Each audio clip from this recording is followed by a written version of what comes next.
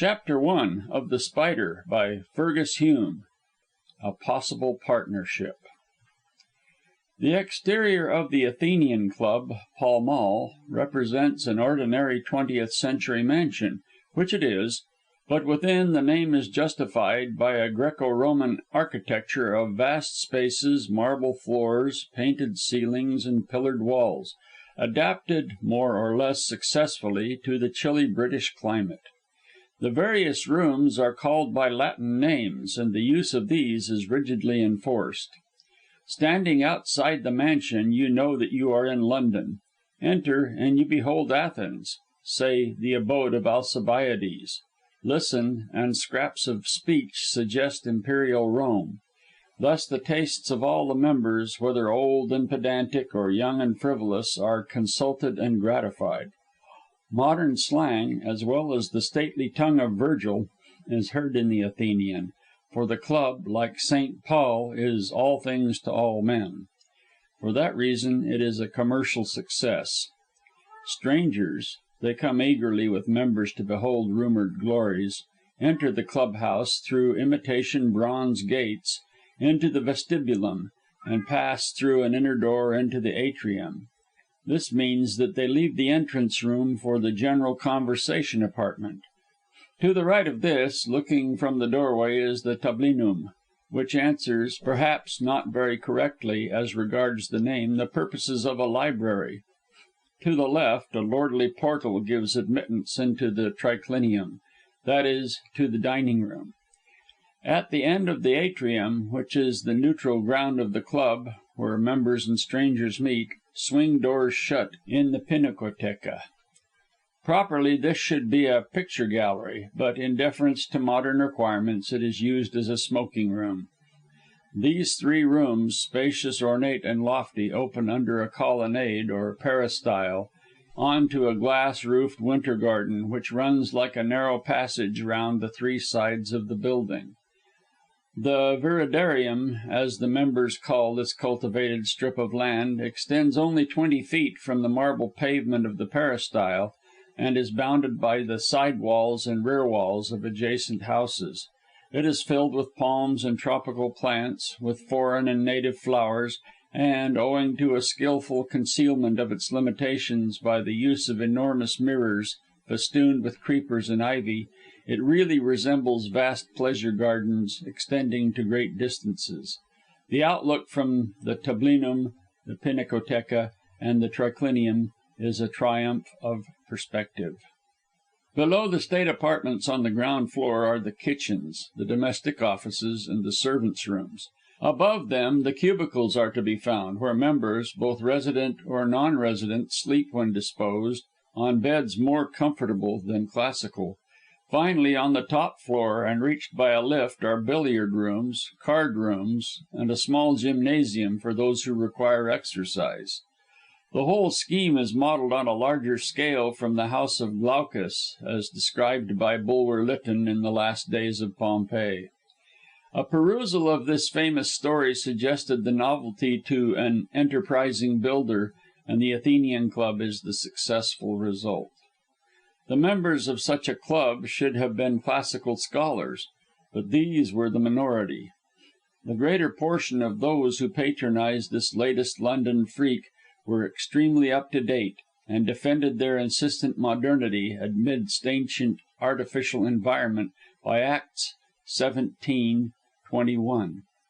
For the Athenians and strangers which were there spent their time in nothing else but either to tell or to hear some new thing. And certainly they acted well up to the text, for all the scandal and novelty of the metropolis seemed to flow from this pseudo-classical source. Plays were discussed in manuscript, novels on the eve of publication. Inventors came here to suggest plans for airships, or to explain how the earth could signal to Mars. Some members had brand new ideas for the improvement of motor mechanism. Others desired to evolve colour from sound, detailing with many words how music could be made visible. As to politics, the Athenians knew everything which was going on behind the scenes, and could foretell equally truthfully a war, a change of government, the abdication of a monarch, or the revolt of an oppressed people. If any traveller arrived from the land at the back of beyond, with an account of a newly discovered island, or an entirely new animal, he was sure to be a member of the club. Thus, although the interior of the Pall Mall mansion suggested Greece and Rome, Nero and Pericles, the appointments for comfort, for the quick dispatch of business or pleasure, and the ideas, conversation and dress of the members were, if anything, 6 months ahead of the present year of grace.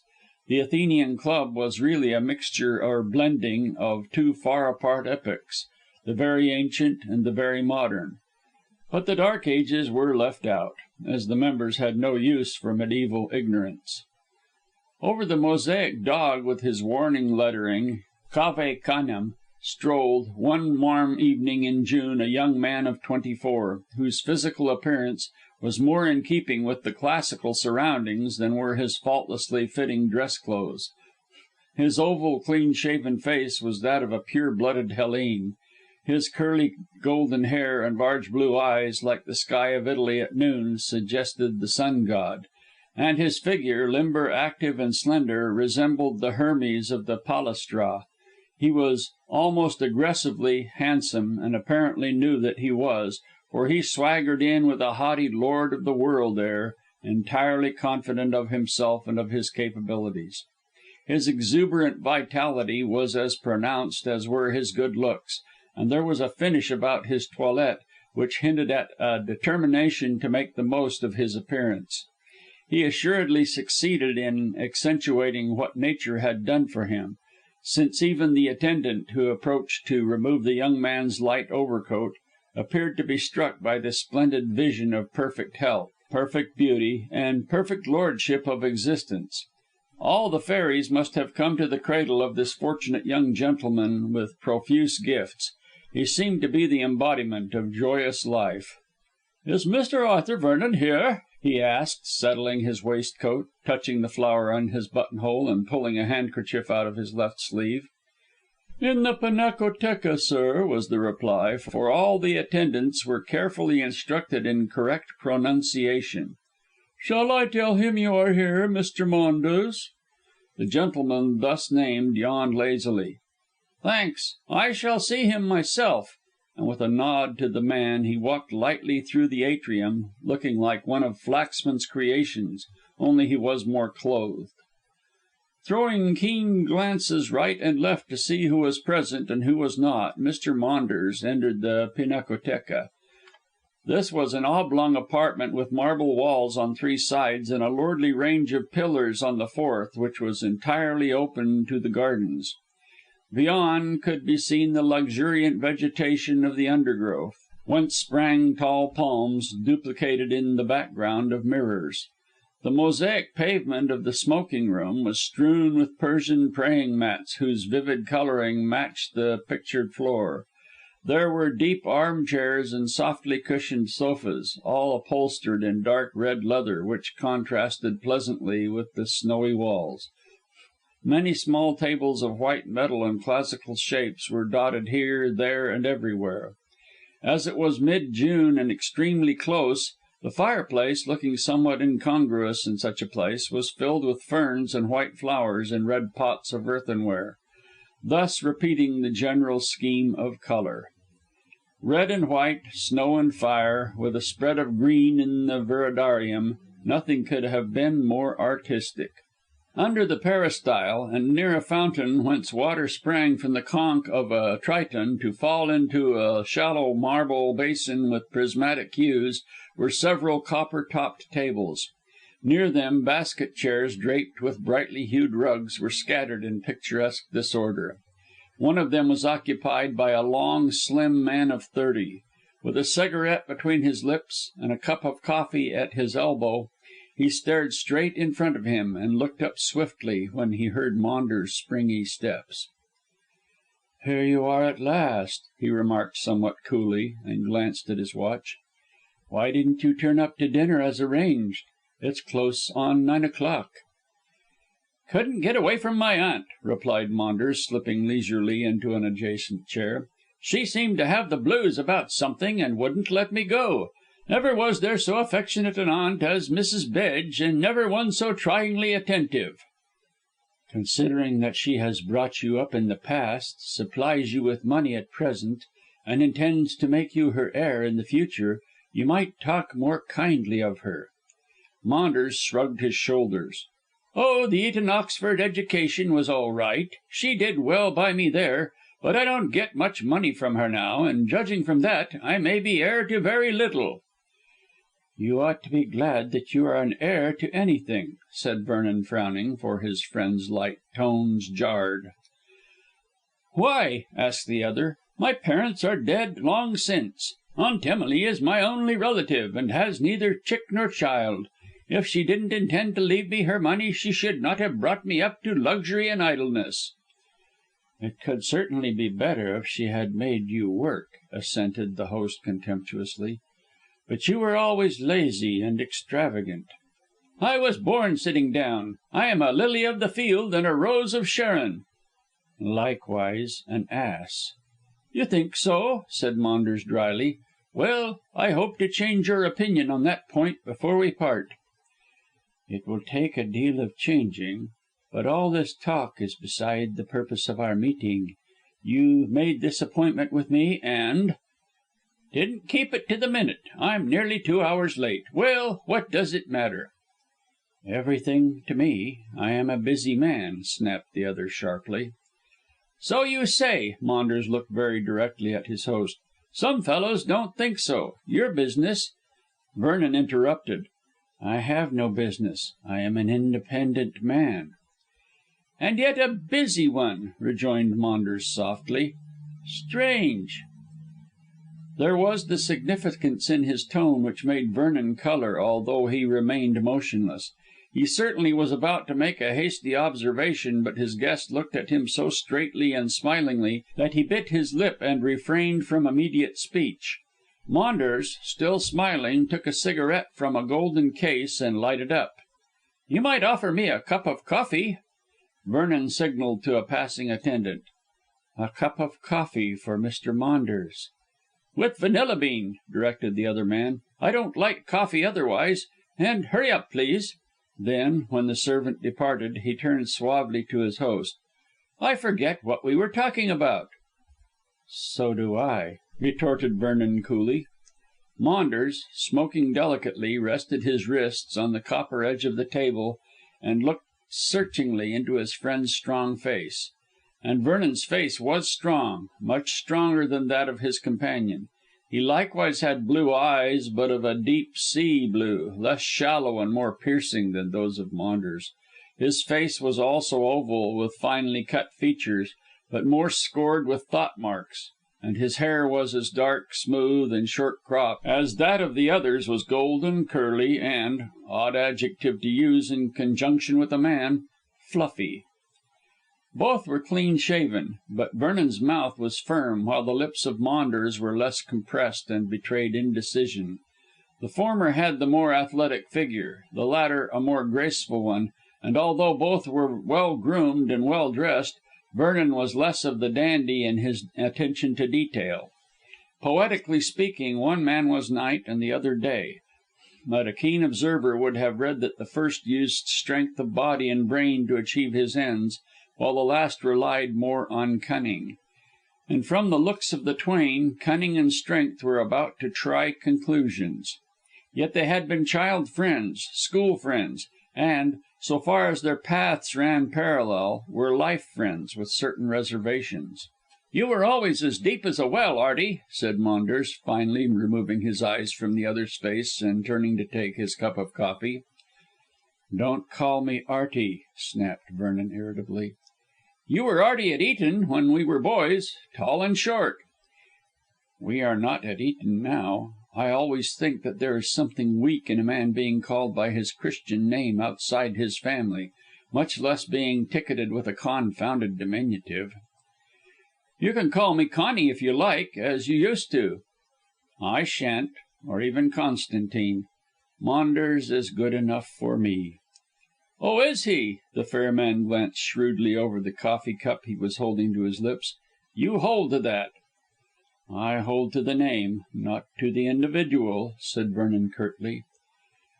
"You don't trust me." "I don't. I see no reason to trust you." "Ah, you will when I explain why I asked you to meet me here," said Maunders in his frivolous manner. "I daresay. Go on." His friend sighed. "What a laconic beast you are, Arty." "My name's Vernon, if you please." "Always Vernon?" asked Maunders in silky tones. The other man sat up alertly. "What do you mean?" "I mean that I want you to take me into partnership." "Partnership?" Vernon's face grew an angry red. "What the devil do you know?" "Softly, softly. I know many things, although there is no need to swear. It's bad form, Vernon, deuced bad form. The fact is," he went on gracefully, "my aunt keeps me short of money, and I want all I can get to enjoy life. I thought, as I am pretty good in finding out things about people, that you might invite me to become a partner in your detective business." Vernon cast a hasty glance around. Fortunately there were no guests under the peristyle, and only two men out of earshot in the pinacotheca. "You are talking rubbish," he said roughly, yet apprehensively. "I don't think so. Your father died 3 years ago and left you with next to nothing. Having no profession, you did not know what to do, and, ashamed to beg, borrow, or steal, you turned your powers of observation to account on the side of the law against the criminal." Maunders took a card from his waistcoat pocket and passed it along. "Nemo, Private Inquiry Agent, 22 Fenella Street, Covent Garden," is inscribed on that card. Nemo means nobody, I believe, yet Nemo, as I know, means Arthur Vernon of the Athenian Club. The man addressed tore the card to pieces and threw them amongst the flowers. "You talk rubbish," he said again, and still roughly. "How do you connect me with this private enquiry agent?" "Ah, that's too long a story to tell you just now." Maunders glanced at his watch. "I am due at a ball in an hour, and want the matter settled before I leave here." "What matter?" "The partnership matter." There was a pause. "Well?" "I have nothing to say," said Vernon firmly. Maunders rose. "In that case I'll cut along and go earlier than I expected to Lady Corsoon's ball." "Lady Corsoon!" Vernon changed colour and bit his lip. "Yes. She didn't ask you to her ball, did she? She wouldn't, of course, seeing that you were in love with her daughter Lucy. That young lady used to marry money, and you haven't any but what you make out of your detective business. Perhaps if I tell her that you are doing well as Nemo, she might " By this time Vernon was on his feet. "Don't you dare! Don't you dare!" he panted hoarsely, and the perspiration beaded his brow. "Oh!" Maunders raised his eyebrows. "Then it is true, after all." "Sit down," commanded Vernon savagely, resuming his own seat. "We must talk this matter out, if you please." "I came here for that purpose. Only don't keep me too late. I am engaged to Lucy for the third waltz, and must not disappoint her." Vernon winced. "You have no right to call Miss Corsoon by her Christian name." "Why not? She's not engaged to you. I love her, and as yet, mind you, Vernon, I have as good a right as you to cut in." "I understood that you were as good as engaged to Miss Dimsdale." "Oh!" Maunders lightly flipped away a cigarette ash. "The shoe's on the other foot there. She loves me, but I don't love her. Still, there's money in the business if Ida becomes Mrs. Maunders. Old Dimsdale's got no end of cash, and Ida inherits everything as his only child. But he wants her to marry Colonel Towton. You know, the chap who did so well in some hill tribe extermination in India. But Ida loves me, and Towton's got no chance, unless I marry Lucy Corsoon and give him a hook in." "You're a cynical, conceited, feather headed young ass," said Vernon with cold, self restrained fury, "and I forbid you to speak of Miss Corsoon in that commercial way, much less call her by her Christian name. She loves me and I love her, and we intend to marry if Lady Corsoon permits the match," finished Maunders, stretching out his long legs.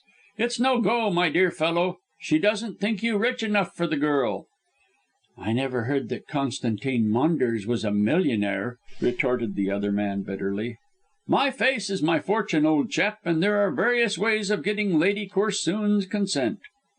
"What ways?" asked Vernon suddenly and searchingly looking at his friend. "Ah, you ask too much. I am not your partner yet." "That means you have some knowledge about Lady Corsoon which you can use to force her to consent." "Perhaps. I know a great deal about most people. Everyone has his or her secrets, as well as her or his price." "Are you a private inquiry agent also?" sneered Vernon, leaning back. "Ah!" Maunders seized upon the half admission. "Then you are Nemo?" "Yes," assented the dark man reluctantly, "although I can't guess how you came to know about my business. I wish the fact kept dark, as it would be disastrous for me in society." "Probably," admitted Maunders lazily. "One doesn't like to hobnob with an Asmodeus who goes in for unroofing houses." "Yet you propose to join Asmodeus," chafed Vernon uneasily. "Oh, yes. I think it's a paying business, you see, and I want money. How I learned about the matter is of no great consequence, and I don't think anyone else will connect you with this Nemo abstraction. And when in partnership I shall, of course, keep it dark for my own sake." "I daresay," sneered Vernon, secretly furious at having to submit. "And on what terms do you propose to join in the business you despise?" "Half profits," said Maunders promptly. "Really? You seem to set some value on yourself." "No one else will if I don't," replied Maunders good humouredly. "See here, Artie then Vernon, if you will. Your business as a private inquiry agent is to find out things about people and " "I beg your pardon, but you talk through your hat," interrupted Vernon acidly. "My business is to assist people to settle business which the general public is not supposed to know. I don't find out people's business. They come to me with difficult cases, and I settle them to the best of my ability." "Yes, yes," said Maunders leniently. "You put the best complexion on it, old man, but it's dirty work all the same." "It is nothing of the sort," almost shouted Vernon, then sank his voice to a furious whisper. "My business is perfectly honest and clean. The nature of it requires secrecy, but I take up nothing the doing of which would reflect on my honour. I have precious little money and also a logical way of looking at things. For that reason I trade as Nemo." "Under the rose, of course," laughed Maunders. "You don't put your goods in the shop window. However, I understand perfectly, and I am willing to come in with you. Oh, make no mistake, my dear chap, I am worth having as a partner, as I know heaps about Tom, Dick and Harry, which they would rather were kept out of the newspapers." "I don't run a blackmailing business," said Vernon passionately. "What a nasty word, and wholly unnecessary. I never suggested blackmailing anyone, that I know of. All I say is, that, having a goodish acquaintance with the seamy side of society life, I can earn my half of the Nemo profits by assisting you." "And if I refuse?"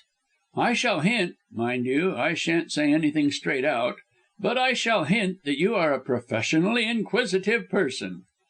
"I don't know if you are aware of it," said Vernon slowly, "but you are a scoundrel." "Oh, dear me, no, not at all," rejoined the other airily. "I am simply a young man with the tastes of a duke and the income of a pauper. Naturally, I wish to supplement that income, and your secret business seems to offer advantages in the way of earning immediate cash." "And if I don't consent, you will do your best to ruin me socially?" "That's business," said Maunders promptly. "Get a man into a corner and skin him at your leisure. Well, do you consent?" "I can't do anything else that I can see," said the other bitterly. "However, you must give me a week to come to a decision." "Take a month," answered the visitor generously. "I'm not in a hurry to skin you, old man. You can't get out of the corner, you know. And see here, if we make a fortune out of this business, I'll give you a chance with Lucy, and take Ida Dimsdale with her 10,000 a year." "Will she have that much?" "Oh, certainly. I made inquiries," said Maunders coolly. "It's no use jumping in the dark, you know. Old Dimsdale his Christian name's Martin was a police commissioner in Burma some years ago, and shook the pagoda tree to some purpose. Now he's retired, and lives in a gorgeously glorified bungalow which he built at Hampstead. He's not a bad chap, and Ida is uncommonly good looking. I might do worse." "What about Colonel Towton?" "I'll cut him out. He's a very young colonel of 45, handsome and smart, but with precious little brain about him. He's got an ancient country house in Yorkshire, and but here, I'll be taking all night." Maunders jumped up. "And Lucy is waiting for me. You can take a month." "Thank you," said Vernon frigidly. "I shall give you my answer then." "It will be yes, of course. You can't say anything else. I say," Maunders threw a laughing glance over his shoulders, "by this time you must have changed your opinion as to my being an ass." And he departed, still laughing. Vernon ran after him and touched his shoulder. "Not an ass, but a scoundrel," he breathed with suppressed passion, and Maunders' laughter increased. Chapter II. A confidential communication. When Maunders passed into the atrium, Vernon returned slowly to his seat under the peristyle. Here he ordered a fresh cup of strong coffee to clear his brain, lighted another cigarette, and sat down to recall the late conversation. As a preliminary to a thorough consideration of the situation, he ran over in his mind what he knew of the man who wished to become his partner. His memory showed Maunders to be an exceedingly unscrupulous person, who was ready to do anything to gratify his appetite for pleasure. Vernon's recollections carried him back to a Berkshire village of which his father had been the squire. Mrs. Bedge, the widow of a Levantine merchant, had taken a house in the neighbourhood, and there had settled with her nephew, Constantine Maunders. It seemed that her sister had married a naturalised Greek, hence the boy's Christian name. As the parents were dead, Mrs. Bedge, being without offspring, had adopted the orphan. But from what Vernon remembered, Maunders had always been a handsome and charming little boy, who usually got his own way by sheer amiability and good looks. But he had inherited more from his Greek father than a classical face and a Christian name, which smacked of old Constantinople, for he was crafty and clever and utterly without moral principle. He could conceal his feelings admirably, he could scheme for his wants very dexterously, and he told a lie or the truth with the utmost impartiality when either suited the end to be gained. Posing as an innocent angel child, he deceived everyone, and although outwardly he appeared to be an unsophisticated babe, he was in reality a little monster of egotism. Even when they were children together, Vernon, from bitter experience, had always mistrusted Constantine, and had judged his character more accurately than grown-up people. Those were invariably taken in by the brat's cherubic aspect. At Eton, Constantine fared less happily. He was 10 years of age when his aunt sent him there, and as Vernon then was 15, she had asked him to look after her darling.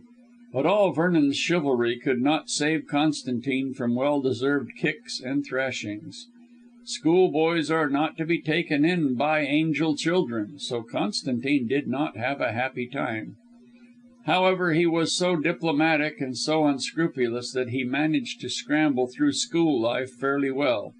At Oxford, whither he went some years after Vernon, he got on better and became a general favourite because of his general pliancy of disposition. By means of that same pliancy he usually secured his selfish ends, under a guise of consistent amiability. Being quick-brained and clever, if somewhat shallow, he secured his degree and left the university with an excellent character. But since then he had been a man about town, supported by his aunt's money. Mrs. Bedge had settled in London at Constantine's request, and could refuse him nothing. Yet, as Vernon judged from what the young man had said, even Mrs. Bedge's generosity could not supply Maunders with sufficient money to gratify the selfish desire he had always had for pleasure. Only the income of a Rothschild could have entirely satisfied his cravings for the delights of existence. Vernon had been less lucky in life. His father had speculated rashly, and 3 years prior to the meeting of the young men at the Athenian Club had died a comparative pauper. Thrown on his own resources and without a profession, Vernon had utilized his observant and logical faculties to set up in private practice as a detective. For 2 years he had carried on the trade with success, and without having been found out. But now that Constantine had come on the scene, Vernon felt that there would be trouble. Of course, by taking him as a partner, an exposure could be avoided, but only temporarily. Maunders was so ready to make mischief that Vernon felt he would take all he could get out of the business, and when prosperous by marriage with Ida Dimsdale would not hesitate to tell the truth. The sole safeguard lay in the fact that, being tarred with the same brush, Maunders, for his own social sake, might hold his tongue. He was always clever enough to avoid the publication of any facts to his disadvantage. It really seemed, on these grounds, that it would be judicious to admit him as a partner. But Vernon shivered at the prospect. At the best, such a business as he was engaged in was a delicate one, and decidedly unpopular. With Maunders' unscrupulous methods, it might degenerate into a series of shady transactions. "But I'll take the month and think it over," thought Vernon, when he had finished his coffee and cigarette. "Much may happen in 30 days which may enable me to get out of the difficulty." Then he took out his watch and noted that it was 10 o'clock. "Just time to see Dimsdale," he yawned. When putting on his light overcoat in the vestibulum, Vernon thought it was a strange coincidence that Maunders should have mentioned, incidentally of course, the name of the man with whom he had an appointment at 10:30 o'clock. Earlier in the day Vernon had received a pressing note asking him to meet the writer at Colonel Towton's chambers, Ralph Street, St. James', at that hour. So, as a matter of fact, 2 names pertinent to the situation had been mentioned, Dimsdale and Towton. Vernon wondered as he walked along Pall Mall what the reason could be. He did not believe in coincidence, and had sufficient experience of life to doubt the existence of chance. So the mention of the names taken in conjunction with the appointment must point to some problem being worked out. Vernon believed, as every thoughtful man must believe, that everything was worked out in the unseen world before it became a factor in the visible plane, and he was quite prepared to find, on this assumption, that the meeting with Dimsdale in Towton's chambers was more important than it appeared to be on the surface. Subsequent events proved that he was right in his conjecture.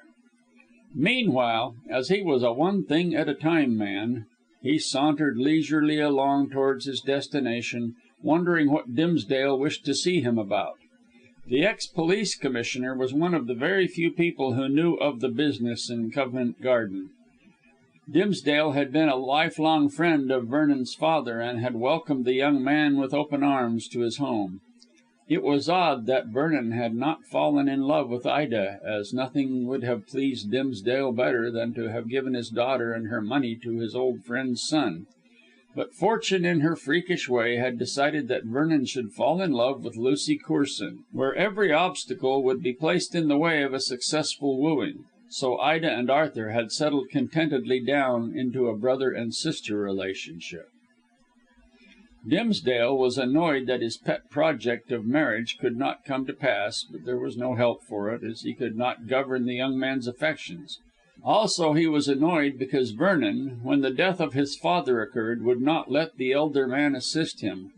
However, he told him his plans about the private inquiry office, and although the ex-police commissioner did not wholly approve, he judged from his knowledge of the young man's detective powers that it was the best use he could put his talents to.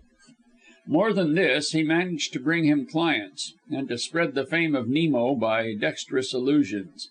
Vernon, therefore, was doing very well in the line he had struck out for himself, and felt duly grateful to Dimsdale for his assistance.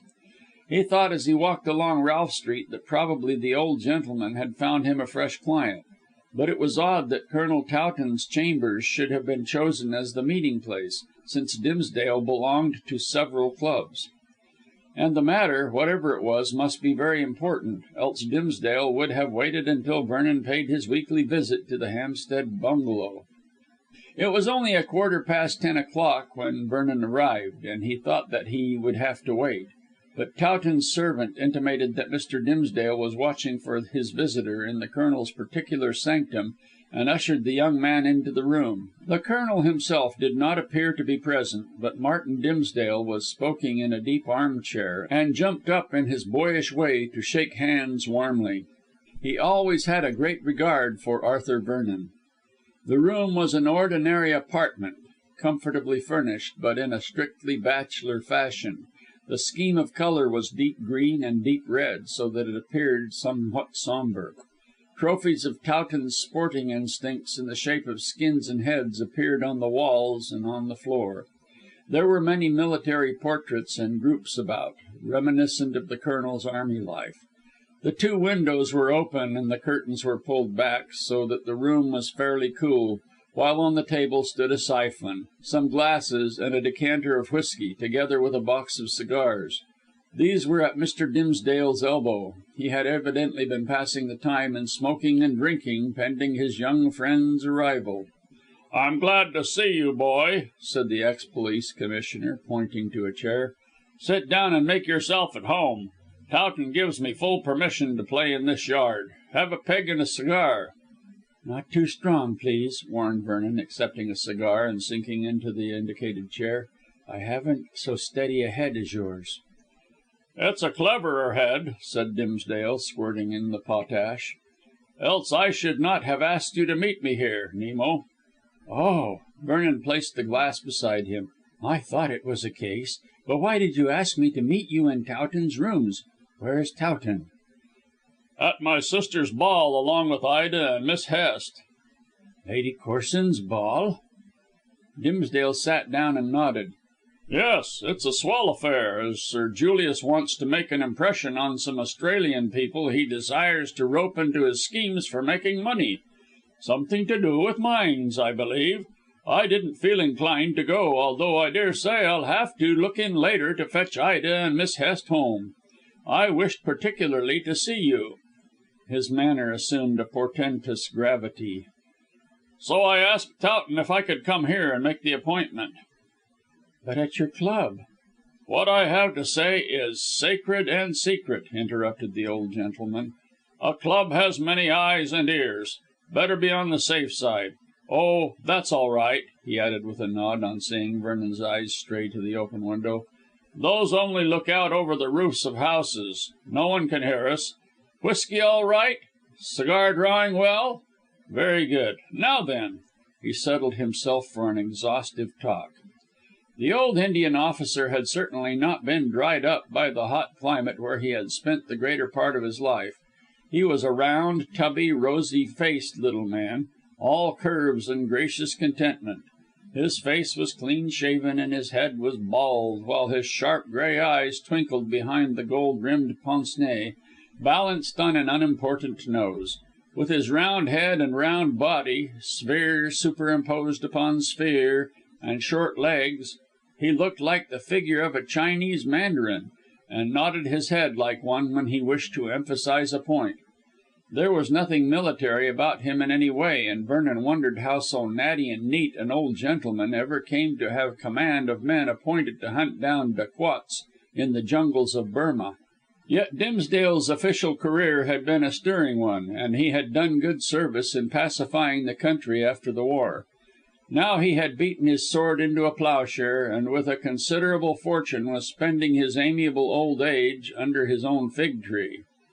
When Vernon looked at the rotund little man with the round rosy face, he saw before him a perfectly contented human being, and a very kind hearted one to boot. "Well, sir," he said, leaning back comfortably, "we're tiled in, as masons say, so I shall be glad to hear what you have to tell me. Also, I am obliged to you for seeking out this especial case for me." "Two special cases, my boy, two special cases," said Mr. Dimsdale, wagging his head and looking more like a Chinese mandarin than ever. "One has to do with me. I'll tell you about it later. The other has to do with Mrs. Bedge and her adopted son." "Maunders!" cried Vernon, astonished to find that his premonition was coming true. "You don't mean Constantine?" "Yes, I do, Arthur. Of course I do. Young Maunders. I never did like that boy somehow, in spite of his good looks and polite manners.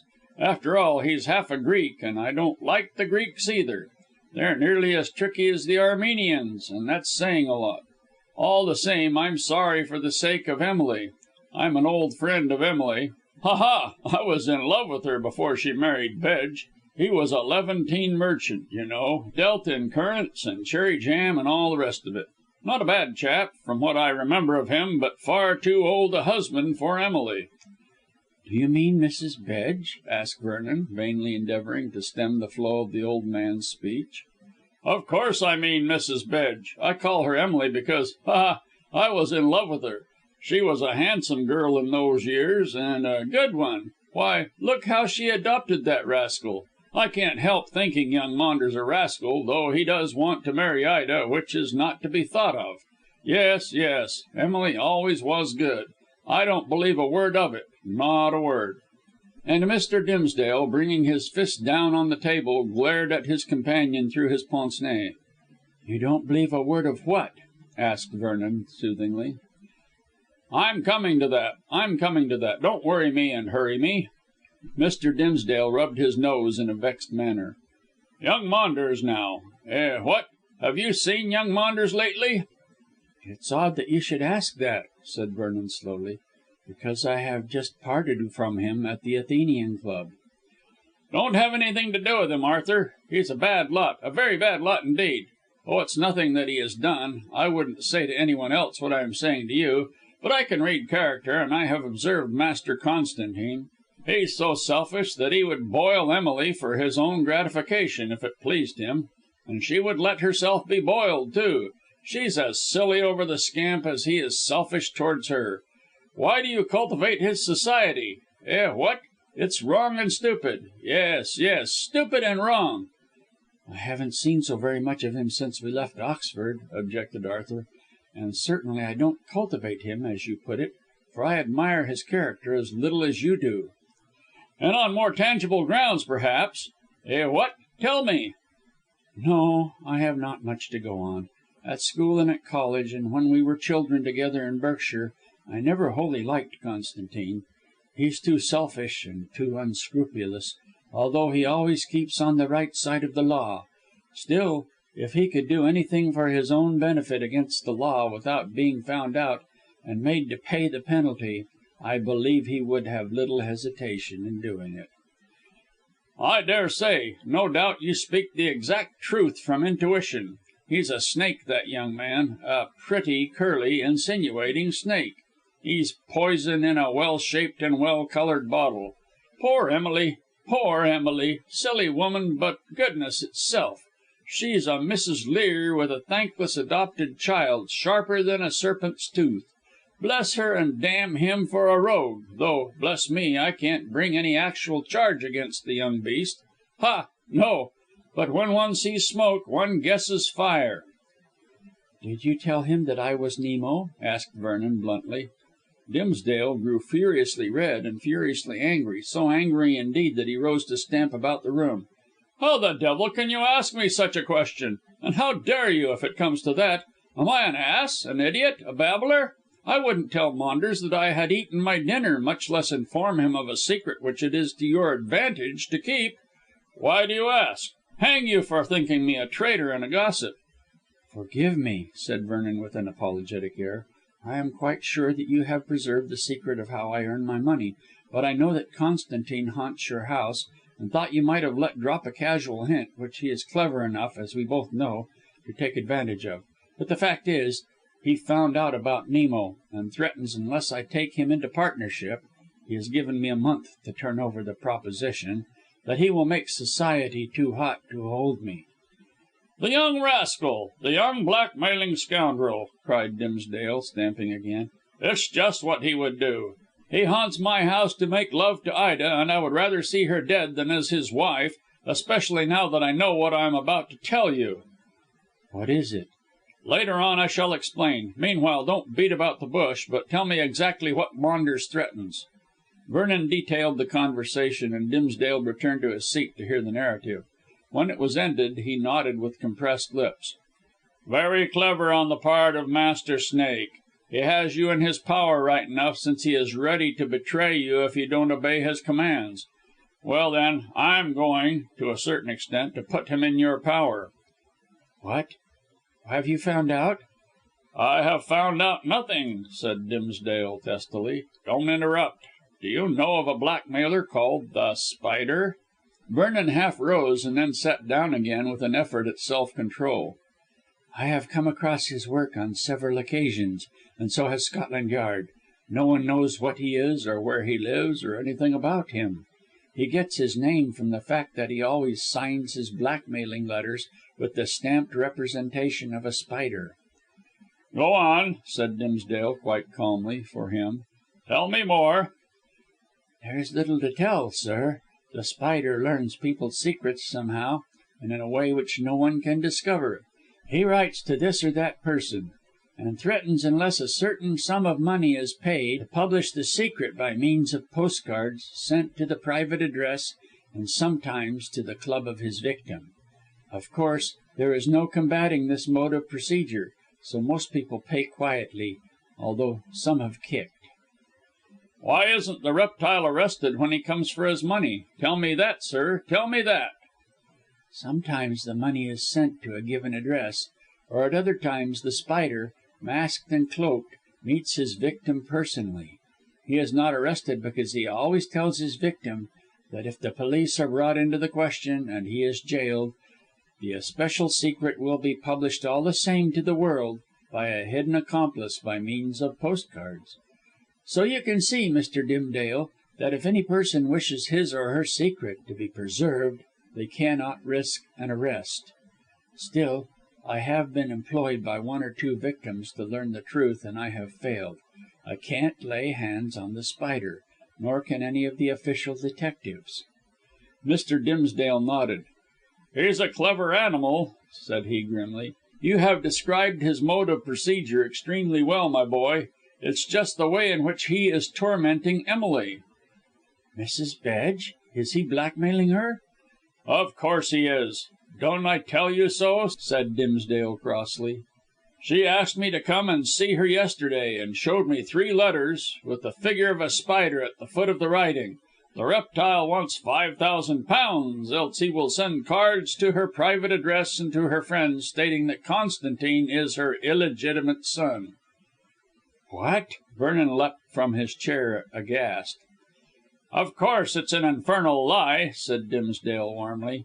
"Emily is a good woman, even though she jilted me to marry a man old enough to be her father. She was true to him, I swear she was true to him, and simply adopted the son of his partner Maunders. His real name was Constantine Mavrocordato, because the boy's father and mother were dead." "There is no grounds for this assertion on the part of The Spider?" "Absolutely none. Confound it, sir, you know Emily," raged Dimsdale. "Can you know her and doubt for a moment but that this viper has made a most iniquitous accusation? She has the boy's certificate of birth and can prove the truth, and moreover can call evidence on the part of friends who knew about the adoption when it took place. But you know that mud sticks, Arthur, however innocent a person may be. Emily simply can't stand up against this blackguard attempt. If she refuses to send the £5,000 to the address given within a fortnight, The Spider says he will send cards making his lying assertion to all her friends. Even if she rebutted it, as she can, there would always be shrugged shoulders and raised eyebrows and cold looks and no smoke without fire remarks." "True." Vernon looked thoughtfully at his cigar tip. "Plenty of innocent people do not care to face publicity on that account. Human nature is so prone to believe the worst, even in the face of the very plainest evidence. What does Mrs. Bedge propose to do?" "She wanted to send the money, but I suggested that she should let me place the matter in your hands." "Thank you. I'll do my best, but it's a difficult case, as the Spider is so hard to find." "On this occasion I don't think he will be," said Dimsdale with a grin, "since I propose to work with you." "I don't understand." "Don't I speak plainly?" asked Dimsdale tartly. "I said there were 2 cases, didn't I? Answer me, sir, answer me." "Yes, but "There is no but about the matter, Arthur. I shall make a full explanation after I have asked a simple question." "And the question?" "You see, don't you, how this information places Maunders, young beast, in your power?" "No, I don't," answered Vernon very plainly and somewhat aggressively. "If you mean that I am to use my knowledge of his falsely being accused of illegitimacy as a threat to keep him from worrying me into a partnership " "I don't mean that in the least," cried Dimsdale warmly. "Confound you, sir, would you make me out to be no better than this Spider reptile? What I mean is that you can say to Maunders that you will receive him into partnership if he hunts down the Spider and clears the character of his adopted mother. Not that Emily's character requires clearing in my eyes, mind you. But we must consider the limitations of human nature, my boy, and place Emily, like Caesar's wife, above suspicion. Now do you understand? Eh, what? Reply, sir." Arthur nodded. "I understand. And if Maunders hunts down The Spider, he will be worth engaging as a partner." "No, I don't mean that. But you are setting him to achieve an impossibility. Unless he fulfills your wish, he cannot hope to be a partner. In the meantime, you and I hunt down The Spider. Then, when we have him jailed, Maunders, not having done what you asked of him, can't expect to become a partner." "I think he will in any case," said Vernon grimly. "I think not, sir," said Dimsdale very distinctly. "Of course Emily is all right, and this blackmailing accusation is a lie. All the same, Maunders, who is anxious to secure a position in society and marry Ida confound him, he never shall with my consent will not wish the slightest breath of his being a possible natural child to get about." "I should say nothing," said Vernon stiffly. "Quite so. I never expected you would. But the mere probability of the business becoming known will make Maunders careful. He won't worry you again, as, judging you by his own iniquitous self, he will think you capable of betraying him. Now can you see?" "Yes, but Constantine knows that I would never speak." "I daresay, because he thinks the bribe isn't enough. He believes, as Peel did, or Walpole was it, that every man has his price. He won't worry you, I tell you, if you give the merest hint to him of the matter. Not that you need to, for he will know about this blackmailing letter to morrow." Vernon recalled how Maunders had said that his aunt had detained him, and how he had suggested that she had something on her mind. "He doesn't know it at present, anyhow." "No. Emily saw me before speaking to him. However, listen to the scheme I have in my mind to catch this Spider wretch. He is trying to blackmail me." "Oh!" Vernon sat up and laughed. "How ridiculous! You of all men cannot be blackmailed, since your life is so open." "No man's life is open," said Dimsdale drily, "and mine has its dark pages, as everyone else's has. I have a secret, not a particularly bad one, it is true, still one that I should prefer to keep to myself." "What is it?" "I shan't tell you or any man," snapped the ex police commissioner. "It is sufficient to say that it is not a very bad secret, and that even if it were told to the world it would matter little. However, the Spider, hang him, I think he must have some acquaintance with my life in the East, has learned something that I thought no one but myself knew anything about.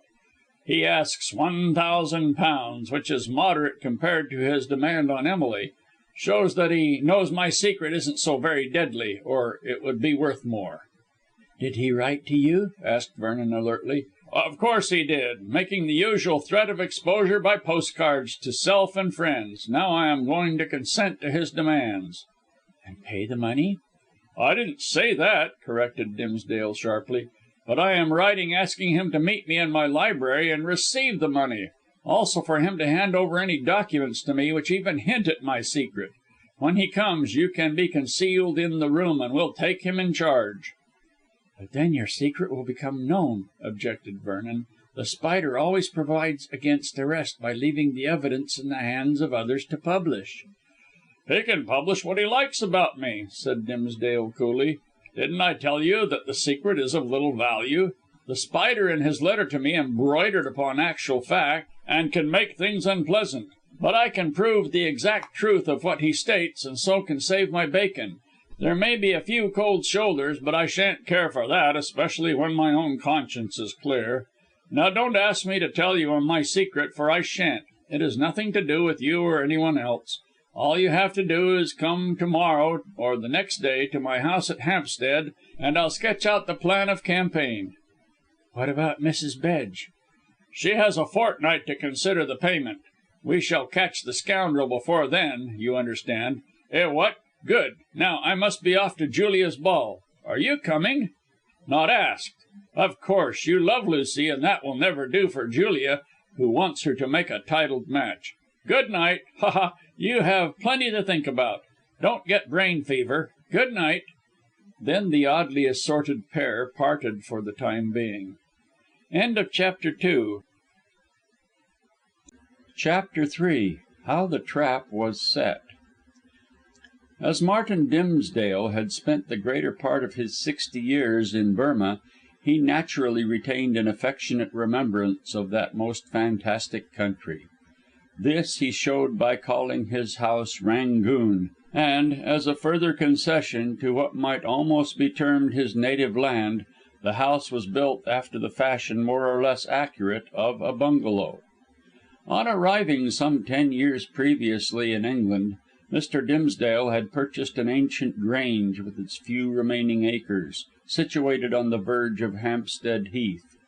In spite of the fact that the mansion was historic and famous, this vandal pulled it down, amidst the protests and to the grief of various antiquarians. On the cleared ground he erected the rambling one-story building which reminded him of the Far East.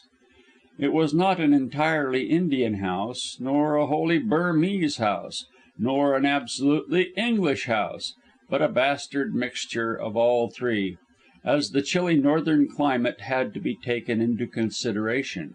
But Dimsdale looked upon it as a genuine reconstruction of the bungalows to which he had been accustomed, and would hear no argument to the contrary. This was just as well for those who differed from his views, as he was a peppery little man, voluble in speech.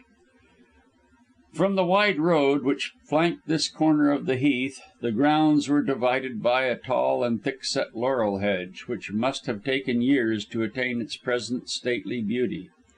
At right angles to this, red brick walls, old and mellow, ran back for a considerable distance to terminate in another hedge of mingled holly and oak saplings, and sweetbriar and hawthorn. A gate in the centre of this gave admittance to a well cultivated kitchen garden of 2 acres. Beyond, and divided from the garden by a low stone wall, stretched the meadows, encircled by aggressive barbed wire fences, the whole consisting of 8 acres, belonging to the man who had built the bungalow, and was a very desirable freehold for a well to do middle class gentleman. In the first square between the hedges and brick walls stood the house, looking quite dazzling in the sunshine by reason of its white tiled walls and the raw hue of its red tiled roof. Round 3 sides ran a deep verandah, and the 4th side, at the back, bordered the cobblestone yard, at the sides of which were the stables and outhouses. Everything here was neat and trim and sweet smelling, as Mr. Dimsdale would tolerate no litter, and was fidgety about the drainage. This was just as well, seeing that the stables were over near the dwelling. Some judicious person had earlier pointed out to Mr. Dimsdale that it would be advisable to erect them beyond the kitchen gardens and in the meadows, but the little man, out of sheer obstinacy, refused to entertain the idea, and built them cheek by jowl with the house. On either side of the bungalow, trellis work, covered with creepers, shut off the yard from the front garden. This last, consisting of smooth lawns bordered by brilliantly coloured flower beds, stretched to a rustic looking white painted gate set in the laurel hedge. To this, a broad walk, sanded to a deep yellow tint, ran from the shallow steps leading up to the front verandah. 2 noble elms, the sole survivors of a once well wooded park, sprang one on each side of the path from the trim lawns. The building itself looked most unsuitable to the chilly English climate, with its spotless walls and French windows. These, of which there were many, opened directly on to the verandah, which was paved warmly with red bricks, rectangular and thin. Each window was provided with green shutters, fastened back during the day and tightly closed every night at dusk. On entering the front door, Mr. Dimsdale's visitors beheld a square wall, and the first object which struck the eye was a large gong, held shoulder high by two fierce looking Burmese warriors carved in unpainted wood. Darkly blue Eastern draperies, glittering with tiny round looking glasses, veiled the left door, which led into the library, and the right door, through which the dining room was entered.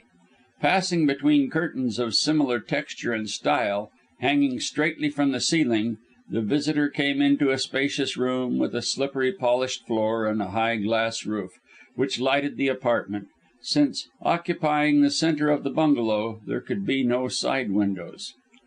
Folding valves of carved sandalwood on either side gave entrance into two long narrow passages, broken by many bedroom doors. The bedrooms themselves looked on to the side verandas through French windows, as has been described. At the end of the middle apartment, which, like the Athenian Club antrium, was the general meeting place of those in the house, and served the purpose of a drawing room, was another large draped portal, admitting Mr. Dimsdale's male guests into a large billiard room and a comfortable smoking room; also his lady guests into a boudoir and a music room. Beyond these, and shut off by another narrow passage at right angles to those at the sides, were the kitchen, the servants' quarters, and the domestic offices. As the stables, in the opinion of many people, were too near the house, the kitchen was too far distant from the dining room; but Mr. Dimsdale, who was fond of delicate fare, prevented the cooling of the food in transit by having it brought to the table in hot water dishes. He secretly acknowledged to himself that he was wrong as regards both stables and kitchen, but would never admit any oversight to his friends. As he had been his own architect, he believed "Rangoon" to be almost perfect in construction, design, beauty, and in its blending of Indian charm and English comfort. And in the main he was not far wrong. The house was filled with quaint Eastern curios and draperies and contrivances and furniture, although of this last there was comparatively little, since Mr. Dimsdale did not care to overcrowd his rooms, as is the English fashion. Perhaps it was this sparseness which gave the house its foreign look. The library was furnished with tables and couches and chairs and bookcases of black teak, elaborately carved, while the central apartment contained nothing but bamboo chairs and tiny bamboo tables, all of which were covered with brightly hued draperies. The dining room was the most English looking part of the house, as it was decorated and furnished in the Jacobean manner, and looked massively British. But the French windows, three in the front, three at the side, uncurtained and pronouncedly bare, admitted too great a glare into an apartment sacred to eating, which for some traditional reason is always supposed to have rather a twilight atmosphere. But Mr. Dimsdale loved plenty of light and fresh air, and all the sunshine he could get; hence the many windows of the bungalow. It would have been easier to have removed the walls dividing the rooms from the verandah, and to have given them the full publicity of Eastern shops, and perhaps only the climate prevented Mr. Dimsdale from going this length. He was a fanatic in many ways, and had the full courage of his cranky convictions. As a police commissioner, Mr. Dimsdale had been secretly in partnership with a Chinese merchant, who traded from Singapore to Yokohama, and from Canton to Thursday Island; that is, he supplied the capital, and Quong Lee managed the investments. Thus the astute Englishman was enabled to return to England with an ample income, and proposed to spend the rest of his earthly life in enjoying it. The bungalow was his hobby, and he never grew weary of improving its beauties, or of showing them to admiring friends. As he was a widower, Mrs. Dimsdale occupied a lonely grave in the Shan States. He had no one to coerce him into spending his money in any other way. It is true that Ida, his only child, was handsome and marriageable and light hearted, but, having comparatively simple tastes, she did not yearn overmuch for a fashionable life. Certainly she knew many in the great world, and sought society to some extent during the season created by man, but for the most part she preferred the home life of "Rangoon," which was assuredly lively enough and not wanting in interest even to the insatiable appetite of the young for pleasure. Her father, like many Anglo Indians, had been accustomed, save when he had been stationed in lonely places, to much society, and was also gregarious by instinct. He invited Far East friends to sit at his hospitable board in the Jacobean dining room, and made many new ones who were ready enough to welcome an amusing, experienced old traveller for the sake of his society, if not for his money. Dimsdale knew many people in the neighbourhood of Hampstead, and also a considerable number in the West End. His sister, Lady Corsoon, and her husband, Sir Julius, were his sponsors as regards this last locality. Besides, Mr. Dimsdale belonged to several clubs, took an interest in politics and the doings of the younger generation, which had matured during his exile, spent his money freely, and was always an amusing, chatty companion. With such qualifications, it was no wonder that he possessed a large circle of friends, and was everywhere welcome. It must be admitted, however, that some frivolous people thought he was rather a bore, especially when he held forth about "Rangoon." Then there was Miss Hest, Frances Hest, who was so frequently staying in the bungalow, and was so sisterly with Ida, that she might almost be regarded as another daughter of the jolly ex police commissioner. Her brother, Francis Hest, of Gerby Hall, Bowderstyke, Yorkshire, was a comparatively rich and superlatively far descended north country squire, who was quite a rural king in his own parochial way, but as his sister found the rustic life somewhat dull, she had come to London after quarrelling with her brother, who did not approve of her leaving home. To force her to return he allowed her next to nothing to live on, and not having a private income, she had earlier been in great straits. But being a clever girl of 25 and gifted with the dramatic instinct, she had turned her talents to account very speedily. A retired actor with the odd name of Garrick Gale, who termed himself a professor, had polished her elocutionary powers, and she had obtained engagements to recite at various "at homes." During the 3 years she had been in London, she had improved her chances so much that she made quite a good income. She was seen everywhere and knew everyone, and being a handsome, well dressed girl of good family no one could deny that she made the most of her opportunities. Of course Francis Hest resented her behaviour, but always mindful that she was his sister, he extended a grudging hospitality to her for 6 months of the year, if she chose to accept it. Miss Hest did, but not in its entirety, and simply ran down to Gerby Hall when she felt inclined. She also had a flat in Westminster, but for the most part spent her days and nights at "Rangoon" in the company of Ida Dimsdale. The two girls, who had met by chance at a fashionable "at home" 2 years previously, had struck up a sincere friendship, and saw as much of each other as possible. Some few days after the conversation between Vernon and Dimsdale in Colonel Towton's chambers, the two girls were together on the verandah of the bungalow, busily engaged in sending out invitations for a ball. In honour of her birthday (she was now 23), Ida had prevailed upon her father to allow her to give a masquerade in the central apartment. That was to be cleared for dancing not that it needed much clearing, so sparsely was it furnished and all those expected were told to wear masks and dominoes. At midnight all the guests were to unmask, and supper was to take place. Ida limited her guests to the number of 100, and, with the assistance of Miss Hest, she was weeding out undesirable people. With a bamboo table between them, and a screen to keep off the hot sunshine it was now the end of June and extremely sultry the young ladies were too intent on their agreeable work to notice that a stranger was advancing up the yellow sanded path. And yet as the newcomer was Arthur Vernon, he could scarcely be called a stranger, seeing that he was a friend of the house and a weekly visitor.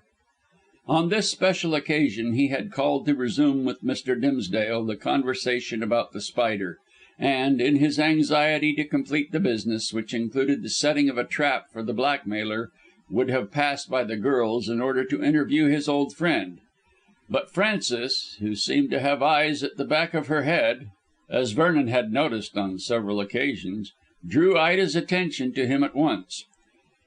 "Here is Mr. Vernon, dear," she said, pushing back her chair and straightening her tall imperial form. "Let us ask him to suggest some one." "Good day, Miss Hest. Good day, Ida," said Vernon, advancing easily and looking very smart in his Bond Street kit. "Some one for what?" Ida shook hands in her friendly sisterly way and explained. "In a week we are giving a masked ball in honour of my birthday, and just now Francis and I are making out the invitations. Only 100 people, Arthur, as the house won't hold any more comfortably. Here is the list, 95 names as you see, so we thought "That you might suggest a few other people," finished Miss Hest, leaning gracefully on the back of her chair. "We want gentlemen more than ladies." "Isn't a week's notice rather a short one to give for an entertainment of this sort?" asked Vernon, running his eyes over the submitted list. "Why should it be?" demanded Ida, opening her eyes. "There is no fancy dress to get ready, and I don't expect that everyone will be engaged on that particular night." "It's mid season, you know, Ida." Miss Hest nodded her approval. "I told Ida that. Everyone may be engaged." "Well, I can't change the date of my birthday, dear, and I didn't think of a masked ball until yesterday.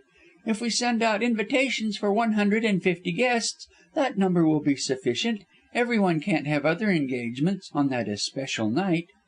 "I don't know so much about that," said Frances in her deep voice, which is of the contralto species. "People work desperately hard during the season." Vernon laughed and handed back the list.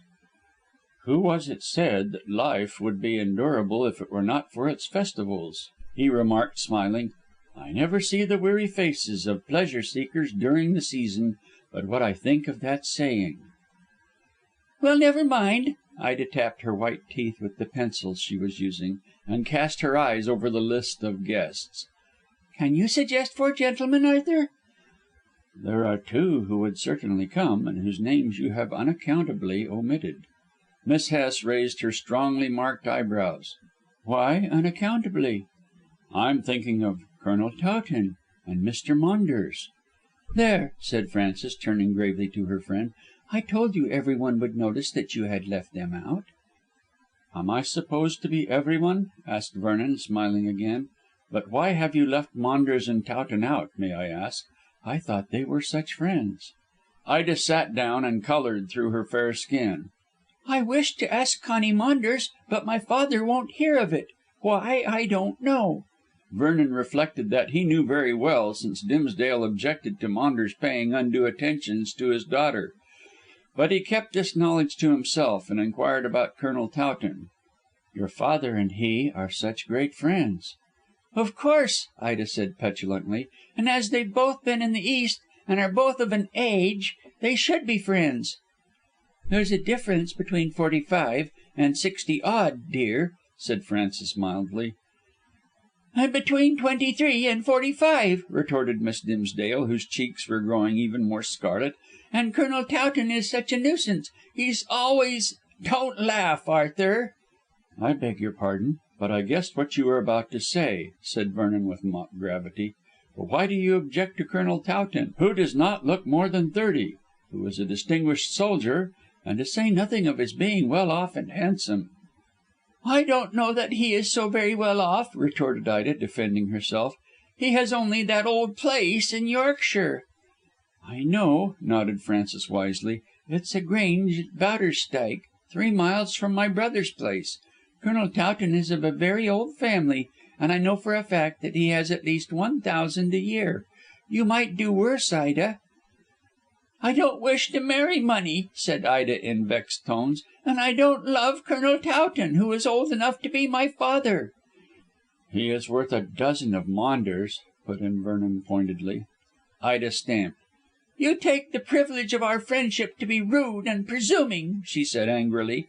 "My private affairs have nothing to do with you." Ida," reproved Miss Hest. "Don't." "I will," said the young lady crossly, "and I shan't ask Colonel Towton to the ball when father won't let me ask Connie." "You call him that?" asked Arthur with a shrug. Ida looked at him indignantly, evidently with a conscience ill at ease. "I shall never speak to you again," she said in an offended tone. "Not if I get your father to let Maunders come to the ball?" "Oh, can you? Can you?" she asked in a girlish, delighted tone on this occasion. "I wish you would. Father likes you so much. And you can tell him," she added handsomely, "that if he will let me ask Connie I shall invite Colonel Towton. There, that's fair." "You are playing with fire," warned Frances gravely. "Better not invite Mr. Maunders. You can never marry him." "It's indelicate to speak of my marriage in the presence of a stranger," said Ida with some heat. "I am not a stranger, I hope," remarked Vernon quickly. "Yes, you are, when you are horrid." With a rosy face of sheer annoyance she flitted to the end of the verandah. Ida was rather like Titania, being sylph-like, golden haired and blue eyed, whereas Miss Hest resembled Judith with her strongly marked handsome face and black eyebrows. "Who is horrid?" asked the voice at this juncture, and Mr. Dimsdale appeared on the threshold of the French window, which was behind the table. "Ah, Arthur, is that you? I have been expecting to see you. Come into the library." Vernon obeyed at once, as Frances had hurried after the petulant girl to pacify her. Miss Hest treated Ida as a wilful child, and by scolding and coaxing and cajoling managed to get her to behave like a reasonable being. It must be confessed that Dimsdale had spoiled his golden haired darling, and even the boarding school she had attended could not supply the place of the mother who was dead. The old man turned to Vernon when they entered the drawing room through the French window. "Who is horrid?" he asked again. Vernon laughed and slipped into a chair. "It's a storm in a teacup," he explained easily, and accepting a cigar. "Miss Hest advised Ida to give up Maunders, and I supported her. Then Ida " I know," broke in Dimsdale sadly. "She is wilful and is quite infatuated with the scamp. Arthur, I should have married again so that Ida could be trained by a good woman. I can't manage her."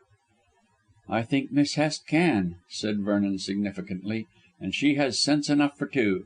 A most masculine young person. But do you think you are wise forbidding Maunders to come to this masked ball?" "Yes, I do. Ida is crazy about him." "Opposition will only make her more crazy," warned Vernon, shaking his sleek head. "It would be better to let them come together, and then she would get sick of him. Maunders is so shallow that she would find him out sooner or later, for Ida has plenty of common sense if it was not obscured by this persistent frivolity, which, after all, is only a youthful fault." "But if Maunders wants to marry her?" "He doesn't, Mr. Dimsdale. I can vouch for that. He wants to marry your niece." "What?" Dimsdale, who was lighting a cigar, wheeled round with an astonished air. "Why, I thought you loved Lucy." "So I do," replied Vernon earnestly, "and she loves me. But Maunders is a fascinating fellow, and a dangerous, unscrupulous rival." "I quite believe it. What? The fellow's a scoundrel," grunted Mr. Dimsdale crossly.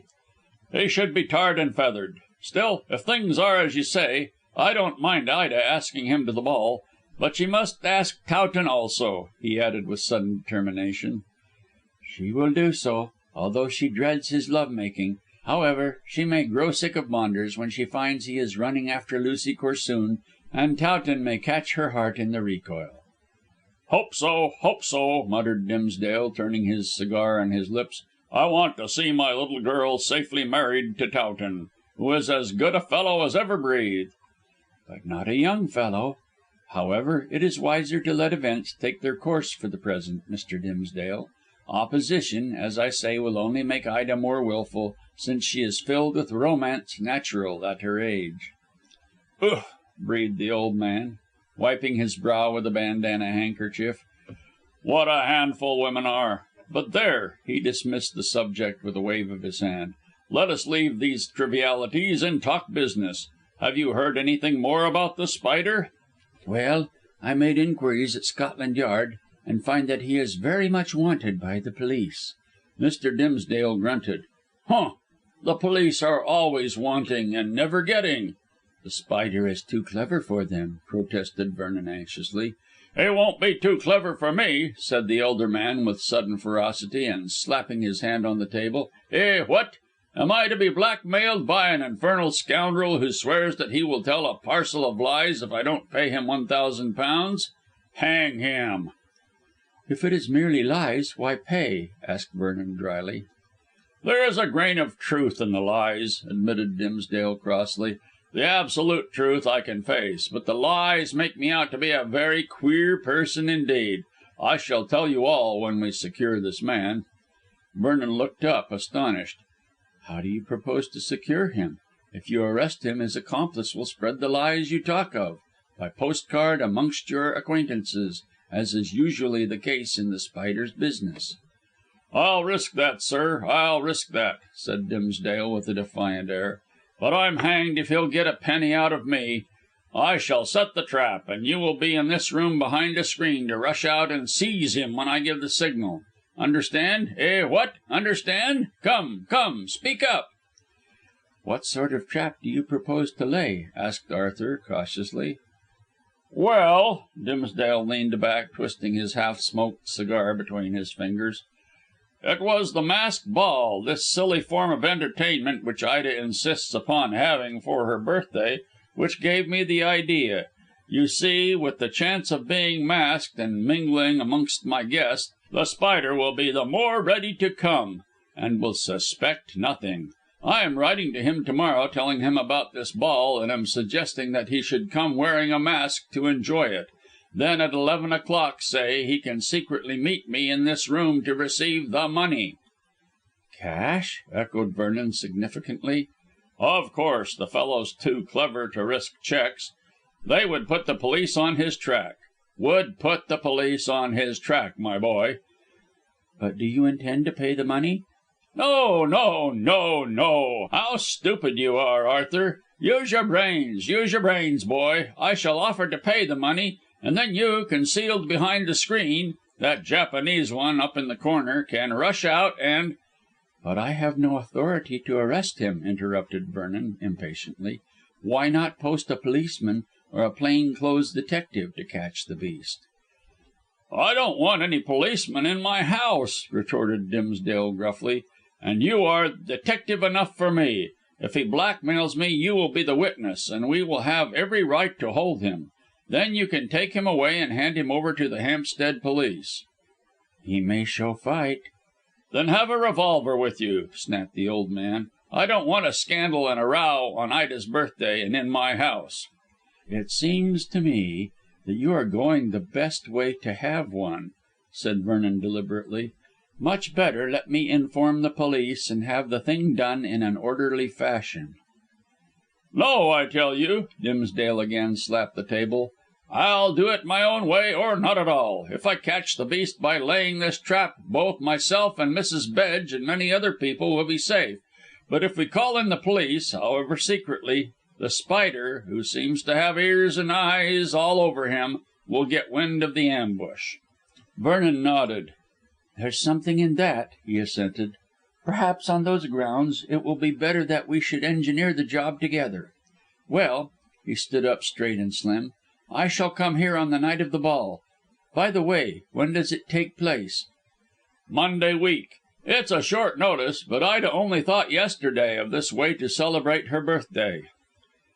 "Are you quite sure," asked Vernon, taking up his tall hat, "that it is advisable to lay this trap on the night of the ball?" Yes, I do," said Dimsdale in a fussy manner. "The mere idea of masks, which will enable the scoundrel to hide his infernal face without comment, will recommend itself to him. He will think that he is exceptionally safe, not dreaming that I intend to fight." "You will fight, then?" "Am I not laying a trap into which he will walk?" inquired Dimsdale with much exasperation. "Of course I fight, as my secret is not such a very bad one. I can defend myself, and I am willing to risk that being known, which I had rather were kept secret, for the sake of saving other people from being blackmailed by the beast. What? Am I not right?" "Yes, I think you are, but I wish you would tell me your secret." After we have captured this scamp I shall do so, and then I shall tell you the absolute truth, together with his embroideries. Don't look so grave, boy. I haven't committed a murder or stolen from the till." "I never thought of such a thing," said Vernon hastily. "But " Dimsdale good humouredly pushed him towards the window. "I know your doubts, my boy, but later I can satisfy them. Meanwhile, let us settle that I am a scoundrel, and look on this trap as one set by a thief to catch a thief. By the way, does Maunders know of the threat made by The Spider against his mother? She intended to tell him, you know." "I am not aware, sir. Maunders has not been near me since that night at the Athenian Club, the same night when I met you at Towton's rooms. Well, I shall come to the ball. Meantime, let me know." "I'll advise you if I hear from The Spider. There, get out. Good bye, unless you'll have a cup of tea or a glass of wine." Vernon declined and departed. The girls were no longer on the verandah, or even in the garden. Chapter IV. Who was caught in the trap? Vernon had his doubts as to the success of Mr. Dimsdale's scheme. The Spider, as the authorities very well knew, was a wary individual, and in all dealings with his victims had been careful to provide for his own safety. He certainly met them at duly appointed places, disguised as an old woman or a young man, as a navvy or as a foreigner, but none of those he intimidated dare to call in the police. The reason was that The Spider invariably advised them beforehand by letter that his accomplice held the evidence of the secrets for which they were being blackmailed, and that any proceedings being taken would result in the publication of these by cards being sent to their friends and relatives and acquaintances. It therefore can easily be guessed that no one had the courage to lay the rogue by the heels. But as it appeared, The Spider had, in Mr. Dimsdale, stumbled on a man who was not averse to his secret being known. Vernon wondered what the ex-police commissioner had done, that he should have one at all, and looked forward eagerly to being told. Dimsdale was such a very respectable old gentleman, and so very open in his speech and actions and entire life, that it seemed incredible that he should conceal anything. However, as The Spider had learned in some extraordinary way, he did possess some secret, and therefore was being threatened. It was lucky for Dimsdale in particular, and the public at large, that he cared so little for the revelation of whatever shady doings he had been concerned in, since by trapping The Spider an end would be put to the dangerous career of this social pest. Whatever Mr. Dimsdale's secret might be, he well deserved to be forgiven for the service which he was rendering to everyone. But it was questionable, in Vernon's opinion, if The Spider would meet his victim in a house filled with company, where there was every chance of a hue and cry being raised. Certainly the scamp, well protected by mask and domino, would be able to mingle with the company unobserved. Even if unmasked, he could not be discovered, other than as an uninvited guest, since no one knew his actual appearance. And then he might choose to come as a cabman, or a chauffeur, or as a waiter at the supper. Of course, if he kept the appointment in the library, his identity would be proved beyond all doubt when he made his blackmailing demand. This, The Spider, although confident, for the usual reason, of the silence of Dimsdale, might not choose to risk, since many people being in the bungalow, he might be overheard. Vernon looked at the whole affair as a somewhat forlorn hope, until he, 3 or 4 days later, received a letter from Mr. Dimsdale. The old gentleman wrote that The Spider had agreed to meet him in the library at "Rangoon" at 11 o'clock in the evening, and requested he, Vernon, to enter the room earlier, so that he could be concealed behind the screen. "I have not," Mr. Dimsdale went on to say, "advised the police, as it is necessary for us to talk until we have trapped our bird. But once he is in your grip, he will see the folly of resistance, and will probably agree to walk quietly to the Hampstead police station. Failing that, we can shout for assistance, of which, it is obvious, there will be plenty at hand." But you will understand that I wish to effect the capture as quietly as possible, so as not to alarm my guests." In the latter part of his letter Dimsdale stated that Maunders had been calling at the bungalow during his, the writer's, last interview with Vernon. He was, in fact, round the corner of the house, nearest to the library, when Vernon stepped out of the French window. Dimsdale had found him there on the verandah in the company of the girls, and had promptly told him that he was not wanted, in his usual peppery way. There had been a row, as Maunders had been grossly insolent, but Miss Hest, a very capable girl, as Mr. Dimsdale wrote, had induced him to depart. Confirmation of this report was received by Vernon from Maunders himself when the two met by chance in Piccadilly. "The old man was most insolent," complained Maunders indignantly. "There is no crime in loving Ida, so far as I can see." "Since you love Miss Corsoon, and only run after Ida for her money, I think Mr. Dimsdale has every reason to forbid you the house," said Vernon drily. "Oh, rot! I know what I'm about. As to forbidding me the house, I received an invitation to the masked ball on Monday, and I'm going." "Ida only extorted permission from her father to ask you. If you're a gentleman, you will not go to be received on sufferance." Maunders chuckled coolly. "Ida won't receive me in that way," said he with superb insolence, "as she really loves me, and the old gentleman doesn't matter. I love Lucy, but she has no money, so I expect I shall have to sacrifice myself by marrying Ida." "If Mr. Dimsdale will allow you," chafed Vernon. "Oh, he won't, but Ida can defy him." "If she does, she will lose her fortune." "That remains to be seen," said Maunders airily. "Hang old Dimsdale, what objection can he have to me?" "Your aunt might tell you," said Vernon significantly. The blood rushed to Maunders' cheek, and he looked searchingly at his friend, but not agreeably. "What do you mean?" "I mean that I can only consent to take you into partnership if you succeed in capturing The Spider," said Vernon slowly and somewhat evasively. "Who is The Spider?" "I think you know, if not from the newspapers, then from Mrs. Bedge." Maunders looked at the ground. "So old Dimsdale told you?" "Yes. He wished to enlist my services on behalf of your aunt to capture this blackmailing beast." "Oh, and do you intend to?" "No, I intend to leave the capture to you." Maunders opened his eyes. "But, my dear chap, I know nothing about The Spider, as you call this man, to say nothing of detective business." "Yet you wish to become Nemo's partner," said Vernon very drily. "See here, Maunders, it's no use beating about the bush. I shan't take you as my partner unless you catch this man, and so prove your capability." "And suppose I tell everyone who Nemo is?" asked Maunders, with an ugly look.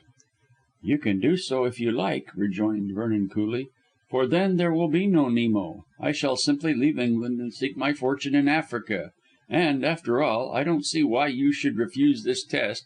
It's to your own advantage that he should be caught, unless you want your aunt to pay £5,000. "Bosh! What The Spider says is a lie." "I daresay, but it won't be pleasant for Mrs. Bedge to know that her friends receive cards stating you are her natural son." "It's an infernal lie," raged Maunders, the blood flushing his cheek and making him look handsomer than ever. "I am not a bit like my aunt in any way. It is true her sister was my mother, but I take after my father." "Constantine Mavrocordato?" "Dimsdale told you that? He seems to have imparted a lot of my private affairs to you," observed Maunders acidly. "They are quite safe with me as Nemo. I don't use my private discoveries to blackmail people." "Do you believe this lie of The Spider's?" "No, I don't for one moment. Mrs. Bedge is a good, kind woman. Far too good for you, Maunders. She has brought you up and educated you, and allows you money, and altogether has behaved like a trump. For her sake, if not for the sake of becoming my partner in a paying business, you ought to hunt out this brute who asperses her fair fame." The other man stared again at his neat boots. "I'm not such a rotter as you think, Vernon," he said in a voice filled with feeling. And of course I appreciate my aunt's kindness. We'll let the partnership business stand over for the present. I give you my word that I shan't tell a soul you are Nemo. Also, I'll go to work on my own and see if I can't catch The Spider. He's not going to get £5,000 of my money if I can help it." "Your aunt's money," corrected Vernon gently. "It will be mine some day," said Maunders with a shrug. "But you can see that I have some conscience, badly though you think of me." "I don't think so very badly of you," replied Vernon hurriedly and somewhat untruthfully. "You have your good points, Constantine, but you are so given over to pleasure that you stop at nothing to gratify it."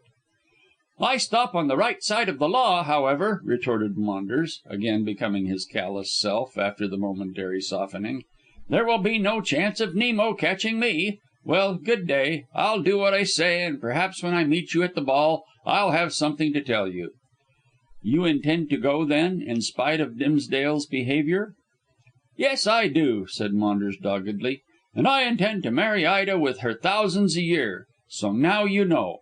And he walked off abruptly, leaving Vernon to congratulate himself that he no longer had a dangerous rival in the affections of Lucy Corsoon. "Though I don't believe old Dimsdale will consent to the marriage with Ida," thought Vernon, as he resumed his interrupted walk. During the few days that still remained until the night of the masked ball, Vernon saw nothing of Maunders or of Martin Dimsdale. But on the Monday morning, when having luncheon in the triclinium of the Athenian Club, Colonel Towton made his appearance. He glanced round the room and catching sight of Vernon walked up to his table. "Day," he said in his sharp military way, "I'll join you here if you have no objections." "Delighted, Colonel," replied Vernon, and passed along the menu. He wondered why Towton was making such a palpable advance towards friendship, for as a rule he was somewhat stiff, with a reserved manner after the way of army men. The Colonel seemed to be in no hurry to explain, but fixed his eyeglass to examine the card and order his luncheon. He was a tall, slim, dry looking man, perfectly groomed and perfectly dressed and perfectly master of himself. In spite of his 45 years, his close cropped hair and smartly twisted moustache were without a grey hair. Dark and knightly looking, with alert eyes of Irish blue, he looked as juvenile as any of his subalterns. He was one of those men who ripen young, so to speak, and who remain in that condition for the rest of their lives. Towton was an admirable soldier, with several letters after his name, and it was a pity, as everyone said, that he had retired so early from the army. He should certainly have remained in order to attain the rank of a general. But it was generally known that family reasons connected with the inheritance of a Yorkshire estate had necessitated the Colonel sending in his papers. Outside his profession he was not talented, but had a considerable fund of common sense, which is a rarer commodity than people imagine. "I want to have a private talk with you, Vernon," said the Colonel, after he had selected his dish. "Luckily there's no one within earshot." He glanced round the room to note that he and his companion were isolated in a secluded corner. "You don't mind my having a private talk, do you?" he jerked, staring through his eyeglass and twisting his moustache. "I am at your service," said Vernon, wondering what was coming. "I am going to be rather personal, both as regards your affairs and my own," went on Towton very directly and honestly. "Rather odd in a man who is a mere acquaintance, eh?" "Not at all," said Vernon politely. "I can only repeat that I am at your service, Colonel." "Fact is, I wouldn't say a word, but that I know you're a good sort. Plenty of chaps say that. And again," Towton unfolded his napkin rather nervously for him, "you are a great friend of the Dimsdales." "Yes, I am," acknowledged Vernon, guessing somewhat of the business which had brought the Colonel to his table. "And a friend of young Maunders?" "We were at school together." "And a friend of the Corsoons?" pursued Towton, distinctly ill at ease, as if he felt that he was taking a liberty. "See here, Colonel," remarked his companion straightly, "I guess what you are driving at from your coupling of those two names. May I speak out?" "Yes." Towton nodded away the waiter who had brought his soup. "You are in love with Miss Dimsdale, and Maunders is paying her attentions." "Quite so. May I add, on my part, that you are in love with Miss Corsoon, and that the same gentleman is your rival?" Vernon nodded and pushed away his empty plate. "I think we have cleared the ground for action," he said significantly. "I am obliged to you for your candour," said Towton courteously, "and I knew from your reputation that you would meet me half way. It is not easy for an elderly man such as I am to speak of his love for a young girl. But as I am devoted to her, and you are devoted to Miss Corsoon, it seemed to me that we might join forces against that handsome young scamp who is playing fast and loose with the affections of both girls. On this ground I ventured to take the liberty of speaking to you on so private a subject." "I am very glad that you did so, Colonel. Our united actions may be of great service to the ladies in question. Maunders " he hesitated generously. "I know," interrupted Towton abruptly, "that young gentleman's reputation is as bad as yours is good. Even if I did not love Miss Dimsdale, I should feel justified in doing my best to save her from that scamp. You can tell him that I said so, if you like." "What, give your plans away to our common enemy?" said Vernon jokingly. "That would scarcely be wise. Maunders is as clever as the devil." "And as unscrupulous. But let us be frank. Which of these girls does he love, in your opinion?" "What love he can spare from himself he gives to Miss Corsoon, but he is after Miss Dimsdale's fortune." "I thought so. She is infatuated with him, worse luck. And Miss Corsoon?" "She and I understand one another," said Vernon with some reserve. "I am not afraid of Maunders in that quarter, although he has good looks and a great charm of manner. We are talking of very delicate matters, Colonel." "I know we are. Towton flicked his napkin irritably. "Ladies' names shouldn't be mentioned between gentlemen. I am rather a Turk in that respect. But as this young gentleman will make both of them miserable, and is a thorn in your flesh as in mine, we must between ourselves put delicacy on one side. What do you propose to do?" "I don't know," said Vernon, crumbling his bread dismally. "Lady Corsoon certainly will not let her daughter marry a poor man such as I am. What are your plans, Colonel?" "I don't know," repeated Towton equally dismally.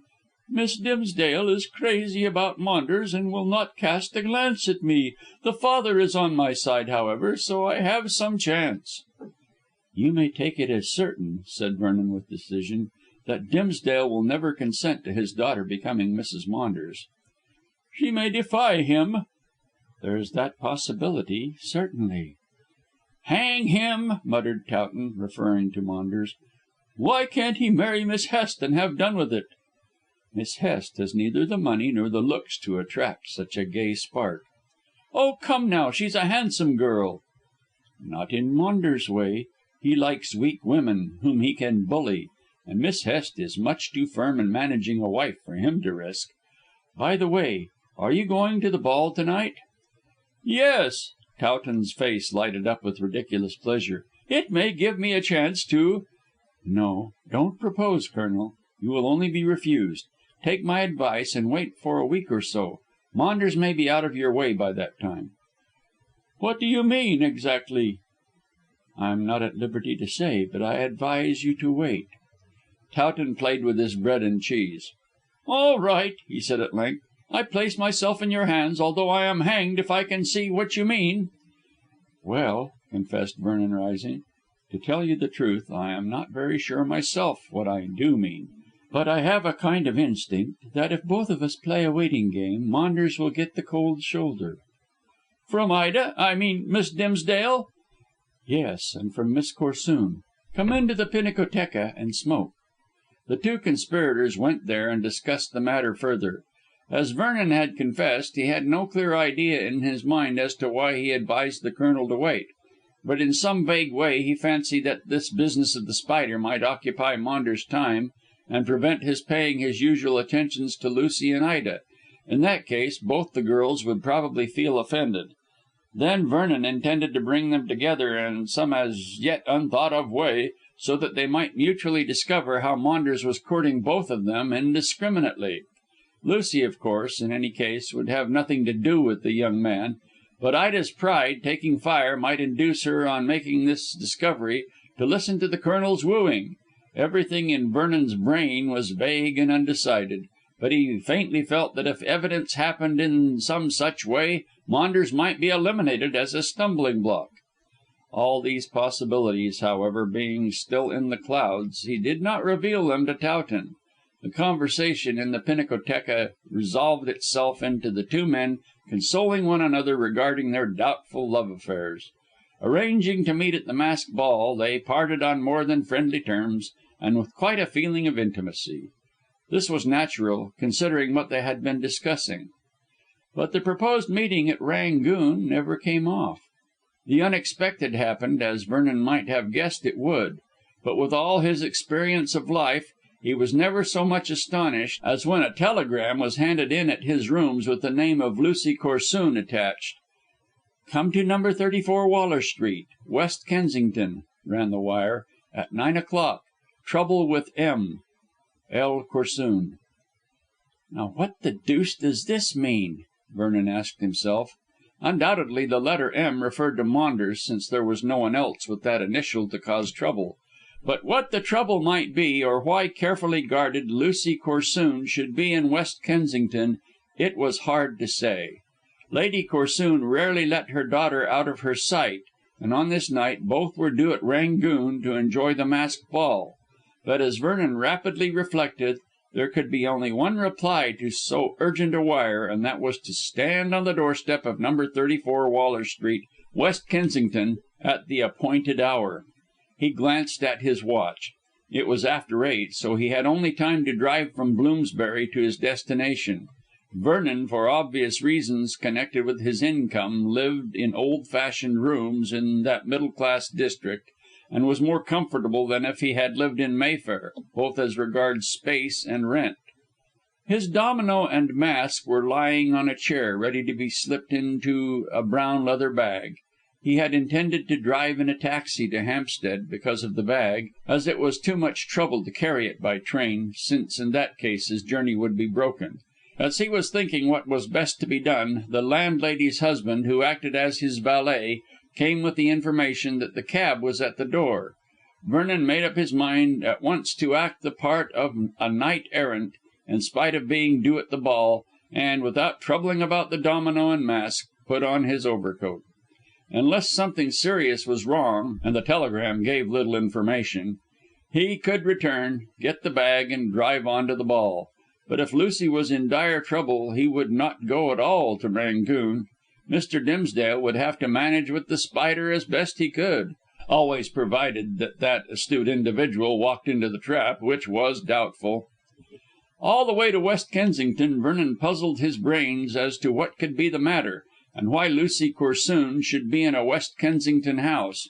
Ridiculous as it seemed, he entertained the idea that she might have been kidnapped by Maunders, and had contrived to send the wire to the lover upon whom she could rely. But then Maunders, as he had said, always kept on the right side of the law, and kidnapping was an indictable offence. But if he had acted thus rashly, as Vernon reflected with a thrill, he was simply playing into his rival's hands. "If I rescue Lucy, Lady Corsoon will certainly let me marry her out of gratitude," thought the young man. However, the whole affair was so mysterious that until he saw Lucy there was little chance of a reasonable explanation. He therefore possessed his soul in patience until he arrived in Waller Street. Here he sprang out, and telling the cabman to wait, ran up the stairs of a semi-detached house of the suburban villa residence style.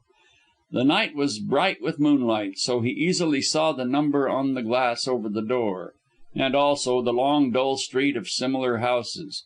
It was some minutes before the appointed time, but that mattered very little. There seemed to be no light in the house, and Vernon wondered more than ever why Lucy should be in so unusual a locality. Shortly the sound of light footsteps was heard, and a light appeared against which the numerals of the glass above the door stood out black and distinct. Then the door itself was opened cautiously, and the white face of a woman looked out. "Is Miss Corsoon here?" asked Vernon abruptly. "Are you Mr. Vernon?" questioned the woman in a frightened whisper. "Yes, I received a wire from—" "Come in, come in," breathed the woman, and held the door open sufficiently for Vernon to slip in. "I'm so glad you've come," she went on, still below her breath, and apparently much afraid. "It's as much as my life's worth to admit you, but the poor young lady " "Is she here?" "Yes, they've got her in the cellar below. Only because she cried so much did I dare to send that telegram to you, and " "What the devil does it all mean?" demanded Vernon fiercely and gruffly. "Hush! Hush! Don't raise your voice. Follow me on tiptoe. They will hear."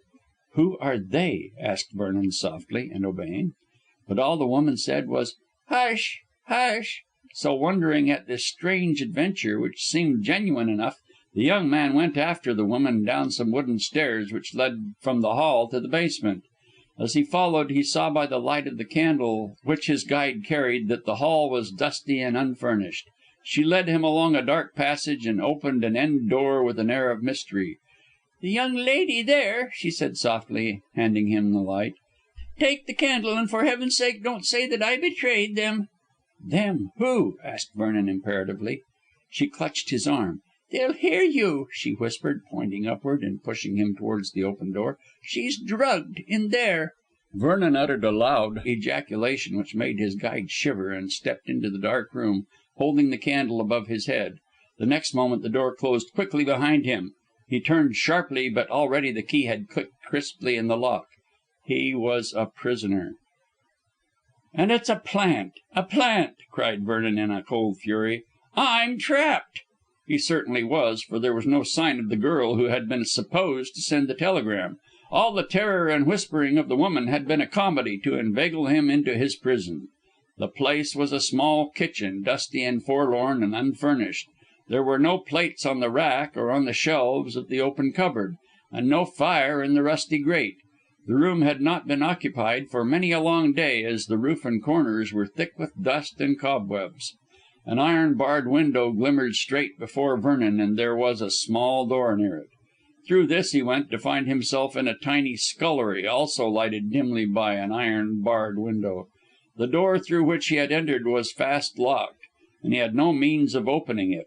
There was no doubt that he was a prisoner, decoyed to this lonely, unfurnished house by means of the false telegram. "What the deuce does it all mean?" Vernon asked himself, and sat down on the dusty floor to think out his position. To save his dress clothes he made a cushion of his light overcoat and sat on it, hugging his knees with the candle beside him. The position was dismal enough and decidedly mysterious, as he confessed. "What does it mean?" he repeated mentally. The next instant the obvious answer flashed into his mind. "The Spider!" cried Vernon, leaping to his feet and addressing the bare walls. "Yes, this must be The Spider's trickery." And the more he thought of it, the more certain he felt that he had, at the first blow, hit the right nail on the head. In some way The Spider had learned of the arranged trap, and had sent the wire purporting to come from Lucy Corsoon as a decoy. It had proved only too successful, and now here he was, safely locked up in an underground room with no chance of escape, while Mr. Dimsdale at "Rangoon" was left to face the ingenious scoundrel alone. "But that's all right," Vernon soliloquized as he sat down again. "If I am not on the spot, other people are, and when The Spider makes his demand, Mr. Dimsdale will probably raise the alarm. The Spider is not so clever as I thought." This was poor comfort. The Spider, at all events, had been clever enough to ensnare a private detective who prided himself on his astuteness. One trap had been set by Mr. Dimsdale, and here was another set by The Spider, out of which it was impossible to escape. The bars of the windows were too strong to twist. The door was too stout to break down, so there was nothing for it but to wait. It was impossible that he could be kept in this dungeon for ever, and sooner or later he would be released. Besides, someone would have to bring him food, and if it was the white faced woman who had so cleverly led him into the trap, Vernon promised himself grimly that he would seize her at the first opportunity and make her aid his escape. Finally, the taxi was still at the door, and the driver might become sufficiently alarmed, if his fare did not reappear, to speak to the nearest policeman. It was ridiculous that a man should be captured in guarded London in such a way. Vernon was angry with himself for having been tricked, but until the abrupt closing of the door he had never suspected that anything was wrong. Meanwhile he guessed that The Spider, having got him out of the way, was keeping his appointment with Dimsdale in the library. It was not probable that the blackmailing would succeed, as Dimsdale was quick tempered, and as likely as not would simply seize the creature when he demanded his money, shouting meanwhile for assistance. Vernon wished that he was at his appointed post behind the screen, but he comforted with the reflection that Dimsdale would be able to deal with the matter unassisted. So far as he was concerned, being helpless, he could do nothing but wait. For the next hour or so he did not pay much attention to the time Vernon wondered how The Spider came to know of Dimsdale's trap and how he had so cleverly laid his own. The blackmailer seemed to know everybody's business, as his profession required, so in some way he had managed to learn of Vernon's love for Miss Corsoon. Only such a message from such a girl would have lured the lover into such a predicament. And The Spider had not only been clever enough to know this, but had been clever enough to utilize his knowledge. For the moment it was a wild thought, and passed in a flash. Vernon wondered if Constantine Maunders had anything to do with the matter. But the idea was ridiculous, since The Spider was attempting to blackmail Mrs. Bedge, which Maunders certainly would not countenance. But if not Maunders, who could it be? Certainly Dimsdale might have talked to someone else about the proposed trap, since he was extremely frank and injudicious in his speech. Vernon resolved to question him on this point when next they met, and hoped from his reply to learn who had lured him into No. 34 Waller Street, West Kensington. Having arrived at this conclusion, he rested his head on the overcoat and tried to sleep, since it was foolish to waste his strength in beating his wings against the prison bars. After a time, so tired was his brain with hard thinking that he actually fell asleep. How long the sleep lasted he did not know, but he awoke from a troubled dream with the idea that he heard soft retreating footsteps. The candle was burnt to the socket and the room was extremely dark, so Vernon sat up in a confused way, trying to recall his position. With alert ears he hearkened for the presumed footsteps, but as there was no sound save his own laboured breathing, he decided that he had been dreaming. It was lucky that he had a box of lucifers in his pocket, for the lighting of one enabled him to see the time. His watch revealed that it was 1 o'clock in the morning, and as he had arrived at 9, he must have been imprisoned for 4 hours. His limbs felt stiff as he rose to his feet, and with a yawn he stretched himself. "I can't stay here all night," he muttered desperately. "I'll try what shouting will do." And shout he did with all the power of his lungs, only to receive no response. Feeling that he was losing both time and temper, Vernon groped his way in the thick darkness towards the door. Gripping the handle, he gave it an angry, despairing twist. To his surprise, the door proved to be open. Apparently, the footsteps he had thought dream sounds were real, and his prison door had been quietly unlocked at the moment of his awakening. Picking up his overcoat, he felt his way along the passage and up the stairs and into the front hall. Slow work in the gloom of an unknown locality. There was no noise to be heard, although he held his breath to listen. So far as he could judge, the house was empty. Finally, intent upon getting assistance, he tried the handle of the front door and found there was no difficulty in getting clear.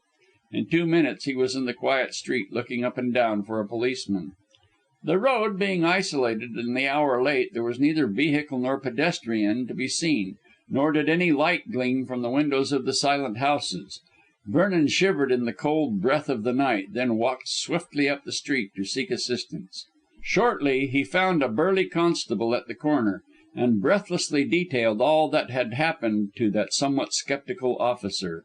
A shrill whistle brought another policeman to the spot, and with the two Vernon returned to No. 34, the door of which he had left ajar. This somewhat convinced the officers, and they took his name and address, promising to search the house and also to watch it. Vernon himself, on fire to reach Hampstead and to learn what had occurred, could not wait to see what discoveries might be made. The policemen wished to detain him, but finally he got away and raced towards the more public part of West Kensington to find a cab. As luck would have it, he picked up a belated taxi that had just taken home a fare. The chauffeur demurred about driving out so far as Hampstead, but a treble price promptly offered overcame his scruples, and in a short time Vernon was spinning towards his much wished for destination. All the way he was trying to conjecture how The Spider had contrived to overhear the arranging of the trap, for he must have done so, else there would have been no reason for the imprisonment. But by this time Vernon's brain was weary, and he fell into a doze. When he woke, the taxi had pulled up with a jerk, and he found himself on the Heath before the gate of Rangoon. With a sudden spasm of fear, he noted that a policeman was standing at the entrance, apparently on guard. Stumbling out of the cab, Vernon staggered towards the man. "I have come to Mr. Dimsdale's ball," he said hurriedly. "It's over, sir," said the policeman, touching his helmet. "Over? So early?" "Early in the morning, sir, you mean, but the fact is, there's trouble." "Trouble?" Again a cold chill struck Vernon. "Yes, sir, and the ball came to an end." "Mr. Dimsdale?" "Dead, sir. Murdered, as you might say." "Dead?" echoed Vernon, quite dazed.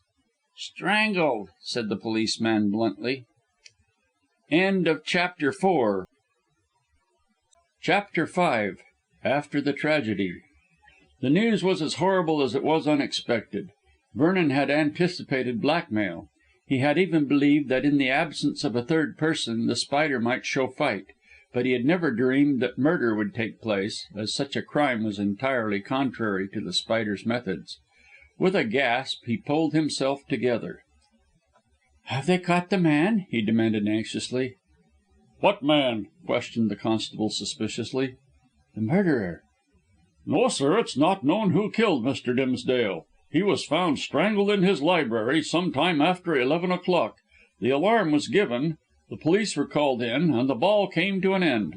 Now, sir," added the man in a friendly way, "I haven't any right to tell you more, and as what I have told you will be in the papers to morrow, no harm's done. You go home now, sir, and you will learn all about your friend when the inquest takes place." Vernon thought for a second. "Is your inspector in the house?" "Yes, sir, but you can't see him." "I must see him, and at once. I believe I know who killed Mr. Dimsdale." "Oh, you do you?" said the policeman with a subtle change of manner. "Then you come along with me." "Wait till I pay my cabman," muttered Vernon, and the policeman, making no objection to this, he gave the chauffeur the promised fare. When the vehicle had disappeared down the road, diminishing blackly in the moonlight, he returned, to find that the constable was holding open the gate.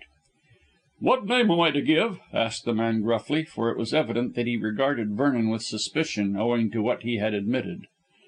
"My name doesn't matter. The inspector does not know me," said Vernon impatiently. "Hurry up, man, hurry up. Every moment is of value."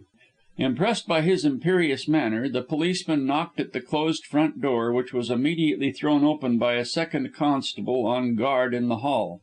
By this individual Vernon was introduced into the Jacobean dining room, after a few hurried words of explanation.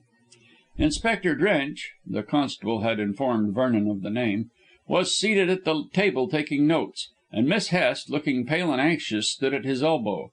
She was the first to speak. "Mr. Vernon," she exclaimed hoarsely, "you have come at last. Poor Mr. Dimsdale was asking for you all the night, and now " She broke down. "How did you get in, sir?" questioned Inspector Drench imperiously, and nodding to the policeman that he should leave the room. "I gave orders that nobody was to be admitted." "I insisted upon seeing you," said Vernon quickly.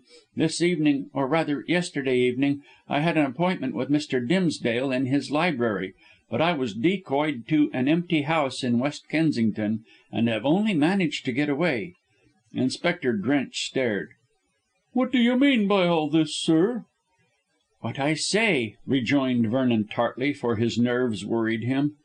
"I understand that Mr. Dimsdale is dead."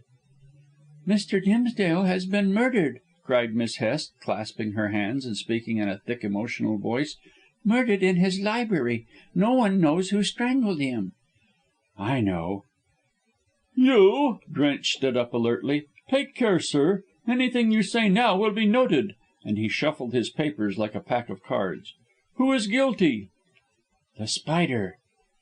"The Spider?" echoed Miss Hest. "Who is the Spider? Or what is the Spider?" She looked puzzled, but the inspector, better informed, looked open mouthed at the young man. "Do you mean to say that The Spider perpetrated this crime, sir?" he asked, scarcely able to speak from sheer amazement.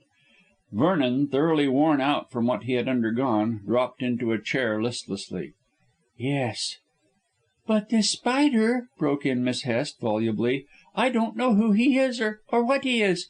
Tell me if " "Allow me," interrupted Drench sharply. He was a military looking man, something after the style of Colonel Towton, and spoke aggressively. "Allow me, for I am in charge here, miss. The Spider is the name, if you may call it so, of a well known blackmailer, for whom the police have been looking, and we are still looking.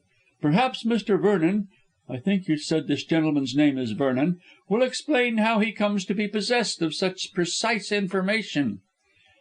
"There is no difficulty in explaining," retorted Vernon, annoyed by the suspicious looks of the officer. "Listen." And he rapidly detailed all that he knew, all that had taken place from his interview with Dimsdale in Towton's chambers to the moment when he leaped from the taxicab to be met by the constable at the gate with the news of the murder.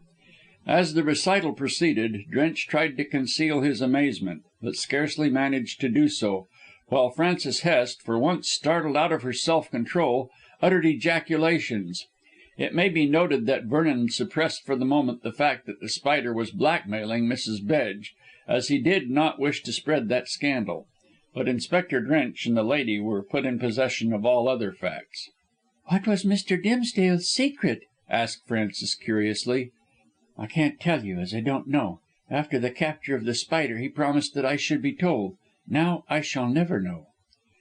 "This comes," said the inspector bitterly, "this comes of amateur detective business. If I had been informed of the appointment I should have made arrangements to capture The Spider." "If you had been informed," retorted Vernon heatedly, "The Spider would never have kept the appointment." "Why not? He was ignorant of my plans." "He learned mine easily enough, and would have learned yours. You seem to forget, Mr. Inspector, that we are dealing with a genius in the way of criminality. The Spider, whomsoever he may be, seems to know everything. I believe that he is the head of a gang, and has his spies all over London. No one person could be so well posted up in secret arrangements otherwise." "How did he come to know of the secret arrangement between yourself and Mr. Dimsdale?" asked Drench abruptly. "I can't say, unless Mr. Dimsdale, who had a rather loose tongue, revealed his plan of the trap to someone else. I said nothing." "Mr. Dimsdale gave no information to anyone in this house," said Frances decisively. "If he had, either I or Ida would have known. As it is, he apparently met this dreadful person in the library at the agreed time. And now that I think of it," she mused, "I wonder that I did not suspect something of the sort. Mr. Dimsdale told Ida and myself that we could have all the rooms for the ball, save the library, as he wished that to himself." "There's nothing unusual in such a wish," remarked Drench easily. "When a house is upset by a party, a man naturally wishes one of his rooms left undisturbed so that he can have peace." "What happened exactly?" asked Vernon with an air of fatigue. Inspector Drench signed that Miss Hest should explain, and glanced at his notes as he spoke, to be certain that she was repeating what she had already told him prior to Vernon's entrance. "It is hard to tell what took place to a minute," protested the lady. "Our guests arrived just before 10 o'clock, and everything was going splendidly." "Everything was masked, I suppose," said Vernon quietly. "Oh, yes. But Mr. Dimsdale stood in the hall until nearly 11, receiving our guests, and made everyone unmask before they entered the ballroom." "Why did he do that?" asked Drench suddenly. "Can't you guess?" put in Vernon impatiently. "Mr. Dimsdale expected The Spider, and wished to see if he would come." "But he didn't know what The Spider was like. No one knows." "I daresay. But Mr. Dimsdale knew those whom his daughter had invited to the ball. If an unknown person had unmasked he would have jumped to the conclusion, and perhaps truly, that he was The Spider. Well, Miss Hest?" "Everyone who unmasked were people we knew," she continued, "for I stood with Ida near Mr. Dimsdale, receiving the guests. At 11:15 Mr. Dimsdale went to the library." "Alone?" "Certainly. No one, to my knowledge, entered the library during the whole of the evening until Ida, in search of her father, insisted upon going in, notwithstanding the prohibition, at 11:45. Then she found Mr. Dimsdale seated in his chair, quite dead." "Were the windows open?" Inspector Drench arose. "Come and see the room, Mr. Vernon," he said, moving towards the door. Nothing has been disturbed, not even the corpse. Everything remains as Miss Dimsdale found it at 11:15. "And Ida fainted," whispered Frances in Vernon's ear as the trio crossed the hall to enter the library. "Poor child, it was no wonder when the sight was so horrid. She's in bed now, crying her heart out. Inspector," added Miss Hest, raising her voice, "you won't want me any longer. Let me return to Miss Dimsdale, as she needs every attention." "Very good, miss. I shall continue your examination in the morning." "I have told you everything I know." "One moment," said Vernon, laying his hand on her sleeve as she moved away. "I want to know if any guest arrived after Mr. Dimsdale went into the library." "Two, but Ida and I made them unmask. We knew them quite well. Mr. and Mrs. Horner from Finchley. And I may tell you, Mr. Vernon, that Mr. Dimsdale came out of the library at 5 minutes to 11 for a single moment to ask if you had arrived." "I wish I had arrived," said Vernon bitterly. "I might have prevented the tragedy. Are you sure, Miss Hest, that no strangers were at the ball?" "Well," she said thoughtfully, "it is difficult to say, since all were masked. But no stranger was there to my knowledge, and when the crime was discovered everyone unmasked. We knew all the guests, as we had known them when they arrived. Still, some stranger might have slipped in. But I must go to Ida. I'll tell you anything else you wish to know in the morning." Vernon nodded and released his grip of her sleeve. She flitted away into the central room on her way to Ida's bedroom. Vernon mused for a moment, then followed Drench into the library, where the inspector indeed had already preceded him. The first glance Vernon threw around showed him that one of the French windows was open. "I thought so," he said, pointing out this to the inspector. "The Spider did not come as a guest, but watched his opportunity and slipped in at the window. At what time is Mr. Dimsdale supposed to have been strangled?" "The doctor we called in says, so far as the state of the body shows, that the crime was committed about 11:15. Miss Dimsdale discovered it at 11:45, 30 minutes later." "The appointment was for 11," said Vernon, nodding, "so the Spider was 15 minutes late. But he came in there," he pointed to the French window, "and he escaped in the same way." "With the £1,000?" asked Drench drily. He did not like to be shown his business by this young man. "I don't think so," replied Vernon musingly, and cautiously feeling his way as it were to a decision. "You see, Dimsdale never intended to pay the money, and therefore was not prepared with the specie from the bank. The Spider for once went without his booty, and did worse work for nothing than he ever did for reward." "Yes," said the inspector carelessly, "I believe this is the first time murder has been connected with his name, publicly, that is. Who knows what assassinations he may not have to answer for privately. However, here is the room and the corpse. What do you make of both?" The other man looked round slowly. The room blazed with the full power of the many electric lights which the inspector had turned on. Also, as the apartment was square and sparsely furnished, there was no nook or cranny that could not be seen at once. The three windows had neither blinds nor curtains, in accordance with Mr. Dimsdale's craze for fresh air. But round the desk, which was on the right side of the room, near the fireplace, a high screen was drawn, the same which the girls had used on that morning when they were selecting the guests for the fatal ball. In a chair, turned sideways from the desk, drooped the form of the dead man. He was arrayed in evening dress, but his shirt front was crumpled, and his face was swollen and discoloured. There was no disorder round about the desk. The Persian mat had not even been kicked out of the way. "Yes," said Drench, in answer to a look from Vernon. "There could not have been any struggle, since all is in order. In my opinion, the Spider, if it was that chap, as you seem to think, must have come silently behind his victim and strangled him with the handkerchief before he had time to call out. He came to kill as well as to rob." "A handkerchief?" asked Vernon, interested. "I thought he did it with his hands, Mr. Inspector." Drench shook his iron grey head. "There are no marks of hands on the throat, Mr. Vernon, only a cruel black line, which shows that a cord or handkerchief must have been used, and used with great force. Though, to be sure," added the inspector reflectively, "Mr. Dimsdale was so short and fat in the neck that a slight pressure must have caused apoplexy." "Did he die of that?" "And strangulation a mixture of both.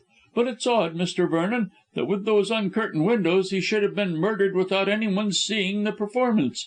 There must have been many guests in the front garden, as people always do wander outside between the dances to get fresh air."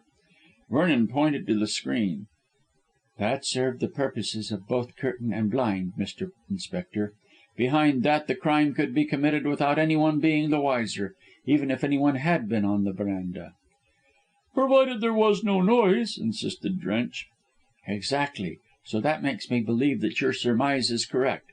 The Spider, for some reason, may have come to kill, as well as to blackmail. Perhaps, as he learned about the trap, which he must have done to arrange for my absence, he dreaded lest Dimsdale should prove a dangerous person, and so got rid of him. If that mirror," Vernon pointed to a long, broad looking glass which covered one side of the fireplace, and which reflected desk and chair and screen and seated figure, "could speak, it would tell how the crime was committed. I can guess myself," he ended. "Perhaps you will let me hear your guess," said Drench sceptically. "The Spider, I fancy, stole in quietly through the French window, which was open, and came suddenly upon Dimsdale seated at his desk, waiting to keep the appointment. Before the old man could turn, the Spider had the handkerchief or cord round his neck, and quietly choked him. There would be no noise and no struggle. Then he looked for the money." Vernon pointed to the desk, several drawers of which were pulled open. "But not finding any, he stole out again through the window." "The guests in the garden would have seen him leave the room." "What if they did? No one anticipated a crime, and no one but Miss Hest and Miss Dimsdale knew that the library was forbidden territory. Moreover, the Spider may have chosen his time to escape when another dance was in progress, the chances being that everyone would return to the ballroom. And you may be sure," added Vernon with emphasis, "that the Spider made use of both mask and domino, so that he might be taken for a guest, and might escape notice." "But Miss Hest said that everyone unmasked." "Who entered the house as a guest," followed on Vernon quickly. "Just so, Mr. Inspector. But the Spider entered as a stranger by the window, not wishing, perhaps, to take any chances. And of course we are agreed that he is infernally clever and well posted in necessary details." "I'm with you there," murmured Drench mournfully, "but it's a pity you and Mr. Dimsdale did not warn me of your trap. I should have caught the man easier than you amateurs."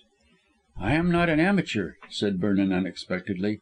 Then, when the Inspector looked at him interrogatively, he added, "I trade as Nemo, of Covent Garden." "Oh, yes, I've heard of you," replied Drench in a less supercilious tone. "So you are Nemo, are you, Mr. Vernon? I was told that you had solved several mysteries. In fact, a friend of mine at the Yard said you'd a head on your shoulders." "I'll need it," said Vernon with a shrug, "to unravel this mystery." "It's no mystery," said Drench quickly, "since you say that the Spider murdered this poor chap." "The Spider himself is a mystery, and one which the police would give much to solve. I intend to hunt him down, not alone on account of my poor dead friend here, but because he so cleverly decoyed me out of the way." "Oh, your pride is up in arms." "Well, yes, I suppose you can put it that way. But I wish to ask you two things, Mr. Inspector. First, that you will not reveal my trade as Nemo to anyone in society." "Oh, I promise that easily, especially as I don't go into society, and I can guess that you want it kept quiet. And the second thing?" "Will you permit me to place my services at your disposal?"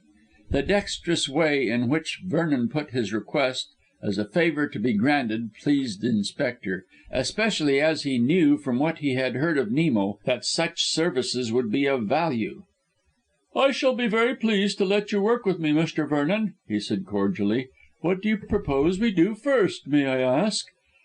"This house in West Kensington is an empty one, and must have been taken by the Spider for my temporary prison. I must ascertain from the landlord who took it, and thus we may learn something about the looks of the Spider." "You think he took the house himself, applied to the landlord, that is?" "Yes and no. He may have done so, or one of his gang may have rented the house. But if we can catch the person who did see the landlord, we may learn something about the Spider, if indeed the tenant was not the man himself."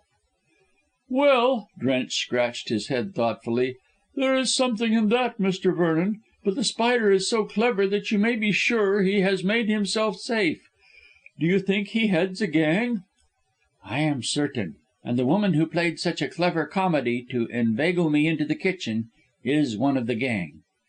"Perhaps The Spider himself, in disguise?"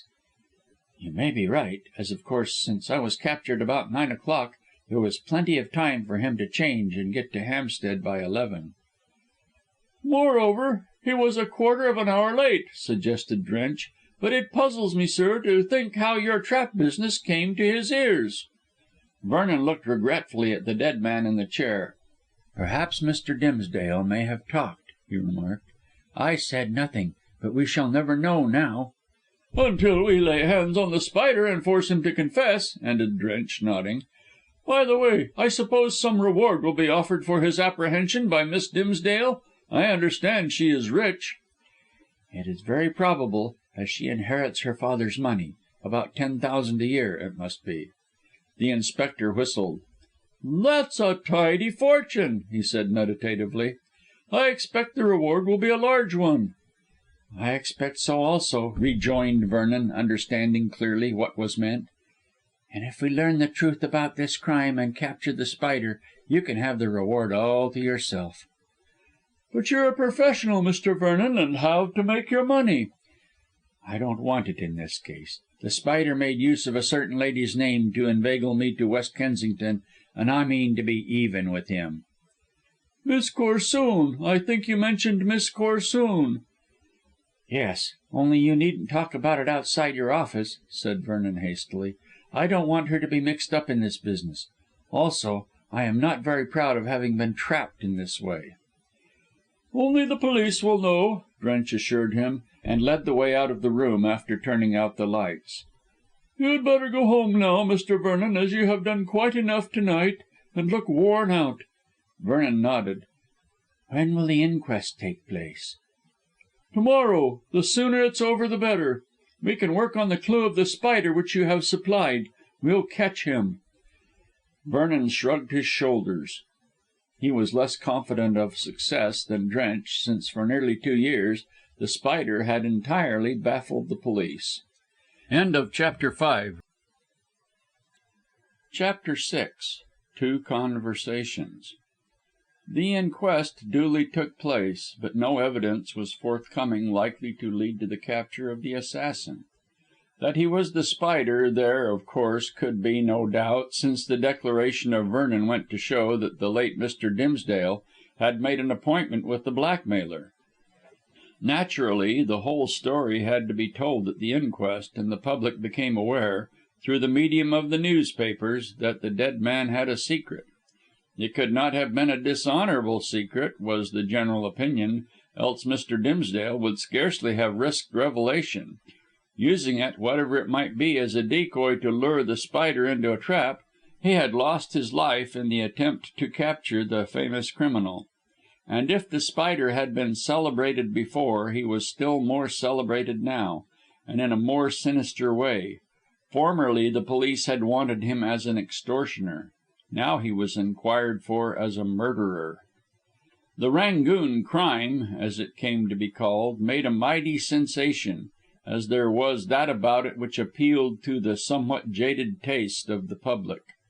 That a man should be strangled in his own library, and in the very house where nearly 100 people were dancing, was truly wonderful, when the sequel was that the assassin had escaped. The windows of the library had neither blinds nor curtains. Guests had been talking and walking in the garden. On the other side of the tall laurel hedge, cabs and carriages with attendants had been waiting in the road. Yet The Spider had come and gone like a shadow. Behind the frail concealment of the screen a terrible crime had taken place, and far from hurrying his departure, the criminal had actually lingered to search for the money he hoped to get. It was proved at the inquest that he did not get his plunder, for inquiries at Mr. Dimsdale's bank showed that the £1,000 had not been drawn. Undoubtedly, since the dead man had intended to defy the blackmailer, the secret could not have been one to be ashamed of. but what the secret was the public never knew. Vernon, as he had stated to Inspector Drench, was not proud that he had been so cleverly tricked into temporary imprisonment by The Spider, and would fain have kept that episode to himself.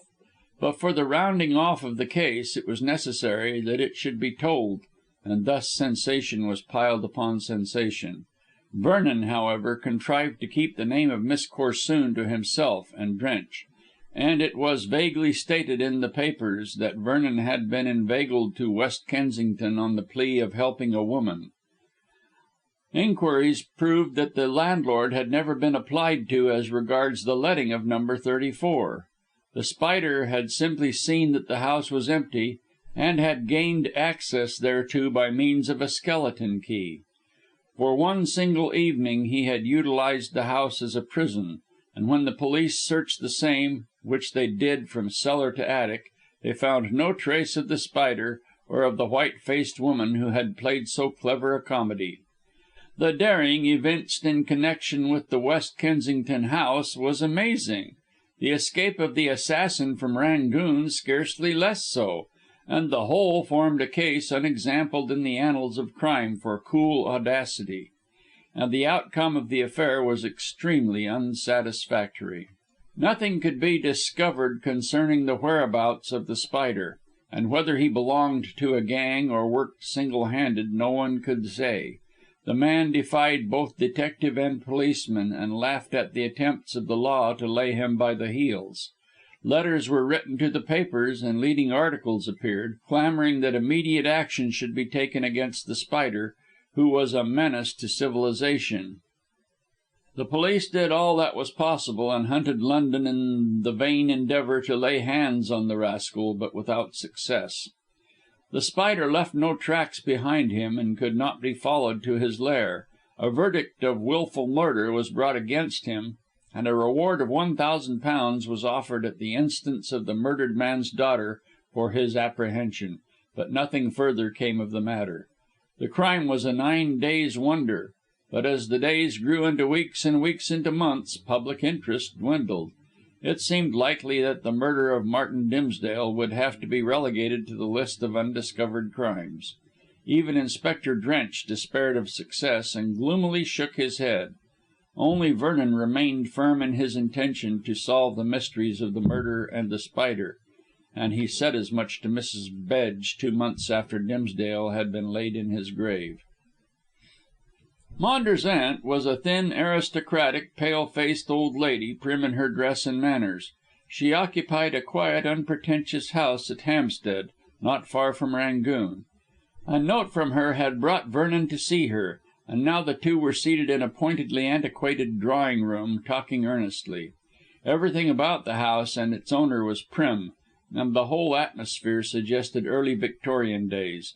It seemed strange that so dismal and old-fashioned a house could be the home of an intensely modern young man like Constantine Maunders.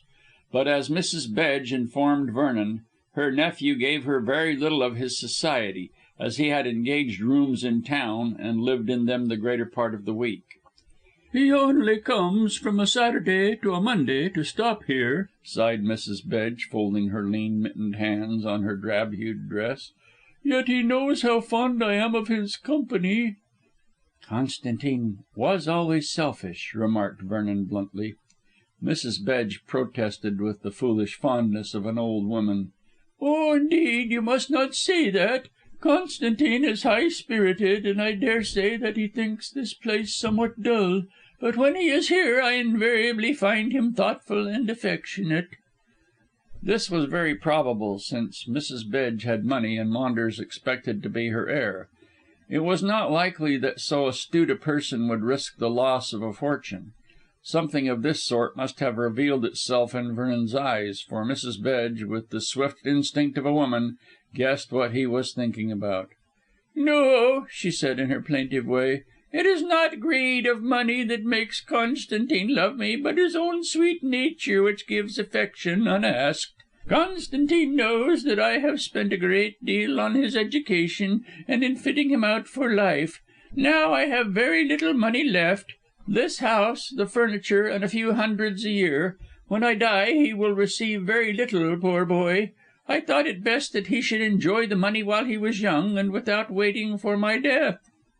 "Constantine ought to work," said Vernon, wondering at the blindness which could describe Maunders as unselfishly affectionate. "He intends to when he can find something to his mind. And then he is so handsome that he may make a rich marriage. I thought Ida Dimsdale would have taken him," sighed the old lady. "She has 10,000 a year, and is also a very charming girl, but there is no hope for Constantine there."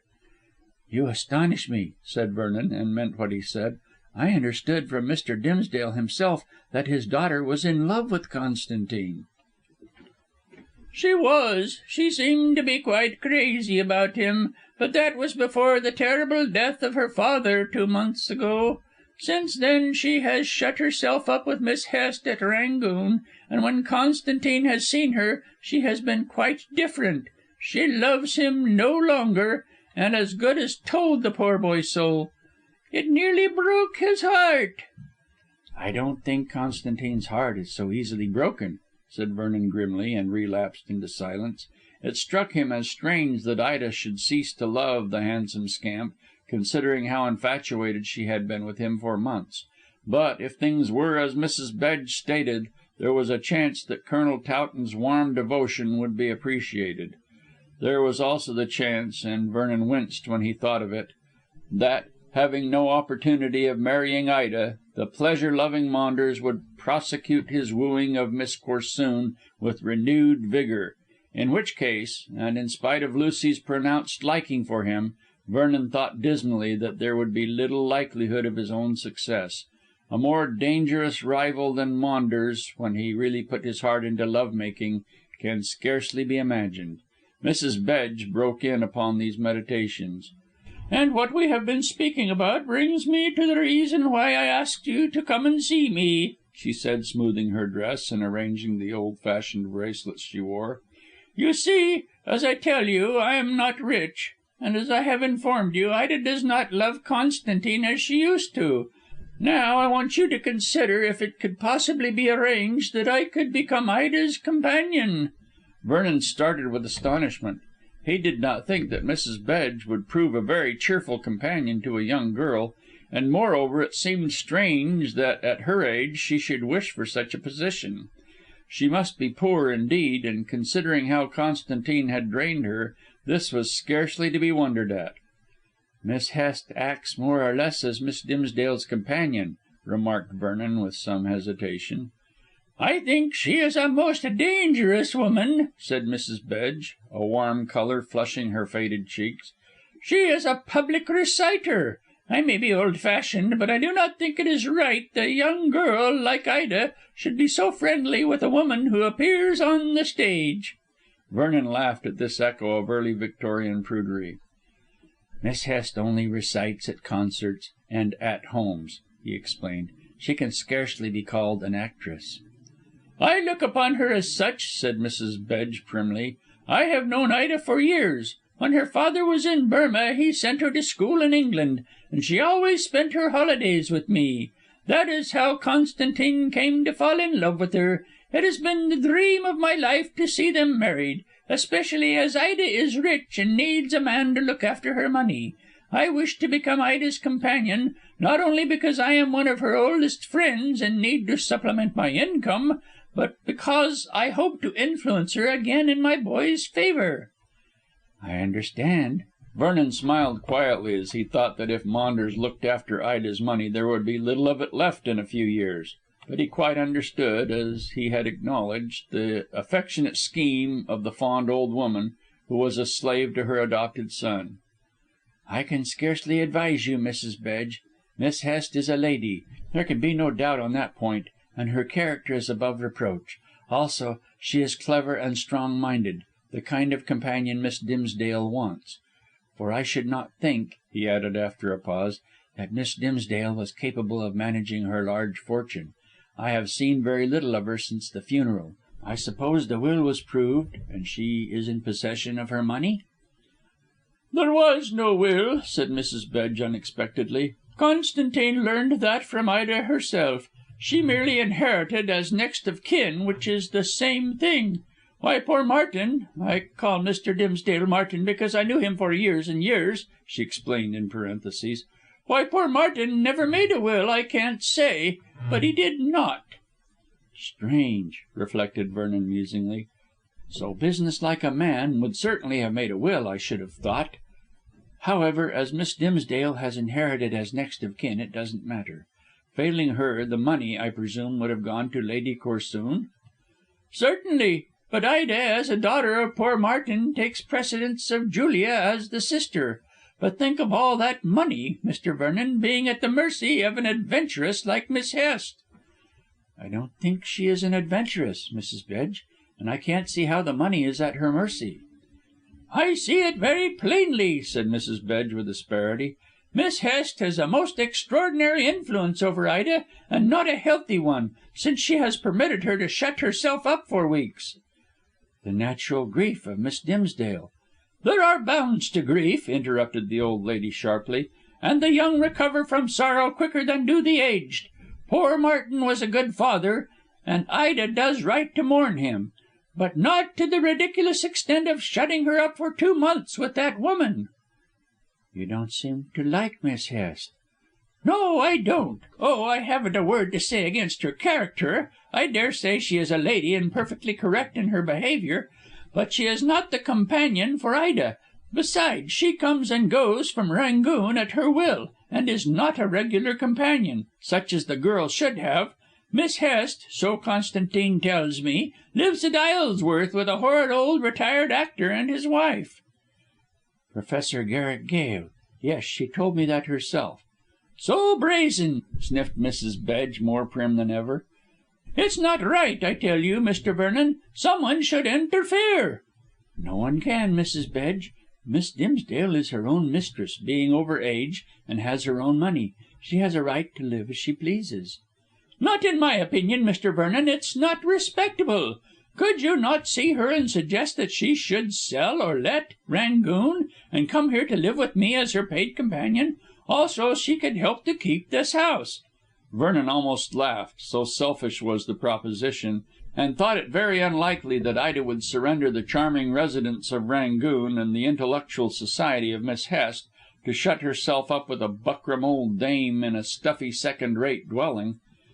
"I am not intimate enough with Miss Dimsdale to suggest such a thing."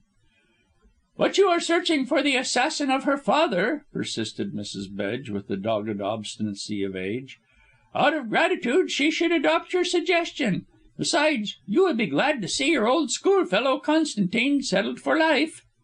It was on Vernon's lips to say that he would be very sorry to see any woman, let alone Ida Dimsdale, tied to a selfish creature like Mr. Maunders, but out of pity for the infatuated old lady he refrained. Besides, since she believed Constantine to be an angel, no one would ever be able to argue her out of that fantasy.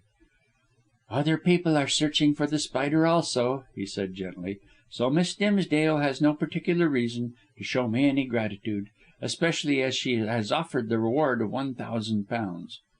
"I know. Constantine is trying to earn it." "The deuce he is!" sprang from Vernon's lips. Mrs. Bedge drew up her spare form and folded her hands. "I do not like slang, Mr. Vernon." Then, when he apologised, she continued, "Constantine wants to earn the money, and also, if he catches The Spider, Ida will surely marry him out of sheer gratitude." "I think he has a stronger reason to catch The Spider," said Vernon drily. Mrs. Bedge coloured and looked aside. "I guess what you mean, as I asked poor Martin to speak to you on the subject of that attempted blackmail. It was scandalous, was it not? However, I have heard no more from the wicked creature, and I don't think I shall. After committing this crime, it is not likely that The Spider will dare to continue in his wickedness." "Well," said Vernon, standing up to take his leave, "I certainly have not heard of anyone being blackmailed lately. Perhaps The Spider thinks that he has gone too far and is afraid. I suggested myself to Constantine that he should capture The Spider if he wished to become my partner in that is," broke off Vernon in some confusion. "He might." "I understand," said Mrs. Bedge quietly. "I know that you are Nemo. Poor Martin revealed your private business when he suggested that he should consult you about The Spider's attempt to blackmail me. But you can be perfectly satisfied I shall not betray your secret, having," she smiled faintly, "one of my own." He looked at her inquiringly. "I don't understand." "I refer to the accusation The Spider brought against me," went on Mrs. Bedge, her eyes glittering feverishly and her breath coming and going in gasps. "Oh, it was shameful that a man should dare to accuse me of immorality. Yes, there is no need for us to mince words, Mr. Vernon. Of immorality. Why, the only man I ever loved was Martin himself. Then he went to India, and I was worried by my family into marrying Mr. Bedge. My sister married his partner, Constantine Mavrocordato." "Maunders, I understood the name was." "That was the English name he took, and that is why his son, my adopted boy, but really my nephew, comes to be called so. I never liked Mavrocordato, and to think that this Spider should accuse me. She clenched her thin hand, and all the primness fled. She was no longer a precise old lady of a precise epoch, but an angry and insulted woman. "If I could find this man, Mr. Vernon, I should strike him across the lips. I urged Constantine to hunt him down, both to gain the gratitude of Ida by punishing the murderer of her father, and because I wished The Spider to be punished for the insult he put upon me. Should you find him, Mr. Vernon, don't spare him." "I can promise you that," said Vernon very grimly, for the decoying still rankled in his breast. "Still, as yet we can find out nothing about him. If he blackmails you again, let me know. Then we can arrange a trap." "So that I may be murdered like poor Martin? No, thank you." "I'll see that such a thing doesn't occur a second time. But I fancy you can set your mind at rest, Mrs. Bedge. The Spider is too much wanted for him to continue his little games. The risk is too great. I dare say he'll turn his attention to America or to the colonies." Mrs. Bedge followed him to the door. "Then you think that he has left England?" she inquired eagerly. "I don't think so. Well, I scarcely know what to think. Leave things as they are, Mrs. Bedge, and sooner or later I hope to capture the rascal. Now I must leave you." "Will you see Ida and suggest my scheme to be her companion?" "I don't know her well enough to suggest it bluntly, but I shall see her some day and hint at your idea." "And please keep your eye on Constantine. I fear he is ruining his health with society." "I see very little of Constantine, Mrs. Bedge, and I fear he would not take any well-meant advice I might offer him." Finally he got away from the prim house, although Mrs. Bedge was anxious to keep him in conversation. When on the heath, breathing the widely blown air, he drew a long breath to refresh his lungs. He did not wonder that Maunders remained as little as possible in that tomb, for it was nothing else. To a pleasure-loving, lively young man, accustomed to be petted by pretty women and welcomed by moneyed men, the society of his aunt and the atmosphere of her stuffy house would naturally be abhorrent. And Constantine was not the individual likely to deny himself a merry life for the sake of attending on the woman to whom he owed so much. He had absolutely no idea of the meaning of the word gratitude. Most people, and Maunders was one of them, do not know that there is such a word in the dictionaries. Walking along musingly, Vernon remembered how Dimsdale had spoken of Emily Bedge, and how he also had stated, as she had done, that they were in love when young. Now Dimsdale was dead, and the girl he had so admired was a faded old woman cherishing a foolish affection for one who would never return the same, and who had no intention of returning it. Considering the lonely life and sad history and dismal present position of Mrs. Bedge, the young man began to think that, after all, it would be a charity to persuade Ida Dimsdale to take her as a companion. In the society of the girl, Mrs. Bedge might grow youthful again.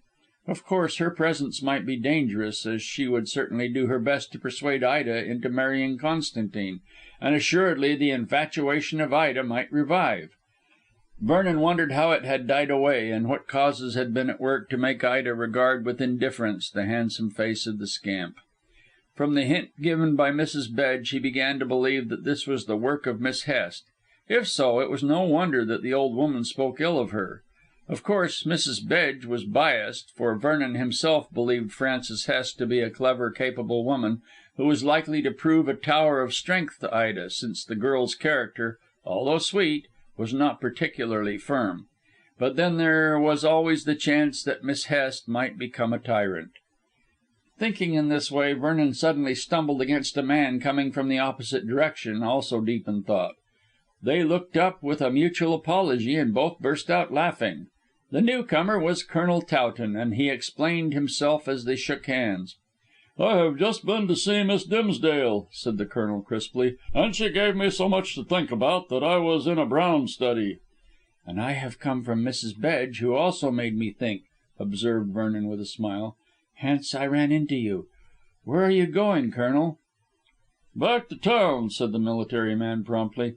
"But I am walking. I always walk as much as possible in London for the sake of necessary exercise.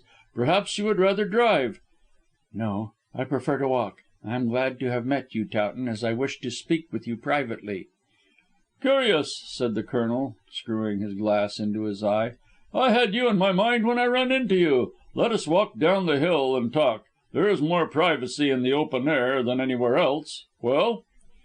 "Well," echoed Vernon, as they turned their faces towards London. "What do you wish to say?" "I'll come to the point circuitously," retorted the Colonel smartly. "So you have been to see Mrs. Bedge? Poor old Dimsdale told me about her. My rival's aunt, I believe." "Yes, a quaint old lady of the Albert period." Towton shuddered. "I know the style, Vernon. Stiff and prudish and dowdy. Rather a contrast to our young friend. He's devilish handsome and infernally modern. I suppose the old lady gives him plenty of money. He always seems to be in the forefront of things. Yet I don't like him, somehow. His voice doesn't ring true. But there, perhaps I am prejudiced, since he courts Miss Dimsdale. I'm a man, and not a saint, so I feel jealous." "You have no need to be, Colonel." What?" The Colonel stopped abruptly, and his eyes sparkled. "Do you mean to say that he has ceased to court Miss Dimsdale? Well, well," he went on, without waiting for a reply, "I shouldn't wonder. I might have guessed as much, for 3 or 4 times I have been to the Corsoons, and Maunders was always there, making furious love to that pretty Lucy of theirs. You had better look after her if you intend to make her your wife, Vernon." "Lady Corsoon always receives me so coldly that I scarcely dare call," confessed the young man dismally. "I daresay Maunders has put a spoke in my wheel in that quarter." "Yes, but hang it, he can't mean to marry both girls." "You forget what I hinted just now, Towton. Mrs. Bedge assured me, and with great grief, as she wants the marriage to take place, that Miss Dimsdale has ceased to care for her nephew." Only military self-control prevented the Colonel from throwing his tall hat in the air. "I thought she was kinder to me to day," he said jubilantly, "and she never mentioned Maunders' name, now I think of it. Do you believe that I have a chance, Vernon?" "A better one than you ever had," replied Vernon heartily, "and you may be sure I shall endeavour to aid you in every way. But, by the way, how is Miss Dimsdale? I have only seen her once since the burial of her father, and, of course, then she was overcome with grief." Towton thought for a moment before replying. "To tell you the truth, Vernon, I don't think that dark-browed young woman is a good companion for her in any way." "Why not?" Vernon was rather struck that Mrs. Bedge and the Colonel should unknowingly agree on this point. "She is clever?" "Oh, I daresay, and if you ask me, a sight too clever," grumbled the Colonel, shouldering his thin umbrella like a gun. "Ida well, I can call her Ida to you, since we have become so friendly. Ida is a charming girl, but not strong-minded. I shouldn't seek her for my wife if she were, as I hate masterful women. Miss Hest is of that sort, and she seems to have too much control over Ida. In fact, I may be wrong, and I wouldn't say this to anyone but yourself, but it's a kind of hypnotism." "Do you remember what the Concini woman said about her supposed magical influence over Marie de Medici, that she only used the influence of a strong mind over a weak one?" "Oh, I don't think Ida is weak-minded," said the Colonel hastily. "She is a sweet, loving, delightful girl who would make any man happy, but Miss Hest is what I call a cat. Yes, an amiable cat, so long as things go to her liking, but I'm sure she could show her claws if necessary." "Does she support Maunders?" "She supports no one but herself. It seems to me that she finds that the reciting doesn't pay, and so hopes to become Ida's companion for life. If Ida married, she'd be nowhere. I fancy for that reason she wishes to keep Ida single, and so doesn't countenance either Maunders or myself." Vernon mused. He remembered how he had fancied that Miss Hest might have been the person to undermine Maunders' chances. Now Towton was saying the same thing. However, he said nothing, while the Colonel, walking and talking vigorously, continued his speech. "Besides," said Towton, "there's a queer strain in the family. Gerby Hall, where the brother lives, is 3 miles from my place. Brother and sister are twins, exactly like one another, but they don't hit it off together. Gerby Hall is supposed to be haunted, and people think the Hests to be mad, or queer, or the deuce knows what." "Frances Hest doesn't seem to be mad," said Vernon drily. "Well, I don't know. Her head seems to be screwed on all right, but she believes in occultism and all that sort of thing. Her influence is unhealthy, for she induced Ida to go to Diabella, who—" Vernon nodded. "I know. Diabella is a fortune teller in Bond Street, and is supposed to be very clever. What did she tell Miss Dimsdale?" "Oh, that I couldn't find out, but it made her ill, gave her a headache or something. Ida said very little, seemed averse to speaking about her visit, and Miss Hest supplied all the information. She was full of the wonderful things which Diabella had told Ida." "What wonderful things?" "I can't say. I told you that Ida refused to speak about the matter, but I intend to find out something about this Diabella, and therefore I am going to call on her. I have an appointment in 3 days." "She'll tell you nothing about Miss Dimsdale." "Of course not, but I shall be able to see what kind of a woman she is. I don't want Ida to get under another bad influence. That of Miss Hest is quite enough. I am clever enough to read this Diabella's character, and if possible I shall try and prevent Ida from seeing her again." "It's just as well. Tell me what you hear from this fortune teller." Towton shrugged his shoulders. "Oh, it will be the same old rubbish about love and money and marriage. I don't believe in these mercenary occult people myself, although I have every faith in the genuine sort I have met in India. Now, one of those, Vernon, would soon spot this damned spider." "Why not ask Diabella?" "I shall do so. Gad, it's an idea. But then, I don't think occultists who take money are the real truth tellers. However, it can do no harm asking her, so I shall do so. By the way, Vernon, have you heard if the police have stumbled on the track of that rogue?" "Not yet. Drench tells me that nothing has been discovered. I am trying to hunt him down myself." "You pooh," Towton said good humouredly. "Why, it needs a trained man to do that. The Spider is as clever as the devil, hang him. To think that I was at the ball and in the next room when your poor old friend was being strangled by that beast.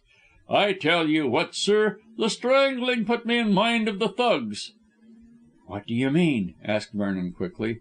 "It's only an idea, but this Spider strangled the old man so cleverly and so quietly that I wondered if he was some nigger who had known Dimsdale in India or Burma, and so had learned his secret, whatever it might be." "It's a queer way of looking at it," murmured Vernon thoughtfully. "And Dimsdale's secret has to do with the East, I fancy. There may be something in what you say. I'll think it over."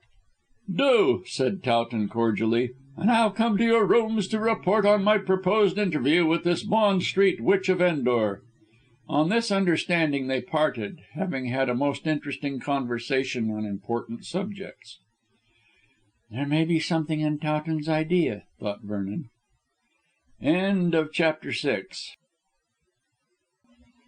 Chapter VII. Lady Corsoon's Appeal. Since the tragic death of Dimsdale, Vernon had seen very little of Maunders. Certainly, since even London is parochial in bringing the same people in the same set constantly together, he had met him casually at the houses of mutual acquaintances, but beyond a few careless words nothing had passed between them. It seemed as though Maunders, after deciding to leave the partnership with Nemo in abeyance, had drifted knowingly apart from his old schoolfellow. Vernon did not care much, as he mistrusted a man who was willing to sacrifice everything and everyone to his greed for pleasure. Maunders reminded Vernon in many ways of Lucien de Rubempre in Lost Illusions. Egotism was the keynote of the real person as of the fictitious. But where Balzac's hero drifted weakly with the tide, Maunders struck out against it for a landing of his own choosing. As Lucien was drawn, handsome, clever, and unscrupulous, so was Maunders in actual life, and an insatiable love of pleasure was common to both. Over indulgence might well wreck Mrs. Bedge's darling, as it had wrecked the lover of Madame de Bargeton. It was the conversation with Colonel Towton which sent Vernon in quest of the man whom he would otherwise have avoided like poison. He wished to learn clearly the attitude of Maunders with regard to the two ladies he was so audaciously wooing. Much as the man loved Lucy Corsoon, and Maunders' love in this quarter really seemed to be the most honest part of him, he loved himself more, and it seemed incredible to Vernon that so egotistic a person would risk losing the world of pleasure for a genuine passion. Sir Lucius Corsoon was wealthy, and Lucy was an heiress, but if she married Maunders, who was no favourite of the baronet, her father would probably cut her off with the proverbial shilling. It really seemed wiser for Maunders to stick to Ida and the 10,000 a year of which she was sole mistress. But then, if Ida had truly overcome her infatuation, Maunders had little chance of success in that quarter. A desire to learn the true state of affairs brought Vernon to Maunders' chambers in Planet Street, Piccadilly, at 11 o'clock in the morning, 2 or 3 days after that enlightening conversation with Colonel Towton. Vernon naturally expected to find the Sybarite housed like Solomon in all his glory, and he was not disappointed. The rooms were beautifully decorated and sumptuously furnished. No expense had been spared to make them worthy of this fastidious young gentleman, who was only content with the very best which civilization could afford. He received his friend in a delightful Pompadour apartment, airy and bright and gracefully frivolous. Recalling the sombre, shabby house at Hampstead, and Mrs. Bedge's revelations regarding a diminishing income, which made her anxious to seek at her age the post of a paid companion, Vernon could not think how Maunders managed to provide himself with such gorgeous surroundings. He had no settled income, and, like the lilies of the field, he neither toiled nor spun. But he welcomed Vernon in a maroon coloured velvet smoking suit, which must have cost a considerable sum in Bond Street, and asked him to partake of a delightfully tempting breakfast, set out with all the delicacies of the season. "Though I dare say," said the handsome scamp in his languid, insolent manner, "that you breakfasted at cockcrow. You were always aggressively virtuous." "I certainly have been up some hours," replied Vernon coldly. "While you eat, I can smoke, with your permission." He sat down and lighted a cigarette carefully. "I have called to see you." "An unexpected pleasure," murmured Maunders, pouring himself out a second cup of coffee. "Yes?" "To ask you if you are engaged to Miss Dimsdale," finished Vernon pointedly. "Perhaps I am." "In that case you will have given up all pursuit of Miss Corsoon?" "Perhaps I have." "Oh, hang your evasions. What do you mean?" "I don't recognise your right to ask me questions about my affairs." "They are mine also, confound you," snapped Vernon energetically. "I love Miss Corsoon, and if you would leave her alone she would probably accept me." "What good would that do?" asked Maunders lightly. "Her mother wouldn't." "Would Lady Corsoon accept you? After all, you have nothing but your good looks to offer the girl." "Ah, but the girl has a fortune to offer me." "You aren't worth it. And let me remind you that however much Miss Corsoon may have taken up with your looks, her mother will certainly disapprove of the match." Maunders shrugged his shoulders. "You can't be sure of that." "I am sure of one thing, that Sir Julius will cut his daughter off with a shilling if she marries you." "Now that's very clever of you, my dear boy," said Maunders gracefully, "for Sir Julius is the stumbling block. He's a purse with a gaping mouth, which goes about on two legs, and has no sympathy with romance." "Romance! Why, you don't know what it means," said Vernon scornfully. "You want to marry money, and either Miss Corsoon or Miss Dimsdale will serve your turn. The last is in possession of her money, whereas the first may not inherit her expected fortune, which will certainly be taken away from her if she marries you. Why not stick to Miss Dimsdale?" Maunders rose and went to the window. "Because I really love Miss Corsoon, much as you may doubt it," he said impetuously. "I have a heart." "Which is for sale to the highest bidder. See here, Connie." "Connie?" Maunders lifted his eyebrows. "I thought you barred pet names." "I am appealing not to the man of the world, but to my old schoolfellow, if you put it in that way. See here, I love Lucy Corsoon, and if you would only clear out of the gangway she would really love me. She does. I have seen it in many ways." "Bosh! If she really loved you she wouldn't listen to me." "I don't know. You have good looks and a kind of magnetic power which influences women against their will. Hard women of the world, too, much less an innocent girl such as Lucy is. It's a great power to have, and you make bad use of it." "Just because I happened to cross your track. Thanks." "Oh, hang your dodging. I came here to receive a plain answer to a plain question. Are you going to marry Miss Corsoon or Miss Dimsdale?" "I haven't made up my mind." "You would if Miss Dimsdale would listen to you," snarled Vernon. "If I asked her to be my wife she would accept at once," retorted Maunders. "No, she wouldn't. Your aunt told me that she had lost all love for you since the death of her father." Maunders' face grew black. "I wish the old lady would keep her ideas to herself," he said angrily, "for it is an idea and nothing more. Naturally, as her father came by his death in so terrible a manner, Ida is grieved and can't think eternally of me. All the same, she loves me." "I doubt that." "On what grounds?" "On what Mrs. Bedge said." "Pooh, pooh, pooh! What does my aunt know about it?" said Maunders lightly and with superb insolence. "She's a dear old thing, but several centuries behind the age. Ida is mine if I choose to have her, and I would have her if my silly heart did not stand in the way." Vernon jumped up in a royal rage. "I forbid you to make false love to Miss Corsoon. I love her and she loves me, and it is only your infernally magnetic personality that draws her heart away from me. If you meant well by her, and I thought she would be happy, I would withdraw. But you only mean to marry her for her money, which she may never get." "I love her, I tell you, I love her," said Maunders as violently as Vernon has spoken. "And money or no money, I shall marry her if I choose. You have no chance. Lady Corsoon hates you."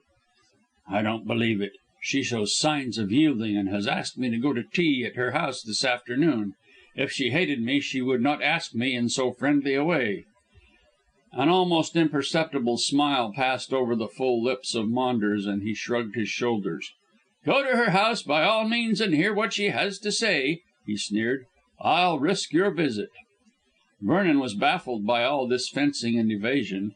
The man would neither say yea nor nay, and it was impossible to tell what he intended to do.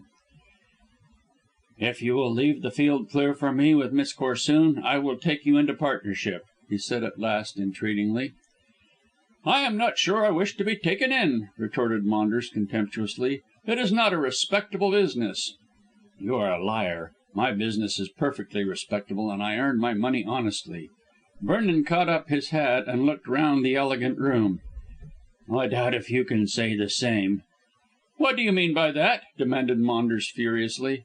"I mean that you haven't a sixpence, and your aunt can't allow you much, and that you are living far beyond your means. Where do you get the money?" "That's my business," said Maunders coolly, "and my aunt is wealthy."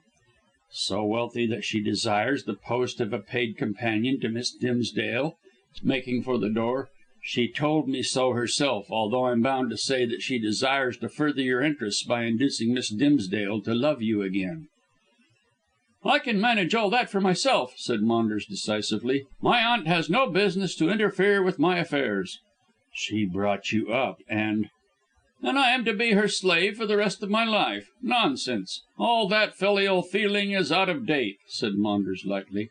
However, I shall tell my aunt what I think of her talking to you in this way. As to the rest of it, you keep out of my way, Vernon, or it will be the worse for you." "Ah!" Vernon faced round at the door. "Now you speak clearly. Is it to be peace or war between us?" "War!" snapped Maunders. "You can't hurt me, and " "War let it be," interrupted Vernon, opening the door. "Good day." And he walked out smartly, leaving his friend, or rather his enemy now that war had been declared, rather surprised by his abrupt departure. But when the door closed, Maunders' face grew black and his brow wrinkled. "Perhaps I shouldn't have driven Artie to such a declaration," murmured the young man thoughtfully. "He's a fool, but a clever fool. After all, although I love Lucy, it will be better for me to marry Ida since she has the money. I wonder how Aunt Emily found out about Ida's change towards me. It can't last, however, if I only take trouble to see her often enough. It's Lucy who holds me back. I'm a fool, as I know that Lucy doesn't care for me as she does for Artie. I wish I hadn't fought him now, but he can't harm me. He can't." Maunders glanced round the luxurious room.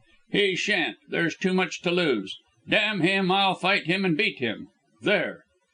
While Maunders was coming to this conclusion, Vernon was walking swiftly along Piccadilly in the direction of Covent Garden, as he intended to go to the office wherein he carried on business as Nemo. Now that Maunders had openly declared himself as an enemy, the situation was somewhat adjusted, and Vernon felt that he could deal with it. He made up his mind to tackle Lady Corsoon that very day and ask if he might be permitted to pay attentions to Lucy. Then in an interview with the girl himself he might manage to brush aside this semi-hypnotic influence which Maunders' fascinating personality seemed to exercise over her. If he could only get the mother on his side, all would be well. Lady Corsoon did not know that he was Nemo, which was just as well, but she did not know also that he had expectations from a bachelor uncle who could leave him a title and a fortune of £3,000 a year. If this were set before her, she might be induced to welcome him as a suitor, although both Sir Julius and Lady Corsoon were said to desire nothing less than a duke for their only child. But if this was the case, Vernon wondered why the lady tolerated Maunders, who was poor and without position. However, when he called that afternoon he might be able to learn the reason. At all events, his expectations, against Maunders' mere good looks, would probably carry the day. At the office a surprise awaited him. His clerk, a dry as dust, lean old fellow, as silent and wise looking as an owl, met him in the outer room with a mysterious face, and informed him that a lady had been waiting an hour for the appearance of Nemo. She had refused to give any name, and had declared her intention of remaining until she saw the detective. Vernon, in his business capacity, was used to people who came and went without giving names, as their business was generally shady, so he did not pay much attention to the matter. Hanging up his coat and hat and laying aside his gloves and cane, he passed into the inner room. Then he received the surprise aforesaid. His client was none other than Lady Corsoon herself. She arose, perfectly self-possessed, and did not appear to be surprised to see the young man. "How are you, Mr. Vernon?" she asked, holding out a gracious hand. "Or perhaps I should call you Nemo here, Mr. Nemo." Vernon, violently red and inwardly greatly upset by this recognition, accepted the gloved hand timidly. "How did you find out that I—" "Oh, your enemy told me," finished Lady Corsoon, sitting down. "My enemy?" stammered the unfortunate man nervously. "Mr. Constantine Maunders, who—" Vernon interrupted her and struck a hard blow on the table. His eyes flashed dangerously. "Then, in spite of his promise, he told you what I so much desired to keep secret?" "Yes," said Lady Corsoon drily. "It was his desire to put me against you so that he could philander with my daughter. But his shot failed to hit the mark. I was delighted to hear that you were Nemo. I have heard something of Nemo's doings and cleverness, and so the information brought me here, as you see." "To forbid me to your house?" "I asked you to afternoon tea to day, and that invitation was issued after your enemy betrayed you. Sit down, Mr. Nemo, and become businesslike. We have much to talk about." Considerably surprised by this attitude, Vernon sank into his chair before the desk and stared at Lady Corsoon in the dim light which filtered through the dingy window of the room.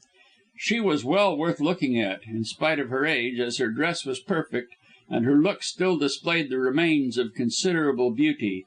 She was somewhat stout, it is true, but her complexion, whether due to art or nature, was that of a young girl, and her sparkling brown eyes revealed an intellect of no mean order.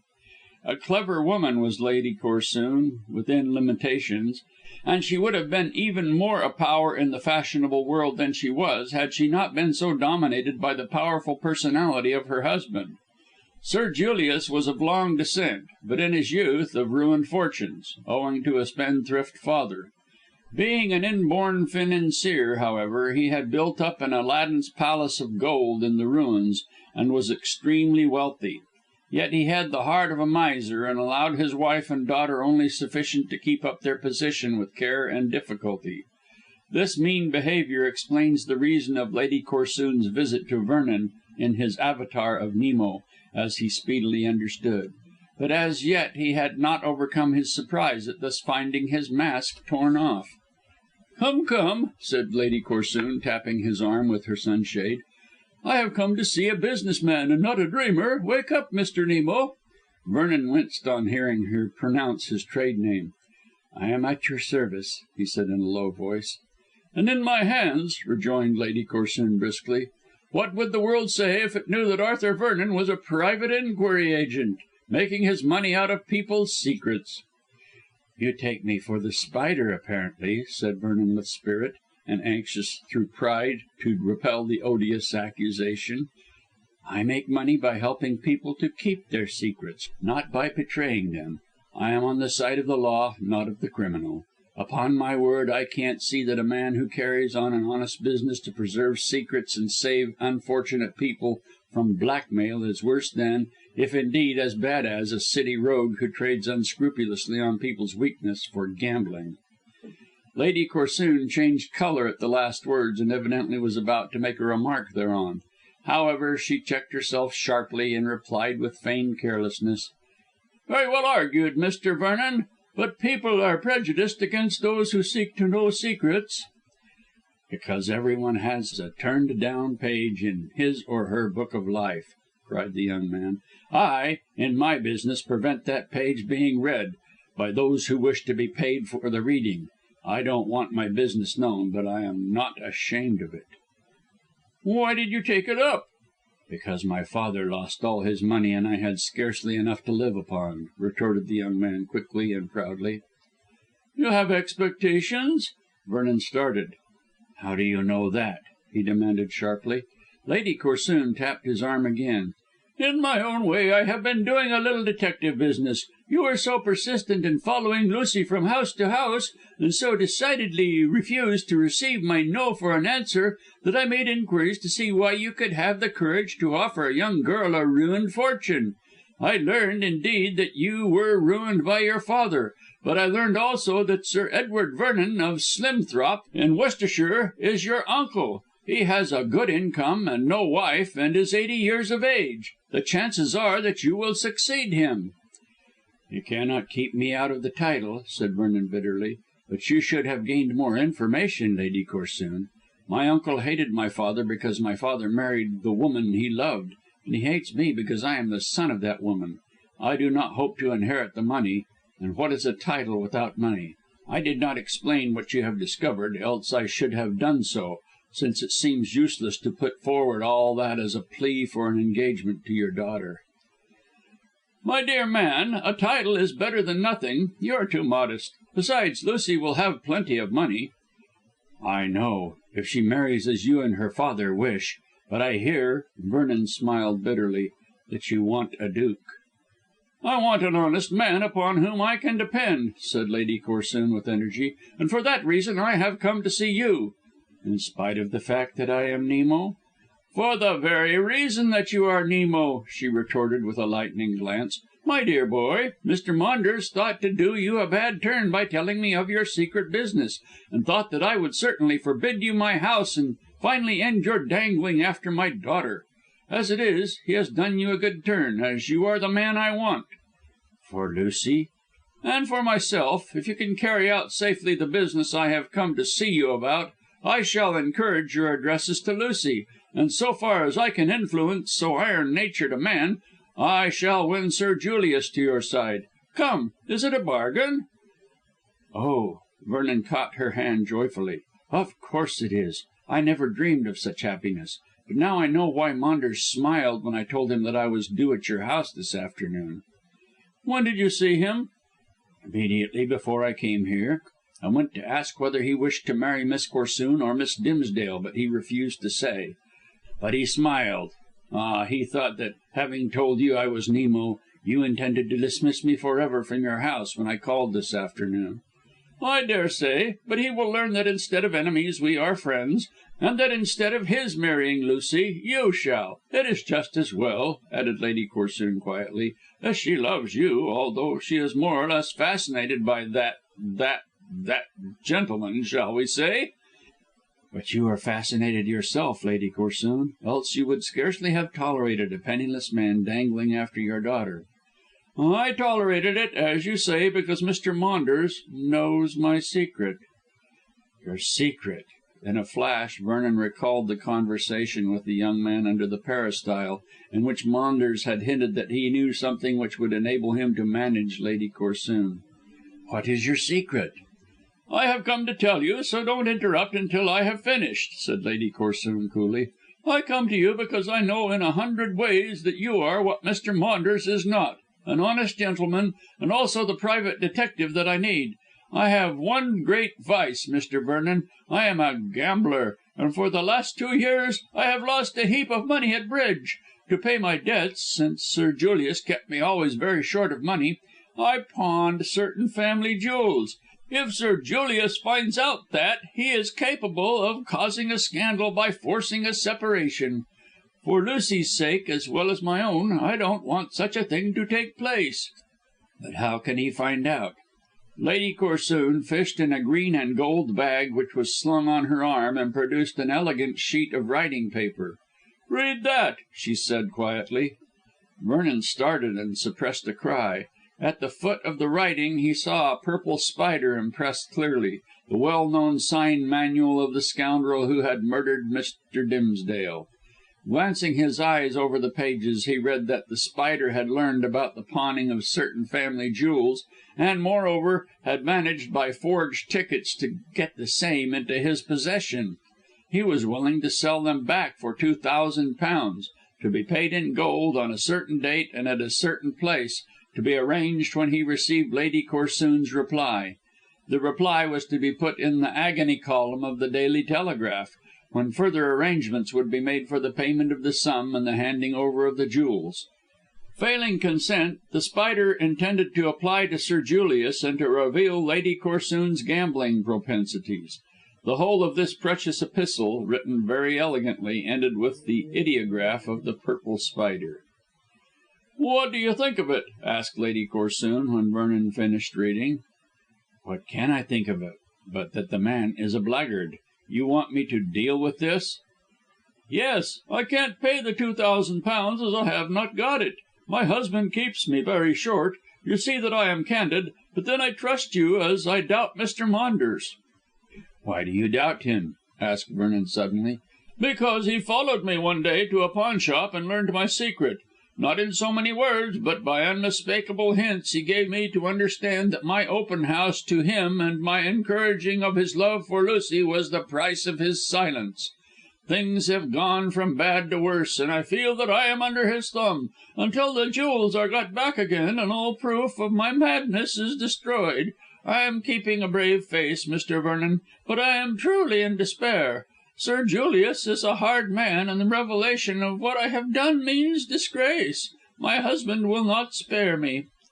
"For his daughter's sake?" "No. He would remove Lucy from my care and cast me off with a small income to live on. He can't get a divorce, but he will insist upon a separation, as I feel certain. You alone can save me, and if you can, I agree to your marriage with my daughter. Oh," she cried, struck by a strange look in Vernon's eyes, "don't think that I am selling Lucy to you. But she loves you, and now that I know you will some day have a title, the money doesn't matter, as Sir Julius may be persuaded into accepting you as his son in law. At all events, if you will be my friend, I shall be yours. Is it a bargain?" "Yes," said Vernon, gripping the hand she held out. "For more reasons than this one do I wish to track this blackmailing beast to his lair. Agree by a line in the Daily Telegraph to pay the money in a month. That will give me time to turn round." Lady Corsoon drew a long breath of relief. "Thank God I came to you. As for Mr. Maunders, I really believe " she hesitated. "What?" asked Vernon, looking up quickly. "That he is The Spider himself." CHAPTER VIII. The Grief of Ida. Vernon was not the man to let the grass grow under his feet when there was anything to gain by hurry, and in this case the happiness of his whole life was at stake. The visit of Lady Corsoon to enlist him on her side with the bribe of supporting his suit for her daughter was one of those unexpected cards which fate deals us to win in the game of life. It was a veritable ace with which Vernon hoped to trump Maunders' trick. Hitherto the handsome scamp had had everything his own way. Now he was to find serious obstacles in his path. With Lucy's love and her mother's support the course of true affection might run smoother. The father might be gained over by playing on his instinctive dislike to Maunders and by the news, which Vernon had hitherto not thought worth imparting, namely that he had a chance of becoming a baronet. Moreover, since war had been declared between the two schoolfellows, Maunders would undoubtedly make himself disagreeable in any case. Already, acting treacherously, he had informed Lady Corsoon of the way in which Vernon earned his money, and it was probable that now he would inform others. Of course the young man wished to prevent this, for in spite of his defence of his profession, he was aware that the world does not look amiably on one who lives by learning the secrets of weak humanity, even when the aim is to preserve those same secrets from use by villains. But the difficulty was to seal Maunders' mouth, as the moment he noticed, and he certainly would speedily, that Vernon was favoured by Lady Corsoon, he would spread the scandal with a zeal born of the knowledge that his empire was slipping from him. Also he would strive to intimidate Lady Corsoon more openly, and it could not be denied but what her position towards her aggressively upright husband was a delicate one. Thus Maunders was the enemy both of Lady Corsoon and of Vernon. To crush him they therefore formed a secret partnership. In this unity lay their strength.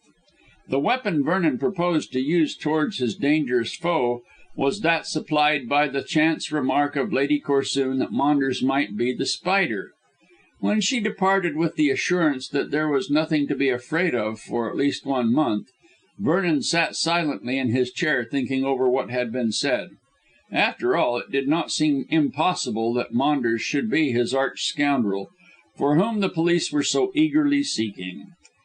To Vernon's own knowledge, the young man did not receive large sums from Mrs. Bedge, and he had no other source of income. Yet, as Vernon had seen, he contrived to live like a prince on nothing a year. Perhaps, like the amiable and talented Mrs. Rawdon Crawley, he managed to keep up his princely appearance by spending other people's money, that is, by getting deeply into debt. But Vernon knew that Maunders did not owe 1 penny. He came by the information by having, at the request of the late Mr. Dimsdale, searched into Maunders' private life some months previously. The old ex-police commissioner, seeing that his daughter was infatuated with the young man, hoped to learn something to his discredit, and so asked Vernon, whom he knew already as Nemo, to make an examination. Of course Vernon did not guess at the time that Mr. Dimsdale wished to find something to the discredit of an undesirable suitor, and merely thought that the old man was anxious to learn if Maunders was a fit husband for his daughter. In fact, Vernon believed that he was doing his old schoolfellow a good turn in probing his life. He certainly learned that Maunders owed nothing, and always settled his debts scrupulously, presumably on money allowed by Mrs. Bedge. So he presented his report to Dimsdale with the remark that Maunders, at all events, was an honest man. Now the case assumed a different aspect with Mrs. Bedge's confession of poverty, a confession which was supported as true by her anxiety to become Ida's paid companion. Since Maunders paid his debts and lived like a millionaire in embryo, how did he manage to fill his purse? Lady Corsoon had provided a very reasonable reply to this serious question. He was The Spider. "But hang him, he's not clever enough," muttered Vernon, rising to pace the narrow confines of his office at this point of his meditations. "He's cunning and smart and observant and unscrupulous, but The Spider is a genius and manages his affairs in a far seeing way, which does not suggest Maunders. Connie is shallow in many ways, and for the present would sacrifice the future. No, The Spider never does that. He waits and plans and arranges his operations in such a way that he can never be captured. No, feasible though it seems, I can't see Constantine as that master criminal." But again Vernon reflected that when the trap had been arranged between him and the dead man the window of the library had been open, and, as Mr. Dimsdale had mentioned in his subsequent letter, with wrath, Maunders had called at that moment. In fact, he had been round the corner of the bungalow nearest to the library with the two ladies. Now, it was not impossible that in passing the library, light footed as he was, and Maunders trod like a cat, he might have lingered at the sound of voices. Thus he might have gained the necessary knowledge of the trap, which he had afterwards utilised to inveigle Vernon to the West Kensington house. That is, presuming he was The Spider, and the name of Lucy Corsoon used in the wire was the very name which Maunders, knowing Vernon's love for the girl, would employ. Finally, Maunders had been at the ball, and it would have been easy for him, masked and cloaked as he was, to steal into the library and commit the crime, afterwards mingling with the guests in all apparent innocence. On these grounds Vernon began to believe that Lady Corsoon might be correct in her assumption. But always there came the doubt that Maunders was too shallow to be the arch rogue. He was clever, but certainly not a genius, whereas The Spider was a Napoleon amongst the criminal fraternity. "In one way I can prove something," said Vernon to himself. "If Maunders did enter the library, he must have been absent from the ballroom for some time. I shall go to Rangoon and ask questions without letting it be seen why I ask them. Then I can learn for certain about his movements on that night. Moreover, I can interview Miss Dimsdale and learn how she is disposed towards the Colonel. Finally, I'll see if he is right in thinking that Miss Hest's influence is harmful to her in any way." Having come to this decision, he repaired the ensuing day to Hampstead, fully determined to set his doubts at rest. A glance at the agony column of the Daily Telegraph had assured him that Lady Corsoon had carried out his suggestion. Under the initial X, she asked for 1 month's time to consider the matter of S. This undoubtedly would be accorded to her, as it was The Spider's policy never to hurry his victims. He robbed them in a most graceful and easy going fashion, and so dexterously that his victims rather congratulated themselves that they had so honest a criminal tradesman to deal with. So Lady Corsoon's secret was safe for a month. Before the expiration of that period, Vernon hoped to lay his hands on the rogue who had baffled the police for so long, but in his heart he did not expect to find Maunders in the grip of the law. At first Vernon was refused admittance by the butler, but on assisting and on sending in his card he was shown into the central hall. Shortly Miss Hest made her appearance with a smiling but somewhat serious face. She looked extremely tall and handsome in a black browed way as she advanced towards the visitor. "How are you, Mr. Vernon?" she said, shaking hands politely. "Is your business with Miss Dimsdale very important? She is not well to day. I have just been bathing her forehead with eau de cologne." "Oh, I have just come to make an afternoon call," replied Vernon easily. "I am sorry to hear that Miss Dimsdale is ill." Frances sighed. "She has never been the same since her poor father's terrible death. She loved him as dearly as he loved her, you know, Mr. Vernon, so the shock was great." "I quite understand. Still, after 2 months more or less of quiet, she surely must be recovering. At her age one does not remember for ever." "No, at our age one has longer memories, Mr. Vernon. But it is kind of you to call. Ida likes you very much, especially as you were such a friend of poor Mr. Dimsdale's. I think you might come in for a quarter of an hour." Vernon hesitated. "I don't wish to disturb Ida," he said doubtfully, "if she wants to be quiet." "Oh, she left the decision to me when we got your card. I am acting as a kind of nurse to the poor darling. Ida is just like my sister, you know." "But your professional engagements?" "They don't matter. I have made a good deal of money in one way and another, Mr. Vernon, you know. I can afford to take a rest. I want Ida to come down to Bowderstyke with me and stop at the Hall."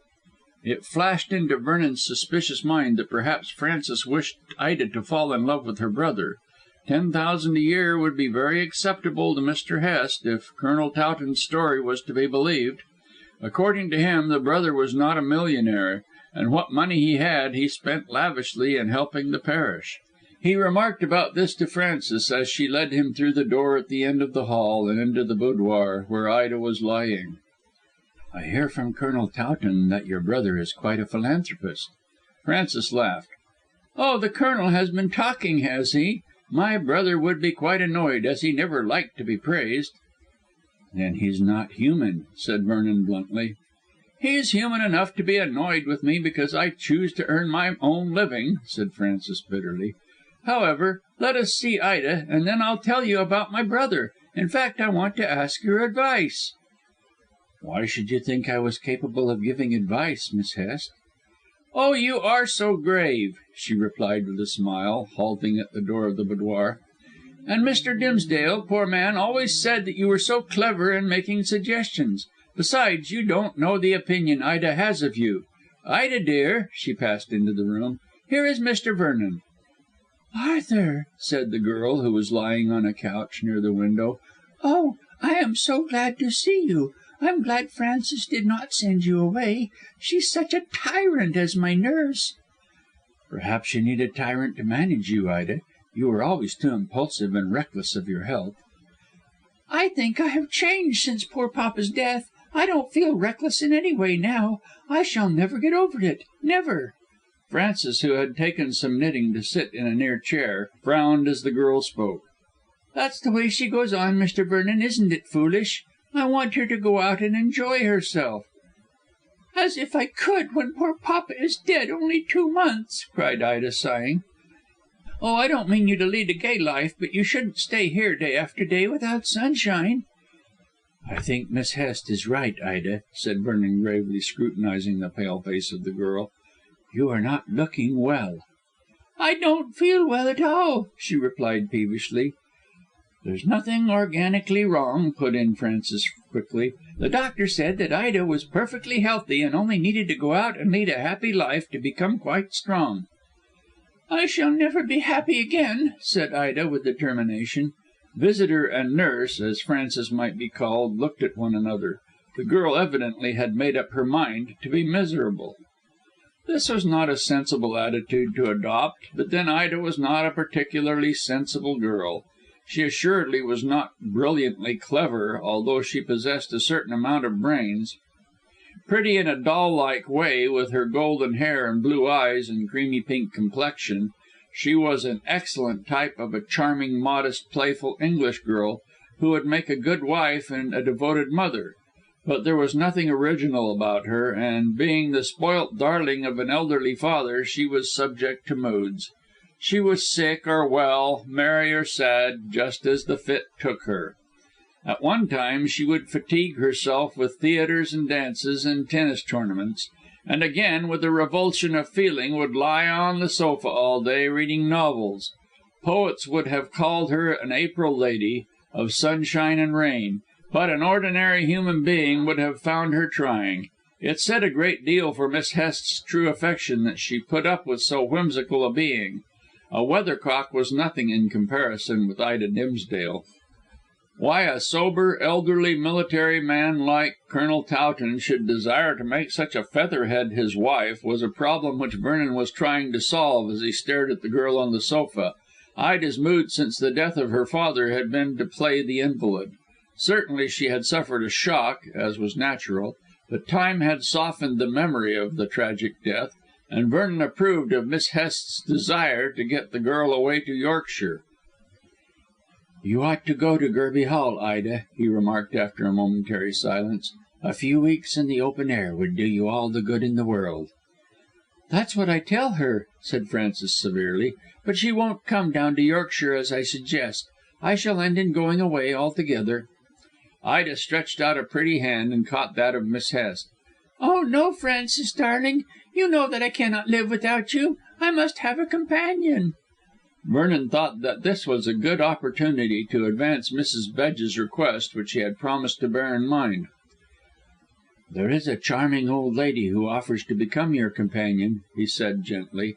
Ida stared and shuddered. "I don't like old ladies. Who is she?" "Mrs. Bedge. She asked me to speak to you because she has lost a lot of money, and is therefore willing to accept a salary as your companion." Frances laid down her work and clasped her hands.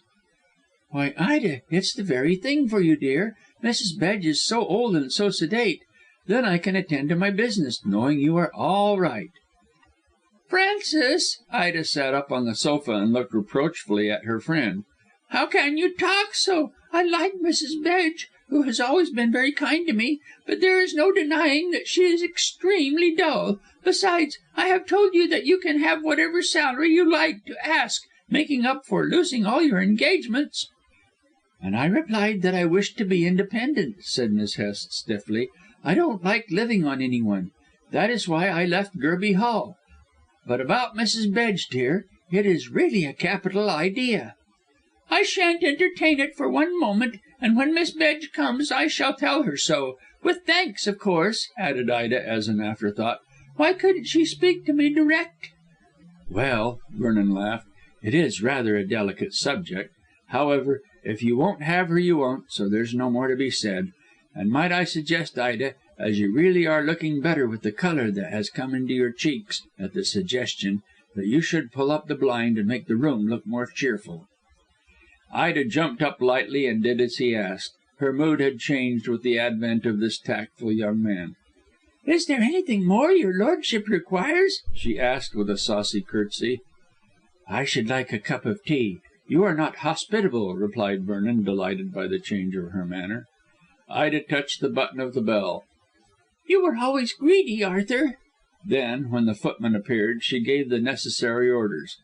"I believe you called less to see me than to get your tea," she ended, laughing quite in her old girlish fashion. "Ida, I don't believe you are ill at all," said Vernon, scrutinising her. "Her imagination makes her ill," put in Frances, who was knitting industriously. "She believes that she is sick, and therefore she is sick." "That is Christian Science," laughed Ida, sitting in a chair instead of returning to lounge on the sofa. "Perhaps you are right, dear, but of course I have fretted a great deal over poor papa's health, but fretting will not bring him back," she ended with a sigh, and her face clouded over again. "What you want is bright society," Vernon assured her hurriedly. "And you suggest Mrs. Bedge?" was Ida's ironical retort. "No, I never thought that she was the right companion for you, as she is too staid and solemn, but I have discharged my conscience by putting her request to you. I never for one moment thought that you would entertain it." Ida looked at him inquiringly. "You think that I am right?" "Yes, I do. Miss Hest is a much better companion." Miss Hest bowed to the compliment with a grave smile. "Oh, I mean what I say, my dear lady. Take Ida down to Gerby Hall and play the tyrant as much as possible by forcing her to keep in the open air all day. She will return quite cured."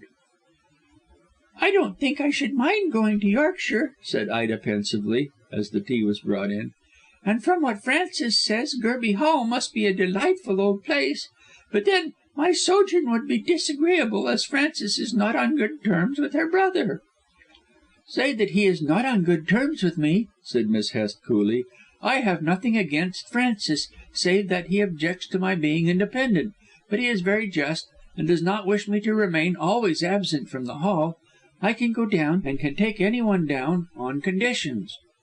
"What are they?" asked Vernon, accepting a cup of tea. "That I and anyone I bring bother Francis as little as possible. In fact, when I am at the Hall, Francis usually goes to New York while I remain, and even when he returns he sees almost nothing of me, as I keep out of his way. He isn't a bad fellow, and of course I should speak well of my twin brother."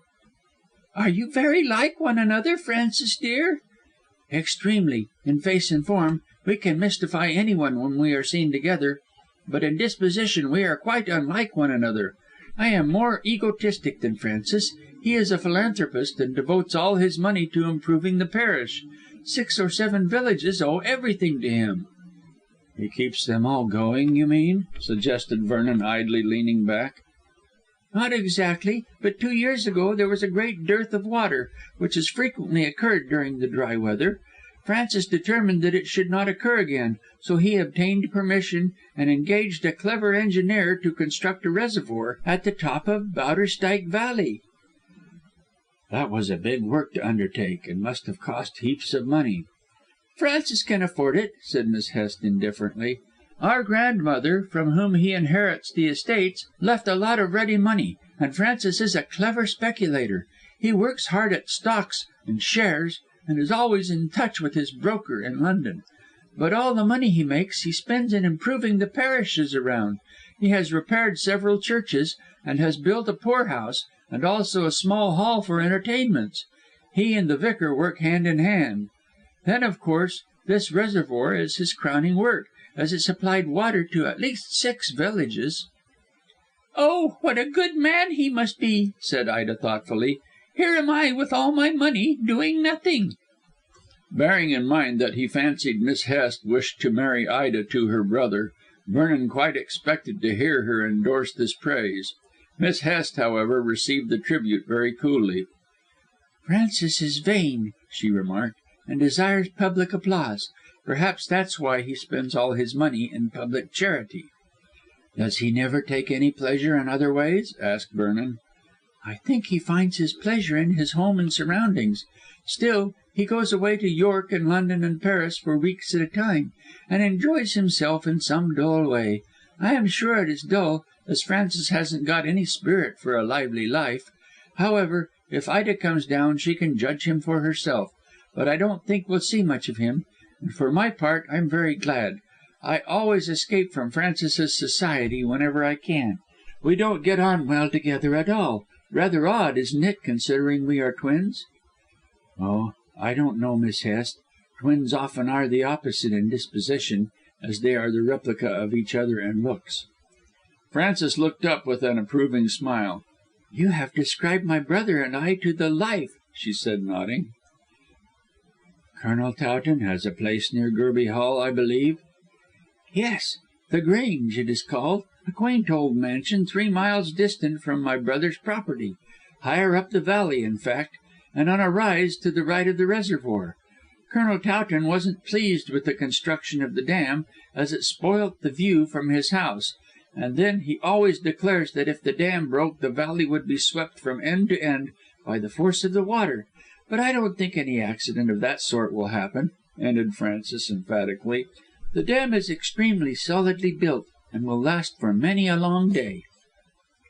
"I think I should like to go to Bowderstyke, if only to see Colonel Towton's house," said Ida unexpectedly. "He told me such a lot about it." "I thought you didn't like Colonel Towton," said Vernon smiling. "There!" exclaimed Frances, dropping her knitting, while Ida flushed. "Didn't I say that Mr. Vernon would remark how fickle you are, Ida?" "Fickle?" echoed the young man, looking puzzled. "You know that Ida was in love with Mr. Maunders," went on Miss Hest, while Ida still blushed and appeared embarrassed. "She never gave her poor father any peace, and always wanted to marry him. Well, since the death she has taken a positive dislike to him, and can only find good in the Colonel." "Ah," said Vernon meaningly, "that would have pleased poor Mr. Dimsdale. He greatly desired to see Ida the Colonel's wife." "I begin to think papa was right," said Ida in a low tone, and turning away her face. "I did like Mr. Maunders very much. I suppose I really was in love with him in a way. But since papa's death he has scarcely been to see me, and has not acted at all sympathetically. Now the Colonel has called constantly, and has been so kind and so sweet that I "That you love him?" ended Miss Hest coolly. "I'm not sure. He's awfully nice and is devoted to me. I daresay if I saw much of him I might " "Well," Miss Hest interrupted again, "I hope you will, as I am sure Colonel Towton would make you an excellent husband. He is handsome and distinguished and sensible enough to guide you, my dear." Frances laid her hand on Ida's knee.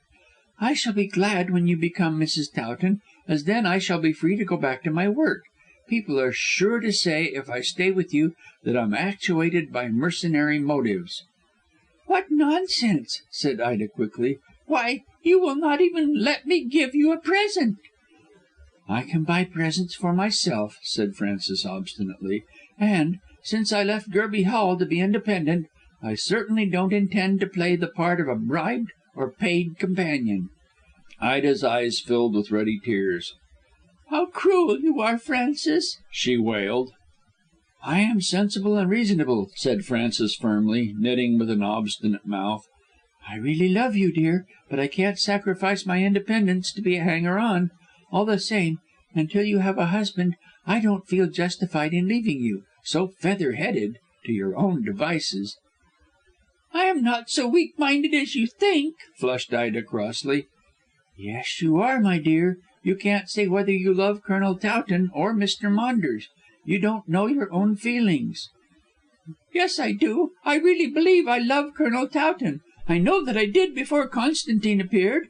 Then I took a fancy to him. Now that fancy has gone, and I again love the Colonel. Yes," Ida paused meditatively, "I am sure that I love the Colonel." "Pooh, pooh! Just what I said. You don't know your own mind." "I wish you would carry out your first impulse, Ida, and marry Colonel Towton. He's a good man, and Maunders isn't." This came from Vernon. "I feel that," muttered Ida, "but he fascinates me, and after all, he is trying to learn who killed my father." "So am I," said Vernon drily, "yet you don't love me. Not that I want you to," he added hurriedly and colouring. "But about Maunders. Has he ever said anything to you likely to reveal the name of the assassin?" "No. Why do you ask?" inquired Ida, and even Frances stopped knitting and looked steadily at Vernon. "Do you suspect that Mr. Maunders knows more than he admits?" asked Miss Hest. No. Of course I don't," answered Vernon hastily and leading cautiously up to the purpose of his visit. "But he was in the house when the murder took place, and might have seen some stranger present, who would be The Spider." "I don't think so, and I don't see how he could, seeing that everyone was masked. If he had seen any suspicious character, I certainly should have known of it at once." "Why you rather than anyone else?" asked Vernon quickly. "Well, you see, Ida was in one of her freakish moods on the night of the ball, and gave Mr. Maunders the cold shoulder, consoling herself with the Colonel all evening." "I did so because papa did not wish me to pass my time with Constantine." "I daresay, Ida," responded Miss Hest rather acidly, "but you asked him to the ball, notwithstanding your father objected. At all events, Mr. Vernon, as Mr. Maunders was cold shouldered, he came to me, and I had the burden of him from 10 o'clock to the time Ida discovered the murder, at 1/4 to midnight. Mr. Maunders never left me alone all that time, so if he had seen anyone suspicious he would have told me." Quite so," murmured Vernon absently, and thinking that here was a very good alibi for Maunders, and the stronger since it was given unconsciously by one who did not know the reason for putting it forward. "I daresay The Spider came in by the window," he remarked in louder tones. Miss Hest made a significant gesture. "I don't know how he came or how he went," she said, nodding towards Ida, who had grown pale, "and the police seem to be able to discover nothing. But you might see Mr. Maunders and learn if he had any suspicions that a stranger was present." "That would be useless in the face of what you tell me. He would have spoken to you had he been doubtful," said Vernon courteously, "and " "There, don't say anything more. Don't you see that Ida is on the verge of fainting?" Miss Hest caught Ida's hands. "Poor child, they are quite cold. You had better go, Mr. Vernon." "Yes." He rose promptly. "I am sorry that I spoke of the murder. Don't think anything more about it, Ida, but go to Yorkshire and recover your health." Ida nodded faintly. "Yes, I shall go. It is best for me to get away from this tragic house." And Vernon quite agreed with her. CHAPTER IX. Jenkins. CHAPTER IX WITCHCRAFT. While Vernon was having his interview with Ida and her companion, Colonel Towton went on a little expedition of his own. Ever since the discovery that Ida had been to Diabella, Towton had been anxious in his turn to pay a visit to the famous Bond Street fortune teller.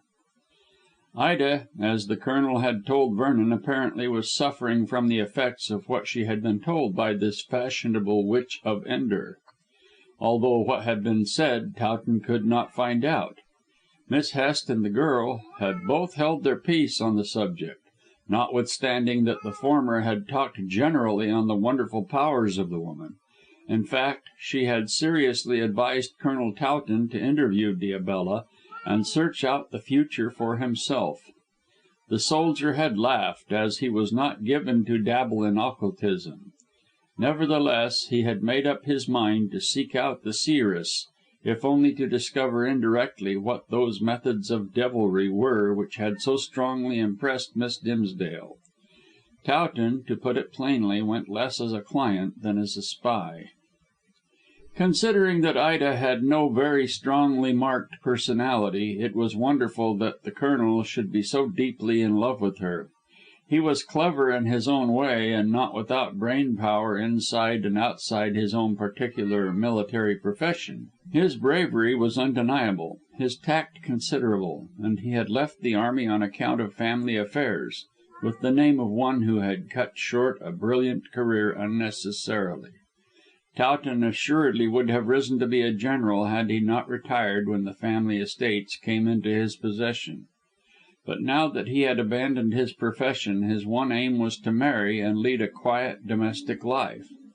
He did not wish for a clever wife, or a wealthy wife, or a particularly lovely wife, as he was too matter of fact to be romantic. His dream was of a peaceful hearth, and a house perfectly managed by a gentle wife. In Ida he believed that he saw the helpmate he so greatly desired, one who would make her husband's will her law, and who would be a cheerful companion. Her moods he believed to be the result of lack of guidance, and he flattered himself that when she became Mrs. Towton he would be able to render her less freakish. Ida's nature was so impressionable that he thought it could be easily moulded, and in this he no doubt was right. Many of the girl's faults were due to the over indulgence of her father, and to the lack of a firm hand to lead her in the right way. She would have welcomed a master having one of those natures responsive to suggestion. And, in an unconscious way, the Colonel appealed to her as a strong, kind hearted man, who could shelter her from the storms of life better than anyone else could. In point of fact, the two were made for one another, and, but for the intrusion of Maunders, their course of true love would have run smooth. However, Colonel Towton was extremely obstinate, and having decided that Ida was the very wife he desired to preside over his dinner table, he was determined not to let her be snatched from him by any rival. He admitted with some dread that Maunders was a formidable wooer, and moreover guessed, with the keen instinct of a man in love, that Francis Hest had too much control over the girl. For one thing, she had induced Ida to go to Diabella, a thing Towton would never have permitted had he been able to help it. He knew from his Indian experience only too well that there is truth in occultism, and that an impressionable being, such as Ida truly was, could easily be possessed by strong suggestion. He had no reason to doubt Miss Hest, and did not think for one moment that she was his enemy in any way. But, with the assistance of suggestions from Diabella, she might lead Ida into unhealthy ways. And all these dealings with the unseen with which psychics have to do were unhealthy in the Colonel's very material eyes. Already, as he had seen for himself, the visit to Diabella had upset Ida, so whatever the harm done might be, it was necessary to undo it by proving the woman to be a fraud. Towton therefore ascended the stairs to the consulting room of Diabella, with the intention of learning if the fortune teller was a humbug. Once assured of that, he resolved to explain her methods to Miss Dimsdale, and so prevent her trusting as truth whatever the woman had said. Then Ida's indignation at being duped, as the Colonel believed she had been, would probably shake Miss Hest's position. Towton felt certain that Frances was more friendly to Maunders than to himself, and at one sweep he hoped to get rid of both. Afterwards Ida would be more willing to become his wife. Diabella's offices, as they might be called, consisted of 2 rooms, a small outer one entered directly from the passage, and a spacious inner one which overlooked the street. As Towton tapped at the door of the prophetess, his thoughts suddenly flew back to his many years of sojourn in the Far East. For the moment he could not think what had detached him so unexpectedly from England, until, on stepping across the threshold of the now open door, he became aware of a strong, pungent scent, impossible to describe. At once he noted it as that smell of the bazaars which runs without a break from Port Said to Hong Kong. Perfume is the strongest of aids to memory, therefore Towton's thoughts had flashed back over many years to various Indian experiences. His body was in England, but his soul was in the East, nor did the sight which met his eyes dispel the illusion. The room he entered and the attendant who welcomed him were both Egyptian in looks. The small compartment resembled an ancient tomb, as the walls and ceiling were painted vividly with hieroglyphics, glowing in crimson and blue and yellow and emerald green. Through a stained glass skylight overhead a dim coloured light streamed just sufficiently to reveal the weird looks of the room. It was faked, of course, but very cleverly faked, as the Colonel secretly admitted, even to the attendant, who, apparently a true Eastern, was attired in a garb which one of Pharaoh's fan bearers might have worn appropriately. The floor was covered with linoleum painted to resemble marble, and there was a quaintly shaped table of ebony, 2 or 3 antique and uncomfortable chairs, copied from furniture of the 19th dynasty, and a weird looking teak sofa covered with bright yellow cushions. What with the grotesquely painted walls, the sparsity of furniture, the dim light, the scented atmosphere, and the strangely dressed attendant who salaamed profusely, Colonel Towton felt as though he had stepped at one stride across the Mediterranean to a resuscitated Memphis.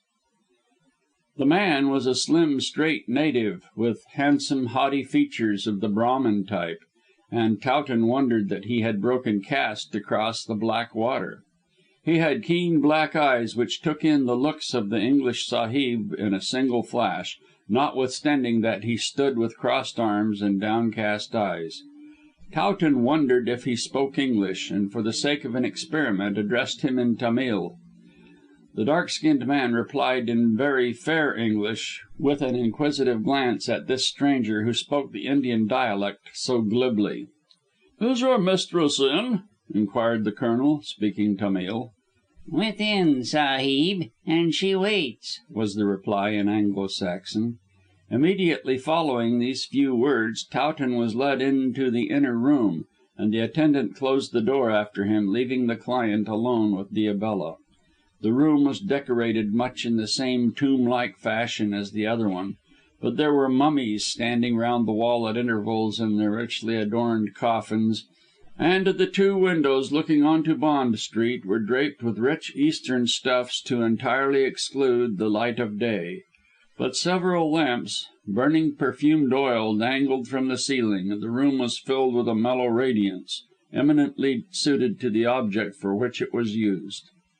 Towton shrewdly surmised that the peculiar decorations, the exclusion of daylight for the use of artificial illumination, and the highly scented atmosphere which prevailed even more strongly here than it had done in the outer room, were all meant to daze the senses of Diabella's clients, so that they might more readily credit her assertions.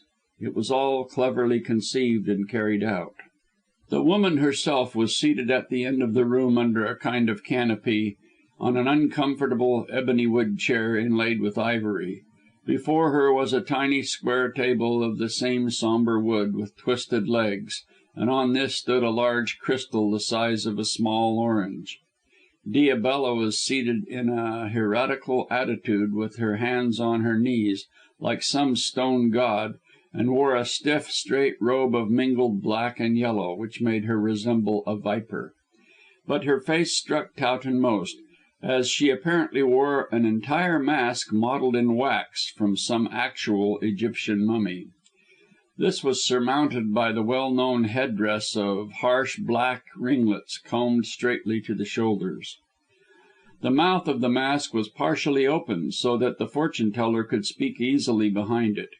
With her dead looking face and motionless attitude, Diabella looked exactly like the mummies which flanked her right and left. And right and left also, in tall iron tripods, flamed some spirits which cast weird lights on her uncanny appearance. Nothing better could have been designed to impress the weak minded, and in that temple of illusion, and from the lips of such a strange creature, the boldest might be excused for believing the impossible. Even Colonel Towton felt an unaccustomed shudder, as though he were in the presence of the unseen. "You wish to consult those who dwell in darkness about the future?" asked the sorceress in a strange metallic voice, as inhuman as were her looks. Towton smiled scornfully and twisted his moustache. He had quite recovered his momentary obsession by that perfumed atmosphere, and sat down with a cool air.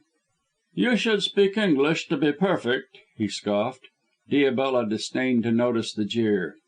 "Would you have me look in the crystal, or spell the cards, or read the hand?" "None of the three, thank you," said Towton drily. "Do you really possess the power of reading things?" "I can read the past, the present, and the future.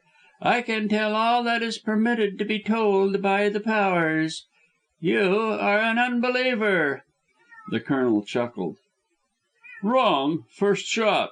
Having seen a good deal of this sort of thing, although," he glanced round the room, "scarcely so dressy a place, I believe that some gifted people have certain senses at command, if not under control, with which they can foretell things. I quite appreciate your remark about the powers permitting and forbidding, as I am aware that such is the case."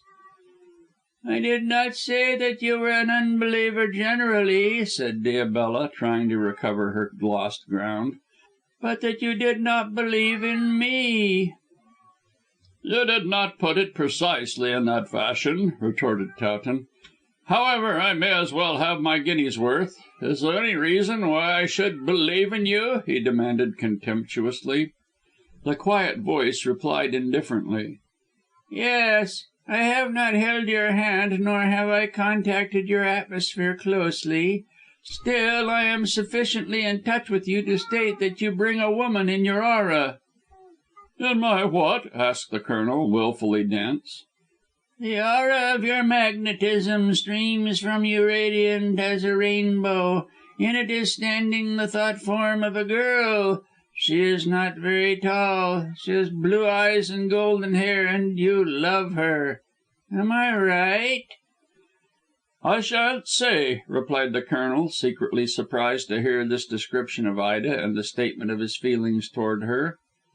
"Humph!" he made a half unwilling admission. "You have some psychic powers after all. Tell me more."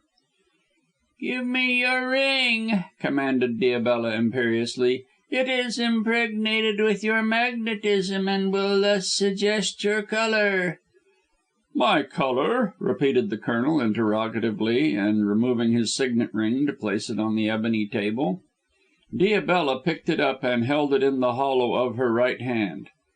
"Every human being in the unseen world around has a colour which is the prevailing hue of the karmic body, tinted by desire.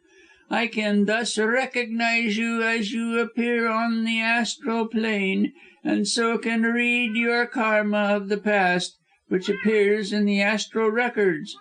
Thence I can deduce your future for good or evil, in a great measure correctly." "Then you can't be certain that what you tell me is true?" "No. Under certain circumstances, when the High Ones permit, the future is revealed beyond all doubt. But those circumstances are connected only with spiritual enlightenment. Otherwise those who have the sight merely deduce what will happen by reading the karma of the past, which can be discerned in the astral light." "Your claims are certainly more modest than I expected," said Towton, somewhat interested, "and if you can tell me my past life correctly, I shall credit more or less of your prophecies. You know my name?" "Richard Towton."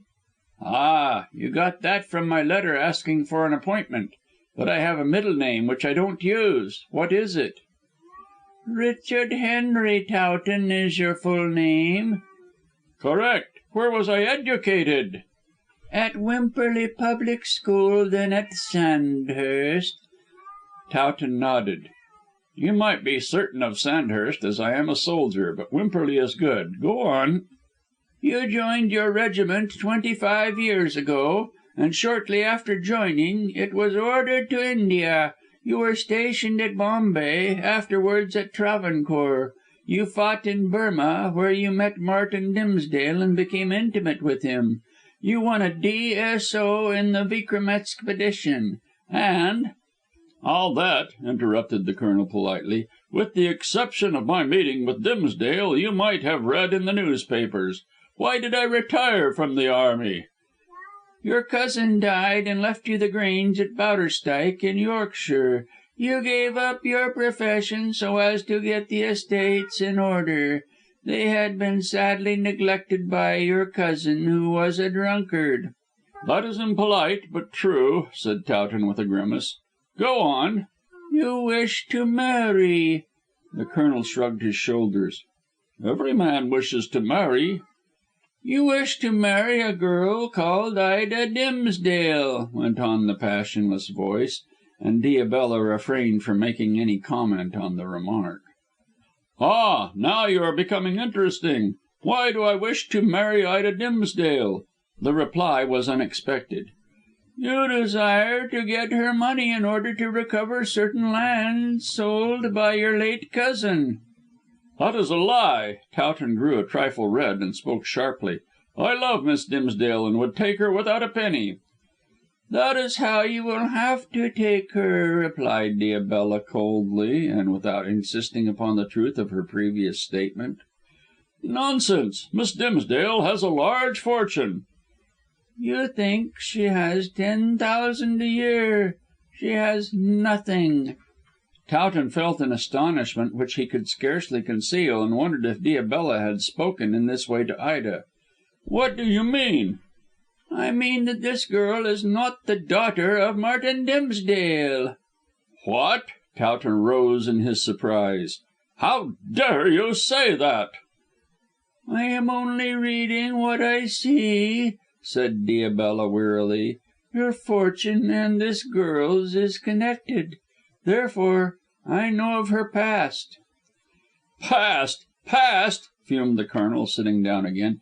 "She has no past in the sense you mean. She was born in Burma and her mother died shortly afterwards. Dimsdale sent her home to relatives, and afterwards she went to school at Hampstead. 5 years ago he returned to settle in England, and she has been with him ever since." "Quite true, but you are foolish to tell me so much, as now you will say that I merely echo what you have mentioned." "I have certainly not mentioned that she is not Dimsdale's daughter." "No, yet it is true. Her name is Ida Menteith, and her father was a major in a native regiment. Menteith, with his wife in Burma at a station called, wait until I get the name." Diabella stopped for one moment, then spoke out triumphantly. "It was called Goorkah Station, and was besieged by the Dacoits." "Yes, I remember the station, but not a man called Menteith." "This happened before you went to India." "What happened?" asked Towton bluntly. "What I am about to tell you. Dimsdale was then a police commissioner. He loved Mrs. Menteith, who returned his love, and hated the husband." "I don't believe that for one moment. Dimsdale was a good fellow who would never make love to another man's wife." "Many good fellows do that," said Diabella sarcastically. And Dimsdale did love Mrs. Menteith so deeply he did not save the husband's life when he could have done so."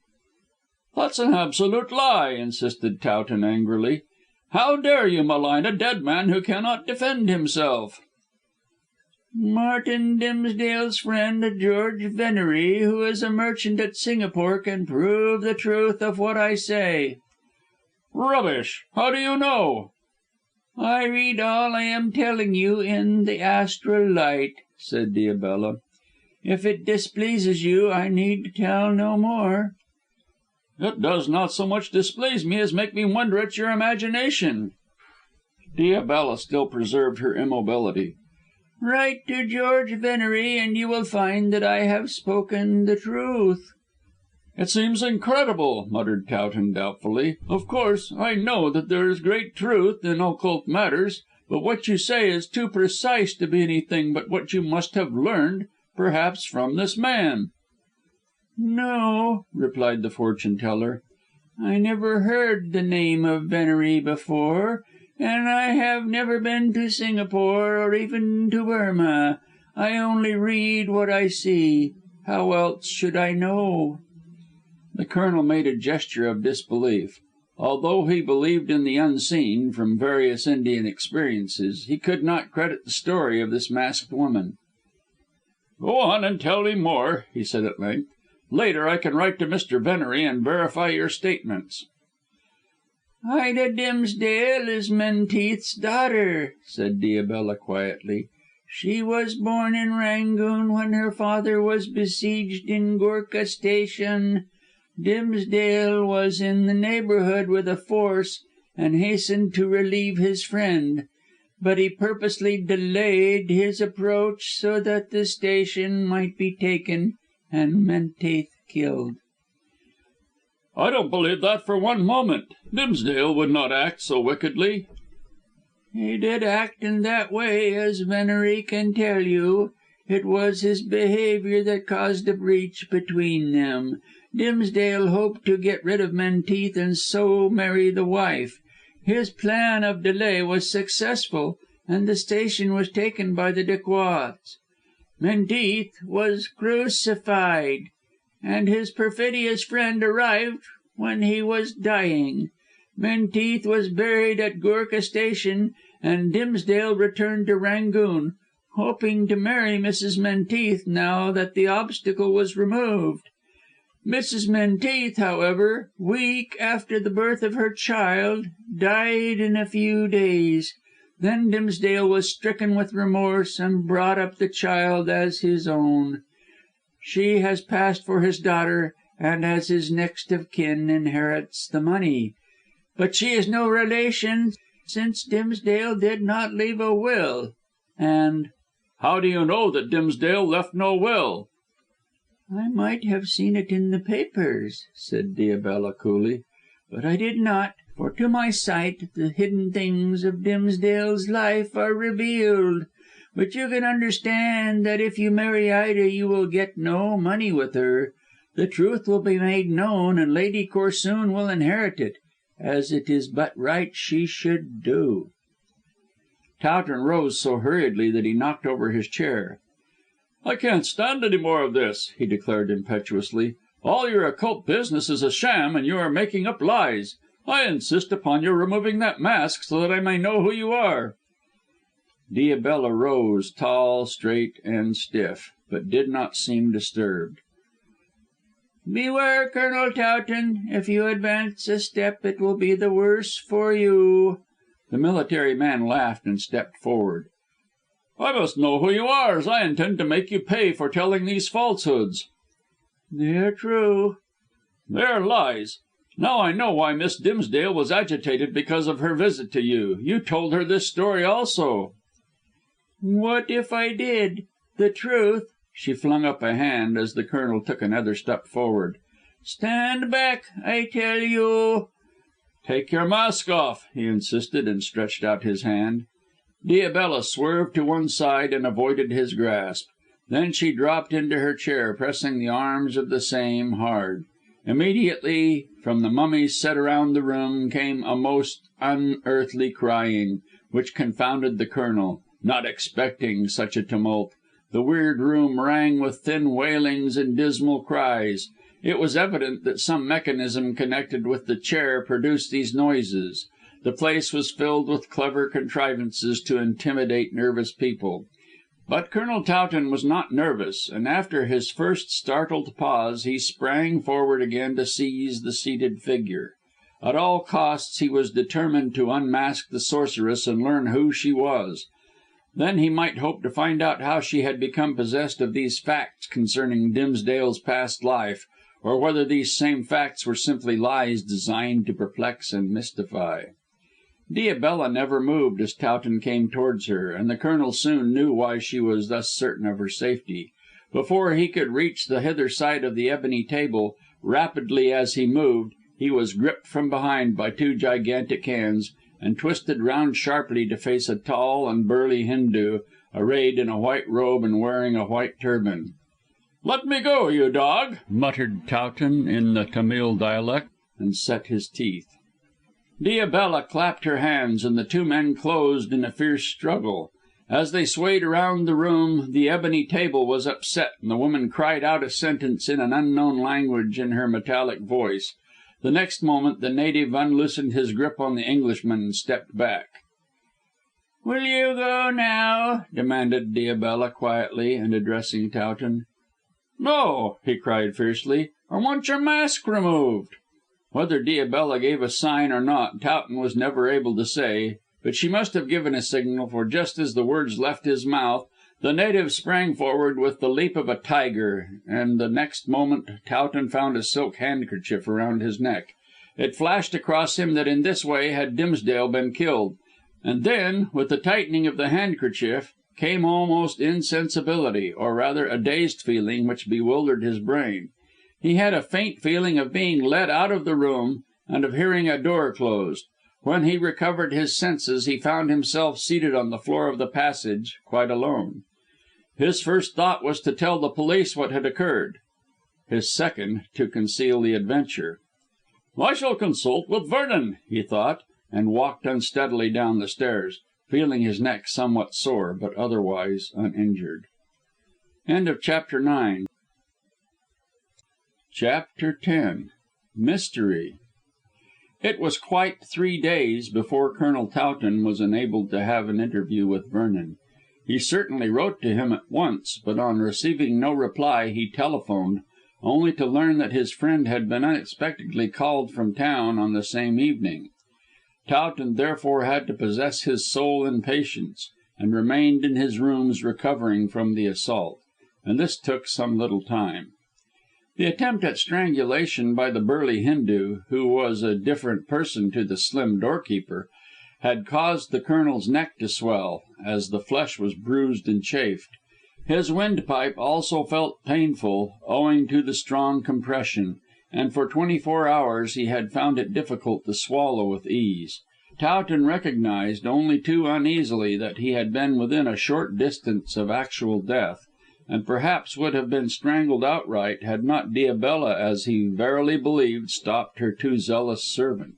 Naturally she did not wish for a client's death, lest the police should interfere and put an end to her lucrative trade, which was assuredly a very paying one. Meanwhile the Colonel received a letter from Ida saying that on the ensuing day she was going down to Yorkshire with Miss Hest. There, breathing air like champagne, and enjoying perfect rest, undisturbed by callers, she hoped to recover her spirits and health within a month, the time of her proposed stay. But what pleased Towton most in the letter, and what caused him to blush like a girl, was the hope Ida expressed that he would come down to his country seat while she stayed at the Hall. "You have often told me of your beautiful home," wrote Ida amiably, "and one of my reasons for staying at Gerby Hall is to see the Grange. If you should take a fancy to run down, perhaps you will show it to me yourself, as I hear from Francis that the house is full of historical interest." There were a few lines more to the same effect, and it really seemed as though Ida wished to become acquainted with her future home. At least Towton looked at the matter in this way, and his spirits rose accordingly. Maunders apparently was out of favour, and Ida had returned to her first love. Without being unduly conceited, Towton was very well satisfied that the girl had loved him before the handsome scamp had come on the scene. Then the latter's looks and charms of manner had infatuated her to an alarming extent. Now, and the Colonel sincerely hoped that such was the case, her momentary aberration, as it might be called, had passed away, and she was holding out the olive branch of complete reconciliation. But that Towton still felt unwell after his rough and tumble encounter with the Hindoo, and but that he wished to consult Vernon about the matter, he would have gone down to Yorkshire at once, so as to bask in the sunshine of Ida's eyes. But he put a restraint on his feelings and decided, not without a struggle, to remain where he was. In connection with various ideas which had occurred to him since his visit to the Bond Street fortune teller, it was imperative that he should consult with someone and ventilate various theories, which might or might not elucidate various mysteries. Therefore Towton read and smoked and played patience in his comfortable rooms, watching the passing of time with open eagerness. On the third evening, and that was a Saturday, Vernon made his appearance at 8 o'clock. He entered with perfect coolness, and found himself facing a very impatient man. "Did you wish to see me, Colonel?" he asked quietly. "I found a note at my chambers requesting me to call at once." "Do I wish to see you?" echoed Towton, jumping to his feet and wringing Vernon's hand heartily. "Why, my dear fellow, I have been sitting here on pins and needles for the last few days. What the deuce took you out of town so unexpectedly? I beg your pardon. I should not inquire into your private business. Sit down and have a cigar. The whisky and potash is on the table at your elbow." "Oh, my business is not private," replied Vernon, taking a comfortable chair and a very excellent cigar. "All the world will know in a week or so." "Know what?" "That my uncle, Sir Edward Vernon, is dead, and that I am a titled, well-to-do man, worth knowing." "I never knew you had an uncle," said Towton, staring. "It's not unusual for men to have uncles," said Vernon drily. "I didn't buck about the relationship, as we were not the best of friends. A family quarrel between my father and Sir Edward, you understand. However, when I returned from a visit to Miss Dimsdale, I found a letter from my uncle asking me to come to Slimthorpe, near Worcester, as he was very ill. I packed up and went by the evening train, and there I have been for the last 3 days." I suppose I ought to congratulate you." "Well, you may. Sir Edward can't last more than a week, and he leaves me heir to his title, his mansion, and a few thousands a year. He's not a bad old fellow either," went on Vernon meditatively, "and I am sorry he is dying. I don't deny, however, that his death will make a great change in my fortunes for the better, as is obvious." "It will enable you to marry Miss Corsoon," said the Colonel, nodding. "Yes." Vernon thought of his interview with Lady Corsoon and replied briefly. "Uncle Edward is 80 years of age," He added apologetically, "so he can't be said to have been cut off when he was green." "He's not cut off yet," answered Towton with a shrug. "I don't want to throw cold water on your prospects, Vernon, but these old fellows have wonderful recuperative power." "I shall be glad if he gets better," said Vernon emphatically, "and now that we are friends I may be able to make his life more cheerful. He has a dismal time all alone in that barrack of a house, but I don't see why I should bore you with all this family history." "I do," said the Colonel unhesitatingly. "It's because you and I have been drawn into closer friendship by our common acquaintance with Maunders, who is playing fast and loose with the 2 girls we love. We have had to make common cause against the enemy, and so are forced to speak freely. Besides, you are a good chap, Vernon, and I don't wish to work alongside a better man." And leaning forward, the Colonel gave his friend's hand a grip. "Would you do that? Would you say that if you knew that I was a private detective, or to soften the term, a private inquiry agent?" "What?" Towton nearly jumped out of his chair. "As I had no money when my father died," explained the young man steadily, "and my uncle would have nothing to do with me, I turned my powers of observation to account, by setting up as Nemo, of Covent Garden, to hunt down criminals and to help people keep their secrets when threatened by blackmailers. Mine is a perfectly honourable profession, I assure you, Colonel, but you may have your prejudices." "Well," said Towton after a pause, "I don't deny that I care little for detectives, or too much like the bloodhounds of the law, but I'm quite sure that you were driven to take up the business, and I'm also quite sure," added Towton emphatically, "that the business as conducted by you is all that can be desired in the way of honour. Why did you tell me?" "If I hadn't, probably Maunders, when he found that we were working together, would have told you. It struck me as a wise thing to take the wind out of his sails." "There's something in that," admitted the Colonel, twisting his moustache, "and I am glad that I heard of your profession from yourself. But how did your friend Maunders find out what you kept secret?" Vernon shrugged his shoulders. "Who knows? He seems to have a wonderful nose for smelling out things to his advantage." "To his advantage? Come now." "I assure you, Colonel, it is so. He wished to become my partner. Lately, however, he has changed his mind, and he promised to hold his tongue. To my cost," went on Vernon slowly, "I found that he has not done so, as he told Lady Corsoon." "The devil he did! Then good bye to your chances of the daughter." "Do you think so, when I shall soon be Sir Arthur Vernon, with an eligible country seat and 3,000 a year, more or less?" "No, that alters the case. It whitewashes you, as it were. Ho, ho!" Towton laughed maliciously. "That will be one in the eye for Mr. Constantine Maunders. And serve him right. Why the deuce does he play the lover with two women at once? I congratulate you, Sir Arthur." "Colonel, you are premature." "Never mind. It's just as well to take the bull by the horns and time by the forelock. I congratulate you, Sir Arthur, for you will marry Miss Corsoon and wipe our friend's eye. He won't have either girl." "Certainly not Lucy, if I can help it," said Vernon hotly. "But what about Miss Dimsdale? I rather think, from what I saw of our interview of 3 days ago, that she inclines to you, Colonel." "Ah, Miss Dimsdale." Towton nursed his chin in the cup of his hand.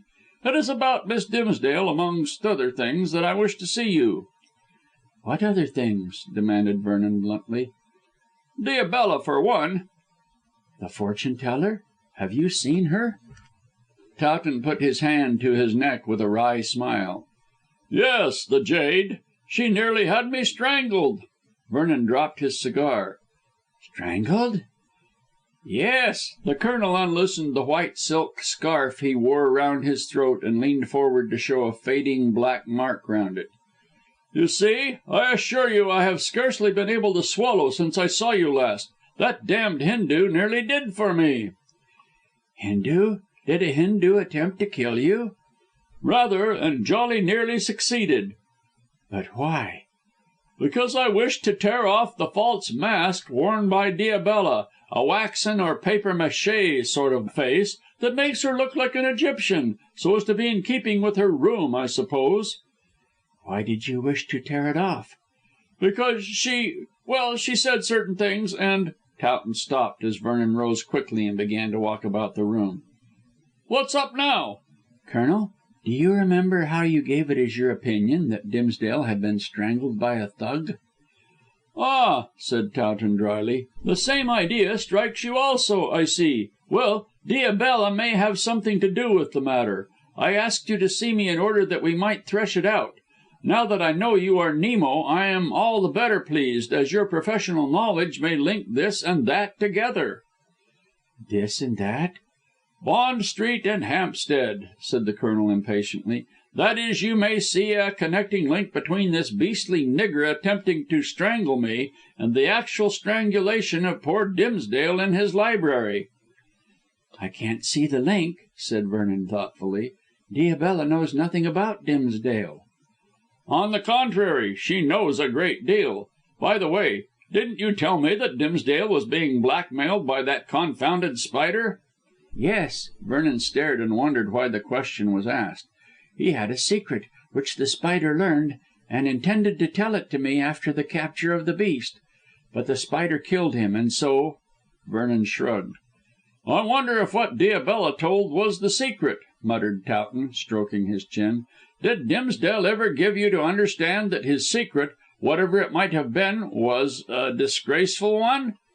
"On the contrary, he said that he didn't mind anyone knowing what it was. said Vernon promptly. "Only he added that The Spider had embroidered actual facts, and so might make things hot for him were the added facts to become known to the world at large." Towton nodded. "I thought so." "Thought what?" asked Vernon impatiently. "That Diabella and this mysterious Spider are in league." Vernon dropped into his chair, placed his hands on his knees, and stared very hard at the lean brown face of the soldier. "What do you mean?" "Listen and I'll tell you. I am quite sure that you will come to the same conclusion." And Towton in an incisive manner related what had taken place in the fortune teller's weird apartments. The effect on Vernon was to produce an extraordinary emotion of mingled dread and relief. Dread, because he saw deep and dangerous villainy at work, and relief, as now he espied a gleam of light in the darkness surrounding the Rangoon crime. He made no remark, either during Towton's recital or after it, so that the Colonel grew impatient. "Well, what do you make of it?" he asked sharply. "I agree with you that Diabella and The Spider are in league." He rose, much agitated. "Perhaps Diabella is The Spider all by herself." "The Spider I always understood to be a man." "It is presumed so, but who knows? Diabella may be the real originator of these crimes, and may employ men to collect her fees. Then, of course, as a popular fortune teller, she has every opportunity of learning people's secrets, for those who consult such creatures always give themselves away. A few skilfully put questions and a few dexterous prophecies would make people loosen their tongues. Then a clever woman, putting two and two together, would soon make the four, which means blackmail." "But how the deuce could she learn this secret of Dimsdale's?" "Well, the secret is connected with the Far East, and you say that Diabella employs two Indians in her fortune telling business.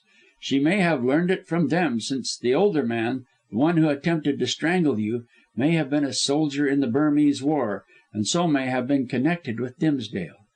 Then, again, Diabella may herself have been in the East, and may have learned about Ida not being Dimsdale's daughter."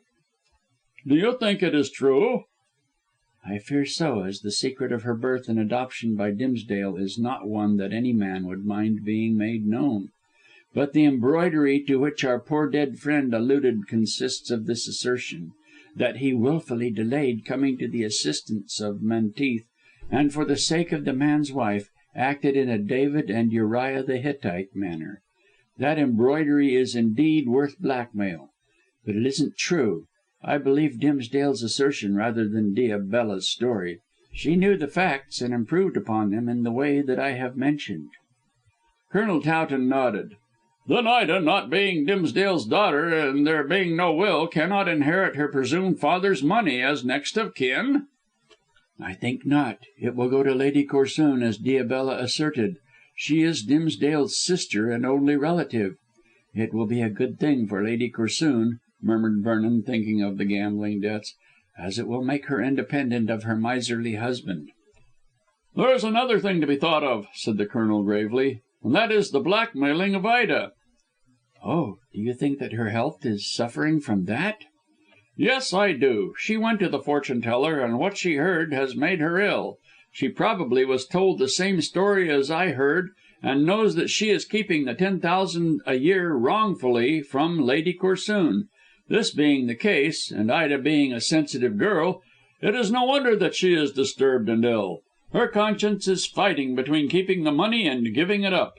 Then Miss Hest may be forcing her to keep silence. Otherwise, as she is the sweetest girl in the world, I feel sure she would speak out and give up the fortune." "She may not believe the story." "Certainly she may not, but it must have sown doubts in her breast, and if left to herself she would perhaps come to me or you, asking us to resolve these doubts. But Miss Hest—" Colonel, I don't think you are altogether just to Miss Hest. She is really a kind hearted, decent woman, and is not after Ida's money, as you imagine. She wants Mrs. Bedge to become Ida's companion, or for Ida to marry you, so that she can go back to her reciting." "Does she want Ida to marry Maunders?" asked Towton shrewdly. "No. I think she fancies you will make Ida a better husband. No, Colonel, Miss Hest's conduct is above reproach, and if she knows about this wild story by Diabella, she will advise Ida for the best." "In what way?" "Well, it is no use Ida telling you or I or anyone else the tale unless she is sure of the truth. According to Diabella this man Venery in Singapore can substantiate the story. So under the guidance of Miss Hest, provided, mind you, she knows the story, Ida may have written to Venery. If Venery says that Ida is not Dimsdale's daughter, I daresay the girl will see her supposed aunt and surrender the fortune. Miss Hest, undoubtedly, as you say, exercises a certain amount of control over Ida's weaker mind, but she is a good woman and assuredly is not a fortune hunter." "It may be as you say," assented the Colonel grudgingly. "However, it is plain that Diabella knows something of The Spider and something of the murder, since she is aware of Dimsdale's secret." "You don't think she read it in the astral light? I know you believe in occult matters." "To a certain extent," said Towton drily, "but I don't believe that the Unseen ever furnished so detailed a story. Communications from the next world are apt to be scrappy. What's to be done?" Vernon quickly decided. "We'll divide the burden," he said promptly. "You write to night or to morrow to George Venery of Singapore, asking how much of this yarn is true, and I shall call on Diabella." "Why not consult Inspector Drench and have her arrested?" "It wouldn't be a bad idea," pondered Vernon, "and yet it is not wise to act with too much haste. After all, we can't get a search warrant, as you have no witness to your assault, and the woman can easily deny the story of Dimsdale which seems to connect her with The Spider. I shall go on my own and secure more evidence upon which to get a warrant, if not for her arrest, at all events for a search through those rooms of hers. Some evidence regarding The Spider, if indeed she is connected with him, as seems extremely probable, may be found concealed there. I'll call to morrow morning," ended Vernon rising, "in the character of a superstitious client." "And I'll write the letter to Venery of Singapore." In this way the matter was decided and the burden was divided. Vernon went away with the conviction that by chance the Colonel had struck upon the much wished for clue which would lead to the identification of the famous Spider. Certainly he might be jumping to a conclusion, but taking all that was known into account it looked extremely probable. And if it was true it behoved him to act cautiously, lest The Spider at the 11th hour should slip through the fingers of the police. For this reason, and until he was positive, Vernon did not think it wise to call in the assistance of the law. First, it was necessary to prove the collusion of Diabella and The Spider, so that if she were not the scoundrel herself she would at least be able to identify him beyond all doubt. Second, even if his identity were proved, it would be no easy task to arrest so slippery a criminal. Like the celebrated fox in the fable, The Spider had 1,000 tricks which he would use to better advantage than the animal. The fox in the story of Æsop was caught, but it was probable, unless the very greatest care were used, that The Spider would escape. Already the police had experienced his subtlety, and regarded the arch scoundrel as a very wary and dangerous bird, who was not to be caught by putting salt on his tail. Colonel Towton, being less experienced in the trickery of the criminal classes, was more hopeful of success, and next morning settled down to write the letter to Venery of Singapore, quite confident that all the mysteries were on the eve of solution.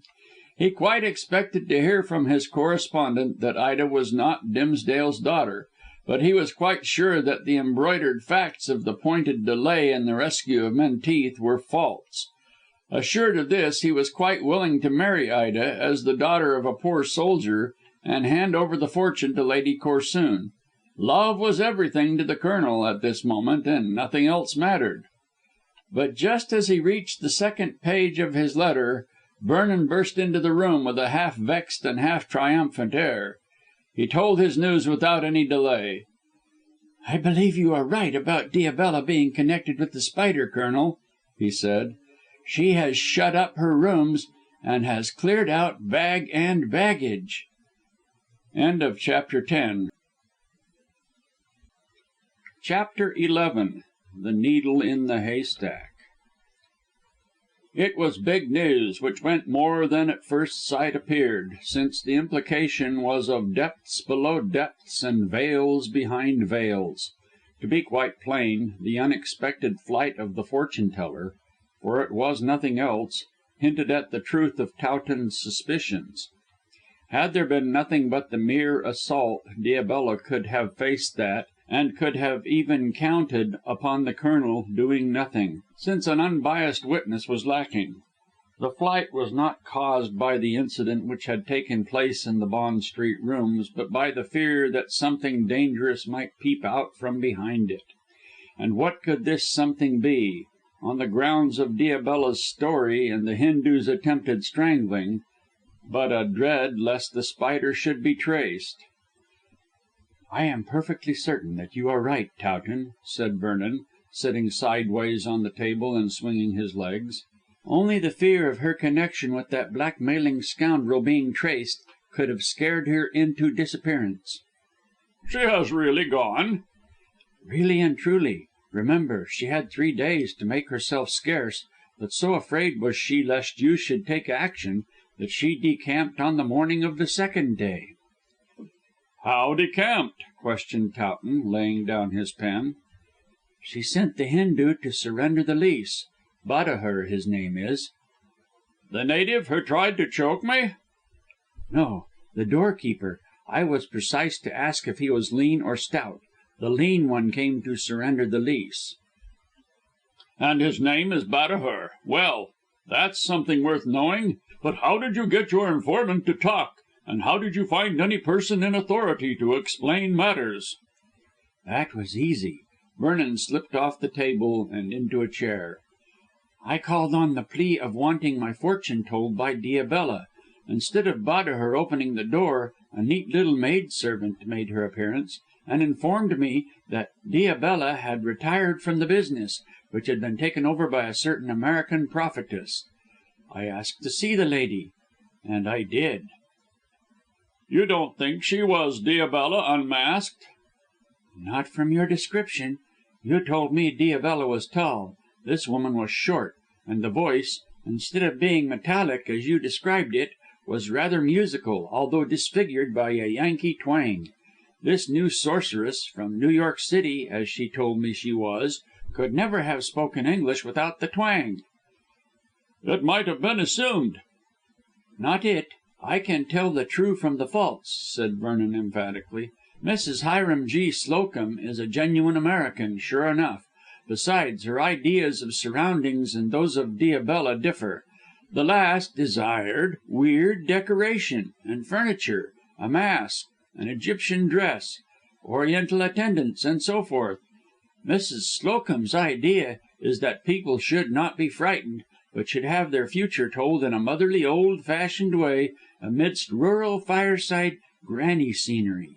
She intends, so she told me, to transform the Egyptian rooms into the semblance of a rustic cottage interior, with a cat and a humming tea kettle, rafters with strings of onions, and flower pots on the ledges of Bond Street windows turned into casements. It's rather a clever dodge," reflected Vernon, "as people will be at their ease directly, and so will talk freely and listen comfortably." "And Mrs. Hiram G. Slocum herself?" "A motherly old thing in a mob cap and a stuff dress and a voluminous apron, and a woollen shawl over her shoulders. I daresay she has dressed for the old cottage interior part, for she was seated in a wooden chair which didn't fit in with the Memphis decorations, and knitted a homely stocking." "What did she tell you about Diabella?" "Very little, because she knew very little." "Do you believe that?" asked the highly suspicious Colonel. Vernon shrugged his shoulders. "Everyone tells such lies nowadays that I never believe anyone. But Mrs. Slocum seemed to be genuine enough. However, I'll soon prove that, as I intend to have her watched by a man upon whom I can depend. I shall learn in that way if she has business relations with our masked friend." "What did she tell you?" asked Towton again. "Well, it seemed that she heard about Diabella wishing to retire from business, and went to see her.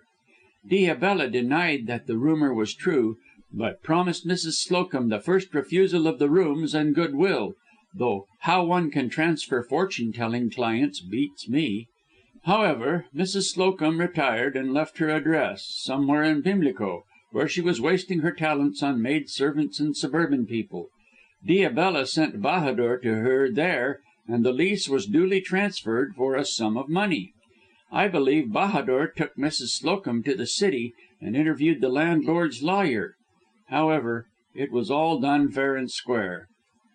"But Diabella must have signed the consent to the transfer." "So she did, under the name of Isabella Hopkins, which may or may not be her real name. At all events, she took the rooms as Miss Hopkins and signed that name on the transfer. Mrs. Slocum never saw her, at least without the mask. She was as you saw her when Mrs. Slocum called at the rooms, and didn't show in the lawyer's office." "But the lawyer must have seen her." "Well, he did, and I went to see him. He's a stiff old buckram creature who declined to impart anything about Miss Isabella Hopkins, as he wanted to know why I wished to know. And of course, on the face of it, you can see, Towton, that I couldn't gratify his very natural curiosity." "But why not, if we are to catch Diabella?" "We haven't got enough grounds to go upon," said Vernon, shaking his head. "I think it is best to let her fancy we don't suspect anything, and then we may be able to capture her unawares.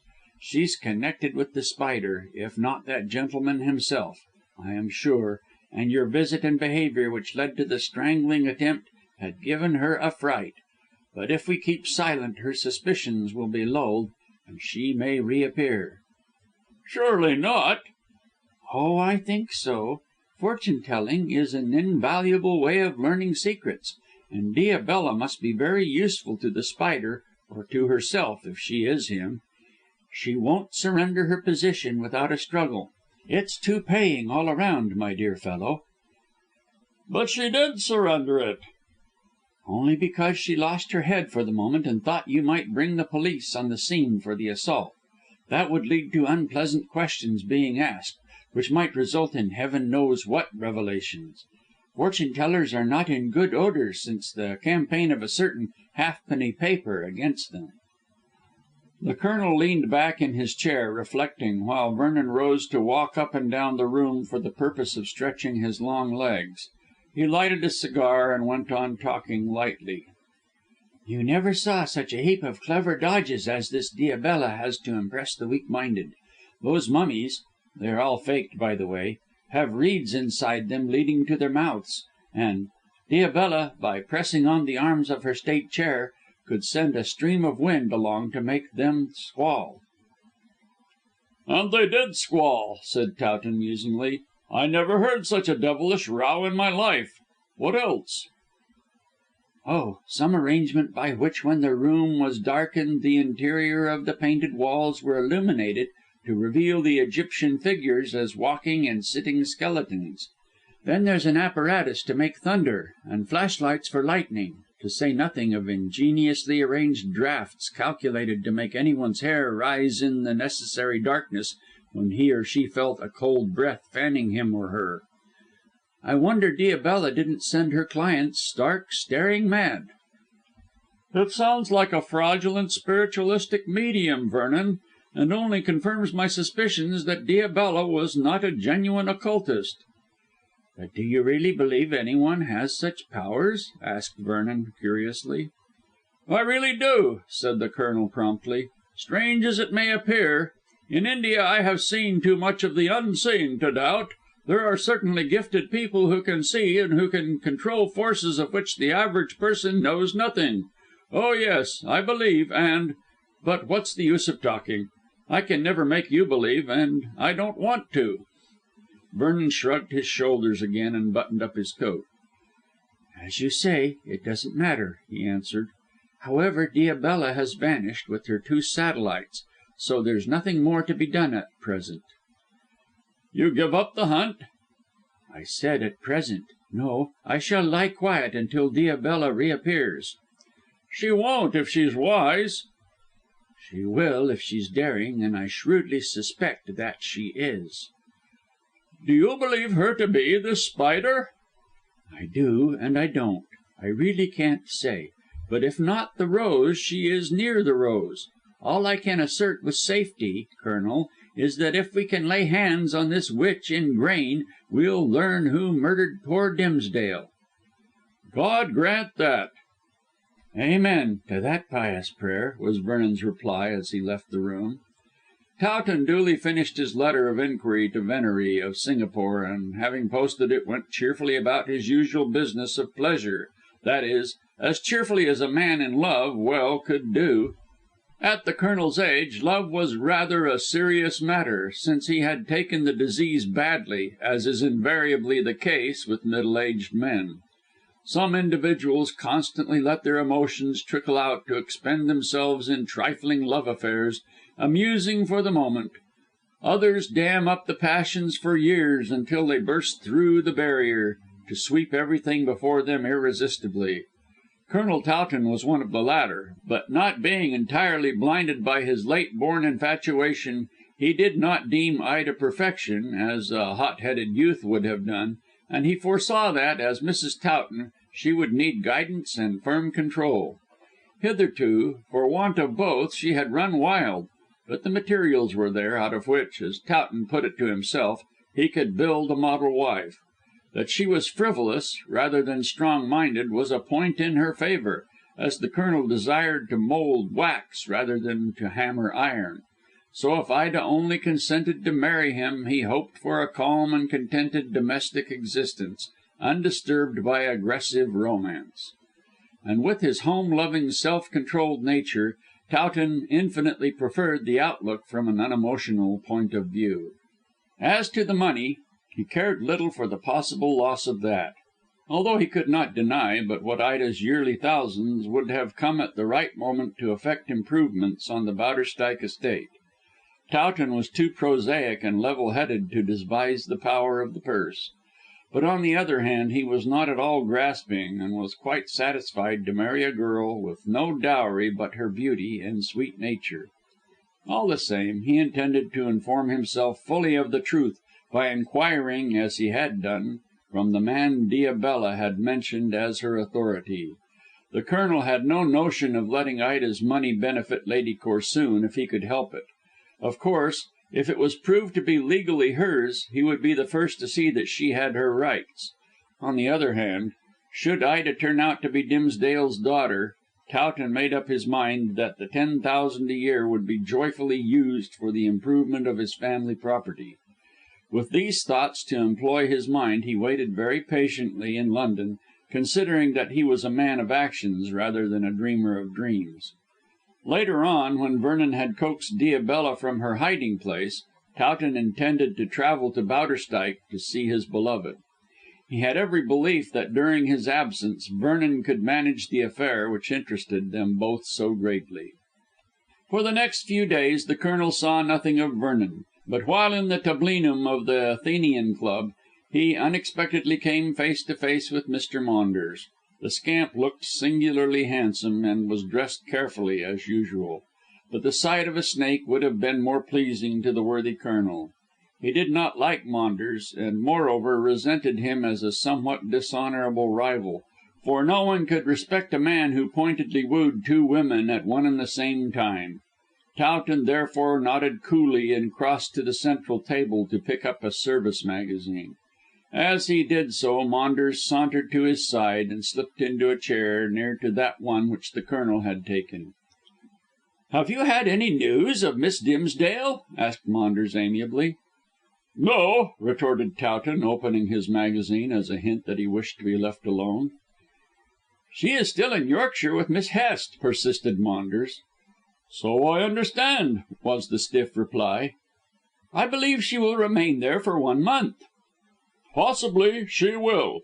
Maunders was not discouraged. "Have you any message for her?" he asked. "Why do you ask?" demanded the Colonel, sitting up abruptly.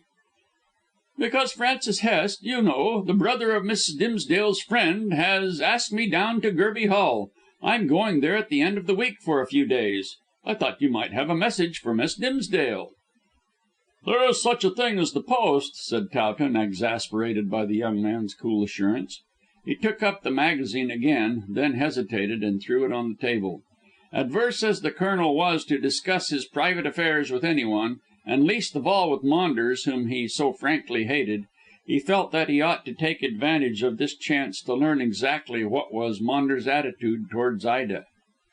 "Am I to understand that you are engaged to Miss Dimsdale?" he asked sharply. "Why should you think that?" asked Constantine negligently. "Why, indeed? Considering that one day you profess to be paying your attentions to Miss Corsoon, and the next pay your addresses to Miss Dimsdale.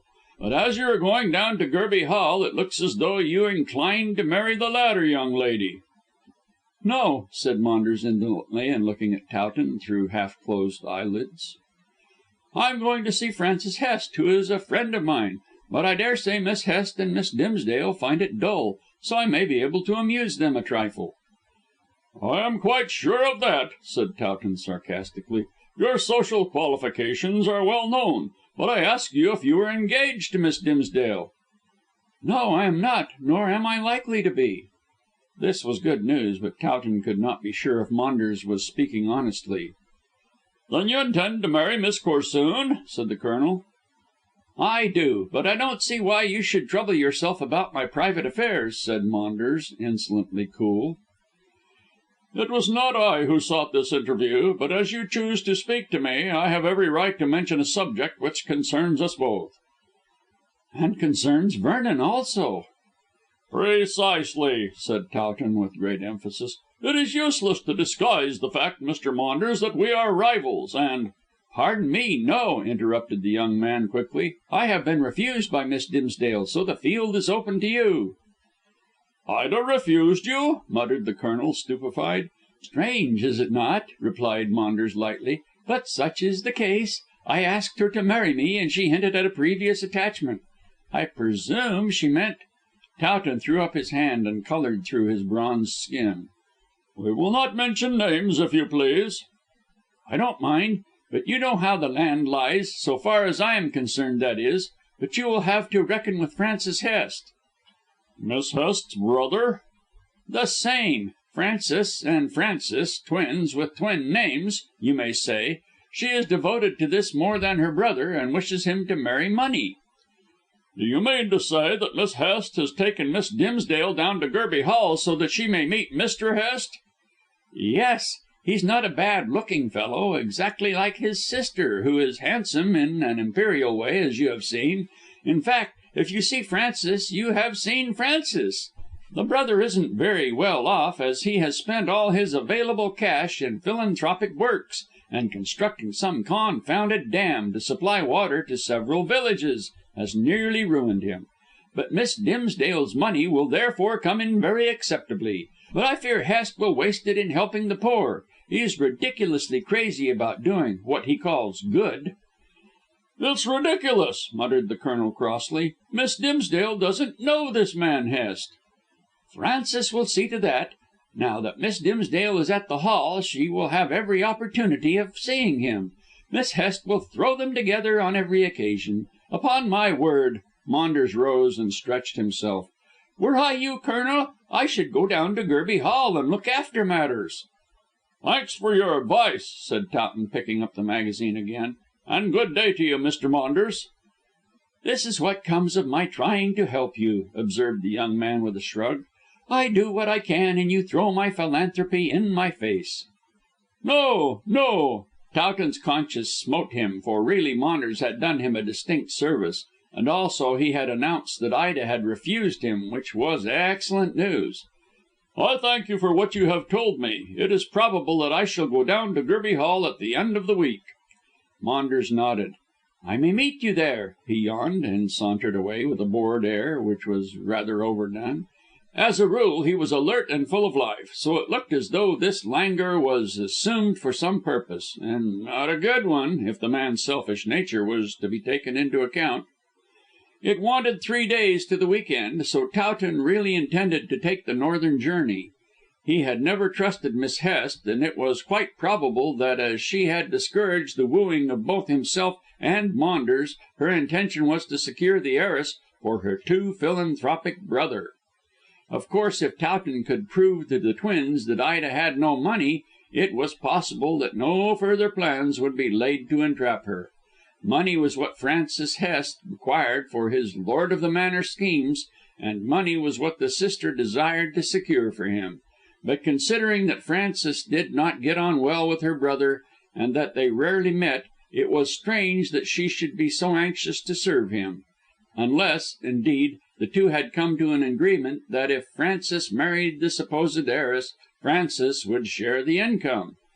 On the whole, Towton thought it would be just as well to go down to The Grange for a week or so, and pay a neighbourly visit to Gerby Hall.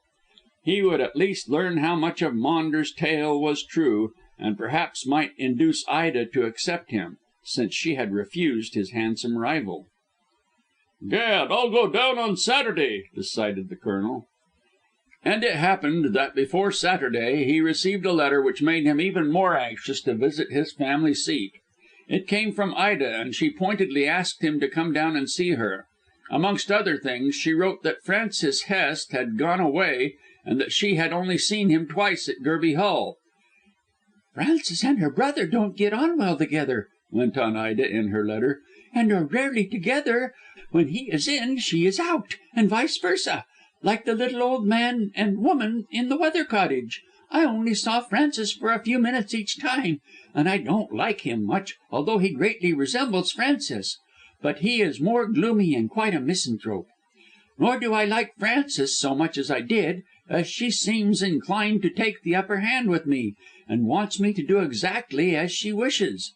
Lately she has been urging me to marry Mr. Maunders, and told me that he was coming down to stop for a time. Besides, there is a housekeeper, Miss Jewin, who is a double-faced woman, I am sure, and looks quite dangerous. She fell in ecstasies over a photograph of Mr. Maunders, which he gave Frances, and told me presumptuously that she thought we made a handsome couple.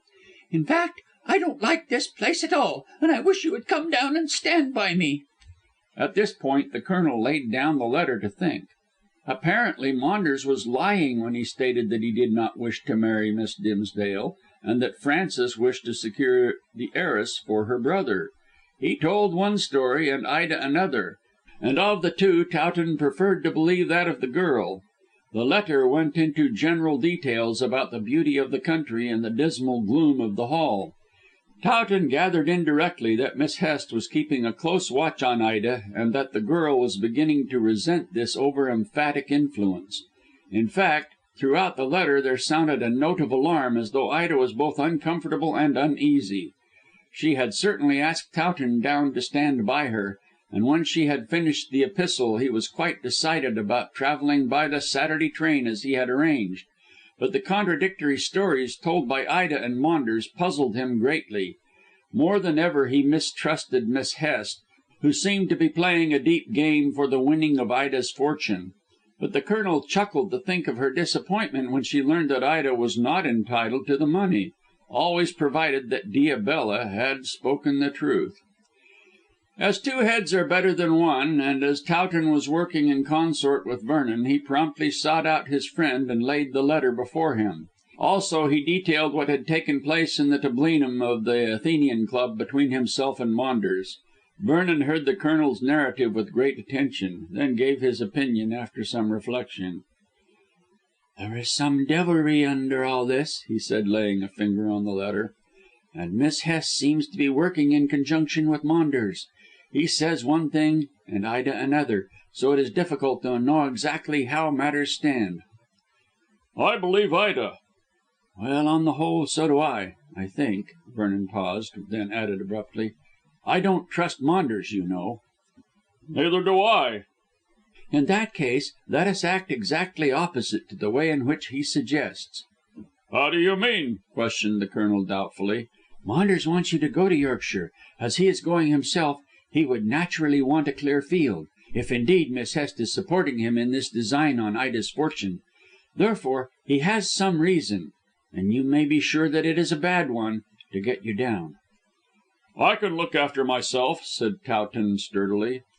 "Quite so, but we have to look after Ida. Don't go to Yorkshire." "But Ida wants me to go. See how urgent her letter is." "I understand. All the same I think it wiser for you to remain." "Until when?" "Until I can corner Diabella," replied Vernon, and ended the conversation. CHAPTER XII. A tempting offer. Naturally, under the pressure of Ida's imploring letter, Colonel Towton was not anxious to remain inactive in London. He wished to go to Bowderstyke himself and learn the exact truth. Maunders said one thing and Ida another, so if the two were confronted the absolute facts of the case would certainly come to light. Towton assuredly believed Ida rather than Maunders, but it seemed strange to him that Miss Hest should champion Constantine, and strange also that Maunders should wish him to come down to Gerby Hall, where, if Ida spoke correctly, his presence would not be welcome either to Miss Hest or her co-conspirator.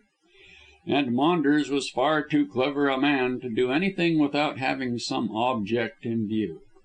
What that object might be Colonel Towton as yet could not fathom. For this last reason, and because his rival so pointedly advised him to go to Gerby Hall, the Colonel remained in London. Whatever Maunders' plans might be, they would assuredly be thwarted by the absence of Towton, and, later, the Colonel determined to go, even before Vernon lured Diabella from her hiding place. Meanwhile, as Maunders had stated that he was himself going to Gerby Hall on the invitation of Miss Hest, the Colonel sought the young man's rooms on Sunday afternoon in order to see if he had kept his promise, as he fancied that the proposed visit might be some trick. On inquiry, however, the Colonel learned that Constantine had departed on the previous day, and had left notice with the caretaker of his chambers that he would not return until an entire week had elapsed. Evidently he had meant what he said, namely, to accept Miss Hest's hospitality. This knowledge, however, only made Towton the more anxious to go also, as the idea that Maunders was having it all his own way and was subjecting Ida to persecution made him restless. He wished to ride forth like a knight of old to rescue his lady love, who certainly, if her letter was to be believed, seemed to be in great peril. It said a great deal for Towton's disciplinarian instincts that he obeyed Vernon, as one more professionally clever at such cases, rather than his own desires. In the meantime, having satisfied himself with regard to Maunders' whereabouts, the Colonel took up his usual life for, at all events, a week. He relieved his mind by writing to Ida saying that he would come down to The Grange at the termination of that period. Vernon had not thought fit to impart to Towton how he proposed to inveigle Diabella into the open, for the very simple reason that he was puzzled himself how to act. Several times he had been to the Bond Street rooms, only to find that they were in the hands of decorators, rapidly transforming the weird Egyptian hall into a cosy English cottage. Mrs. Hiram G. Slocum was already advertising that Granny would foretell the future, after the fashion of the renowned Mother Shipton, and already had seen several of Diabella's old clients, desirous of novelty. To these she told wonderful things in a strong American accent, which did not suit the thrum cap, or the tartan shawl, or the general looks of an ancient rustic dame. However, she was succeeding very well, and there was no doubt that when her mise en scène was prepared that she would become the fashion for a few months. She professed to know nothing of Diabella, and as she was quite frank in answering questions, Vernon saw no reason why he should not believe a story which certainly appeared, on the face of it, to be true. The lawyer of the landlord still refused to say anything about Isabella Hopkins, since Vernon declined to state why the knowledge was required. And of course, as he was suspicious rather than certain, he could say absolutely nothing. In this dilemma, and wondering how he was to come face to face with the woman, Vernon decided, on the Sunday when Towton went to seek Maunders, to pay an afternoon call. This errand took him into the luxurious drawing room of Lady Corsoon. By this time the month of grace allowed by the Spider was nearing its end, and Vernon, having accomplished nothing definite, considered it necessary to reassure the millionaire's wife. Naturally he expected to find her haggard and hysterical, but was truly surprised to behold a perfectly composed person, comely and content. Her brown eyes sparkled when the footman announced the newcomer, and she swept forward the word is necessary to exactly describe Lady Corsoon's imposing gait to welcome him with ill-concealed eagerness. "How are you, Mr. Vernon?" she asked in her best society manner, and then dropped her voice to a confidential whisper. "I should have called at your office to morrow had you not come." "I am quite well, thank you," replied Vernon for the benefit of the surrounding guests, and lowered his voice likewise. "Any news, good or bad?" "Yes, both. Wait till everyone goes," she said softly, and again spoke gracefully in her character of hostess. "You poor man, you must really have a cup of tea. Go to Lucy and ask nicely." Vernon needed no second command, but thrust his way through a crowd of well dressed people to find a bamboo table covered with tea things, over which a pretty fresh coloured damsel presided. She received him with a shy blush which made her look like a dewy rose. Lucy Corsoon could not be called lovely, nor would she have attracted attention in any marked degree. A bright, sweet English girl was all she claimed to be, and, having the bloom of youth, she really appeared more charming than she really was. In a very plain white frock, without a single ornament, she looked like a modest violet, almost hidden by its leaves. The ardent gaze in her lover's dark eyes made her blush more than ever as she handed him a cup of tea. "Without sugar?" she said in a gentle voice. "I know your tastes." "Who else should?" inquired Vernon smiling, and sipped his bohea.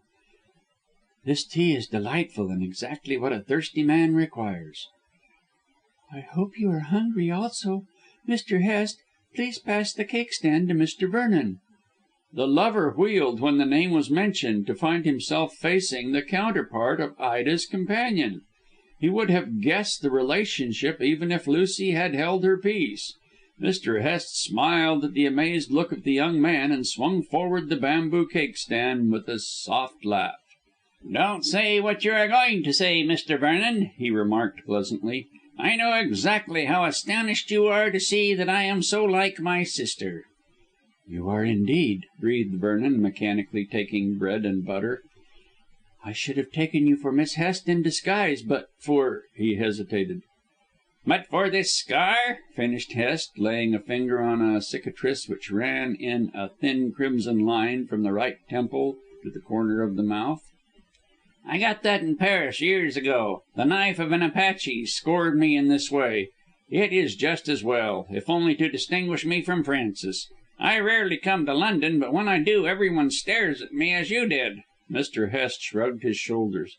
"It's rather a nuisance being a twin." "You are not so tall as your sister," ventured Vernon, while Lucy laughed at the idle jest of the Yorkshire squire. "There's very little difference. Frances looks taller because she wears petticoats. If I dressed in her clothes and could hide this," he laid his finger again on the scar, "you would not be able to tell the difference." "Your voices are different," said Vernon after a pause. "I really begin to think you must be a detective, Mr. Vernon, since you are so very observant. Yes, our voices are different, and in the wrong way." "The wrong way?" "Ah, you are not so observant as I thought. Yes, Frances has a deep contralto voice, somewhat heavy for a woman, whereas my voice, as you hear, is rather thin in quality. Nature mixed up the voices as we are twins, maybe." It was as he said. Hest's voice had not the volume nor the richness of his sister's, but it certainly had a less serious note. Vernon, recalling what Towton had told him of Ida's remark in her letter as to Frances being dismal and misanthropic, wondered that she could have been so mistaken. He was really more cheerful than Frances, and did not seem to treat life in her aggressively sober manner. Besides, that he was a philanthropist was in itself an argument against his being of a gloomy disposition. Vernon judged that Mr. Hest was much more of an optimist than was his sister, and that he lacked in some measure that sterling common sense which, to put it plainly, made her company rather dull. If Francis had been the man and Frances had been the woman, their temperaments would have suited the change of sex ever so much better. But perhaps, as Mr. Hest just observed, Since the two were twins, nature had got mixed. Vernon would rather have spoken to Lucy, but could not do so, and every now and then fresh guests came to be served. He was therefore left to the society of Hest, and took advantage of the opportunity to learn if the man was in love with Ida. "Did you leave Miss Dimsdale in good health?" he asked. Oh, yes. She is ever so much brighter, Mr. Vernon. The air of our Yorkshire moors has picked her up wonderfully, and has brought colour to her cheeks." "And your sister?" Hest shrugged his shoulders again. "Oh, Frances is always in robust health, Mr. Vernon. I find her company too exhausting for my health. She always wants me to be doing something or saying something, and is never at rest." "You do a good deal yourself in the way of philanthropy?"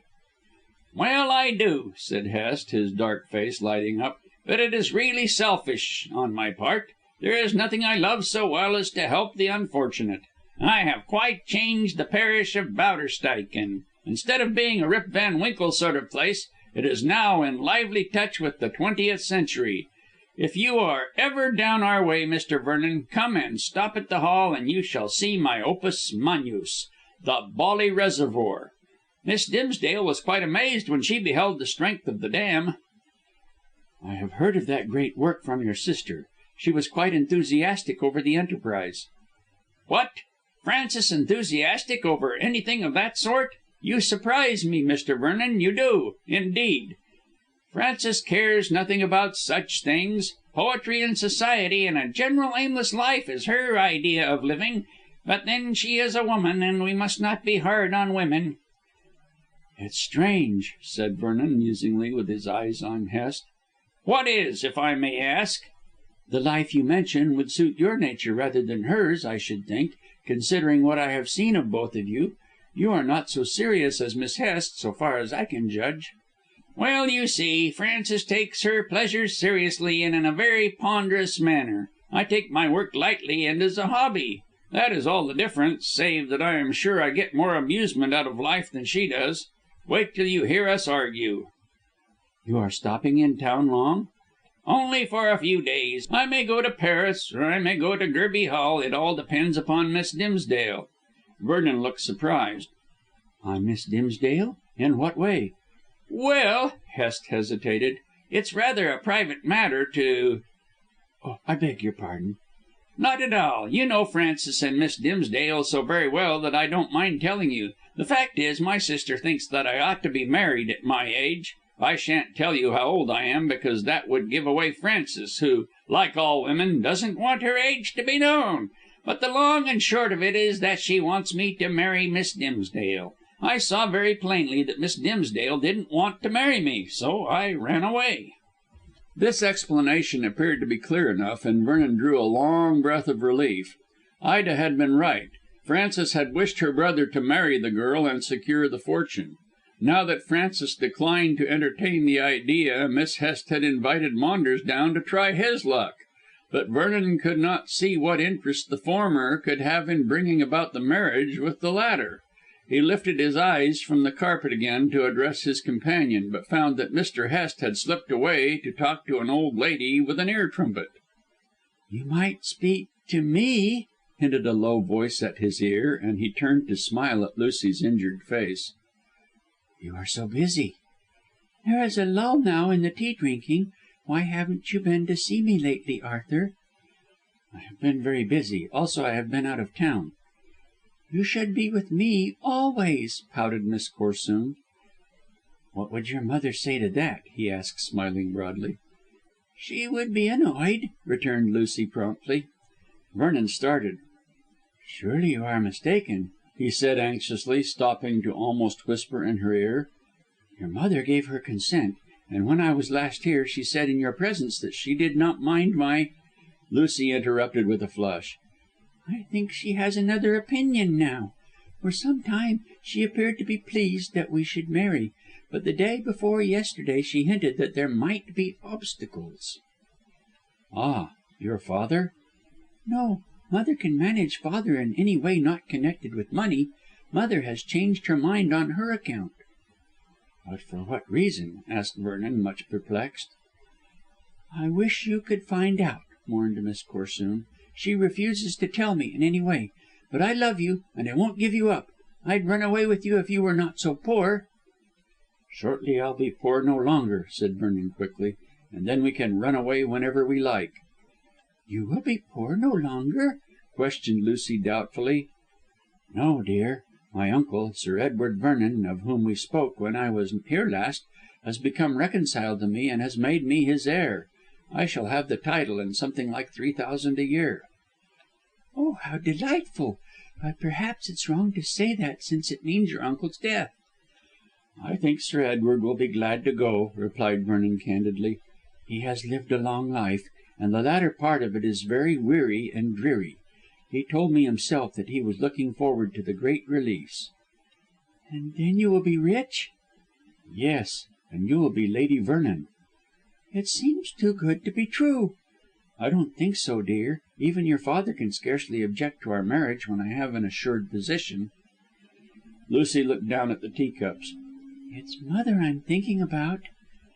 "I shall see Lady Corsoon before I leave," said Vernon, compressing his lips and sending a glance in the direction of his hostess. She caught his eye and smiled graciously, so graciously indeed that he bent again down to Lucy.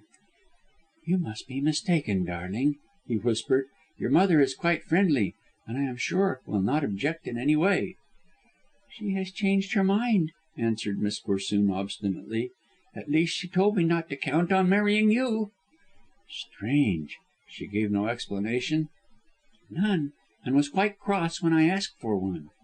This view of Lady Corsoon's attitude was supported by the fact that on seeing Vernon conversing so earnestly with Lucy, she called to the girl to come to her. Ostensibly this was to present her daughter to a fashionable countess who had lately arrived, but Vernon guessed that she really wished to end the tête à tête. This was curious, considering the conversation he had held with his proposed mother in law at the office of Nemo. It was evident that she had changed her mind once more, and as Lady Corsoon was not a weathercock, Vernon wondered what powerful cause would have brought about the alteration. However, he gave up speculation as he wandered about the room, speaking to his friends and promising himself a full explanation when the company departed. As Lady Corsoon had asked him to remain, it was evident that she intended to let him know what was the matter, and Vernon determined not to leave the house until he did know. Shortly the young man was captured by a flippant lady, voluble and somewhat silly, who gave him a surprising piece of information. "Oh, Mr. Vernon, I am so glad to see you," she babbled gushingly. "You really must come to the bazaar, the great bazaar." "Never heard of it, Mrs. Crimer." "You silly man, don't you read the papers? One of the princesses is to have a stall, and no end of actresses and society people. It's to be held at the Georgian Hall in aid of homeless Hindus." "Really?" said Vernon idly. "Why are they homeless?" "Oh, I don't exactly know," gushed Mrs. Crimer vaguely. "It's a flood or a fire or a blizzard." "I don't think they have blizzards in India." "Perhaps they don't. How clever you are, Mr. Vernon. But all I do know is that the poor things want money, and we hope to make heaps by this bazaar. There will be lovely things sold, and games, and flower stalls, and sweets, and fortune telling," babbled the flippant lady incoherently. "Fortune telling?" Vernon, paying little attention, only caught the last word with any degree of clearness. "Of course. What would bazaars be without fortune telling? And this time it's really genuine. Diabella." "What?" Vernon spoke so loudly that several people jumped, and the flippant Mrs. Crimer put her gloved hands to her ears with a pretty gesture of pain. "You dreadful man, how you bellow! Yes, Diabella has a tent in the grounds at the back of the Georgian Hall. We hope it will be a sunny afternoon, you know, and intends to charge everyone 10 shillings. You know she usually charges a guinea, but I think we'll get more by asking less."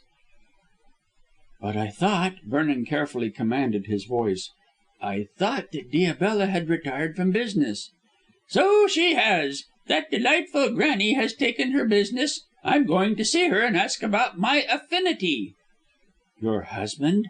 "Oh, no," said Mrs. Crimer airily. He is only my husband, you know, but I must have an affinity, someone who is a spiritual lover. And Granny " Vernon restlessly cut her short. "How did you get Diabella?" "Really, I don't know," murmured Mrs. Crimer vaguely. "Someone asked her, or she asked herself, I don't know which. But she is to be there in her Egyptian dress and wearing an Egyptian mask and in an Egyptian tent. Do go and have your fortune told." "I shall," said Vernon grimly, and inwardly rejoicing over the chance that was placing Diabella in his power. "And do you?" "No." Mrs. Crimer spread out her hands with a shrug. "I really can't talk to you any more. Everyone is going, and I have heaps and heaps of dear, delightful people to see. Good bye. So glad you will come to the bazaar. Quite angelic it will be. Quite." And the flippant lady babbled her way to the hostess, who was now taking rapid leave of her various guests. Lucy had disappeared, as Vernon soon learned by a glance round the room, so he sat down and waited until Lady Corsoon could give him her promised 10 minutes' explanation. He would have liked to have had a chat with Sir Julius, if only to enlist him in favour of the marriage by dropping a hint regarding the expected inheritance. But the financier rarely put in an appearance at his wife's "at homes," finding them far too frivolous for a man of his capacity. So Vernon decided that if Lady Corsoon's explanation did not prove satisfactory, he would interview Sir Julius and formally ask for the hand of Lucy. With the credentials of a soon coming title, a lordly mansion and 3,000 a year, he hoped to have his proposals well received. At a former interview the baronet had scoffed at his pretensions, but now things were changed for the better, and the chances were that all would go well. "Now, Mr. Vernon," said Lady Corsoon, when the last guest had shaken hands and departed, "we are alone and can have a talk. What news of your search?" "I have no news," replied Vernon, placing a chair for the lady. "The Spider cannot be found." "Only 7 days remain, and I must give my answer then, Mr. Vernon. You know the terms. Either I pay £2,000 or my husband," she winced, "is informed that I sold those family jewels to pay my bridge debts." "I am sorry, Lady Corsoon, but as yet I have not caught the man." She made a gesture of despair. "Oh, what is the good of being sorry? I came to you as a practised detective." This time it was Vernon who winced. "At least, Mr. Maunders assured me that you were," she hastened to say. "Very kind of Mr. Maunders," said Vernon sarcastically. "Go on." "Well, I came to you for assistance, and you have done nothing." "I have done everything that I could do," said Vernon drily, "but The Spider is too clever for me. As he has baffled the entire police force, it is no shame for me to confess as much." "What do you intend to do?" "I can't say," said Vernon, thinking of a possible meeting with Diabella at the homeless Hindu's bazaar. "In a few days I may have news." Lady Corsoon shook her head. "I can't afford to wait, since the time is so short. Of course you know that your marriage with Lucy depends upon your getting me out of this unpleasant position." Vernon felt inclined to say that she had placed herself in the said position, but he restrained himself, as it was useless to make an enemy of her, and merely bowed. "Very good," went on the lady sharply. "If you can't catch this Spider and close his mouth, and regain those jewels which he got from the pawn shop, you don't marry Lucy. In any case, you're not a good match." "I am now, Lady Corsoon. My uncle has been reconciled to me and has made me his heir. Soon I shall be Sir Arthur Vernon with a good income." "Oh, my dear man," Lady Corsoon waved a jewelled hand impatiently, "there are plenty of baronets and knights with moderate incomes who would be glad to marry Lucy for herself, let alone her expectations from her father. My conditions are that you should get me out of this trouble. Can you?" "I shall try. I can say no more." "Then listen to me," said the lady firmly. "A few days ago I received a letter from the Spider." "Ah!" Vernon nursed his chin and swung his leg. "So that is why you have changed your mind with regard to my wooing of Lucy."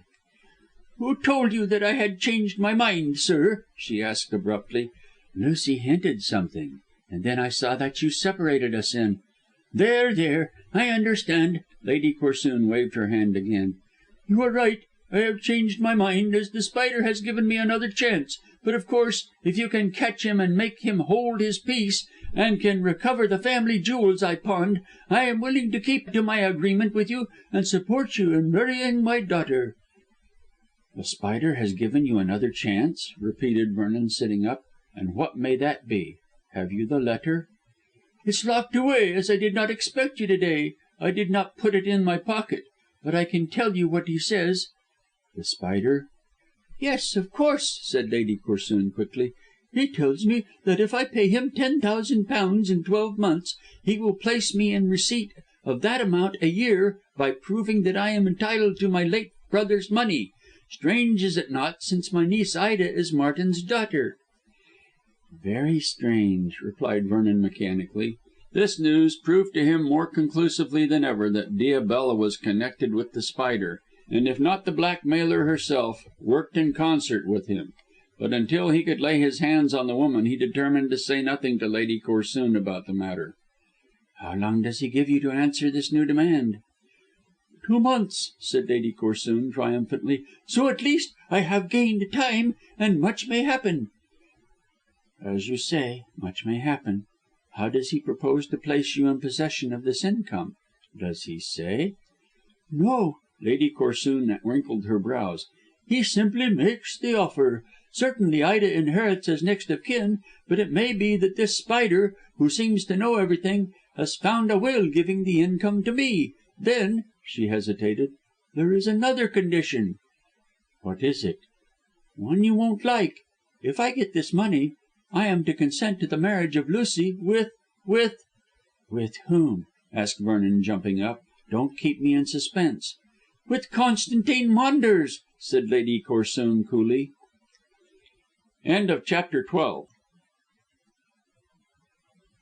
CHAPTER XIII. The Bazaar. For the next few days Vernon vainly grappled with the new problem which Lady Corsoon's information had supplied. That The Spider should offer the millionaire's wife a fortune of £10,000 per annum on condition of receiving the income for the first year scarcely surprised the young man, for he already suspected The Spider to be connected with Diabella, if indeed the creature was not that famous individual herself. But it seemed odd that the arch criminal should interest himself in Maunders' affairs, even to assisting to bring about the marriage with Lucy. Could it be possible that Maunders was one of the gang? Vernon recalled that after Mrs. Bedge's confession of poverty he had suspected Maunders in this respect, since the young man apparently contrived to live like a prince on nothing a year. He did not receive much from his aunt, and he did not earn an income, so it was possible that in some shady way he managed to become possessed of sufficient money to gratify his extravagant tastes. Maunders also, being in the vicinity of the library on the occasion of the conversation with the late Mr. Dimsdale, must have heard the suggested arrangement of the trap. But then, as Vernon recalled, Miss Hest had stated in quite an innocent way how Maunders had been with her all the evening, and could not thus have had anything to do with the crime at "Rangoon." Vernon's suspicions had been banished by Miss Hest's assertions, but they now revived in full force after Lady Corsoon's communication. He had made her show him the letter, and it proved to be similar to the earlier epistle of The Spider, even to the ideograph at the end. Apparently it was genuine enough, and, if genuine, Maunders must be connected in some way with the blackmailer. No other explanation was feasible. Had Maunders been in London, Vernon would have gone straight to tax him with his possible complicity, but the young man was at Bowderstyke, and so, for the moment, could not be questioned. But sooner or later he would return to London, and then Vernon intended to force him to explain. Meanwhile it seemed best to seek out Diabella at the bazaar for the homeless Hindus, and threaten her with arrest unless she explained how she had come to let The Spider know Martin Dimsdale's secret. Also she might supply the connecting link between The Spider and Maunders. Vernon was rather surprised at Diabella's daring in thus making a public appearance, but he supposed that his ruse had been successful, and that the fortune teller, not having been openly searched for, presumed that Colonel Towton had taken no steps. If she had learned that Towton was to be at the fête, she might have declined to risk exercising her profession, but she had no reason to believe that he would be present, and thus dared the danger. But, never suspecting Vernon, he could enter the tent and tear off her mask, which was what he intended to do at the first opportunity. The young man hesitated whether to tell Inspector Drench or to remain silent until more satisfied as to the hidden connection between Diabella and The Spider. After reflection he decided to carry through the matter himself. By removing the waxen mask he would at least learn what Diabella was like, and perhaps, if brought to bay, she would speak out to save her skin. Then, when he knew more, he might venture to call in the aid of the police. It was a dangerous business, and perhaps Vernon would have been better advised had he taken more precautions against the woman's escape. But the evidence against her was so vague, and there appeared to be so much to clear up, that he doubted if Drench would be able to arrest her on the bare suspicion. At all events, after turning the matter over in his mind, Vernon started by himself for the bazaar, resolved to act on his own initiative. He told no one of the second letter from The Spider to Lady Corsoon, not even Colonel Towton. So that military gentleman, ignorant of what was taking place, lingered in his chambers or idled at the Athenian Club, fretting over his inaction and longing for some chance to display his generalship. A very natural feeling, considering the Colonel's active mind. The Georgian Hall was a huge repository of Hanoverian relics in South Kensington, and consisted of many moderately large apartments, encircling a spacious central room. This was used for concerts, balls, meetings, fêtes, and such like entertainments requiring ample scope for their celebration. The minor halls were dedicated to the display of objects connected with the rule of the House of Brunswick, and dating from the reign of the first monarch of the dynasty. Memorials of warfare on land and at sea were here, together with pictures of famous events, and collections of old world things dealing with social life of the various epochs. One room was filled with figures representing the male and female garbs of the different reigns, another displayed china and silver and glass of the several periods, and a third room held quaint furniture, recalling the tales of Jane Austen. The political and social and military history of England was contained in the museums, and from this fact the hall took its name, since the objects dated only from the Act of Succession.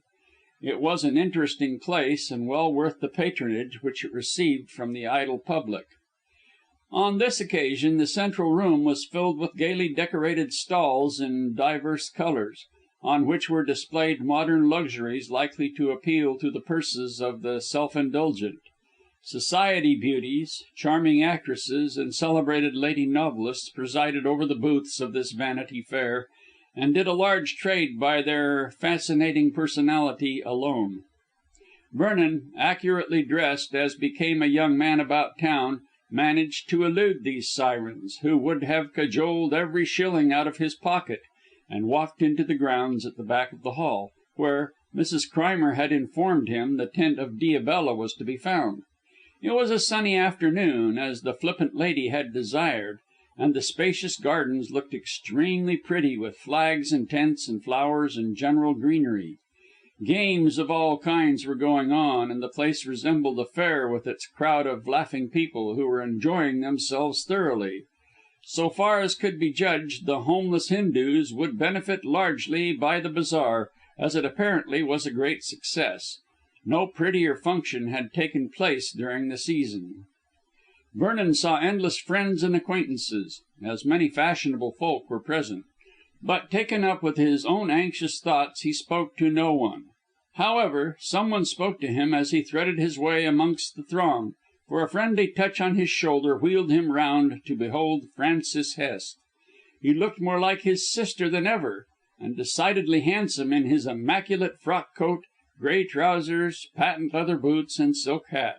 The only fault which Vernon, always rather fastidious, could find in his general appearance was that he wore his hair much too long, which gave him the look of a poet, or of a fashionable musician, and the full black locks added still more to his resemblance to Francis.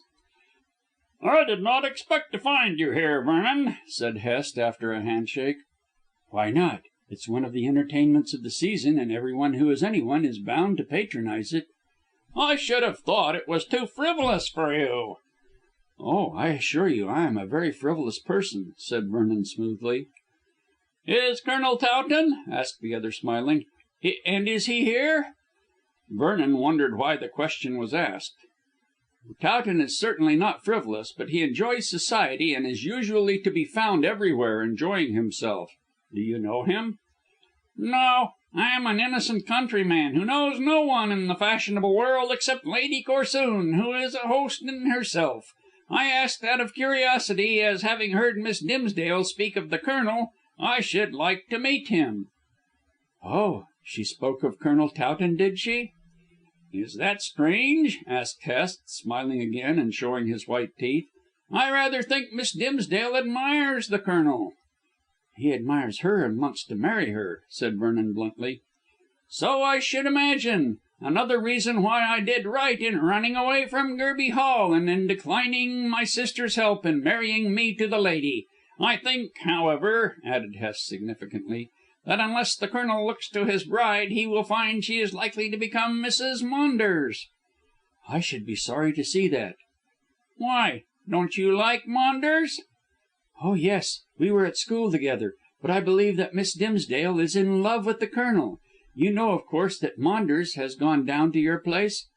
"Certainly. Francis wrote me that he arrived on Sunday morning. That is why I advised Colonel Towton to look after Miss Dimsdale." "Why does your sister wish Miss Dimsdale to marry Maunders?" asked Vernon in a pointedly blunt way. Hest raised his thick dark eyebrows. "Ask me another," he said. "All I can say is that Francis is a great matchmaker. Failing me, she suggests Maunders as a suitor. He is younger than the Colonel, I believe." "And much handsomer. But he is not Towton's sterling character. By the way, have you met Maunders?" "Twice. Once in town and once at my own place. I confess that he doesn't attract me greatly. Handsome, yes, but there is something dangerous about him." "Dangerous?" Vernon looked straightly at the speaker, wondering how he had chanced to hit on the very defect which spoilt Maunders' charm. "It's the only word I can think of which describes him, but perhaps I am wrong. Francis would think so." "I always thought that Miss Hest did not like Maunders." "It may be so," said Hest indifferently. "Still, he is handsome, and Frances is a woman. It seems to me, however, that the word rests with Miss Dimsdale. If she loves Colonel Towton, she will marry him. If Maunders, he will win her. A wilful woman will have her way." "I do not think that Miss Dimsdale is wilful," said Vernon stiffly. Then, with an afterthought that Hest might help the Colonel to thwart the plans which Francis certainly appeared to entertain, he added, "Would you like to meet Towton?" "Oh, yes. I shall be in town for a week before going to Paris. I have few friends here and like to be amused." "Where are you staying?" "At Professor Garrick Gale's, Isleworth."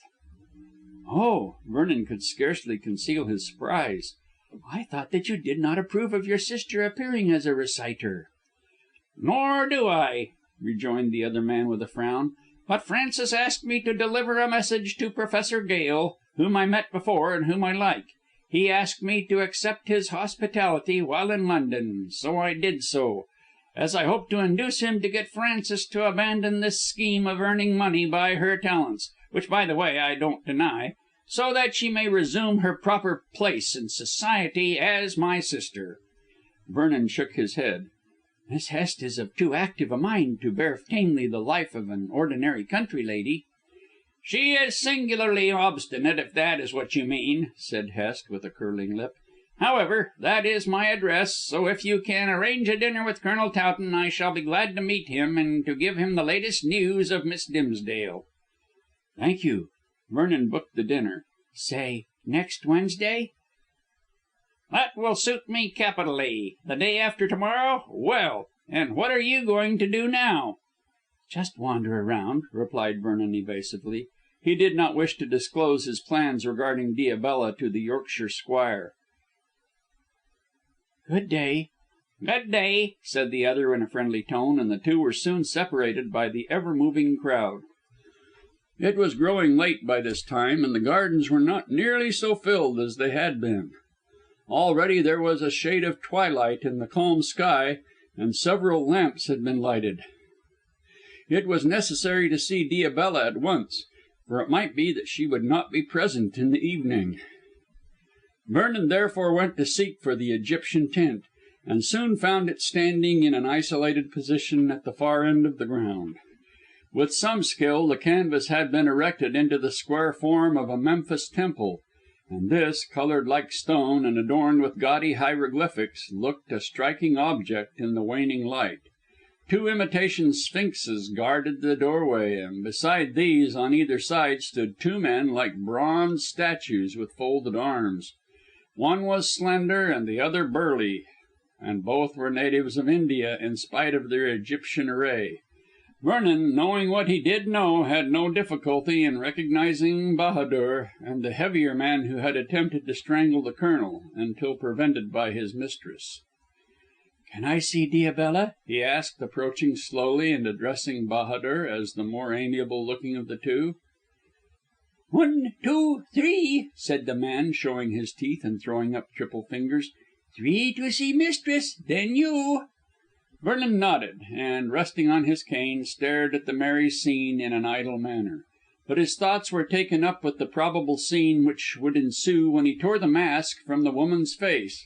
He wondered if she would make an outcry and would summon her attendants, and if so, would the sullen-looking wrestler attempt to choke him. But Vernon resolved, at the moment he removed the mask, to intimate that he knew of the assault on Colonel Towton, and so hoped that the woman would not risk unpleasant discoveries by making an outcry, but would be willing to talk calmly. If so, then he hoped to induce her to state how she came to be possessed of Martin Dimsdale's secret. And here again, as it always did, came the thought that Diabella might be a disguise for The Spider, in which case she would surely decline to incriminate herself. If she did, and refused to be frank, there would be nothing for it but to see Drench and procure her arrest. For the moment, and now that he was on the very eve of the enterprise, Vernon regretted that he had not brought the inspector with him so that he might be legally supported by the arm of the law. But it was too late for such regrets, and when he arrived at this point of his meditations, Bahadur lifted the curtain which formed the door of the canvas temple to intimate that the stranger might enter. The interior of the tent was adorned as an Egyptian hall, much in the same way as the Bond Street rooms, save that the mummies were absent. Diabella, in the weird dress described by Towton, sat stiffly in a chair, with a small table at her elbow. The cards and the crystal and various charts bearing astrological figures were on the table, together with a boat-shaped lamp. This gave out a fairly strong light, and Vernon could see plainly the expressionless waxen mask which covered the face of the fortune teller. She looked like a sphinx, solemn, calm, and passionless. Yet below that non-committing mask, Vernon guessed, was the face of the true woman, alive with passion and intrigue.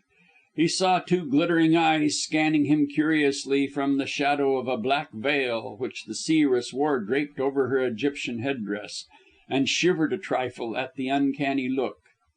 The sorceress saw the tremor. "Are you afraid?" she asked in her metallic voice, which was as expressionless as her mask. "I am afraid of nothing," replied Vernon boldly and coldly, "but the night air strikes chill." He thought that he heard a sarcastic laugh, but it was so soft that he well might have been mistaken.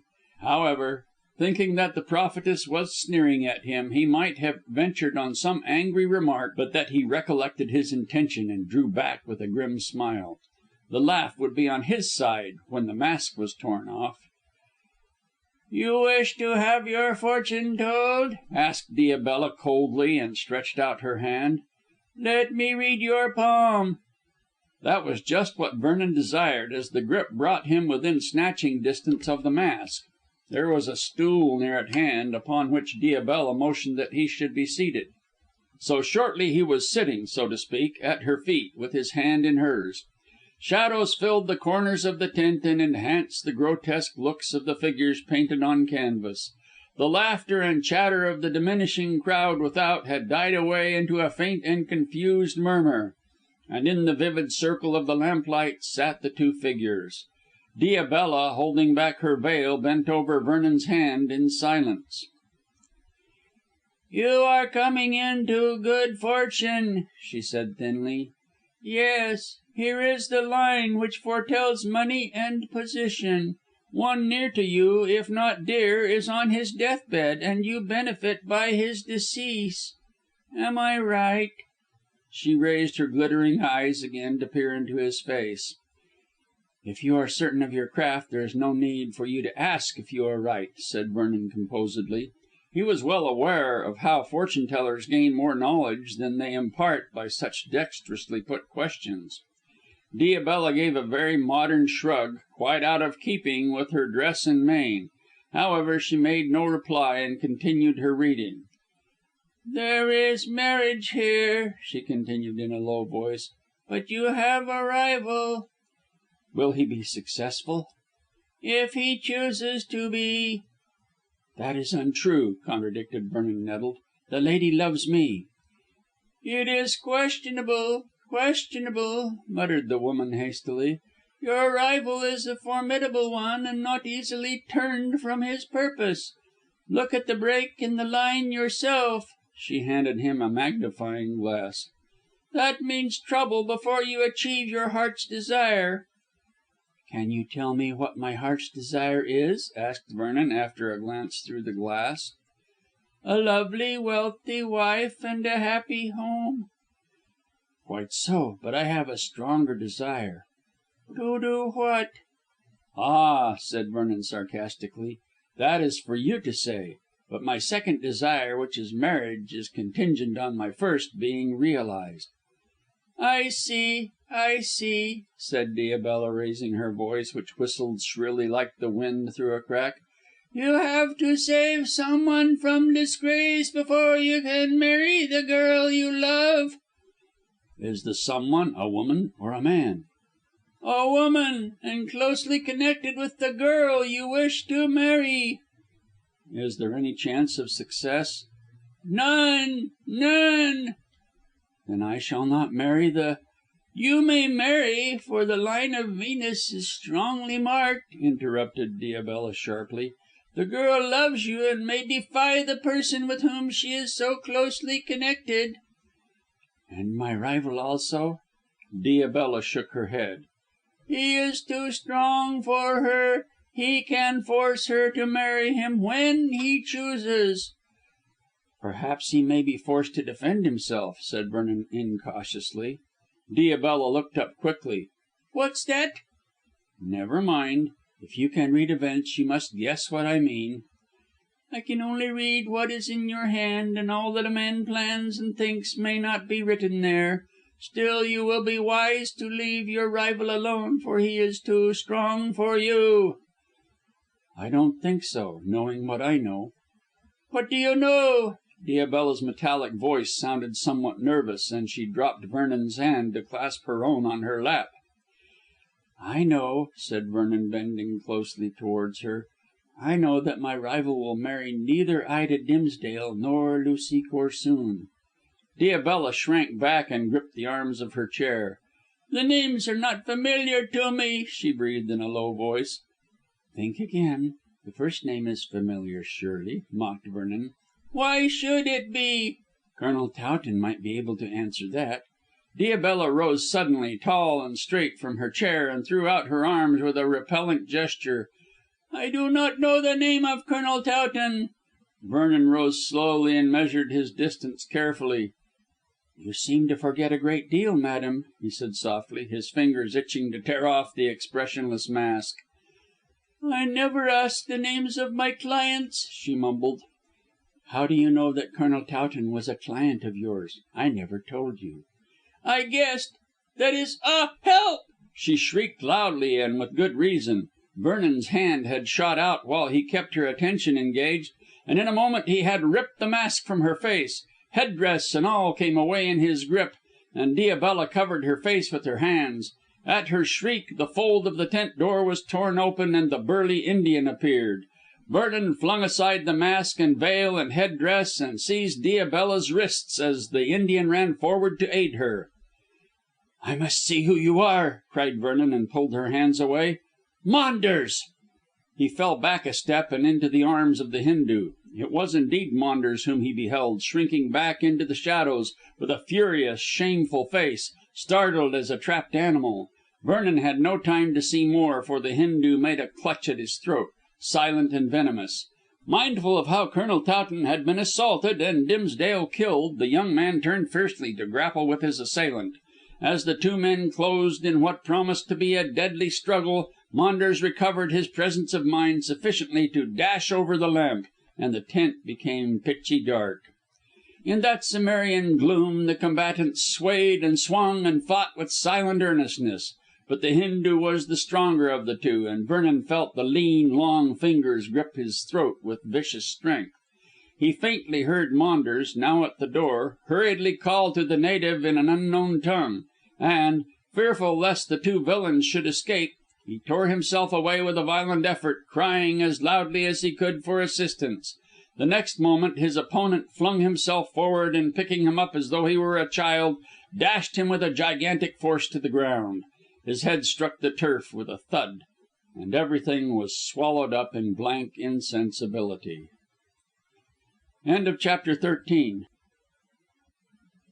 Chapter XIV. Run to earth. In half an hour, more or less, Vernon came to himself slowly, and opened his eyes in a bewildered manner. He was in complete darkness, and for the moment could not remember where he was or what had taken place. Gradually memory returned to him, and he sat up painfully to recall details. His head throbbed with the violence of the fall, and the short, sharp struggle had set his nerves jangling like ill-tuned bells. Rising to his feet with an effort, he wondered why the Indian had not finished him off, then recollected the rapid words of Maunders in an unknown tongue. Probably he had been speaking Tamil, and had ordered the man not to go to extremities. As in the case of Colonel Towton, when the creature had been warned by Diabella, or rather by Maunders as in this instance, the native had stopped short of actual murder. In Maunders' desperate enterprise it was necessary that he should remain on the right side of the law. Striking a match, Vernon ascertained that he was still in the tent, for its blue glimmer showed the figures and hieroglyphics weirdly flickering on canvas walls. Apparently the criminals, for they were nothing else, had fled, leaving him insensible, and Vernon wondered that he had not been discovered. But when he walked outside he saw on the door a notice stating that the booth was closed for an hour, and guessed that in this way Maunders had provided time for flight. So warned, no one would enter the tent, and evidently both the noise of the struggle and his cry for assistance had passed unheeded. Vernon drew a long breath and stood where he was, watching the crowd of people merry-making under hundreds of coloured lamps, quite oblivious to the fact that a tragedy had nearly taken place under their very noses. He wondered what was best to be done. It was useless to go to those in authority at the Georgian Hall, as no one would credit his wild tale, although the flight of Diabella and her accomplices might lend colour to his narrative. Moreover, Vernon decided that more than ever was it necessary to hunt down Maunders in secrecy, as he wished for a full explanation from him before calling in Drench to assist. Likewise, for the sake of Ida, of Mrs. Bedge, and Lady Corsoon, Vernon wished if possible to avoid publicity, since any scandal would certainly bring their names into unpleasant notoriety. For these reasons the young man left the Georgian Hall without telling anyone what had happened. But he chuckled as he went to think how the public would be disappointed to find the tent of the sorceress empty. Also, how amazed those managing the bazaar would be to discover that Diabella had vanished with her takings for the day, which would be considerable. Vernon felt quite sure that a man so unscrupulous as Maunders would not hesitate to seize the till, seeing that, having been exposed, and doubtful if his old schoolfellow would hold his tongue, he would want all the money he could get to assist his flight. The question was to learn whither he had fled, and what track to follow in order to hunt him down. It was close upon 7 o'clock, and outside the Georgian Hall Vernon hesitated as to his next step. He wondered whether it would be better to go home and retire to bed, since he felt shaken by the struggle, or to seek out Colonel Towton and enlist him as a fellow pursuer in the man hunt.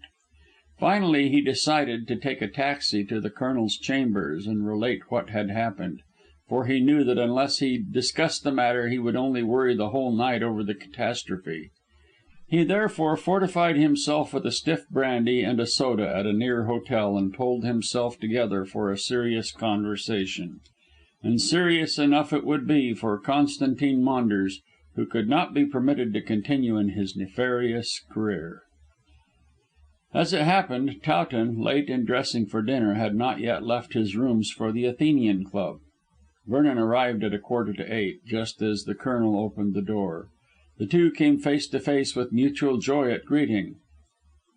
"My dear Vernon, I am glad to see you. I am simply dying to have a talk, as I can do nothing but think of the entanglement in which we find ourselves." "You can't be more pleased than I am at having found you, Colonel. I have had an adventure with Diabella." "The deuce! Have you learned who she is?" "Who he is, you mean? Yes. That mask concealed Constantine Maunders." Towton sat down on one of the hall chairs and stared. "Do you mean to say that the young scamp has been masquerading as a woman?" Vernon nodded and sat down wearily, for his bones ached. "I presume he thought that there would be less danger of discovery if he changed his sex. I expect he wore those long Egyptian robes over his ordinary clothes. When discarding them he would reappear as Maunders, and could easily escape without being noticed in the crowd. He's clever, is Constantine, and yet not clever enough." "I don't know what you're talking about," said Towton gruffly, and rising to his feet. "Suppose you come with me to the Athenian and tell me all about the matter." "I'm not in evening kit." "Oh, the deuce take that," said the Colonel cheerfully. "And I'm rather knocked up with my fight." "Fight? Did Maunders show fight?" "No, your Hindu did. He assaulted me as he did you, and left his job unfinished in the same way. It's a long story, and I want your assistance. Go and have your dinner, Colonel, and I'll lie down on the sofa in your sitting room until you return." "Pooh, pooh! I can't eat with such news as this exciting me." Towton threw off his coat and hung his silk hat on a peg. "Come into the sitting room and I'll send my man to the nearest restaurant for a meal.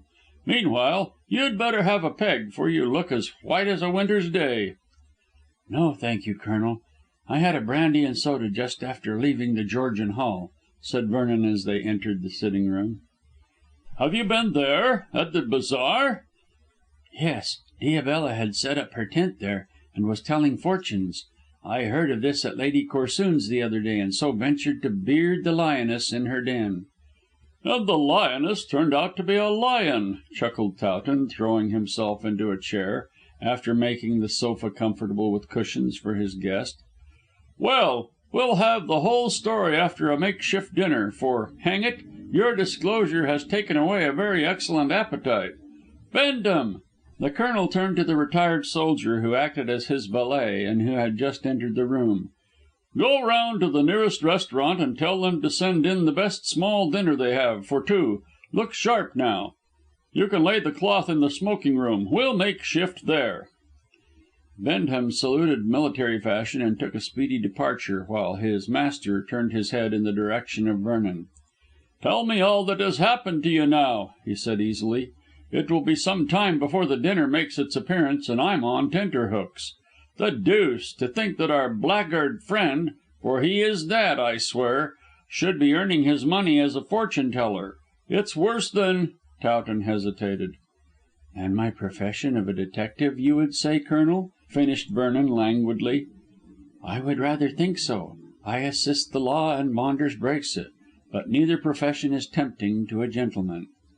"Oh, hang your profession," said Towton impatiently. "You will soon enter into your kingdom when Sir Edward gives up the ghost, and it's just as well that you have some experience in thief catching, seeing what scoundrels we have to deal with. Maunders, by Jove! Now we'll be able to find out how he came to know that Ida wasn't Dimsdale's daughter. No wonder he decided to give her up, seeing that he was after the money. What did he say?" "Nothing. He cleared out of the tent as soon as I discovered his identity." "Where is he now?" demanded the Colonel sharply. "I don't know. That's what I wish to speak to you about. And to make things quite clear, as I want your opinion, you had better hear the whole story." Towton intimated his desire to be informed of what had taken place, and listened attentively while Vernon detailed all that had happened since Mrs. Crimer had informed him of Diabella's proposed appearance at the bazaar. He ended with a description of his recovering from insensibility in the deserted tent, and his subsequent decision to consult the Colonel before taking any steps. "And my reason for wishing to move quietly is obvious," was the concluding remark of the young man. "Yes, yes, I quite understand. We must keep Miss Corsoon's name and that of Miss Dimsdale out of the papers. By the way, what did this fellow mean by hinting, in his confounded fortune telling, at disgrace to someone closely connected with Miss Corsoon? Does he mean her mother or her father?" Vernon felt a trifle confused. In his interest in the recital he had unconsciously let slip more than he had been prepared to impart. Both as a detective and as a gentleman he was bound to keep Lady Corsoon's secret, and as the disclosure of it was not particularly pertinent to the matter in hand, he brushed aside Towton's question with a scornful laugh. "Oh, I daresay that was all patter. Maunders knows that I love Lucy, and thought to intimate to me by a threat that he had power to force the mother to support his preposterous claim to marry the girl. But after this exposure he will scarcely dare to come forward." "The blackguard!" cried the honest Colonel heatedly. "He blackens the character of both man and woman in his endeavours to earn his dirty money. But I thought he was supposed to be at Gerby Hall." "Oh, he doubtless arranged that so as to provide himself with an alibi." "Why the deuce should he provide himself with an alibi?" "Can't you see how Maunders must be The Spider?" said Vernon impatiently. Towton leaped to his feet and began to walk to and fro, much perturbed. "Oh, impossible. I don't like Maunders. All the same, it seems incredible that he should be a murderer." "I can't see that myself," said Vernon drily. "Maunders is half a Greek, and is as wily as a bird as ever had salt put on its tail. Whether he gets it from his Greek father or from his English mother I can't say, but he certainly has that strong criminal taint which induces him to get money for his whims by illegal methods rather than by honest toil. Besides, we can't say if he killed Dimsdale, even though, as is apparent, he is The Spider. Miss Hest declared to me in all innocence, and not with any intention of defending him, that Maunders was with her nearly all the evening." "Then he can't be The Spider," insisted the Colonel, "for undoubtedly The Spider killed poor old Dimsdale." "So we thought. So everyone thinks. And yet well, of course, it's not impossible that Maunders ordered this nameless native to get the money, and the man may have executed the murder without instructions." "Or else," said Towton emphatically, "Maunders may have had his mask torn off by Dimsdale when he came for the money, and murdered the old man to prevent discovery. It cuts both ways." "Pardon me, no, if Miss Hest is to be believed." "I don't trust that woman," said the Colonel abruptly. "She is scheming to get Ida to marry her brother. I think she will fail there, as the brother is in London." "What?" "Yes, I met him both at Lady Corsoon's and at the bazaar. He said that his sister did wish to bring about the match, but that, not being desirous of marrying Ida, he ran away from the Hall." "Leaving the field clear for Maunders?"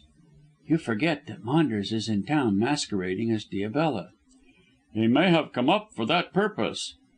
"Well, we can ascertain that from Mr. Hest. He declares that he left him at Gerby Hall, or that Maunders was expected, I forget which. But we'll see him to morrow and ask." Towton shook his head wisely. He won't know of Maunders' movements." "You never can tell. At all events, it will do no harm to ask him. Now I come to think of it," said Vernon musingly and searching his memory, "Hest told me to day at the bazaar that he had received a letter from his sister saying that Maunders had arrived on Sunday morning. That was yesterday, so it is impossible to believe that Maunders went down and came up in such a hurry. It's my opinion that he never went to Gerby Hall at all." "And I say, by Jove," cried the Colonel, greatly excited, "Hest told a lie if he said that he received the letter saying that Maunders had arrived. Even if posted in Bowderstyke last evening, it could not reach him before to night. And you say he gave you the information this afternoon." "He may have received it at midday." "No," said Towton excitedly. "Our post at Bowderstyke is very uncertain, as I know to my cost. This evening or to morrow morning is the very earliest that Hest could receive a letter posted on Sunday, and as Maunders did not arrive until then, Miss Hest could not have written before." "I don't believe that he arrived at all, and I can't conceive why Miss Hest should tell a falsehood." "I can. She's scheming for this money. However, I shall go with you to morrow, and we'll have it out with Hest.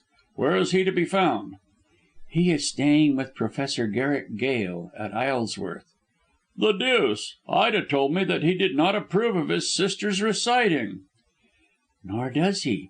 But she asked him to give some message, and the Professor asked him to stop at Isleworth while he was in town. He did so, as he explained to me, so that he could persuade the Professor to induce Miss Hest to give up her career." "A very lame explanation," said the Colonel grimly. "Gentlemen don't stay at such places for such weak purposes. I tell you, Vernon, that I don't believe in those Hests. I never did, although you defended the sister. They had a bad name at Bowderstyke as a wild family." "Oh, I thought that Francis Hest was looked upon as a benefactor." "He is," admitted the Colonel reluctantly. "He's a crazy philanthropist with his parish schoolhouses and Bolly Reservoir. All the same, there's a queer taint about them, and they live queer lives." "I can't see that. Francis recites in London in a perfectly open and honest way, and Francis acts in a noble manner as a philanthropist." "I daresay. All the same, I don't trust either brother or sister. They quarrel like mad, too." "Most families do," retorted Vernon drily, as he swung himself off the sofa. "And Frances is certainly trying to further her brother's interest by securing him an heiress. That doesn't look as though they quarrelled." "Hum," said Towton disbelievingly. "Probably the sister has learned that Ida isn't an heiress and wants to do her brother a bad turn. However, it's no use talking, as we get no further. Let us see Hest to morrow, and then learn, if we can, the whereabouts of Maunders.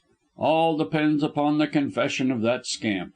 But I tell you what, Vernon, if our young friend is this poisonous beast of a Spider, he would have left England by to night's mail." "Perhaps, but I could not stop him without consulting Drench, and that means the interference of the police, which we wish to avoid."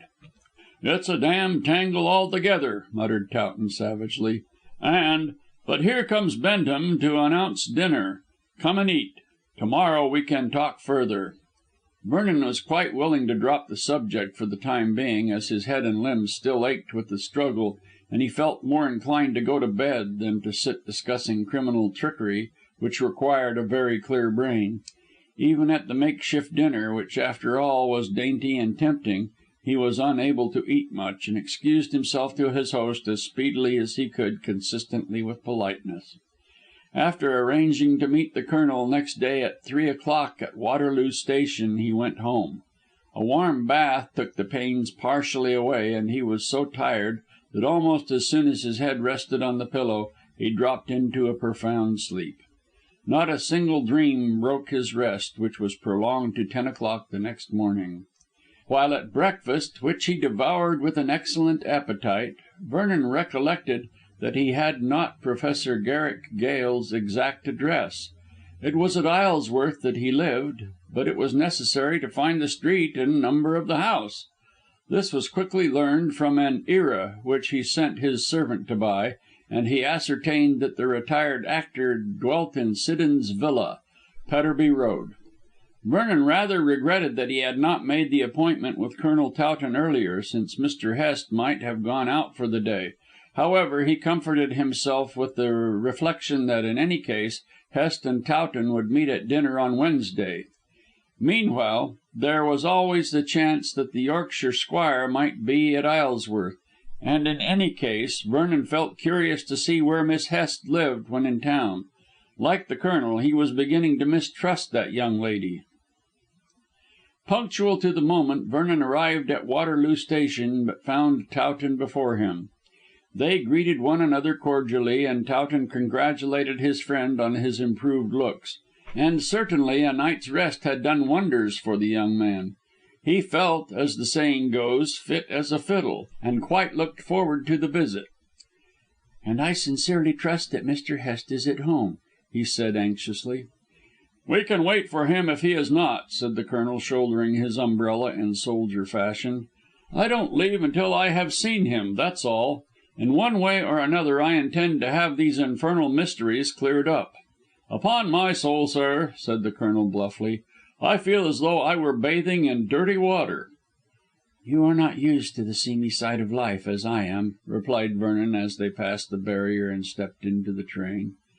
"No, by Jove, sir, I'm not. And once I'm married to Ida I shall take care to leave all this sort of thing alone. Not the thing for a gentleman by any means. You chuck it also, Vernon." "I intend to when my uncle dies.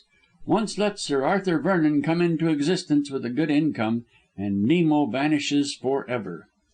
The Colonel nodded his approbation, and the two chatted about their errand on the way to Isleworth. But all they could do in the absence of positive fact was to theorise, which was unsatisfactory. But they hoped, when they laid hands on Maunders no very easy matter since the scamp had taken the alarm to have everything cleared up. Vernon still held that his former friend was The Spider, but Colonel Towton disagreed. "No, no, no," he said decisively. "Maunders may be bad, but he isn't a murderer." "He's anything that suits his purpose, so long as he isn't found out," was Vernon's retort. "He's clever." "And cunning, but he isn't bold, and would be sure not to bring himself within reach of the hands of justice by bloodshed." "He has brought himself quite close enough in other ways," replied Vernon. In this way they talked, and in due time arrived at the charming suburb of Isleworth, which looked quite countrified. The two descended the steps and passed along a narrow path which led out of the station into the road. An inquiry from a passing butcher boy on a bicycle soon advised them of the whereabouts of Petterby Road, and shortly they found themselves facing a double fronted house with a small and neglected garden between it and the quiet side road. "The sluggard's domain," said Towton with disgust, for like most military men he was excessively tidy. "Might be made pretty if attended to, by Jove." "I don't think retired actors go in much for gardening," said Vernon with a smile as he reached for the knocker. A stout woman, with the remains of heavy good looks, opened the door with the air of a tragedy queen, although her dress was scarcely regal. Vernon asked if he could see Mr. Hest, and received in reply the negative, as it seemed that Mr. Hest was absent. "But I anticipate that he will return at a comparatively early hour," said the lady grandiloquently. "Can we see Professor Gale?" asked Vernon, determined to enter the house and wait for hours if necessary. "Professor Garrick Gale," said the lady, giving him the entire name with the air of a Siddons, "is resting prior to going later to the Curtain Theatre. But if your errand is pressing—" "Yes, it is. Please give the Professor my card." "I am Mrs. Garrick Gale, formerly Miss Hetty Montgomery," said the lady in her haughty tones, "and I do not convey messages. Maria," she beckoned to a small servant whose not very clean face peeped under her substantial arm, "convey this intimation to your master. Gentlemen," she flung the door open grandly, "enter and repose yourselves in the drawing room." Vernon smiled at the tinsel majesty of the actress, but the Colonel, without moving a muscle of his good looking face, marched in stiffly. Shortly they found themselves in a tawdry room of no great size, crammed with theatrical photographs and furnished in a poor, pretentious manner, which revealed poverty while it aped the genteel. Mrs. Garrick Gale, formerly Miss Hetty Montgomery, conducted them in with the air of one accustomed to the centre of the stage, and then departed, stating that her husband would shortly do himself the honour of waiting on them. "What airs?" murmured Towton, recalling his Shakespeare indistinctly. "An intolerable quantity of sack to a pennyworth of bread." "These actors and actresses are always in the glare of the footlights," said Vernon, sitting down cautiously on a shaky chair. "By the way, Colonel, if I do a little business with the Professor, don't look more surprised than you can help." "Business? What business?" "I intend to ask if Miss Frances Hest is open to an engagement. It is necessary, since both you and I are beginning to mistrust that young lady, to be diplomatic." "That means you mistrust this actor also, and wish to throw him off the scent?" Vernon nodded. "Exactly, and "Hush!" He stopped and composed his features as the door opened and Professor Gale stalked into the room, like the ghost of Hamlet's father. Anyone could see at a glance that the man was an actor. He was tall and lean and solemn, yet with a twinkle in his deep sunken eyes, which showed that he could play comedy as well as tragedy. His bluish jowl, from frequent close shaving, his long hair, his measured gestures, and his lordly gait, all revealed one who was used to the world behind the curtain. His voice was deep and sonorous, and his enunciation almost too perfect. Nor did he clip his words colloquially, but gave them their full length and full meaning. Finally, he had a certain dignity, habitual to one who played many a kingly part in his time, and who in ordinary life found it difficult not to relapse into blank verse. "Colonel Towton, Arthur Vernon," he read from the pencilled card. "These are your names, I take it, and your business, gentlemen?"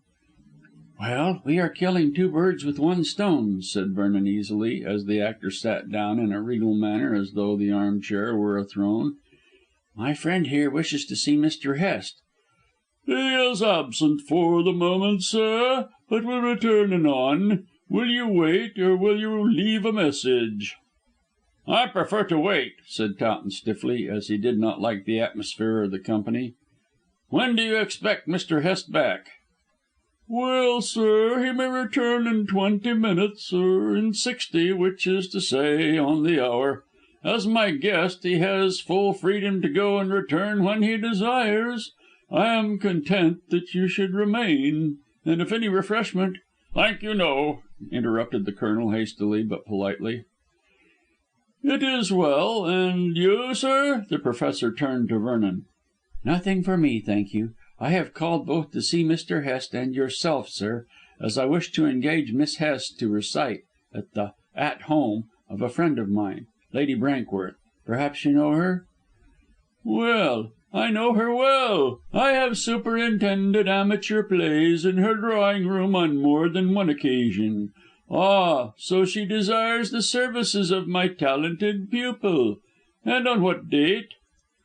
"Thursday week, I think, but I'm not sure. I shall have to see her again, and then can let you know. Miss Hest is away, I fancy." "In her ancestral home in Yorkshire," said the actor, rolling his words out grandly. "But she'll return shortly, and will be delighted to accept of the engagement, provided the fees—" "Those will be all right, Professor. Lady Brankworth pays liberally."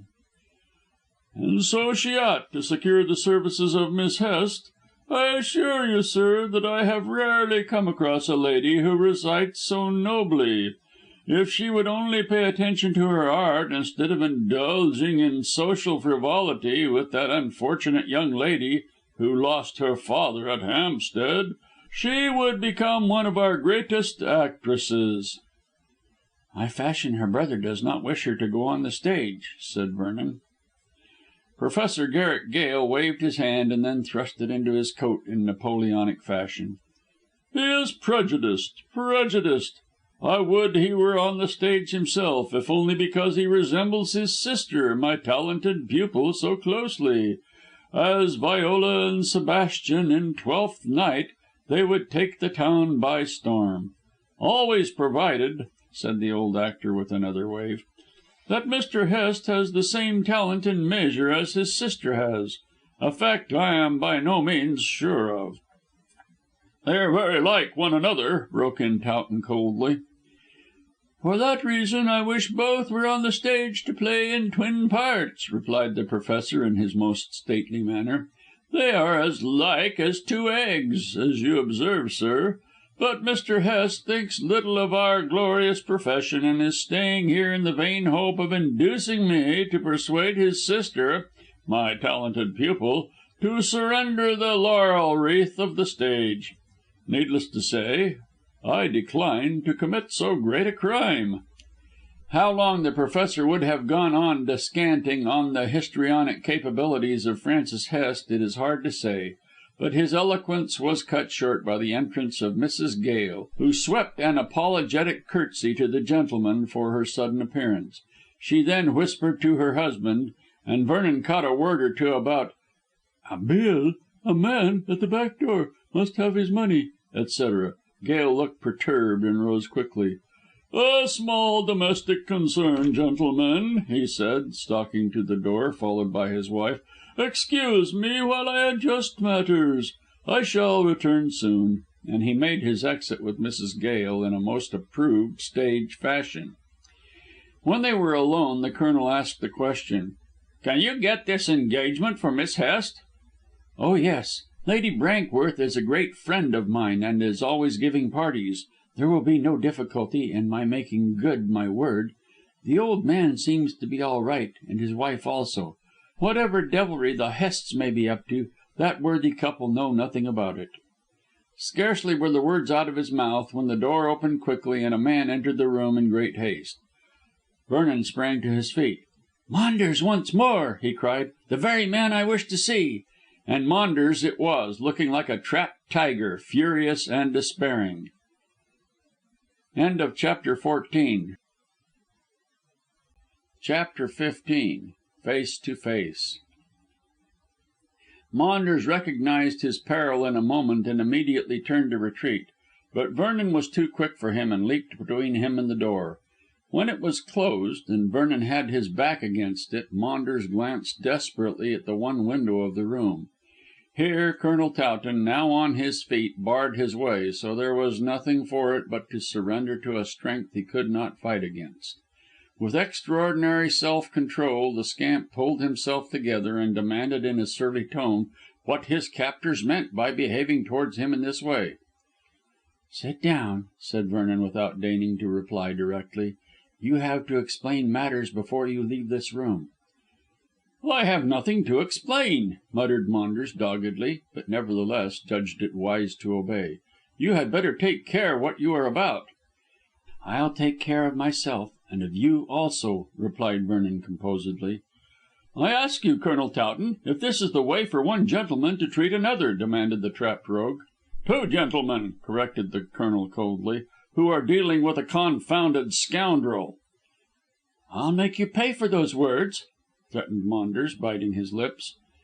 "I don't recognise your right to demand satisfaction, as I only deal with gentlemen. Mr. Vernon and myself have run you to earth, and—" "How did you find out that I was here?" interrupted Maunders curiously. "We did not expect to find you here," said Vernon, still with his back to the door and keeping a watchful eye on his former friend. "We came down on other business connected with Mr. Hest." "With Hest?" Maunders appeared perturbed. "What do you know about him?" asked Towton sharply, and noticing the change of expression. "I know nothing, save that he is stopping here." "And how do you come to be in this house?" "That's my business," retorted Maunders doggedly. "Your business is our business," interposed Vernon quietly. "I fail to see that." "You fail to see a good many things. But don't be afraid. I shall make everything clear to you in good time." "Are you here as my old school friend," said Maunders, whining sentimentally, "or as Nemo the detective?" "You will soon learn. But of one thing you may be certain, that I am no friend of yours. Can you wonder at it, seeing what I discovered yesterday?" "I can explain everything." "Good. Colonel Towton and I await your explanation." Maunders again cast a look at the door and window and again saw that there was no hope of escape. What do you wish to know?" was his sullen request. "In the first place, how you come to be here." "That's easy. I started on Saturday to go down to Yorkshire, as I told you how I intended to go, but news came back that my aunt was ill and wished to see me at once. I turned back at the station and went to Hampstead. Then I met Hest at the Bazaar yesterday." "Does he know that you are Diabella?" interrupted Vernon quickly. "No, he doesn't. I met him before I went into the tent to do business. He asked me why I had not gone down to Yorkshire, and when I explained, he asked me down here. I came last night and remained the night. It's all fair, square, and above board with me."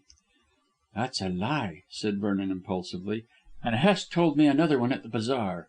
He could not have seen you between the time I departed from him and came to you when you were masquerading as Diabella, yet he told me that he had received a letter from his sister saying you were in Yorkshire.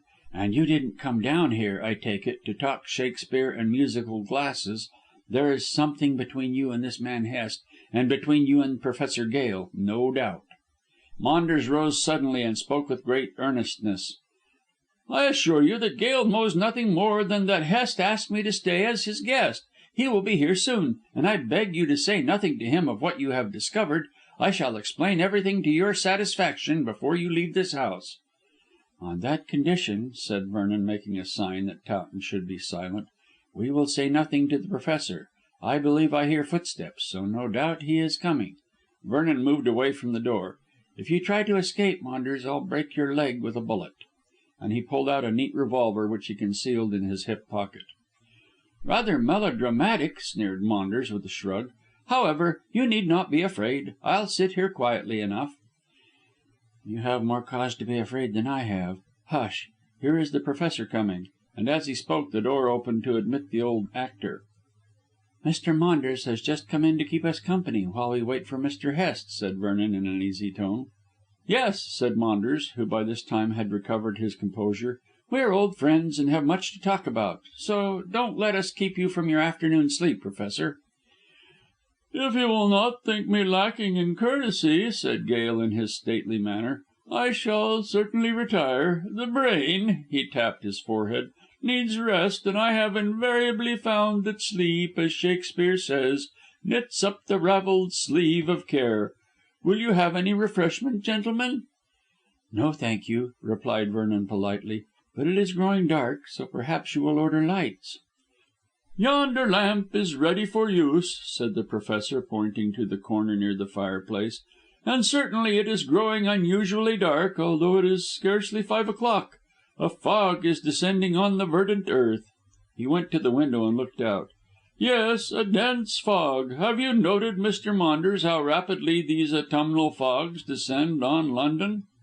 "Yes, but I should have thought that you were too far away to have them here," replied Maunders in an easy conversational tone, which did great credit to his powers of self-control. "No, sir, no. The Fulgeness haze does not spare even our rural suburb, if I may so term it." He swept aside the curtain with a tragic gesture. "Mark how the cloudy mists, darkened with smoke, swallow up house after house and road after road. Mark how a brown pall is drawn over the fair green looks of the earth, and how the—" "One would have to be in a balloon to see all that," said Maunders rudely. "I hope you won't mind, Professor, but I have private business to discuss with my friends here. If Mr. Hest comes in, please tell him I shall see him in his bedroom as soon as my friends go." "Do nothing of the sort, Professor," snapped the Colonel. "I have come here to see Mr. Hest, and he must meet me in this room." But the speech of Maunders had offended the touchy old actor. "I have nothing to do with these things," he said, stalking towards the door, "and in the good old English fashion my guests are at liberty to act as they please. Mr. Hest need be told nothing, and when he returns he will certainly enter this room, as is his custom." "But," began Maunders, only to be cut short by the indignant Professor. "You are not my guest, sir, but the guest of Mr. Hest," he said in his deepest tones, "and you have told me to leave my own room. These manners are suited to the Hyperboreans of the far north." "I wish to explain." "Explain nothing, sir," cried Gale in the ponderous manner of Dr. Samuel Johnson. You may have a front like Mars to threaten and command, but I am no menial to be so hectored." He swept an imaginary mantle over his left shoulder and mouthed blank verse. "We must not stint our necessary actions in the fear to cope malicious censurers. Therefore," ended Mr. Gale, returning to prose, "I shall retire to my couch, and so good day to one and all." When he had made his exit, for it could scarcely be said that he took his departure in a conventional manner, Maunders gave vent to a weak, tittering laugh, doubtless to cloak the real nervousness he felt. "The old fool," he observed, with his characteristic shrug. "Let us hope you will not prove to be a young one by withholding from us the truth of this shady business you have been engaged in," said Colonel Towton in a caustic manner, for his sympathies were with the retired actor. "Thank you, I don't wish to receive any compliments," sneered Maunders, "and for heaven's sake let us get this business over at once. I have more to do than to explain my private affairs to interlopers." Vernon laughed as he saw that under his air of bravado Maunders was intensely anxious about his position. "That cock won't fight," he said coolly. "You must be aware that you are in a very dangerous position." "I am aware of nothing of the sort. I can justify myself." "Do so, as regards your masquerading. Is it a crime to earn an honest livelihood?" "Honest!" said Towton with scorn. "But let that pass." "Fortune telling is as honest as your detective business," said Maunders insolently to Vernon. "I am Diabella. Why should I deny it?" "You can't, or you would. But to dress up as a woman—" "I didn't," denied Maunders with a scowl. "I simply wore those Egyptian robes over my ordinary clothes, and the waxen face to conceal my face. Also, all that rotten paraphernalia seems to be necessary to the business." "I daresay to deceive people," said Vernon drily. "Why did you act in this way, may I ask?" "Because I couldn't get my mother to allow me sufficient money to live on." "I thought that Mrs. Bedge was your aunt," put in the Colonel quickly. "So she is, but I am likewise her adopted son. She kept me short, and I had to earn my money somehow. For 3 years I had masqueraded as Diabella. I don't mind if you do tell, as no one can say a word against me." "I can," said Towton grimly. "You employed your servant to strangle me." Maunders shook his head violently. "I did nothing of the sort. Hokar—" "Is that the native's name?" interposed Vernon suddenly. "Yes. I had 2 native servants, Hokar and Bahadar, and they are both devoted to me.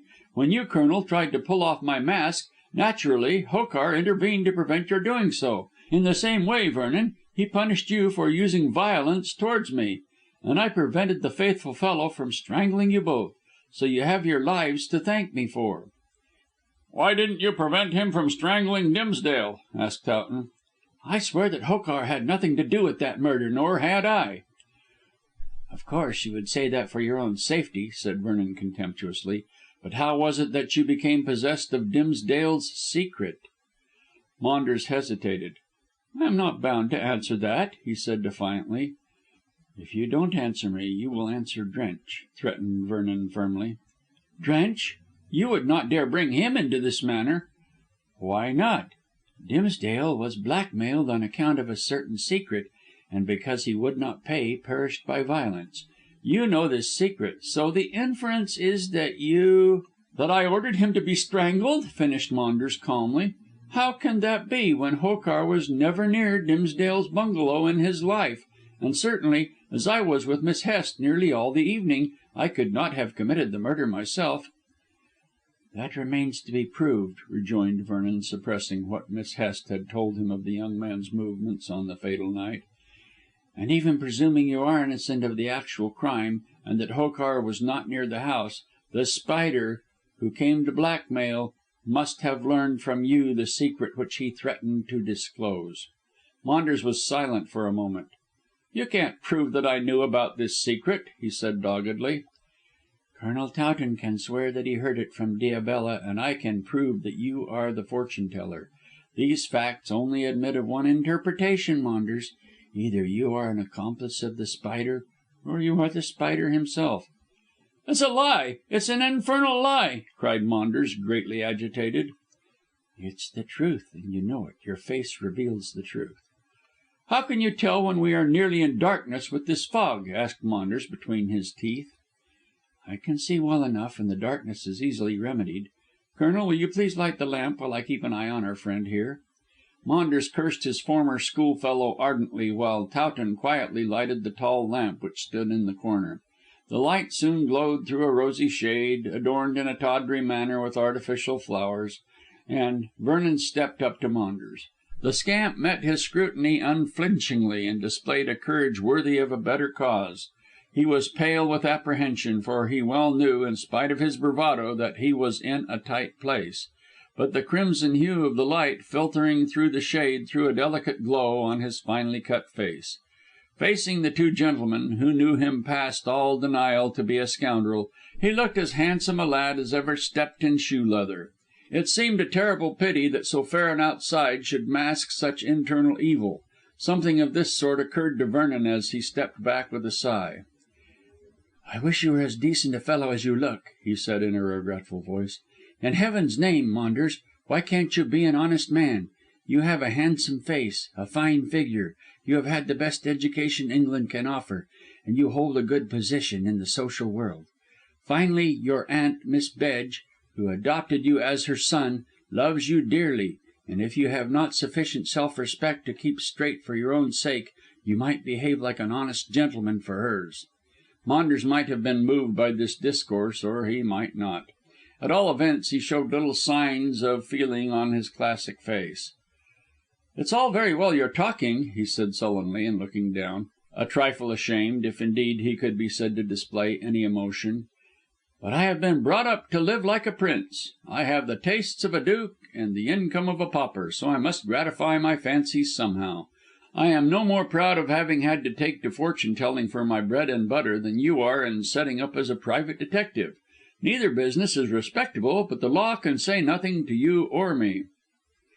"Nothing to me, certainly," Vernon assured him coldly, "since I am, and always have been, on the side of justice. Your fortune telling may be innocent enough in the main, since you prefer wringing money from silly people instead of taking up a good business, but it's your connection with The Spider that is dangerous to you." "I am not The Spider, and I have no connection with the beast." "In that case, how comes it that The Spider offers to place Lady Corsoon in possession of her niece's fortune on condition that she permits you to marry Miss Corsoon?" The Colonel uttered an ejaculation of mingled wrath and horror, and Maunders grew a shade paler. "Is that true?" Towton demanded with a look of loathing at Maunders, and then an inquiring glance at Vernon. "Perfectly true," was the response. "I did not intend to say anything to you, Colonel, since the affair is a private one of Lady Corsoon's, but it seems necessary to be frank even at the risk of exposing a lady's secrets, as much as I hate to do so. Lady Corsoon received an offer from The Spider to return certain jewels which she pawned to pay her bridge losses, and which he obtained possession of by means of forged pawn tickets, on condition that she should pay £1,000. Afterwards, another letter was received saying that he would take £10,000, a single year's income of Miss Dimsdale's, and would place Lady Corsoon in possession of the fortune. She was to pay the money and consent to the marriage of our friend here with Miss Corsoon. How do you explain this interest which The Spider takes in you, Maunders, if you don't know him?" The culprit moistened his dry lips and replied with insolent boldness, "I wrote the letter to Lady Corsoon myself. That is, the second letter. I know nothing about the first." "Then you are The Spider," cried Towton fiercely. "No, don't run your head against the wall," retorted Maunders coolly, and fighting for every inch of the disputed ground. "Lady Corsoon told me about the first letter and the threat. I advised her to consult Vernon in his character of Nemo, and did him a good turn." "And yourself a better," said Vernon scornfully. "You hoped that Lady Corsoon, on learning my employment, would forbid me to think of her daughter." "Yes, I did. However, I sent her to you to do business. Then I thought, as she was committed so far with The Spider, that there would be no harm in my trying to get her on my side, so that I might marry Lucy. I knew that Ida was not entitled to the fortune, as there is no will, and she was not old Dimsdale's daughter. I also knew that Lady Corsoon was kept short by her husband and would like to have her own money, if only to pay The Spider, and recover the jewels so as to hide her fault from Sir Julius. For this reason I wrote the letter asking that Lady Corsoon should aid me to marry her daughter." "And you asked for £10,000 also," said Towton wrathfully. "Only 1 year's income of the Dimsdale investments," retorted Maunders with great coolness. "A man must have some money for his honeymoon." "And when Lady Corsoon died you guessed that your wife, which she never will be, you can rest assured, would inherit the whole Dimsdale fortune." "Quite so. I thought of everything. I suppose Lady Corsoon showed you the second letter as well as the first in your character of Nemo?" "You are correct," replied Vernon with great composure, "and I noted that the second letter, like the first, was signed with the ideograph of The Spider." "Naturally it would be," said Maunders with a shrug.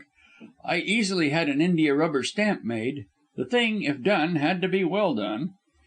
"You are a blackguard," said Colonel Towton, much disgusted.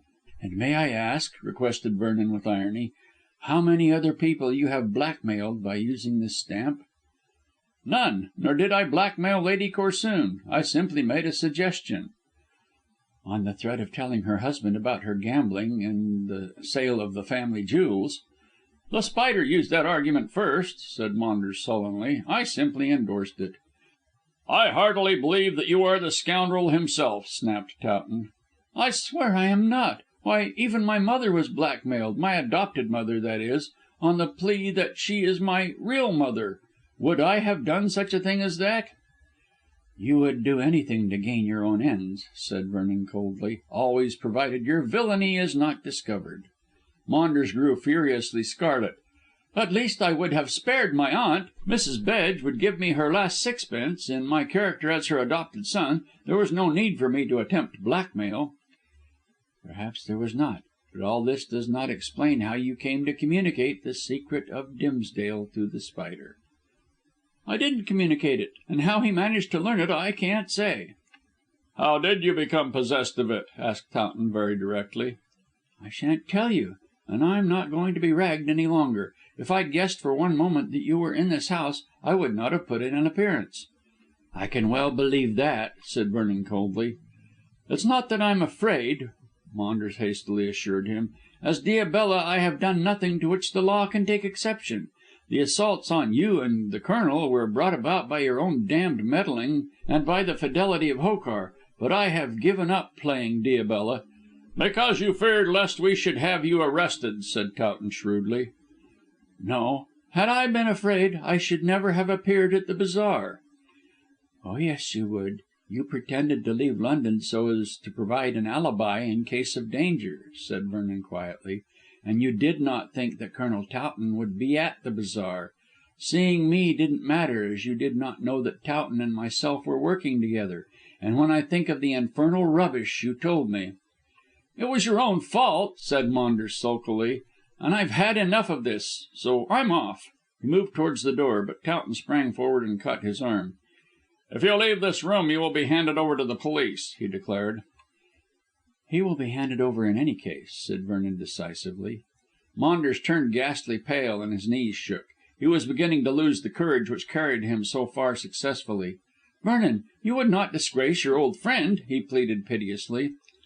"You're no friend of mine," was the stern reply, "and your sole chance of escape from arrest is to reveal how you learned this secret of Dimsdale's. If I tell it, will you let me leave this house free?" "No, I shan't. I intend to keep an eye on you until this mystery of The Spider is cleared up. You are his jackal." "I am not. I know nothing. I refuse to speak." "Colonel, go out and fetch a policeman." "No, no, no, no," almost shrieked the wretched man, and flung himself on his knees. "Arthur, don't. I swear I'm innocent. I know nothing of Dimsdale's murder." "Stand up, you cur, and speak out," said Vernon, more enraged by his exhibition of weakness than he had been by the man's insolence. "How did you learn the secret of Dimsdale's? Is it true or a lie?" "It is true. It is true. I swear it is true. Oh, don't call in the police." Maunders still grovelled and clung to the knees of Vernon with such force that the young man could not get away. Outside the fog had rolled right up to the single window of the apartment, and the livid look of the atmosphere suited the situation much better than did the calm rosy light of the lamp. Near the door knelt Maunders, weeping piteously and begging that the police might not be called in. Vernon stood silent, but Towton gave vent to an oath at the unmanly demeanour of the detected scoundrel. "Who told you the secret?" he demanded fiercely. "I insist upon knowing, and if you don't tell I'll call the police myself. A cur such as you are should be under lock and key." "Come, Maunders," said Vernon sternly. "Who told you?" "Miss Jewin. She knew Dimsdale in India and Burma," snuffled the kneeling man, desperately afraid. "Who is Miss Jewin?" "Hest's housekeeper at Gerby." "What?" Both men uttered the ejaculation simultaneously and looked at one another. Then ensued a silence, while the fog closed thicker and darker, and only the weeping of Maunders could be heard. Suddenly from the hall came the sound of the door opening, and then a firm footstep. Maunders gave a wild cry and clung vehemently to Vernon's legs. "It's Hest! It's Hest! He'll kill me for telling." "Then Hest is the—" Yes, he's the Spider, and—" The door was flung open as the footsteps paused, and Francis Hest, wrapped in a heavy overcoat, stood in the threshold smiling. Maunders beat the ground with his hand and crawled to the newcomer's feet. "I couldn't help it! I had to tell you were—" "The Spider!" cried Vernon, whipping out his revolver. "I arrest you—" He got no further. At the words of Maunders the villain's face had changed with the rapidity of lightning from smiles to desperate anger. He cast a furious look on his accomplice, then suddenly lowered his head so as to get under the line of fire. The next moment Vernon felt Hest charge him head downward in the stomach.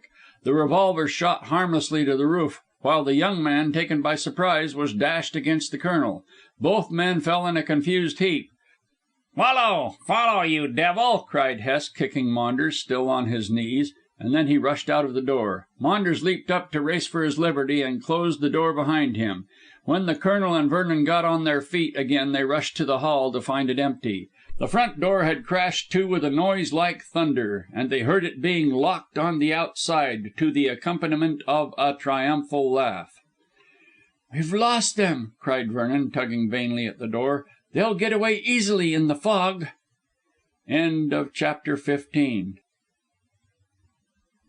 Chapter XVI. The Search. While Vernon desperately tried to wrench open the front door, Towton, with the quick foresight of an old soldier, ran back into the drawing room and lifted the window sash. In less than 2 minutes he was outside and hastened to release his companion. Luckily, in his hurry, Hest had been unable to extract the key from the lock, so a swift turn of the wrist soon removed the barrier. Vernon and the Colonel set off hot-footed in pursuit of the fugitives, and as they plunged into the fog caught a glimpse of Gale and his wife hurrying into the hall with scared faces, doubtless attracted by the ominous sound of the pistol shot. But there was no time to explain, as every moment was of value, and the two men put their hearts into the chase. The sudden autumnal fog which had so unexpectedly descended had turned the atmosphere to thick wool, so that it was difficult to breathe, let alone to see. On all sides the gloomy mists shut in the prospect, and after racing vaguely for some minutes down the silent road, the pursuers halted by mutual consent to listen for possible flying footsteps. Not a sound struck on their ears. It might have been the middle of the night, so dense was the darkness and so silent the whole neighbourhood. They could not tell in which direction the two scoundrels had fled, and on the face of it pursuit was absolutely useless. "We might make for the railway station," suggested the Colonel. "They may have gone there." Vernon shook his head. "I doubt it. Maunders is too cunning and Hest too desperate to think of taking the train to Waterloo. But in any case I'll send a wire to the station master asking him to detain them. Maunders can be recognised from having no hat." "There are many men who wear no hat nowadays," said Towton dismally. "It is not a distinguishing mark worth much. But how the dickens are we to find a telegraph office in this fog?" Vernon looked around and noted a weak flare of light illuminating the darkness. Followed by his companion, he walked towards it and found that it came from the windows of a grocer's shop at the corner of the road. Entering quickly, he asked for the nearest telegraph office, and learned to his great satisfaction that it was at the chemist's 2 or 3 doors down. The worthy grocer looked somewhat alarmed at the entrance of two gentlemen without hats, for in their haste Vernon and his friend had forgotten to take them. But they gave the tradesmen no time to ask questions, and by closely skirting the shops round the corner managed to find that of the chemist. Here Vernon sent a wire to the station master at Waterloo instructing him to detain two men, one dark and one fair, without a hat, who might possibly arrive by an early train. He added a meagre description of their dress, so that the telegram proved to be somewhat lengthy. "But I fear it is useless," said Vernon as they left the shop and had handed the wire to the startled chemist. "They won't take the train, I'm certain, and even if they do my description is not clear enough, unless the Waterloo station master happens to be singularly intelligent." "We can but hope for the best, and we have done all we can," said Towton in a decided tone. "What's to be done now?" "We must return to Siddons Villa, both to get our hats and see Gail." "How are we to retrace our steps in this fog?" "Petterby Road is just round the corner, and by keeping to the railings of the gardens we are bound to find the house." It was as Vernon said. They had raced in a straight line down to the grocer's shop at the corner, and had not left Petterby Road until they went to the telegraph office. On recovering the bearings of the first shop, they carefully felt their way up the road, reading on every gate the designation of each house. In this way, after some 10 or 12 minutes had elapsed, they managed to strike Siddons Villa, and again found themselves at the front door. It was closed, and also was the window. "I hope Gail has not run away also," said Vernon, ringing the bell. "Do you suspect he has anything to do with the business?" "Who knows? On the face of it he looks innocent, and Maunders certainly swore that the old man was ignorant. But Maunders is a liar, and—" Here the door was cautiously opened, and the white face of Professor Gale became visible.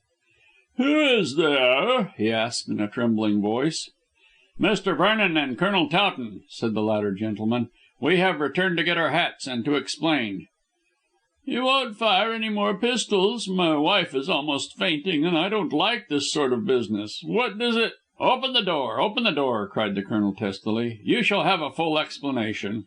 Mr. Gale seemed reluctant, as he apparently took them for robbers and dangerous rogues, so Vernon, losing patience, forced the door back and the old actor along with it.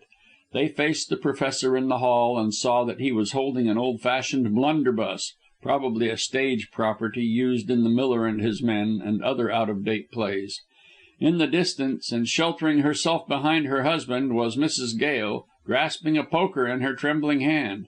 The pair seemed to be thoroughly frightened, and considering the circumstances, it was small wonder that they were. "I have sent Maria for a policeman," quavered Mrs. Gale, "and both my husband and myself are armed." "I hope Maria doesn't lose herself in the fog," said Vernon good humouredly, and in spite of his vexation at the escape of The Spider and his jackal. "In heaven's name, what does it mean?" demanded the Professor, somewhat recovering his dignity. "Come into the drawing room and we will explain," said Towton with some impatience, for he had small leniency for cowardice. "There's nothing to be afraid of. Mr. Vernon and I are honest men. You have got rid of the villains." "The villains!" shrieked Mrs. Gale, trembling violently and dropping the poker. "Maunders and Hest," said Vernon carelessly. "Come in." He preceded his friend and the Gales into the drawing room, quite certain, from the way in which they had behaved, that they knew nothing of the wicked doings of Hest and Maunders. When the door was closed and every one was seated, Vernon proceeded to examine the actor and actress. The situation, as Professor Gale said afterwards, was highly dramatic. "You must answer my questions frankly," said Vernon, addressing the couple. "If you do not, the police may interfere." "The police!" shrieked Mrs. Gale, turning as white as chalk. The Professor silenced her with a gesture, and spoke to Vernon with great dignity. "Young man," he said, striving to keep his voice from trembling, "I pay my rates and taxes, my bills to my tradesmen, and my rent for our home. Under these circumstances, I cannot see why you should talk of the police." "I speak of them in connection with what has taken place." "And you may well do so, young man. To fire a pistol in a private house—" "That was an accident," Vernon hastened to explain. "My revolver went off when Mr. Hest assaulted me." "Why should Mr. Hest assault you?" demanded Mrs. Gale, much astonished. "That's a long story. Tell me." Vernon turned towards the Professor while Towton held his peace and nursed his hat. "What do you know of Maunders?" "Know of him?" said the amazed Gale, looking thoroughly puzzled. "I know no more than that he is a friend of Mr. Hest's who called last night, and who was requested by Mr. Hest, and not by me, to stay the night. I have never set eyes on him before." "Did Miss Hest ever mention him?" "Yes, she did," broke in Mrs. Gale, who was listening intently. "She told me that he was a friend of hers in love with Miss Dimsdale, and mentioned that he was the only man she had ever seen handsome enough to play Romeo as Romeo should be played." Professor Gale nodded his head graciously. "I agree with Miss Hest there," he said gravely. "Mr. Maunders is indeed handsome, but she never told us anything about him, Mr. Vernon, save what my wife has related." "And Mr. Hest? What do you know of him?" "Nothing more than that he is the brother of my talented pupil. He came with the message from his sister, who is at her ancestral halls in Yorkshire, to the effect that she would return in a month, or perchance earlier, to fulfil certain engagements which I have procured her. I invited him to stay here during his stay in town." "Why did you?" asked the Colonel, speaking for the first time. Gale looked embarrassed, but Mrs. Gale spoke for him. "Mr. Hest, we know, is very rich," she said frankly, "and both my husband and myself wish to have a theatre of our own. We thought that if we showed him some hospitality he might finance us. I must say," she added, looking puzzled, "that I wondered that such a rich man was content to accept our humble lodgings, instead of going to a swell hotel. But he seems to be easily pleased." "It was not that, Hetty," said the Professor quickly. "Mr. Hest simply remained here so that he could persuade me to induce my talented pupil to give up reciting, as he dreaded lest she should go on the stage. And she ought to be an actress in my humble opinion, for her capabilities are of a very high order. As Lady Macbeth, or in any of Sardou's characters, such as La Tosca, Fedora, and the rest, she would produce a sensation." The speech of both man and wife seemed frank enough, and they appeared to be a couple of simple people devoted to their profession and quite ignorant of evil. Vernon glanced at Towton and saw from the expression of the Colonel's face that he thoroughly believed them. Still, so as to be quite sure of his ground, he asked another question. "Miss Hest as a reciter or as an actress may be all that can be desired, but do you and Mrs. Gale like her personally? Do you think she is what we call, straight?" "Yes," cried the woman forcibly. "Miss Hest is 1 in 1,000. She is a kind-hearted lady who sympathises with those who struggle." "Hetty is quite right," said the Professor with dignity. "Many a time has Miss Hest assisted us when tradespeople have worried. I am sure that she would have persuaded her brother to enable us to enter into management in the long run, as she has every confidence in my capabilities." "And in mine," said Mrs. Gale jealously. "She said that my Amelia in Othello was the best performance she had ever seen. But now, gentlemen," the actress rose to give effect to her words, "may I inquire why you ask these questions, and why you come here to fire pistols in a peaceful home?" At the beginning it had been in Vernon's mind to tell the whole story right out and to tax the couple with complicity, but they really seemed to be entirely ignorant of Hest's true character, and evidently had only lately met Maunders. He therefore did not think it wise to reveal what he and the Colonel knew, lest the Gales should gossip about the matter, and until he had consulted Drench the young man did not desire that this last unusual affair should become public. He therefore shot a warning glance at the Colonel and answered cautiously. "It is only a private matter, Mrs. Gale, which is not worth explaining. The pistol shot was an accident." "But you said that Mr. Maunders and Mr. Hest were villains," she persisted. "Ah, I spoke somewhat harshly, being a trifle excited. They have treated me and my friend here very badly, and we came for redress. How their consciences smote them you can judge from the fact of their flight. You will possibly never see them again, but if they do chance to return, you must wire to me at once to the Athenian Club, Pall Mall." "I don't like these hints and suggestions of evil, sir," said Gail restlessly, "and certainly I should never think of telegraphing to you unless Mr. Maunders and Mr. Hest give me the leave. And why, sir, should they not return?" "Don't seek to know any more, Mr. Gale, but do as you're told," said Vernon in a peremptory tone. "And also it will be wise if you and your wife hold your tongues over what has happened and stop the servant from talking." "Suppose we don't?" demanded Mrs. Gale aggressively. "In that case you will get into trouble." "How dare you? How dare " "See here," Colonel Towton rose angrily. "We have reason to believe that these men are connected with The Spider." Mrs. Gale shrieked and the Professor turned pale. Both knew that terrible name which was so freely mentioned in the papers. "Do you mean to say " "We say nothing," said Vernon sharply, "and my friend here has perhaps said too much. But it is as well that you should know the necessity of keeping silent tongues in your heads." "We know nothing of these matters, cannot be expected to " "I am quite aware that you are innocent of complicity," interrupted Towton, "but you both must promise to be silent until you have leave to speak." "And if not?" "Already I have told you that the police will interfere," observed Vernon coldly. "This business is concerned with The Spider, so, for your own sakes, hold your confounded tongues." The Gales, however, were not so easily commanded. They wished to know how Hest and Maunders were connected with The Spider, and if they were in any way accused of being, as they termed it, in the know. But the arguments and commands of Towton, together with those of Vernon, gradually induced the worthy couple to listen to reason. In fact, at the end of half an hour both were thoroughly terrified into thinking that their reputation might be ruined were it known that men connected with The Spider had been under their roof. Neither Gale nor his wife were averse to being mentioned in the papers or to securing an advertisement so as to add to their theatrical fame, but the publicity likely to be procured from the late episode was not the sort they desired.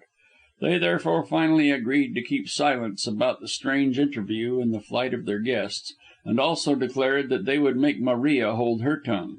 Nevertheless, their curiosity remained unabated, and Vernon had to promise them that it would some day be satisfied. "You shall know all when the time comes," he said when taking leave, "but keep silence until the appointed hour lest you get into trouble." This speech, being somewhat stagey, sounded pleasantly in the ears of the couple, and Towton left the house with his friend, quite satisfied that Professor Gale and his wife and their servant would say nothing of what had taken place. "And now," said the Colonel, "let us grope our way to the station. After we reach town we can see Drench." Vernon agreed, and by following the line of houses they finally managed, but with some difficulty, to get to the railway. Here they had to wait for a considerable time for a train, as the ordinary traffic was somewhat complicated by fog. It was 8 o'clock before they reached Waterloo, and they learned from the station master that nothing had been seen of the two men alluded to in the telegram, although each train and the barrier of the platform it arrived at had been watched by the police. Vernon was not surprised at this intelligence. "I thought both Hest and Maunders were too clever to risk a wire to Waterloo Station, as they knew I would send it." "What's to be done now?" "Let's go to your rooms and send a telegram to Drench at Hampstead asking him to come down." "The fog is still thick," said Towton as they stepped into a taxi. "Perhaps he won't come. Hang it, every possible obstacle seems to be placed in our way. The blackguards will escape." "Not out of England, at all events," said Vernon grimly. "When we explain everything to Drench he will have all the stations and all the ports watched. We'll catch them sooner or later." But the young man spoke with more confidence than he actually felt, as he knew that Hest was extraordinarily clever in concealing himself. As The Spider he had baffled the police for years, and being an arch criminal would be dexterous enough to escape even out of this tight corner. He began to consider what was best to be done, after sending a wire to Inspector Drench, when his meditations were broken in upon by the Colonel.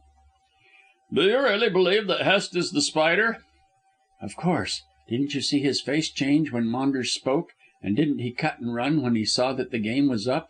"That certainly looks like guilt, and yet it seems incredible. The man always has lived in Yorkshire, whereas The Spider is supposed to live in town." "No one has ever known the whereabouts of The Spider," said Vernon coolly.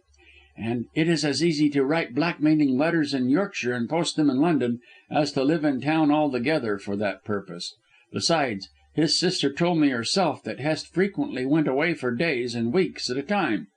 Doubtless he was attending to his nefarious business in London." "How do you reconcile this devilry with his philanthropy?" "It seems odd, doesn't it? But we know that the worst criminals have their good points. There lives some soul of good in all things evil, you know." "I rather think," said the Colonel grimly, "that Hest looks upon himself as a kind of modern Robin Hood, who takes from the rich to give to the poor. He blackmailed wealthy folk in order to build his bally reservoir and his confounded schoolhouses. Robbed Peter to pay Paul, as you might put it." "Robbed Dives to help Demos, is the way he would put it," said Vernon with a shrug. "However, we have made a great discovery, and one which the police will thank us for making. When Hest is captured, many a rich man will sleep easier." "Yes, when he is captured, but that won't be easy." "I agree with you. The Spider is as clever as his father, the Devil." Added Vernon thoughtfully. "I wonder if his sister knows anything about his infernal doings." "No," said the Colonel decidedly. "I don't like Miss Hest, as I think she is too imperious and masterful and wants her own way too much. All the same, I don't believe she could have countenanced her brother's behaviour. Besides, she was always away from him, and he doubtless carried on his pranks without her knowledge." "You defend her. I thought you didn't like her." "I admitted only a moment ago that I did not," snapped the Colonel, as the taxi cautiously felt its way up Whitehall. "But I must be just to her. The poor woman will suffer as it is when her brother's criminality becomes known. It will ruin her reciting business." "That's true, and there is no chance of keeping the matter quiet. Hest must be captured and imprisoned." "Hanged, you mean. Remember he murdered Martin Dimsdale." Vernon shuddered. "I suppose he did," was his reluctant admission. "I am sorry for Miss Hest, as, contrary to your opinion, I think highly of her. She may be masterful, as you say, but Ida is so weak that it is just as well that she should have someone to lead her in the right way." "Oh, Miss Hest has led her in the right way, no doubt," retorted the Colonel, "but I prefer to be the guide myself. See here, Vernon, come down with me next week to my place at Bowderstyke." "What for? We have to hunt down Hest and Maunders." "We can safely leave that to Drench and his underlings. I want to get Ida away from Gerby Hall. Sorry as I am for Miss Hest in having such a brother, I don't want Ida to continue under her protection any longer, especially as she wants to marry her to Maunders." "Maunders will have no chance now," said Vernon with a grim chuckle. "But you are a bachelor, Towton, so Ida will scarcely be able to come to The Grange." "I shall ask her aunt down as chaperon." "Lady Corsoon? Good. And ask Lucy also, for my sake." "With great pleasure. I think that the removal of Maunders from my path and yours will result in the courses of our love running smoother. Ah, here we are, and I'm glad, as I want drink and victuals." After the long, cautious creeping through the fog, the two gentlemen arrived at the Colonel's rooms, and Bendham was sent out for food. Having dined, they smoked and talked while waiting for Inspector Drench. But he never came. A telegram arrived instead, stating that the fog prevented his keeping the appointment, and it also prevented Vernon from getting back to his own quarters, so the Colonel put him up for the night. Next day the hunt for the criminals began in earnest. Before Drench arrived, which he did at 11 o'clock, Professor Gale came to the Athenian Club, where the gentlemen were waiting, and produced a wire which had arrived for Hest on that morning. He had not opened it, being afraid, but brought it intact to Vernon. That young man had no compunction, under the circumstances, in reading it, and found that it was from Frances Hest to her brother, asking him to return home as divers matters connected with the estate required his attention. "Sent first thing this morning," said Vernon, passing the wire to the Colonel. "Poor woman, she doesn't know that her brother has been found out." The wire was shown to Inspector Drench when he duly arrived, and he was exhaustively informed of all that had taken place. He was naturally both astonished and interested, but nevertheless expressed himself annoyed that civilians should have proceeded so far without invoking the police. Drench gave both the Colonel and Vernon to understand that if he had been on the spot Hest and his accomplice would not have escaped so easily, a view with which they privately differed, although they did not think it wise to say so.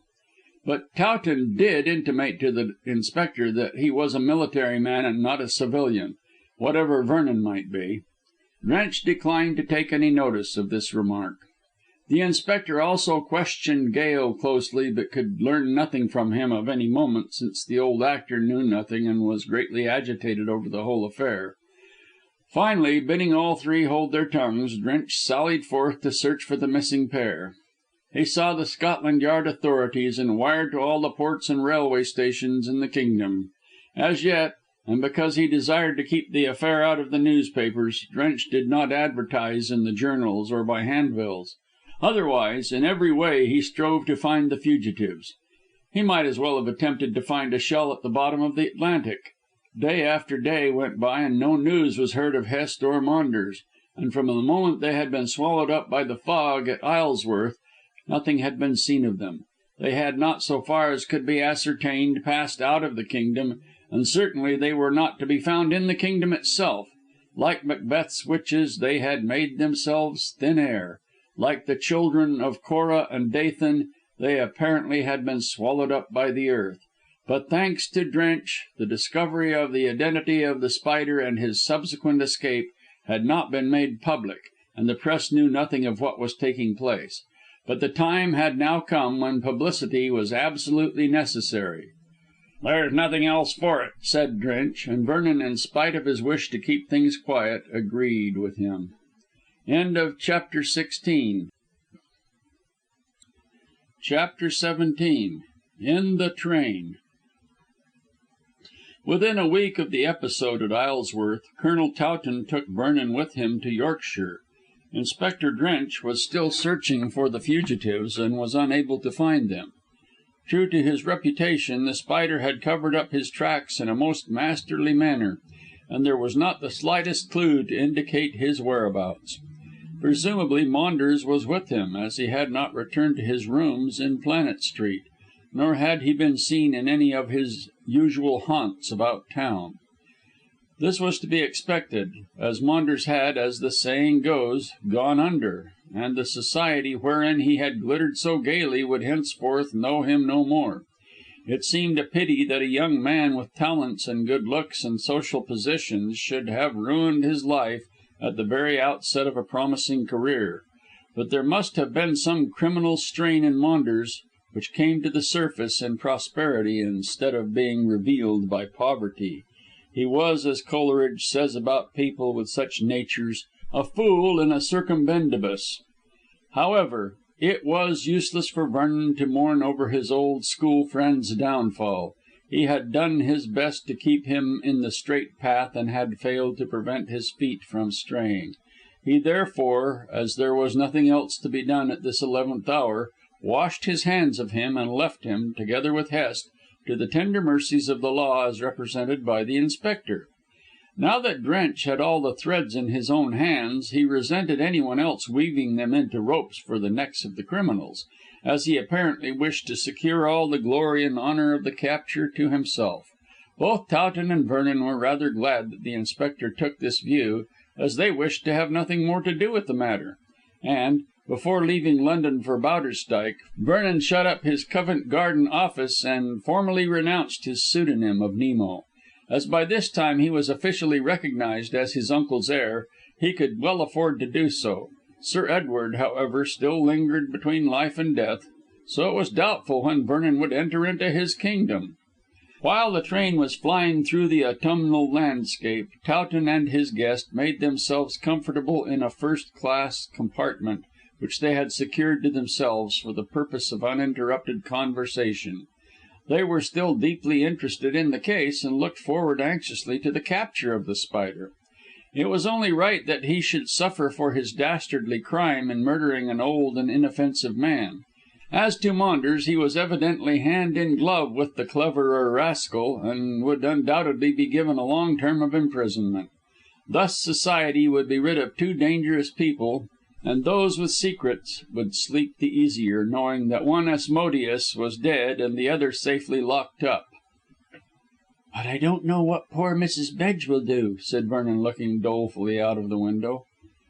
"Does she know anything?" asked the Colonel, throwing down the morning paper which he had been reading, and settling himself for a talk.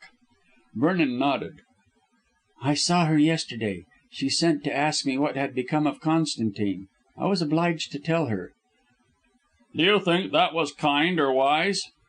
"I think so, decidedly. It was better that Mrs. Bedge should learn the truth from a friend than see it crudely printed in the daily papers. And there it is bound to appear, sooner or later." "Drench will have to catch The Spider first," said the Colonel coolly. "No easy task, as we know. What did she say?" "At first she declined to believe it, badly as Maunders has treated her. She kept insisting that it was all a mistake, and that Constantine would appear to put matters right." "What wonderful faith these women have, Vernon." "Bless them, yes. They go by their hearts entirely." "In that case," remarked Towton drily, "Mrs. Bedge must have known that Maunders is not the saint she tries to make him out to be." "I did not say that she went by her instinct," replied Vernon equally drily. "There is a difference between that and heart love. Because Constantine is her sister's child and her adopted son, Mrs. Bedge's heart, which he has almost broken, cherishes him fondly. But her instinct must have told her long ago that the fellow was a scamp of the worst sort." "He's a thorough paced scoundrel," said the Colonel vigorously. "Mrs. Bedge declined to take that view of him. She wailed that he had a tender heart and was led away because he had a weak nature. In fact, her defence was that of a man being his own worst enemy." "Maunders certainly was. He had all the gifts of the gods, yet "Yet fell because the greatest gift of honest purpose was not given," finished Vernon. "Hang it all, Towton, scamp as the fellow is, I am sorry for him." I'm not," growled Towton savagely. "Ah, you did not play with him as a child, nor did you go to school with him, my friend. Although I'm bound to say that Constantine was always a selfish chap, what you would call a rotter." "I would call him nothing of the sort, Vernon. I detest slang." "That's a mistake. Slang frequently hits the nail on the head when the King's English misses it altogether. Slang conveys much in little and—" "Oh, the deuce take your philology. Go on talking about Mrs. Bedge." "There's no more to say. Maunders has pretty well drained her, but she has enough to live on, and the Hampstead house is her own. Towards the end of our conversation, however, she let out that she was not surprised at Connie's behaviour, as she rather expected it." Somewhat contradictory. Why?"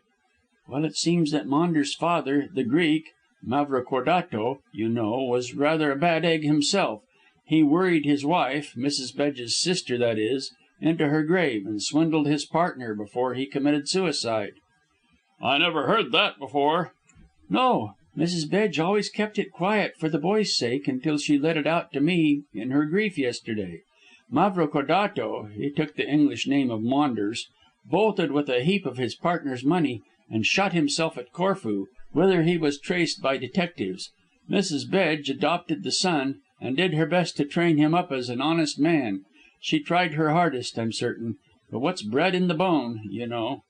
Colonel Towton folded his arms and stared straightly before him. "Poor devil, he was considerably handicapped by such a father. I wonder, Vernon, for how many of our deeds we are responsible, when you take heredity into consideration. Some sin because they like it, but many because they can't help it." "Let us give Maunders the benefit of the doubt, and say that the sins of his father were visited on him. And, of course, we must not forget that Hest is an extremely clever and strong-minded man, who could, and did, easily control Maunders' weaker nature." "There's something to be said there," assented the Colonel thoughtfully. "I daresay Hest entangled the poor wretch in crime before he well knew what he was about, and once committed he would be compelled to remain in the mud. But Hest himself, Vernon, what do you make of him?" "I don't know enough about him to give an opinion. Perhaps when we see the sister she may tell us something." "Oh, by the way, I received a letter from her 2 days ago about which I intended to speak to you, Vernon. All this bother and worry put it out of my head. I left it at home, unfortunately, but I can tell you the gist of it." Vernon looked interested. "What did she write about, and why to you?"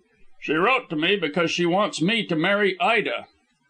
"I really don't see what she has to do with that," remarked Vernon with a shrug.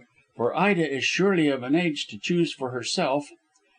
"I always told you, Vernon," said Towton, deliberately crossing one leg over the other, "that Ida, being less masterful than Miss Hest, is usually guided by her, and that I objected to the guidance. Ida liked me more than anyone else before that handsome scamp came along. Then she became infatuated with him, and Miss Hest did her best to induce her to marry him. But the sad death of Dimsdale took Ida's thoughts off Maunders, and, as I judge from the letter Ida wrote me from Gerby Hall, Miss Hest tried to get her to love the man again. Failing that, she attempted to get Ida to marry her brother, only he came up to London, not feeling disposed to fall in with his sister's views. You can therefore see that Miss Hest sways Ida a great deal, and for that reason I have come to get her away from such dangerous company. Doubly dangerous now that we know Francis Hest is The Spider." Vernon shrugged his shoulders. "It's rather hard to blame the sister for the brother's delinquencies," he said judicially. "And now that he and Maunders are out of the running, she will place her weight in your scale. In fact, from your late observation, she has already done so. You should be very pleased, Colonel, whereas you seem to me to be ungrateful." "I don't want Ida to be induced to marry me by Miss Hest's representations, Vernon," said Towton hotly. "It's a liberty on her part to interfere with my wooing. Lady Corsoon comes down to morrow with her daughter, and I shall ask her to go to Gerby Hall and bring Ida back with her. Then we will have finished with these shady people, and Ida will marry me of her own free will." "Well, Colonel," replied Vernon pacifically, "I hope things will turn out as you expect. But what did Miss Hest write about?" "About her brother. She asked me if I had seen him, and what was the matter with him." Vernon looked puzzled. "I don't understand. Does she suspect?" "She suspects nothing," broke in Towton impetuously, "but she stated that she received a letter from her brother 4 or 5 days ago, saying that he intended to leave England for ever, as he was tired of civilization. He enclosed a deed of gift making over Gerby Hall and its acres to her, as he intended, so he said, to earn his own living when abroad. Naturally, Miss Hest could not understand this, and wrote asking me what was the matter." "Did you explain?" "No. I wrote saying that I was coming down to my own place, and would tell her all I knew when I arrived. But you can see, Vernon, that Hest is still in London." "He was 6 or 7 days ago, but he may have gone away since," said Vernon cautiously. "Who drew up the deed of gift?" "I can't say. Miss Hest did not explain that. Why?" "Because if it was some lawyer we might be able to question him regarding Hest's latest movements. Huh! So Hest has bolted. Well, I'm not surprised at that, but I am rather astonished he should surrender his property." "Oh, well, I expect his business as The Spider has made him quite a rich man. Remember, the blackguard has been blackmailing successfully for 3 or 4 years. He knows that his sister has nothing save what she makes by her reciting, so perhaps his conscience smote him, and so he made his deed of gift. It's a lucky thing for her, as Gerby Hall is a fine old place, although rather gloomy, and there is a decent income of 1,000 a year attached to it. Farms, village rents, and all that sort of thing, you know." "It's queer Hest should have behaved so well when he is such a scoundrel, Towton. You told me he quarrelled with his sister, and certainly from the remarks she made about him to me, she did not seem over fond of him." "Blood is thicker than water," said the Colonel sententiously, "and dog does not eat dog." "I agree with your first proverb, but not with the second, Towton. Miss Hest is not of the same breed, morally speaking, as her brother, and no doubt will be horrified when she learns of his wickedness." "Probably. You always defend her." "I am just," said Vernon coldly. "So far as I can see, she is a clever woman of good principles, although, I admit, rather masterful. Her brother has done a wise thing in handing her over the property, whatever his reasons may be. She will be an admirable mistress." "Oh, as to that, Hest was a great benefactor to all the villages around, and the people swear by them. But if he has bolted with Maunders, Drench will have to let the matter drop. But if he is captured, no one here will believe that he is a murderer and a blackmailer. They know him only as a good landlord and a kind friend." "And we know him as a criminal. Strange that two such diverse natures can exist side by side." "I daresay Hest hoped that his good deeds would pay for his bad ones," said the Colonel carelessly. "I shall be glad if he escapes, richly as he deserves to be hanged for murdering Dimsdale. It will be just as well if the whole thing is buried in oblivion. Then I shall marry Ida. You, Miss Corsoon, and Miss Hest can play the lady of the manor here, as she pleases." "What about the Dimsdale property?" "If it belongs to Lady Corsoon, she must have it. If Maunders' story is a lie, which it may be, I shall stick to it on behalf of my wife. However, we may hear from Venery of Singapore in a few weeks. My letter must have nearly reached him by this time." "You can learn the truth of the story nearer home," said Vernon after a pause. "Miss Jewin, the housekeeper at Gerby Hall, told the story to Maunders, according to his own account." "I shall question her, you may be sure," said the Colonel grimly. "But I want to hear from Venery also. Oh, I'm sick of talking about these things," he added with a yawn. "It's time for 40 winks." And forthwith he closed his eyes, after settling himself comfortably in his seat. Vernon, not inclined to rest, lighted a fresh cigar and buried himself in a book. It was 5 o'clock when the travellers reached Bradmore, the nearest station to Bowderstyke. It was 10 miles to the valley, but the road was excellent, and Towton's motor car awaited them. In 10 minutes the baggage was packed away, and Vernon with his host was safely ensconced in the back part of the machine, which was covered with a hood. Towton asked Vernon if he would care to drive, but as the offer was refused, and the Colonel himself did not feel in a sporting humour, the conduct of the journey was left to the smart chauffeur. He appeared to be well acquainted with the country, and as the road was somewhat lonely, the motor travelled towards Bowderstyke at a great rate of speed. The motion was exhilarating, and the view on either side of the roadway extremely picturesque, so Vernon enjoyed himself greatly in the fresh air, after the close atmosphere and the monotony of the train. With the wind blowing in his face and the smooth, easy gliding motion, he felt like a flying bird, or at all events as though mounted on one. The country was wild and barren, consisting mainly of interminable stretches of moorland, mounting up on either side of the road to considerable heights. Occasionally there was a dip covered with green grass and trees, already beginning to shed their leaves, but for the most part the sombre moors, darkening in the falling light, spread solemnly to right and left. It was rarely that a house or a village was passed, and only every now and then could Vernon catch a glimpse of cattle or human beings. "This country would get on my nerves," he said to his companion. "It is like the weird landscape described by Browning in his Childe Roland poem. These telegraph poles are the sole signs of civilization." "Oh, we'll come to a more cheery aspect shortly," said Towton smiling. "For my part, I love the gloom and the loneliness of our moors. Many a time in the garish Indian days, with a burning sun and the hateful blue sky, I have longed for dear old Yorkshire." "Everyone to his taste," said Vernon with a shrug. "I prefer something much more cheerful." "You are a Cockney at heart, Vernon." "I daresay. London is good enough for me." Towards the end of the 10-mile stretch from the station, signs of civilization became more frequent. Here and there was a village with cultivated fields around it.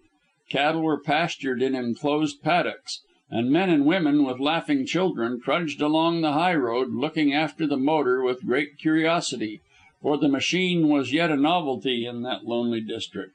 Twice the road ran directly through a village, and Vernon had an opportunity of seeing the solid grey stone houses, which were suited to the Calvinistic looks of the country, and the people themselves appeared to be what the Scotch call "dour."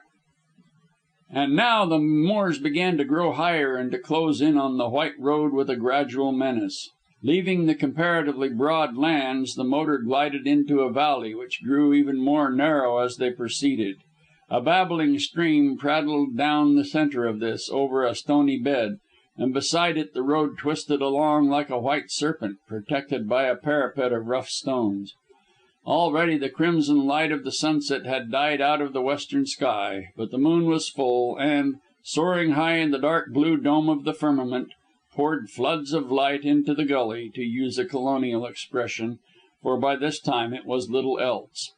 and looking upward, Vernon could see star after star peep out to attend the majestic orb. "What do you call this place?" he asked abruptly. Towton glanced at him in surprise. "Didn't I tell you? It's Bowderstyke." "Great Scott, Colonel, is your house situated in this isolated, damp spot? I should think you never saw the sun from one year's end to the other, save when it was directly overhead." "Oh, the valley broadens out further on. This is merely the entrance." "What the deuce do the inhabitants live on? It's like living in a drain." "Oh, confound you, Vernon," said the Colonel, half annoyed. "It's one of the most beautiful places in the world. If you were a Yorkshire tyke you would admit that. There is only the village of Bowderstyke a mile away, and the inhabitants live by pasturing their cattle on the moors on the heights above. Also there is a weaving and spinning industry, the mills being driven by water power, of which there is no lack." "This stream doesn't seem to have much water," said Vernon disdainfully. "You should see it in winter when the snows melt on the moors," advised the Colonel. "Besides, the water from the mills comes from Hest's new reservoir, and there is a never failing supply. This stream used to be much broader, and its bed contained much more water, but when the Bolly Dam was constructed, of course the supply dwindled. Pipes run under this road to supply the several villages you saw just before we entered the valley." "Where is the dam which our criminal friend built?" Towton pointed straight ahead. "Round the next corner you could see it, but we do not go so far. There was a small lake there up on the moors which fed this stream. Hest simply got engineers to dam the lake and prevent too much water going to waste down the bed of this torrent. The dam runs right across the valley, a mile and a half beyond my house." "But isn't that dangerous? If it burst, this valley would be flooded from end to end, and everybody would be drowned, to say nothing of the way in which the village would be smashed up." "Well, yes." Towton pinched his nether lip uneasily. "I've thought of that myself many a time. But I was abroad when the dam was constructed. There certainly, as I have often said, should be an outlet for the water other than the pipes which supply Bowderstyke and the villages outside the valley, capacious as those same pipes undoubtedly are. Assuredly, if the reservoir burst there would be a great loss of life and destruction of property. But the Bolly Dam is very strongly built, so I have no fear of anything happening. You can see it from my house, and we'll pay it a visit in a day or two. Meanwhile, this is Bowderstyke village." By this time they were passing through quite a number of small houses, from the windows of which lights gleamed cheerfully. The motor soon left these behind, then swerved to the right, looking up from the entrance to the valley, and shortly began to climb a winding road. At this point, as the Colonel had foretold, the vale broadened abruptly and the high moors stood away so as to form a kind of deep cup. Up the side of this, the road along which they were travelling sloped upward for some distance, then turned on itself and sloped still higher. Shortly the motor attained the highest level, and in the moonlight Vernon could see the moors stretching for miles, lonely and romantic. A straight road ran parallel with the upper portion of the valley for close upon half a mile. Then appeared a miniature forest, encircled by a high stone wall. This was undoubtedly artificial, as the moorlands were treeless, and the unexpected woodland looked out of place amidst bleak surroundings. The motor soon arrived at two tall stone pillars crested with heraldic monsters, and passing through these, spun up a short avenue to stop before a large white house, brilliantly lighted up. Spacious lawns opened up before the mansion, interspersed with flower beds, now bloomless, and the whole was shut in by the fairy forest, as Vernon called it in his own mind. "Here we are," said Colonel Towton, jumping from the car. "Allow me to welcome you to The Grange, my friend." "Thank heaven the journey's at an end," said Vernon. Chapter XVIII. At Bowderstyke. "I hope you slept well, Vernon," said the Colonel to his guest the next morning when they were at breakfast. "Like a top," was the response. "That journey tired me out, and your moorland air is so strong that I slept the moment my head was on the pillow." "You will eat well also, Vernon," remarked Towton, regarding with satisfaction the attention paid by his visitor to the appetising meal. "Our air is famous as a tonic. You will return to town a giant, refreshed." "There is lots to be done before I leave here," said Vernon, passing his cup for a fresh supply of coffee. "What is your first step?" "We will call on Miss Hest this afternoon, and I can show you the village at the same time. Lady Corsoon and her daughter will come to day and will arrive to dinner. That is the programme." "I'm at your disposal. And to morrow I suppose you will get Lady Corsoon to take charge of Ida?" "If Miss Hest will let her go," said the Colonel cautiously. "She can't detain her, surely?" "Not by outward force, but she may use her influence to keep her. Miss Hest won't lose the chance of swaying the mind of a girl with 10,000 a year. You may be sure of that." Said Vernon, finishing the last of his coffee. "If Ida learned the secret of Dimsdale from Maunders disguised as Diabella, you may be sure that she told Miss Hest. In that case, Ida is not worth keeping." Colonel Towton nodded and pushed back his chair to rise. "There's something in that, I'll admit. However, we can say nothing until we interview Miss Hest. I have already sent her a note saying that we have arrived and will see her to day." Matters having been thus arranged, the two men lighted their pipes and strolled out into the grounds. It was a bright autumnal morning, with a cloudless blue sky and a radiant sun. The moorland air was keen, and Vernon drew long invigorating breaths into his lungs. Notwithstanding the somewhat bleak surroundings, The Grange was a remarkably comfortable house, and the original Towton who had built the same had striven to render it as bright as possible, so as to contrast with the sombre moors. The Grange, indeed, was more like an Italian villa than a Yorkshire mansion, as it was constructed of white stone, and every window had green shutters, while the roof was formed of cheerful red tiles. Both rooms and corridors were spacious and decorated in brilliant tints, and the furniture was of the most modern description. "It isn't at all like an ancestral home, is it?" said Towton cheerfully. "And all the better for that, since the word suggests oak parlours, comfortable gloom, and cumbersome furniture." "Those would suit the situation better," said Vernon, glancing at the pines and fir trees which formed a screen to keep away the too keen moorland winds. "Your brilliant walls and red roofs look out of place in these stern solitudes where nature seems to be acting the anchorite." "I love the scenery and solitude and all that, Vernon, but I like to be comfortably housed. My great grandfather left the original family seat, which is in the valley almost below the Bolly Dam, and built this place after a long sojourn in Italy. My cousin, from whom I inherit, cleared out all the old Victorian furniture and redecorated the house as you see it. It's all very modern, and perhaps, in contrast with the grandeur of the moors, somewhat frivolous. But at all events it is cheerful and comfortable.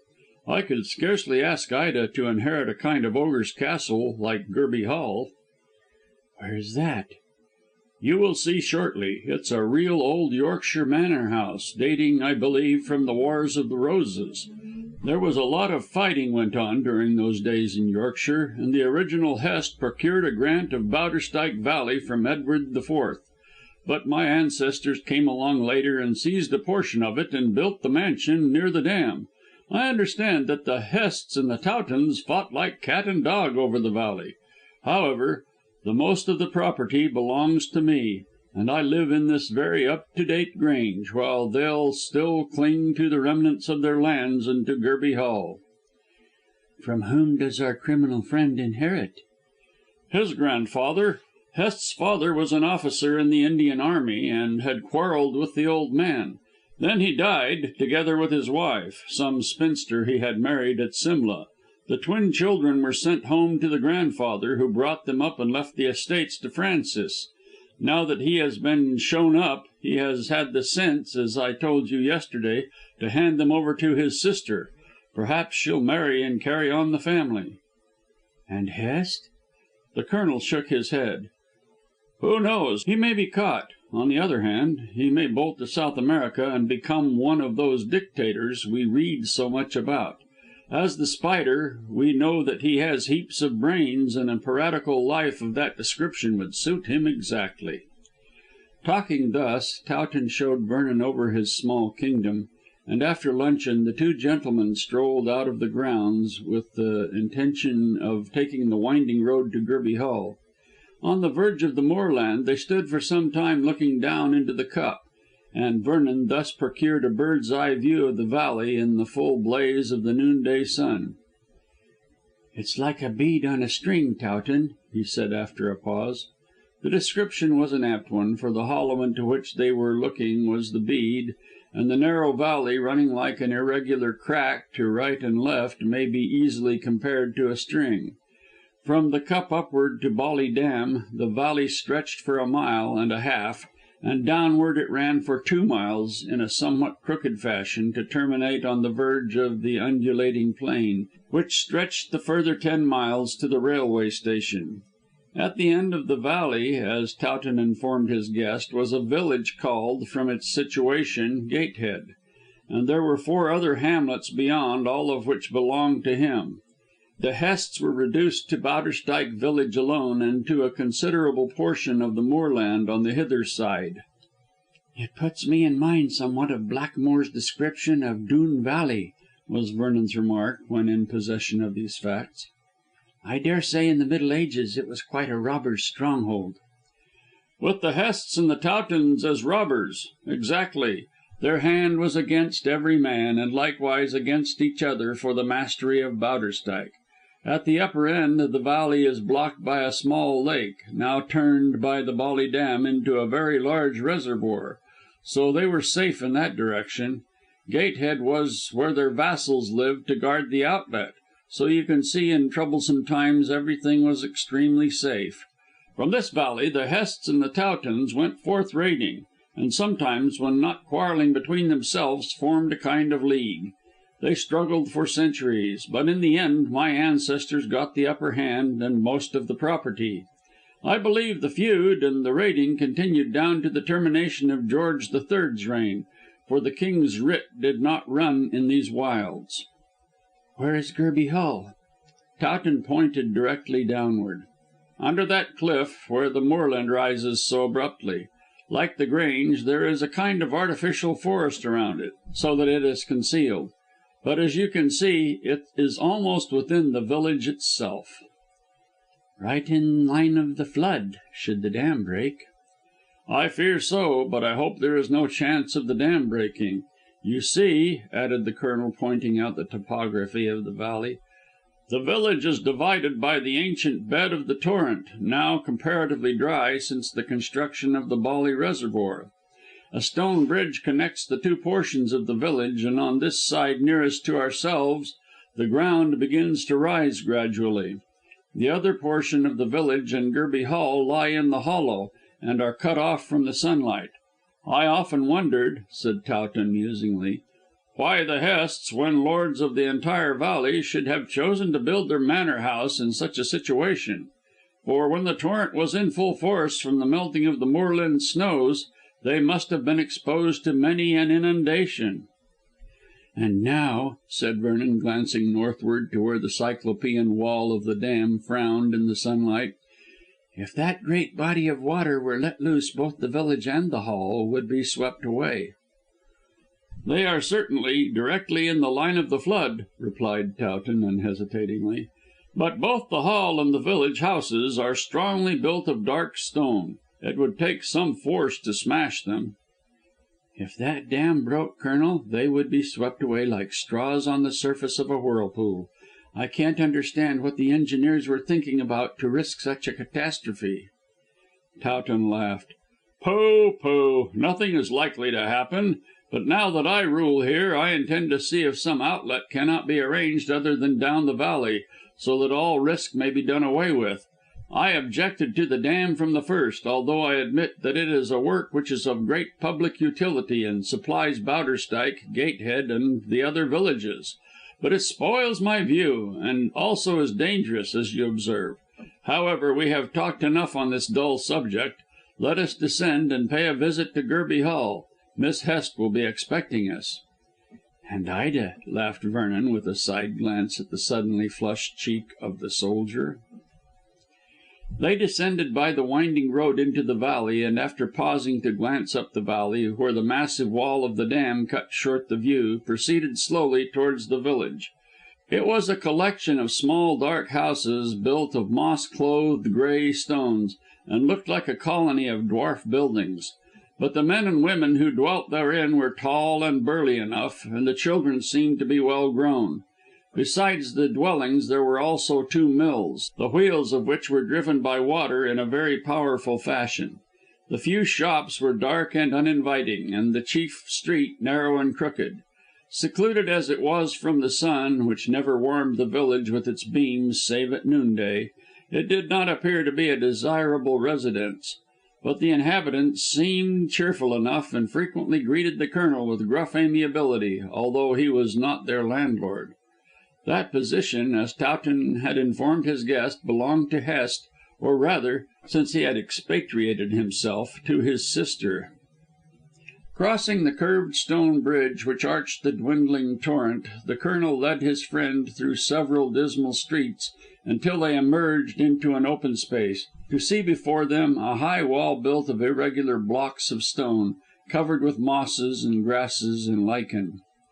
The massive wooden gates which afforded entrance into the domain stood wide open, indicating, like the doors of the Janus temple, that the Hests were at peace with their neighbours. Passing through these, the visitors walked up a gloomy avenue, where the branches of the trees met overhead, and came unexpectedly upon a square stone house, the appearance of which was similar to that of the encircling wall. There were absolutely no pretensions to architectural beauty, and the mansion looked as though it had grown out of the damp, fecund ground, where rank mosses grew in profusion. Above was the slightly sloping bank of the moorland, which here was almost perpendicular, and it threw a heavy shade over the frowning dwelling, which suited its grim looks. It was 2-story, with 12 windows in the front, 6 on either side, and 3 in each story. In the centre was the door, without a porch and without steps. Only a broad flagstone formed the threshold. The trees grew up nearly to this, and there was merely a narrow gravelled path between the luxuriant grasses and the walls of the house. So amazingly dismal a dwelling Vernon had never set eyes on, and he uttered an exclamation when he beheld the desolation. "It's the very worst place Ida could have come to," he said in high displeasure. "What could Miss Hest have been thinking of to ask her to live in this vault?" "Ah, she will be better up on the heights in my Italian villa, Vernon." "That is, if she will come," remarked the other gloomily, for the sombre situation and ascetic looks of the Hest mansion made his spirits sink to zero. Their approach had been seen, for scarcely had they set foot on the flagstone, and before they had time to raise a hand to the massive iron knocker, which was covered with rust, than the door was opened by a fat faced, stupid girl dressed in brown, but with a tolerably neat cap and apron. Without inquiring their business, and without speaking, she signed that the 2 gentlemen should enter, and conducted them to a room to the left of the cheerless hall. Here she intimated that they were to wait, and that the mistress would soon come to them, after which she retired sullenly and closed the door after her. What with her looks, and the gloom of the room, and the closing of the door, the visitors felt as though they had been bestowed in a dungeon. Anything more dismal can scarcely be conceived. "Oh, Lord!" ejaculated Vernon with dismay, looking round at the old fashioned furniture and the grimy red colouring of the decorations, somewhat faded, it is true. "Within is worse than without. I should commit suicide in such a place. No wonder Francis Hest found blackmailing a more cheerful pursuit. He ought to have—" "Hush!" said Towton sharply, and arrested Vernon's speech as the door opened to admit the mistress of the mansion. Miss Hest looked graver than she had done at Rangoon, and more handsome than ever in her imperial, masterful way. Vernon marvelled to see how much she resembled her brother, although the disfiguring cicatrice was absent. In her plain black dress, slashed with deep orange, Miss Hest looked like a Spanish beauty, and in the damp, secluded mansion she seemed to flourish as healthily as though she dwelt in perpetual sunshine. With a smile she came forward and greeted her visitors in a most cordial manner. "I am very glad to see you both," said Frances, sitting down when formal greetings had passed, "and especially you, Colonel Towton, as I am anxiously waiting for your promised verbal answer to my letter." "I shall explain why I did not write you with pleasure," said the Colonel gravely, "although my explanation is painful. You may even refuse to believe me, Miss Hest." She looked alarmed and her lips twitched nervously. "Francis is all right, I hope?" she inquired apprehensively. "His letter and the deed of gift alarmed me. I think he must be crazy." "I don't think so," rejoined Towton drily. "But before explaining, may I ask how Miss Dimsdale is keeping?" Frances shook her head dejectedly. "The death of her father is still preying on her mind, and nothing I can say or do will make her cheerful." "Perhaps this house " began Vernon. She cut him short quickly. "I quite agree with you, and I know what you are about to say. It is too damp and too dismal for Ida. She is a flower who ought always to live in the sunshine." "Lady Corsoon is coming down to stay with me to day," ventured Towton anxiously, "so Miss Dimsdale might come and stay at The Grange." "It's a capital idea. You can ask her for yourself, and as I know she thinks a great deal of you, Colonel, I hope you will be able to persuade her to pay the visit. She will be here shortly, but before she comes do tell me the meaning of my brother's extraordinary conduct." "What makes you think the Colonel can explain?" asked Vernon unexpectedly. Frances looked at him in surprise. "Why, I wrote after I received the deed of gift asking if he had seen Francis. The Colonel replied that he would explain verbally when he came down. I have no reason to think that he knows anything of my brother's private business, and I was astonished to hear that he could tell me anything. I only wrote because I wished the Colonel to see Ida, and as an afterthought asked about my brother. I thought you," she addressed the Colonel, "might have seen him in London." "I did," replied Towton gravely, "at Professor Gale's." "I know that. He went there to deliver a message from me.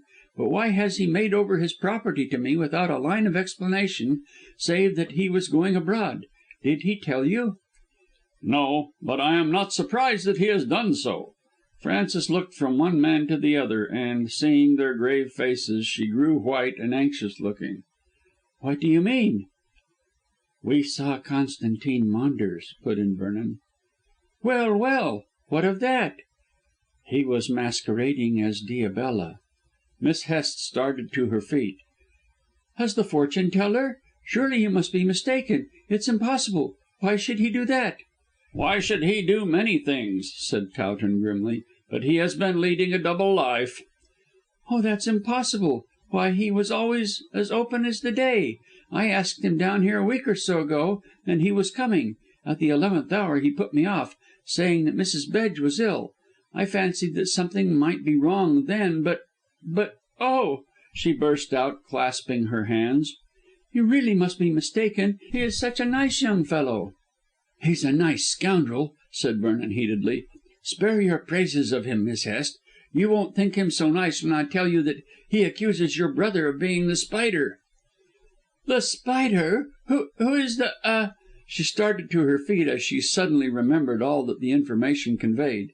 You mean that wretch who murdered poor Mr. Dimsdale?" Her brows grew black and she clenched her hands in a cold fury. "What do you mean by connecting my brother with "It is not Vernon or I who connect your brother with The Spider. Maunders made the accusation and your brother endorsed it by his flight." "Flight! Flight! My brother," she drew herself up proudly, "has not fled." "Why has he gone abroad then?" asked Vernon hastily. "Why has he made over his property to you? Believe me, Miss Hest, both the Colonel and myself would be glad to spare you such a blow. But there is no doubt that your brother is none other than this famous blackmailer for whom the police are searching so ardently." The woman dropped back into her chair and clutched at her breast as though she felt a cruel pain in her heart. Her face looked grey in the dim light of the room and she suddenly seemed to have aged. Even her confident bearing fell away from her and she crouched as though smitten to the earth. Never was there so rapid or so terrible a transformation. "Oh, for God's sake," she moaned brokenly, "for my brother. Heaven knows we did not get on over well together, but that he should. It's a lie. I tell you it's a lie. Why, Francis has given up all his life to doing good. Everyone round here blesses his name. He was generous to a fault. And you dare to, oh!" She leaped to her feet again and strove to recover her proud bearing. "I don't believe it. Liars, both of you." "Maunders is the liar, and not us, then," said Vernon quietly. "I never trusted him. I never liked him," moaned Miss Hest. "He is—" Then she unexpectedly fell back again into her chair, utterly unstrung and broken down, an old grey woman, miserable beyond belief. "Francis, my brother, our good name. Oh, oh, say that it isn't true," and she wept piteously. "I regret to say that it is," said the Colonel, extremely sorry to dash her hopes to the ground, and he rapidly related all that had been discovered. As he proceeded, Miss Hest lifted her face, which grew more composed. "And is this all the evidence you have to go upon?" she inquired with scorn. "The word of a man whom you admit to be a scoundrel?" "You forget," said Vernon gravely, "that your brother endorsed the accusation by flight and by taking his accomplice with him." "Such an accusation might well make a man fail to stand his ground," said the woman resolutely, "and on the spur of the moment Francis may have lost his wits. But he will return to repel this accusation." "From what you say of a deed of gift, Miss Hest, that does not seem likely to happen. If your brother is innocent, let him surrender himself to the police and stand his trial." "I shall advise him to do that at once. Where is he to be found?" "No one knows, and the police would give much to learn. But you heard last from him, since he sent the deed of gift and informed you of his plans." "There was no address on the letter," said Frances, wringing her hands helplessly, "and he did not even promise to write when he went abroad. For all I know he may have vanished for ever." Vernon made an observation. "That looks like guilt." "Until Francis admits with his own lips that he is The Spider, I decline to believe it," said Miss Hest, making a violent effort to recover her composure.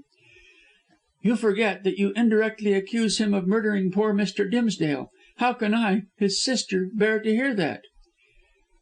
"Your feelings do you credit," said Towton sadly. "Nevertheless—" "Stop," she interrupted, holding up her finger. "Ida is coming. Not a word to her, if you please."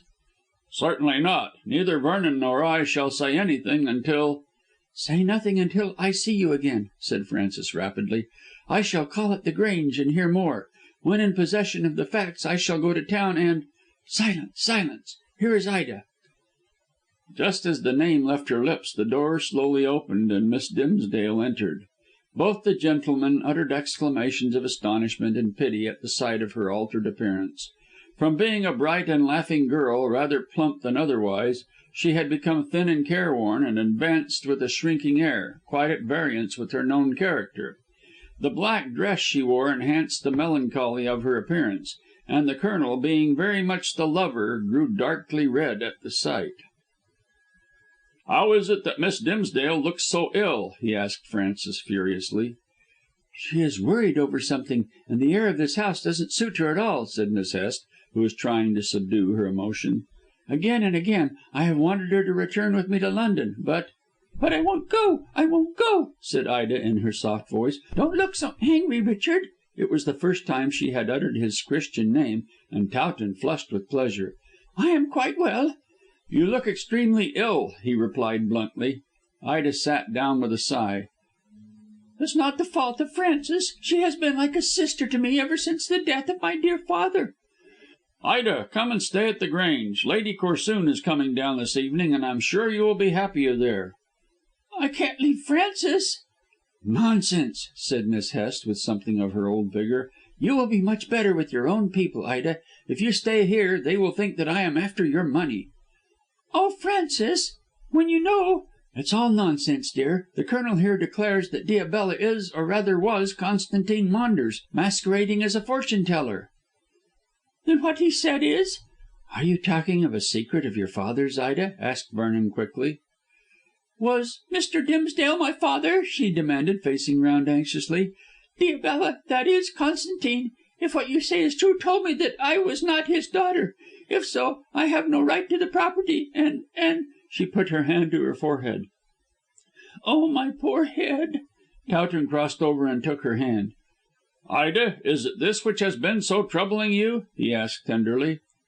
Yes, yes. I wondered if what Diabella said was true. I could not be certain, although I did want to see the lawyer and give up the property. But Francis said—" "Francis advised delay until the truth was known beyond all doubt," said Miss Hest, now quite composed. "For this did I send for you, Colonel Towton. Ida is fonder of you than of anyone else, so you are the person who ought to marry her. Then you can look into the matter." "But Francis," cried Ida, much astonished, "I thought you wanted me to marry Constantine or your brother." "Both of them are bad matches now, if what Mr. Vernon says is true," replied Miss Hest bitterly. "Better take up with your old love." "What has been said?" questioned Ida anxiously, looking into the disturbed face of her friend. "Better not ask," muttered the woman, and cast a warning glance at the two visitors. "Least said, soonest mended. Ida, will you go to The Grange and stay with your aunt?" Ida ran to Frances and, falling on her knees, threw her arms round her neck fondly. "What? Would you have me leave you when I see you are so sad? Something is wrong. What is it? You have comforted me, so let me comfort you." "Nothing can comfort me," said Miss Hest in melancholy tones. "It's nothing, my dear, nothing at all. I wish, oh, I wish—" She rose suddenly and ran towards the door. "I can't stand any more." Vernon was not surprised at Miss Hest's sudden departure.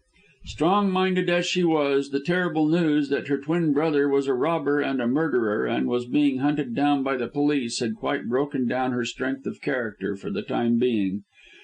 He pitied her extremely, as he had always liked her more than Towton had done. So far as he could see, she was a kind hearted woman, masterful it is true, but possessed of sterling qualities which that very trait enabled her to make good use of. To one of her inflexible honesty the discovery of her brother's sin must have been gall and wormwood. Meanwhile the Colonel, holding Ida's hand within his own, was pleading anxiously that she should visit the Grange and regain her health in the cheerful society of her aunt and cousin. "And I can explain all about the story told by Maunders masquerading as Diabella," coaxed Towton softly. But Ida was in no mood to listen to her lover or to yield to his wiles. She pulled her hands away hurriedly and spoke with pettish haste. "How can you bother me about such things when Frances is so ill? I must go to her at once." And she glided rapidly towards the door, evading Towton, who would have detained her. "Ida, Ida, do listen to me." "No, no, no. On another occasion when I see you again. To morrow or the next day. But Frances is ill. Frances wants me." She opened the door quickly. "Coming, dear, coming," and without a glance at the visitors vanished from the room. Her heart seemed to be rather with Miss Hest than with the lover who so ardently adored her. The gentlemen looked at one another in dismay. This did not seem a propitious moment for Towton's wooing, as Ida appeared to be entirely infatuated with her friend. There was nothing left for them to do but to take a speedy departure and to return on a more fitting occasion. Miss Hest, being naturally troubled in her mind, was not likely to reappear, and Ida undoubtedly would decline to leave her friend's side. Not unreasonably the Colonel felt very cross. "Ida seems to be crazy about that infernal woman," he snapped irritably. "She is very faithful to those she loves, and therefore will make you the better wife," said Vernon gravely. "I want her to be faithful to me and not to Miss Hest," retorted Towton. "It is ridiculous that she should behave in this manner. What's to be done now?" "We must wait till Lady Corsoon comes. She has plenty of good sense, and may be able to talk Ida into a reasonable frame of mind." "I can't see where Lady Corsoon's good sense comes in, seeing that she is a gambler and has risked her husband's displeasure in pawning family jewels, Vernon. However, only one woman can talk round another, so your suggestion is a good one. Meanwhile, just ring the bell for someone to show us out of this condemned vault." Vernon pulled the old fashioned bell rope, and shortly, as though she had been listening on the outside of the door, a tall, lean woman with a white face and a prim, pinch-lipped smile made her entrance. Without waiting to be addressed, she introduced herself to the visitors. "Miss Jewin, gentlemen," she said with a stiff curtsy. "What can I do for you?" At the sound of her voice, Vernon started and looked at her closely, but whatever he saw he said nothing at the moment. merely intimating that he and his friend desired to part. "And tell Miss Hest we will call to morrow with Lady Corsoon," said the Colonel aggressively, and stalked out, preceded by Miss Jewin, still primly smiling and looking like a white cat. Not until they were in the village did Vernon explain why he had started at the sound of the housekeeper's voice. "That woman," he said, "is the very one who admitted me into the empty house in West Kensington, and who locked me in the kitchen." Chapter XIX. A Bold Offer. Lady Corsoon duly arrived and duly complained of the length of the journey. The strain to which her nerves were subjected on account of the suspense she suffered regarding the Spider's blackmailing rendered her somewhat irritable, and those around felt the effects of her temper. But Lucy, having a singularly placid nature, invariably contrived to soothe down her mother's ruffled plumes, while the two men, knowing what Lady Corsoon felt, paid her every attention. The next morning, therefore, she felt somewhat better, and acknowledged that The Grange was endurable. But she resolutely refused to call straightway at Gerby Hall. "I shall go to morrow," she said when Towton urged the visit. "My nerves must have time to recover from the journey into these wilds. Besides, Ida should call and see me, since I am the elder." "But I wish you to persuade Ida to take up her quarters while you remain," pleaded the Colonel. "She is infatuated with Miss Hest, and will, I am certain, not come here of her own accord." "I'm sure I never could understand what Ida saw in that woman," said Lady Corsoon fretfully. "Miss Hest is nice enough and quite agreeable, but nothing out of the ordinary. When my poor dear brother died, Ida should have accepted my guardianship. I offered twice to look after her, but she refused. Because of this Hest woman, I presume." "You must remember, Lady Corsoon, that Ida is a spoilt child." "Spoilt!" interrupted the lady. "I should think so. Many a time have I implored Martin not to ruin her. But I might as well have spoken to a block of stone. You will have no easy task to manage her when you make her your wife, Colonel." "I am quite certain that when Ida is removed from the companionship of Miss Hest, I shall be able to manage her with the greatest ease," said Towton emphatically. "But the question is how to get her away. I look to you to use your influence, dear lady." "Mine? Why, I never had the least influence with that headstrong girl, my dear Colonel. I'll go to morrow and give her a talking to, and perhaps I may be able to induce her to return with me to London. But while she is the mistress of 10,000 a year, she can defy me.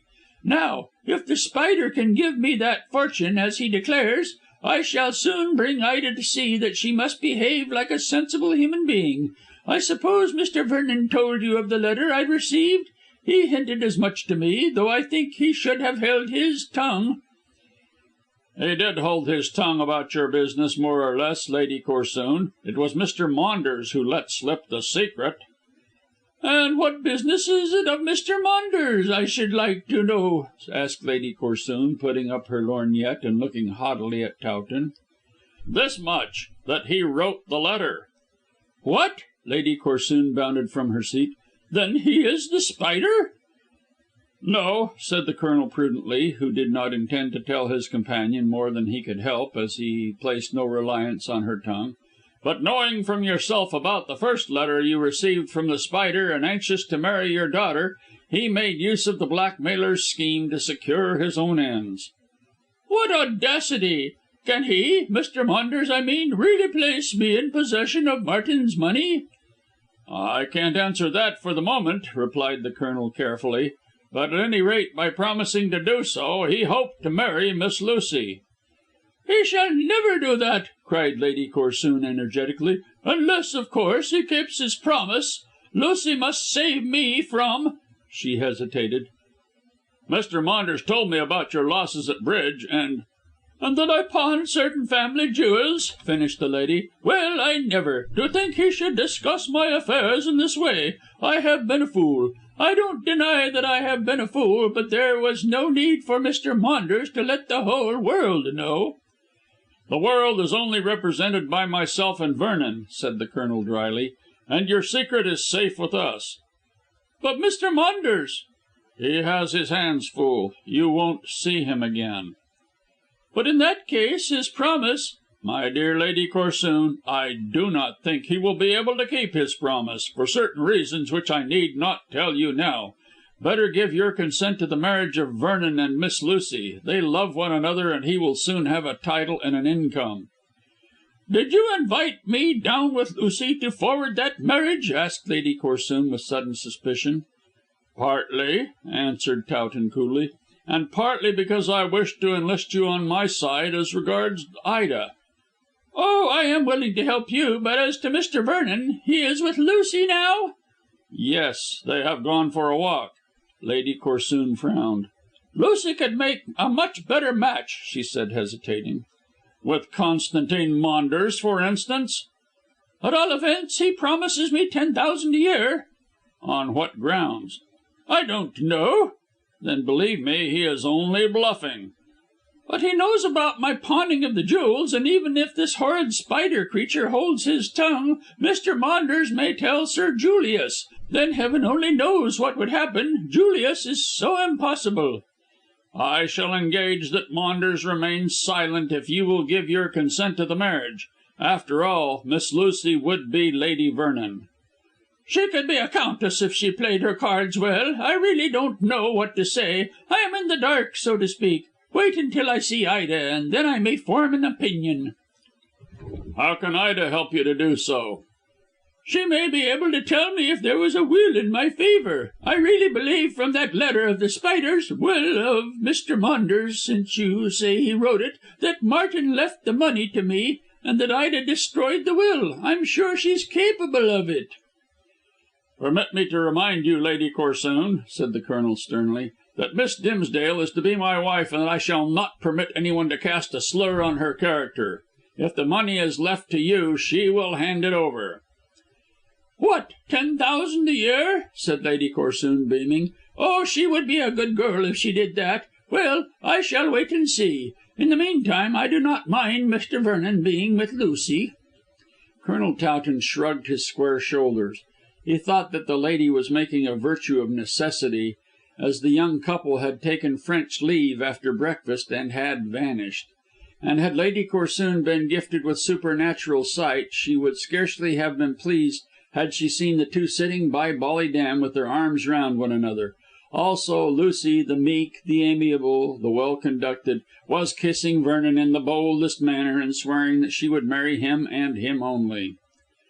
"Mother wants me to marry Mr. Maunders," said Lucy, snuggling up close to her lover, "and papa desires me to become the wife of Lord Stratham. But I shall only marry you, darling you, Arthur." She pressed her cheek against his breast and looked up into his eyes. "Run away with me." "Would you elope if I asked you?" "I have just offered to elope without your asking me," she replied, nodding. "I can't speak plainer, can I? Oh, dear me," she sighed, resting her head on her lover's shoulder, "how weary I am of everything. Papa is always busy in the city, and has hardly a word to say to me. Mamma has some secret worry about which she will not speak, and I am left to find my own amusements. Do take me away, Arthur.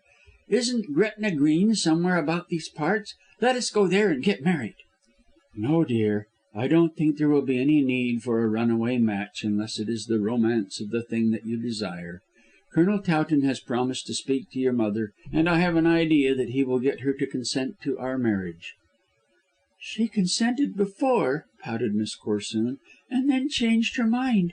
Why, I'm sure I don't know. It's much better to get married quietly, and then she would have to forgive us." "My dear," said Vernon firmly, "I prefer to act honourably and openly. From a letter I received this morning it seems that my poor uncle cannot live much longer. In a month at the latest I shall be in possession of the property and the title. Then I shall see your father and demand your hand. He likes me, and when he learns of my new circumstances I am sure he will consent. With him on our side your mother will be quite willing to accept me as her son in law." "I'll do whatever you say, dearest," whispered Lucy fondly. "Only I'll never marry anyone but you. So there," and she gave him a kiss which her lover promptly returned. Then they sat hand in hand, looking at the view, and too happy to speak further. Love's silence is more eloquent than love's speech. Before them the reservoir rippled under the breath of a gentle wind and spread like a vast blue lake toward the purple of the moorlands. Immediately in front of the lovers the massive wall of the dam stretched from side to side of the valley, which here was extremely narrow. Looking at the vast body of water, Vernon could not help doubting the strength of the protecting wall as the wavelets almost lipped its top. There was a channel on the hither side with floodgates, but it seemed too small to carry off much superfluous water. In summer time the dam was no doubt all that could be desired in the way of strength, but when the winter snows melted on the moorlands it appeared probable, at least Vernon, knowing nothing of engineering, thought so, that the water would overflow the dam. In that case it might break down the wall, and then the young man shuddered to think of what would happen. The whole contents of the lake, narrowed by the gorge, would shoot down the 3 odd miles of the valley with the force and condensation of a hose, and assuredly would sweep it clean from end to end. "To make things safe," said Vernon aloud and giving speech to his thoughts, "there should be 2 channels for waste water, each broader than the single one over there. I am sure there will be a catastrophe some winter or spring." "Oh," Lucy pouted again, "I speak of love, and you bother yourself over this silly old puddle." "It would prove to be anything but a puddle if the dam broke," said Vernon doubtfully. "I hope Towton will take steps to make things safer. Bowderstyke village and Gerby Hall would be smashed to pieces if this vast body of water discharged itself without leave." And he stared anxiously at the placid lake. Miss Corsoon, rather annoyed by his unlover like conduct, rose quickly and consulted a tiny jewelled watch pinned to her blouse. "It's nearly luncheon time," she said with an affectation of indifference, "and I am so hungry." "Hungry?" Vernon caught her words. "When we are together?" "I can't live on love, and you keep talking of this stupid waterworks. We really must go home, Arthur, as mamma will be wondering what has become of us. You don't wish to get me scolded." "I'll bear half of the scolding. Hullo! Who is this?" He shaded his eyes with his hand and looked across the reservoir to where a tall figure appeared on the broad parapet of the dam. The figure it was that of a man came swiftly across, but midway caught sight of the lovers. For 1 minute the stranger stared as if thunderstruck, and then retreated as quickly as he had appeared. Lucy caught hold of her lover's coat to prevent his following. "Where are you going, Arthur? Who is it?" "Hokar," said Vernon, greatly excited, but pausing for the moment. "It's the Hindu who tried to strangle me and the Colonel." "What?" Lucy's voice sounded so terrified that he turned at once to apologise and excuse himself. "Nothing, dear, nothing. But this Hokar is a dangerous native of India, whom I wish to get hold of. He went down into the valley on the other side, so I must—" "Don't leave me, don't leave me," wailed Lucy, desperately retaining him. "I wish you wouldn't frighten me, Arthur. Come home at once." "But I want to follow Hokar. It is necessary." "It is necessary to see me home," insisted Miss Corsoon firmly. "I won't be left alone with wild Indians and strangling people." Vernon was torn between his desire to stay with Lucy and the feeling that it was his duty to follow Hokar. He wished to meet the Hindu face to face and force him to speak. As he was the servant of Maunders, masquerading as Diabella, he probably knew something, if not indeed a great deal, about Hest, and a few questions might intimate the villain's whereabouts.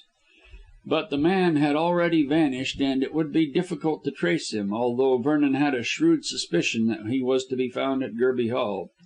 For a moment the young man hesitated between duty and pleasure, then, under the reproachful gleam of Lucy's eyes, pleasure gained the victory. Vernon escorted Miss Corsoon back to The Grange, comforting himself with the reflection that it was necessary to consult Colonel Towton before taking any steps to bring Hokar to book. All the way home Lucy chatted in a lively manner, but preoccupied with his own thoughts, Vernon was somewhat absent-minded, a cause of offence to the girl. But how could any man give way to the ruling passion of love when one of the villains concerned in a dangerous conspiracy against society was in the neighbourhood? Vernon wondered how Hokar had come to these solitudes, and how Hest had succeeded in lulling his sister's suspicions, so that she might receive the man. for on the face of it Hokar must be staying at Gerby Hall. After a merry luncheon, during which Lady Corsoon, bearing in mind her late conversation with her host, was very gracious to Vernon, the ladies departed to their boudoir, the mother to rest, and the daughter to write letters. Lucy, indeed, wished to call and see Ida, but Lady Corsoon refused to let her go alone, and again expressed her determination not to pay a visit until the next day. Lucy, always anxious to keep her parent in a good temper, was obliged to fall in with this arrangement, and followed Lady Corsoon out of the room.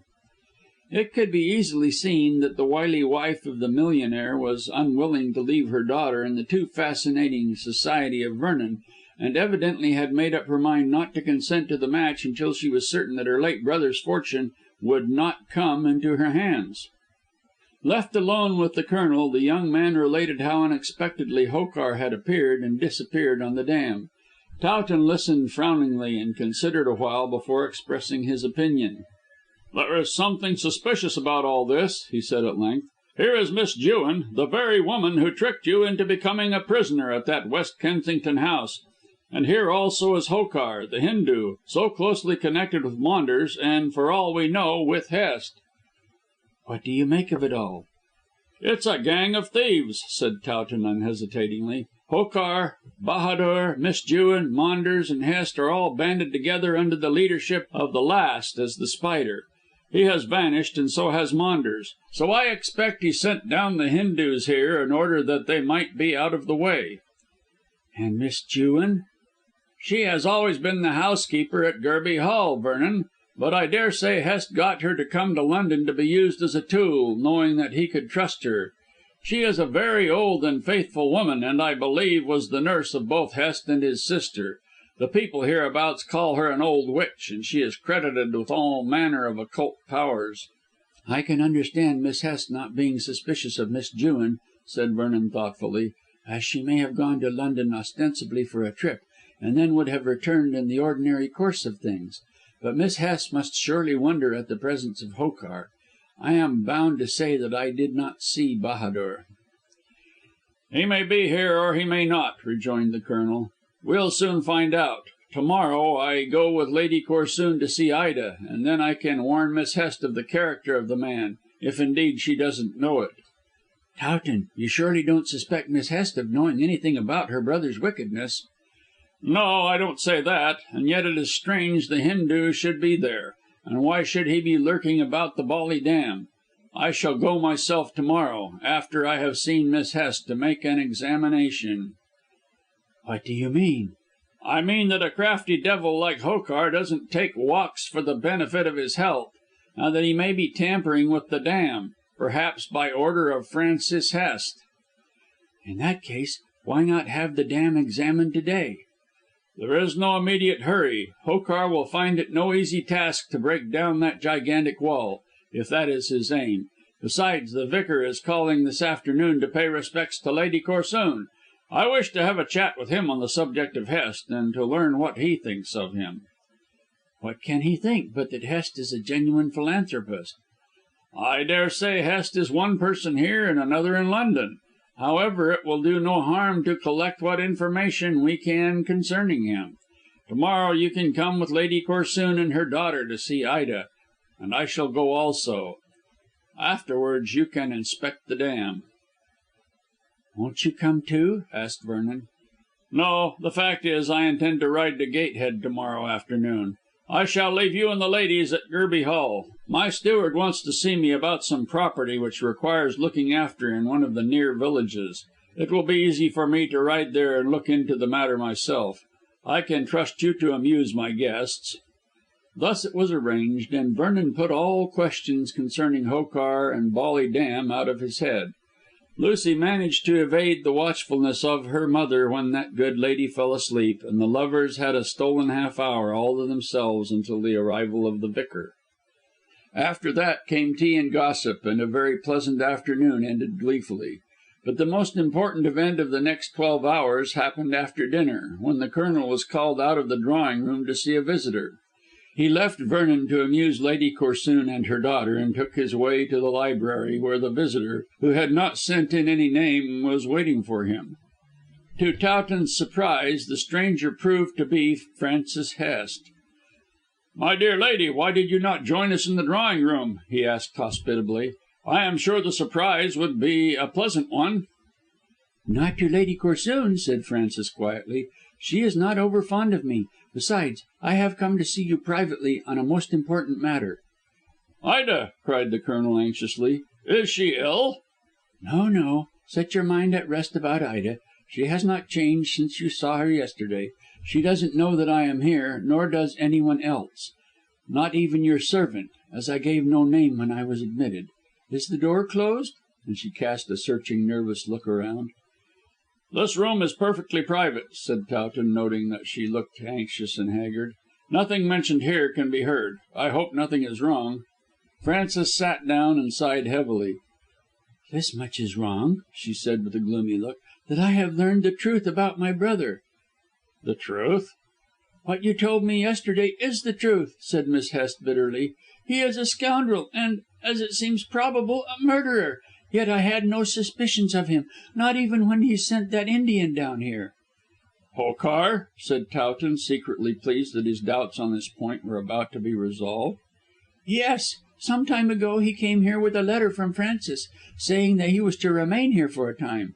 I gave him house room, and did not pay much attention to the man, as I thought it was only another of my brother's philanthropic schemes. But from what you said yesterday, this Hokar is connected with Mr. Maunders and my brother in their wickedness.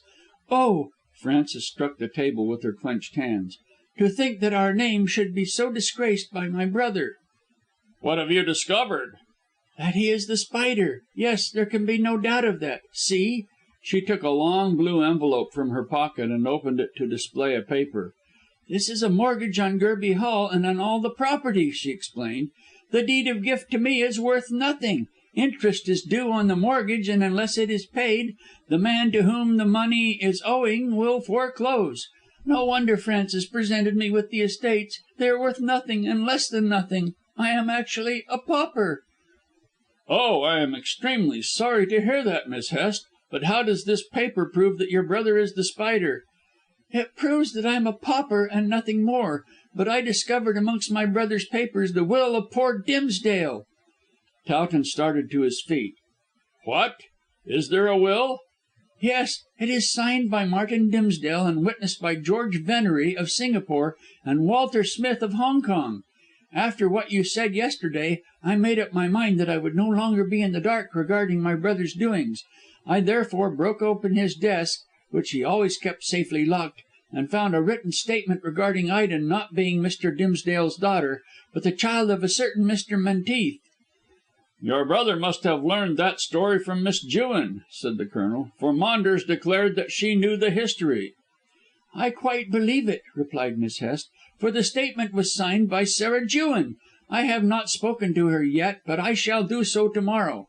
She was in India with my father and mother, and afterwards in Burmah. I expect she heard the story there, and related it to Francis. He added to it." "Oh!" Towton remembered about the embroidery to the tale. "Then Mr. Dimsdale did not purposely delay the relief exhibition which was to rescue Menteith?" "No. He pressed on with all speed, but Francis invented that wicked lie so as to get money from Mr. Dimsdale. How Francis got the will I can't say. He certainly called at 'Rangoon' once or twice when he was in London, but I scarcely think Mr. Dimsdale would have given him the will." "Probably he stole it. I'm sorry to hurt your feelings, Miss Hest," added the Colonel hastily, on seeing her wince, "but your brother is extremely clever in a criminal way, and nothing he does surprises me. I quite believe he was clever enough to get this will. Where is it?" "I have left it at home, and if you will call to morrow I shall give it to you. But I must make conditions." "Conditions?" The Colonel looked puzzled. "Ah, don't think badly of me," said Francis in an imploring manner, "but consider my position. I am without a penny, for the property must certainly be handed over to a man to whom it is mortgaged. Listen, Colonel. This will states that Ida is not the testator's daughter, and leaves everything to Ida Menteith, so there can be no doubt that she inherits. Now, Ida loves you, and although I wished her to marry my brother or Mr. Maunders, she always desired to be your wife. I am glad now that she did not yield to my persuasions, since both Francis and Constantine are criminals and exiles. So I want you to take her away to morrow and marry her and enter into possession of the Dimsdale property." "You are very good, Miss Hest," said Towton, who could not but acknowledge that she was acting most generously. "But your condition?" "It is scarcely that, Colonel, merely a suggestion. I shall give you the will if you can arrange with Ida to give me £8,000 or £9,000 or £10,000, so that I can have something to live on." Towton hesitated at this bold offer. "I can't say anything about that. It is for Miss Dimsdale to decide." "Colonel, if I choose, Ida would remain with me altogether, as she loves me." "Say rather," said Towton somewhat unjustly, "that you have a great influence over her, Miss Hest." "And if I have," cried Frances, rising to the height of her tall figure, "has that influence been used for otherwise but good? Instead of misusing it, as I could, to keep Ida beside me and retain command of her money, I wish her to marry you and take her fortune entirely to yourself. All I ask is for a sum to save me from begging my bread in the street. Think of my position and do not be too hard on me, Colonel." "I admit that you do have some claim," said the Colonel politely, "and doubtless Miss Dimsdale will consent to your demand. But I can say nothing. It will be better to wait." "Until when?" "Until to morrow. Then with Ida we can talk over the matter." Miss Hest's lip curled. "You are a strange man, Colonel. I offer you a pretty wife and a handsome fortune, yet you hesitate to do me justice." "I see no justice in giving you £10,000," retorted Towton sharply. "Well," said Frances, suppressing her rising anger, for she felt that she was acting generously and the Colonel churlishly, "perhaps justice is not quite the word which should be used. But you spoke now of my influence over Ida as being great, and you spoke truly. She is very fond of me, and I am perfectly well able to induce her to give up all idea of becoming your wife, and to get her to remain with me. Then I should handle the sum I ask for every year, instead of only once, for Ida knows nothing of business." "See here, Miss Hest," said Towton roundly, "I love Ida and I wish her to be my wife, but she shall accept me of her own free will and without being pressed in any way. Your influence can scarcely be so great as you think, since Ida declined both to marry Maunders or your brother, although, as you admit, you urged her to do so.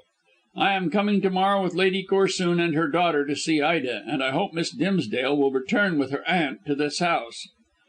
"Not if I can prevent it," said Frances, her colour rising as she hastily wrapped her cloak around her and moved towards the door. "Ida remains with me as a hostage until I get this money to which I am entitled." "I fail to see that."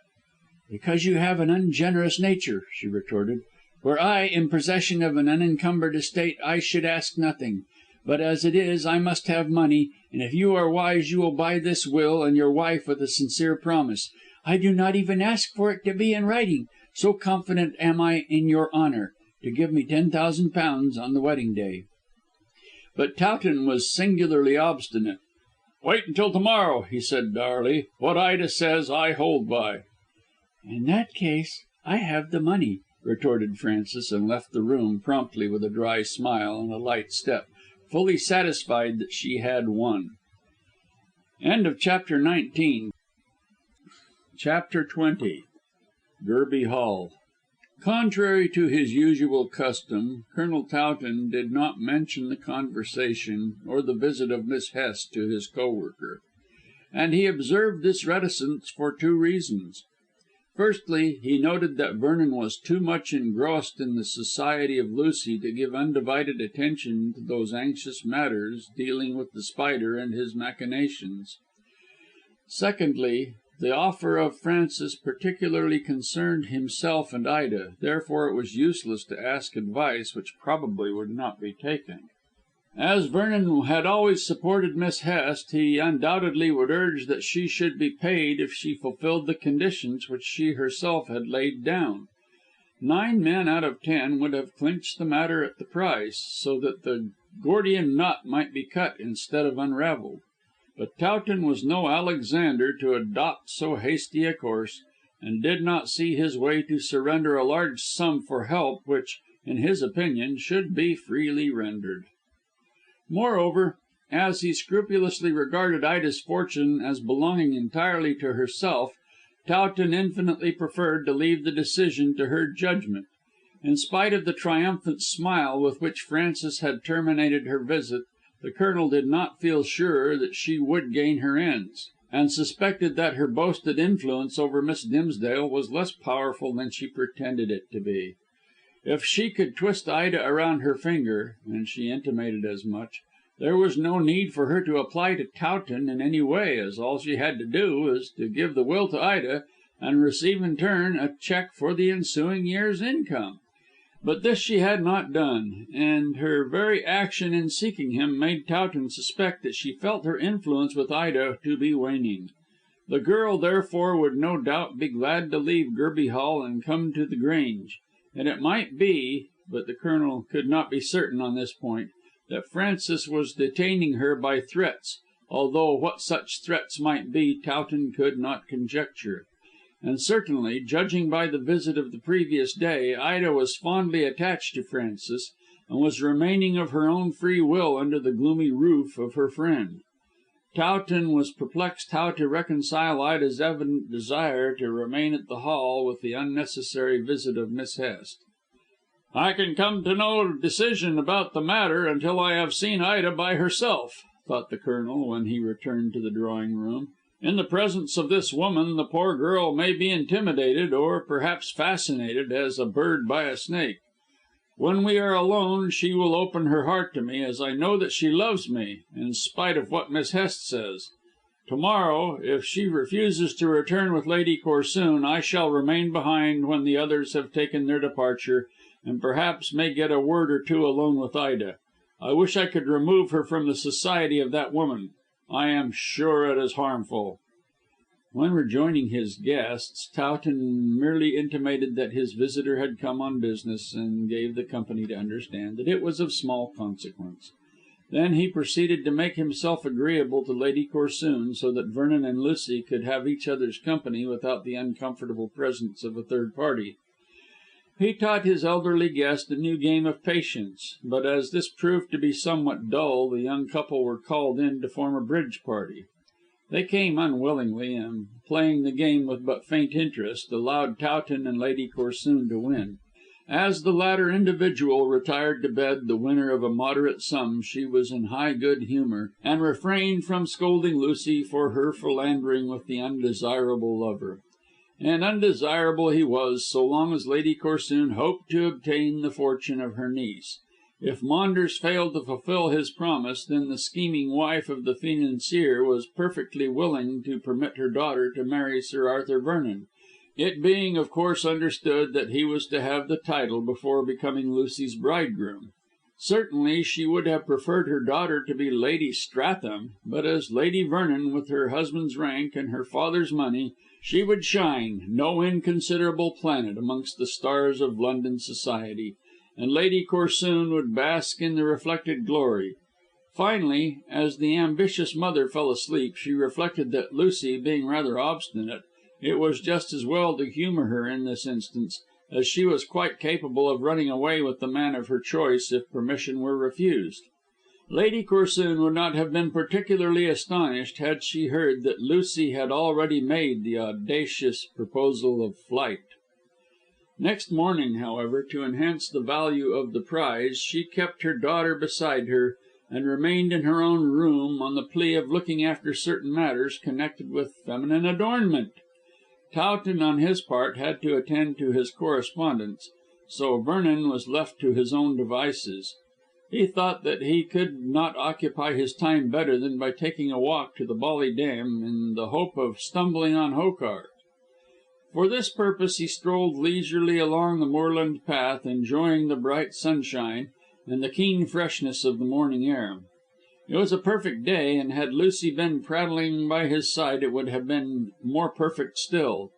But his beloved was absent, so Vernon could only feed his hungry heart by recalling details of the delicious conversation which had taken place between them on the previous day. He duly arrived at the dam, but could see no sign of the Hindoo. It was still early, however, so Vernon sat down on the massive stonework of the wall to wait for his possible arrival. While in this position he became aware to his astonishment that he could hear sounds extremely plainly from the mile distant village. The clacking of the mills, the subdued murmur of the torrent tumbling under the arched bridge, the lowing of cattle, and even, but more faintly, the shrill cries of children at play. All these struck on his ear with amazing clearness, considering the distance.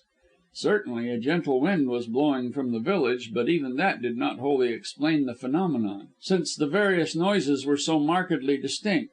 Finally, Vernon concluded, and no doubt was correct in his conjecture, that the narrow gorge acted as a kind of telephone, which, with the aid of the steady wind blowing up its length, conducted the sounds accurately. The discovery amused the young man, and he sat where he was for a considerable time trying to distinguish between the several noises.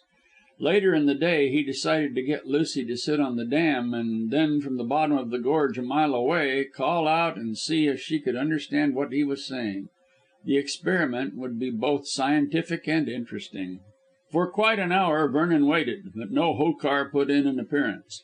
He then spent another hour in walking slowly around the reservoir, and finally, without having seen a single person, he returned to luncheon. At the meal, Colonel Towton mentioned that he had written a note to Miss Hest stating that the visit would be paid at 3 o'clock. "And I have given orders for a room to be got ready for Ida next to yours, Lady Corsoon," said the Colonel. "I doubt if Ida will come," sighed his guest. "She is singularly obstinate in having her own way. What she can see in that woman is a puzzle to me." "Miss Hest is very clever," remarked Lucy, "but there is something about her that I do not like." "For instance?" queried Vernon, bending forward. "I can hardly say," said the girl thoughtfully. "She is clever and agreeable and quite well bred. Yet she seems to be dangerous." "I think that word applies more to Maunders than to Miss Hest," observed Towton, "although I am bound to say that Miss Hest does not satisfy me in many ways. She is too masterful. Dangerous? No, I should not describe her as dangerous, Miss Corsoon." "I should, and I do, Colonel. I may be wrong, but the first time I met Miss Hest at Rangoon she gave me that impression." "One should never go against impressions," said Vernon gravely. "They are the instincts of the soul." "Nonsense," contradicted Lady Corsoon vigorously. "I am sure when I first met my husband I could not bear him, and my mother had simply to drive me to the altar. Yet I married him, and I'm sure we are a most attached pair." The gentlemen were too well bred to smile at this statement, yet it secretly amused both.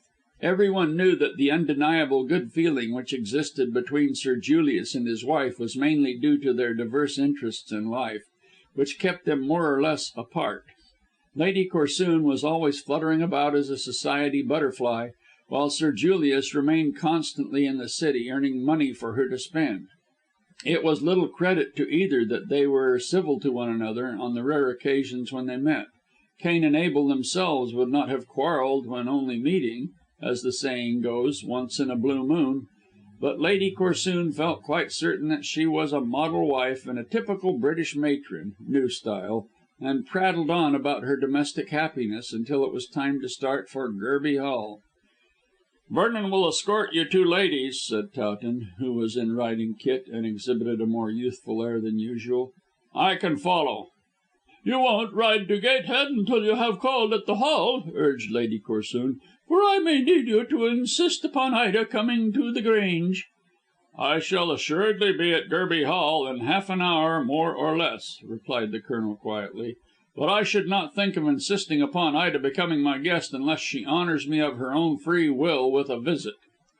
"Oh, nonsense," said Lady Corsoon pettishly, "when you know how infatuated she is with this woman Hest." And all the way down the winding road she lamented that Ida was so impossible and the owner of Gerby Hall so second rate. "For she is second rate," finished Lady Corsoon triumphantly. "I always said so, and would say so with my dying breath." In due time the trio arrived at the gloomy hall, and were shown by the fat maid into the dingy drawing room. It was less chill and dismal on this occasion, as the windows were wide open and the warm breath of the day stole in to ameliorate the damp atmosphere, as did the sunshine to lighten the darkness. In the glare of day the furniture looked quite faded. and the hangings extremely shabby, but there was something dignified about the ancient room which impressed even Lady Corsoon. "A very quaint old place," she said, surveying it through her lorgnette, "but damp. They ought to have a fire in the grate." "They couldn't very well have it anywhere else, mamma," giggled Lucy. "My dear, pray do not afflict me with your cheap wit. You perfectly well understand my meaning. I shall take this chair as the light tries my eyes." So saying, she selected a seat with its back to the windows, but less to preserve her eyesight than to prevent Miss Hest from seeing too plain evidence of her age.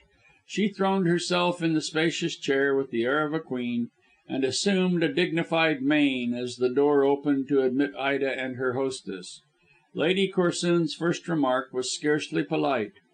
"You do look ill, Ida," she said, submitting her cheek to a kiss, "and more than twice your age. Miss Hest, what have you been doing with her?" "Trying to comfort her," replied Frances drily. "But you can scarcely expect an affectionate girl like Ida to lose her father and not show some signs of grief." "Signs of fiddlestick, if you will excuse the expression. It's want of food and cheerful company, to say nothing of living in this vault." "Thank you, Lady Corsoon. I find the house of my ancestors very comfortable." "I think not," replied the visitor rudely. "Quaint, as I have already observed, old world and interesting to an antiquarian, but I don't think anyone would call this comfortable. However, the state of things, so far as Ida is concerned, can be easily remedied. Ida, child, I have come to take you to the Grange, which stands in a much more healthy position." Ida, who had saluted her cousin and Vernon, turned even paler than she already was, and looked sideways at Frances. "I think that I prefer to remain in this house," she said timidly. "Oh, you must not burden Miss Hest any longer," said her aunt coolly. "Ida's company is no burden to me," snapped Miss Hest, who seemed to be trying to keep her temper. "But if she chooses to leave me, she can." "I should think so, as she is free to come and go as she wishes. Ida?" "I would rather stop with Frances," said Ida faintly, and again sought the eye of her friend as if seeking direction. "We are very happy here." "Miss Hest, I appeal to you," cried Lady Corsoon, looking important. "You can see for yourself that the dear child is like a plant. She wants air and sunlight and every attention." "Ida is free to go and come as she chooses," repeated Frances with a stealthy glance at the girl, "and perhaps it is just as well she should go. I am returning to London in a week or so." "Frances!" Ida started to her feet and a faint hue tinged her cheek. "You never told me this." "I never arrived at my decision until last night," replied Frances coldly, removing the arm which the girl had thrown fondly round her neck. "But a search amongst my brother's papers has shown me that my position, financially speaking, is not so secure as I thought it was. As it is necessary for me to earn my living, I must go back to Professor Gale's at Isleworth, and probably I shall agree to his proposal that I should appear on the stage." "But, Frances, I have plenty of money. Share with me." "Ida," said Lady Corsoon sharply, "you must let older and wiser heads guide you as regards the disposition of your fortune. Besides, it may not be so secure as you think." "What?" Ida turned to face her aunts. "Then you already know that I am not Mr. Dimsdale's daughter." "I know something about it," said Lady Corsoon, concealing her exact knowledge and determined to appear surprised at nothing. "I received a letter stating that on certain conditions I could get the money of my brother. Whether you are my niece or not I can't say, but assuredly if the money is mine I must enter into possession of it. Of course, you may rely on my doing my best to help you." "I want nothing," said Ida proudly, lifting her head. "If the money is yours you shall certainly have it. Am I not right, Frances?" "Perfectly right. But Lady Corsoon's fortune, to use her own words with regard to you, may not be so secure as she thinks." "If Ida is not Martin's daughter, and there is no will, I should certainly inherit," cried Lady Corsoon quite fiercely, "and I confess that I am surprised to hear that my brother is not the father of the girl I have always supposed to be my niece. I should like an explanation." "You shall have one to morrow," said Miss Hest coolly. "I want one to day," said the elder woman, rapping her knuckles with her lorgnette. "What have you to do with this matter, may I ask?" "More than you suppose. But after I have seen Colonel Towton you shall be enlightened as to my exact position." "Frances, do you mean to say that the money is really mine?" demanded Ida with a look of breathless interest. "If it was, what would you do?" asked Miss Hest doubtfully. "I should give you all the money you required." Frances hesitated, then came forward and kissed the girl quietly. "You are a good child, Ida. I thought that I had lost your confidence." Miss Dimsdale did not contradict this statement. "I shall always remember how kind you have been to me," she said, Shrinking a trifle from her friend's caress. "Nothing can make me forget the past." "Come, come," said Lady Corsoon, rising in a fussy manner. "This sort of thing will not do at all. I must understand plainly what this means. In the meantime, I request my niece to follow me to The Grange." "I am not your niece, if all I have learned is true, and I decline to be dictated to," said Ida quickly. "To morrow I shall come to The Grange." "Will you leave me, Ida?" asked Frances quickly and with a look of pain. "For a time only," muttered the girl, averting her head. "But I wish to go to Colonel Towton's to morrow." "Many things seem about to happen to morrow," observed Lady Corsoon, walking towards the door in her most stately manner, "and as Ida refuses to obey me, I wash my hands of her. Come, Lucy, come, Mr. Vernon, we must depart." "But the Colonel will be here shortly," protested Vernon, and Lucy took Ida's hand kindly between her own. "The Colonel may do what he pleases," said Lady Corsoon loftily. "I am not bound by his actions. Ida, I learn, is not my niece, and therefore I shall instruct my lawyer, since there is no will, to demand a surrender of Martin's property. Now that Miss Dimsdale no, not that. What is your name, may I ask?" and she hoisted the lorgnette again. Ida shrank back before the severe look, and, broken down in health as she was with all she had gone through, burst into tears. Frances stepped between her and Lady Corsoon. "You are a cruel woman," she said indignantly, "and you shall leave my house at once." "Only too willingly, only too willingly," cried Lady Corsoon, swelling with pompous indignation. "But I call everyone to witness that I shall have these matters examined into, and intend to claim my rights.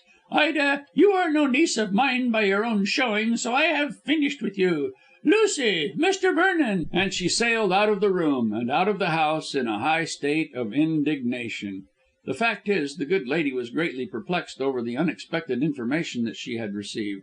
She had believed that her brother had made a will in her favour which Ida had destroyed, but she had never expected to hear that the girl was not Dimsdale's daughter. In her hurry she left Vernon and Lucy behind, while she simply rushed down the short avenue and came face to face with Colonel Towton, who was riding in at the gate. "What is the matter?" asked the Colonel, surprised at seeing his guest alone. "Matter?" Lady Corsoon halted, breathing hard with anger. "I really don't know, save that the Hest woman has insulted me. Also I have heard that Ida is not my niece, and therefore I am sure the property belongs to me.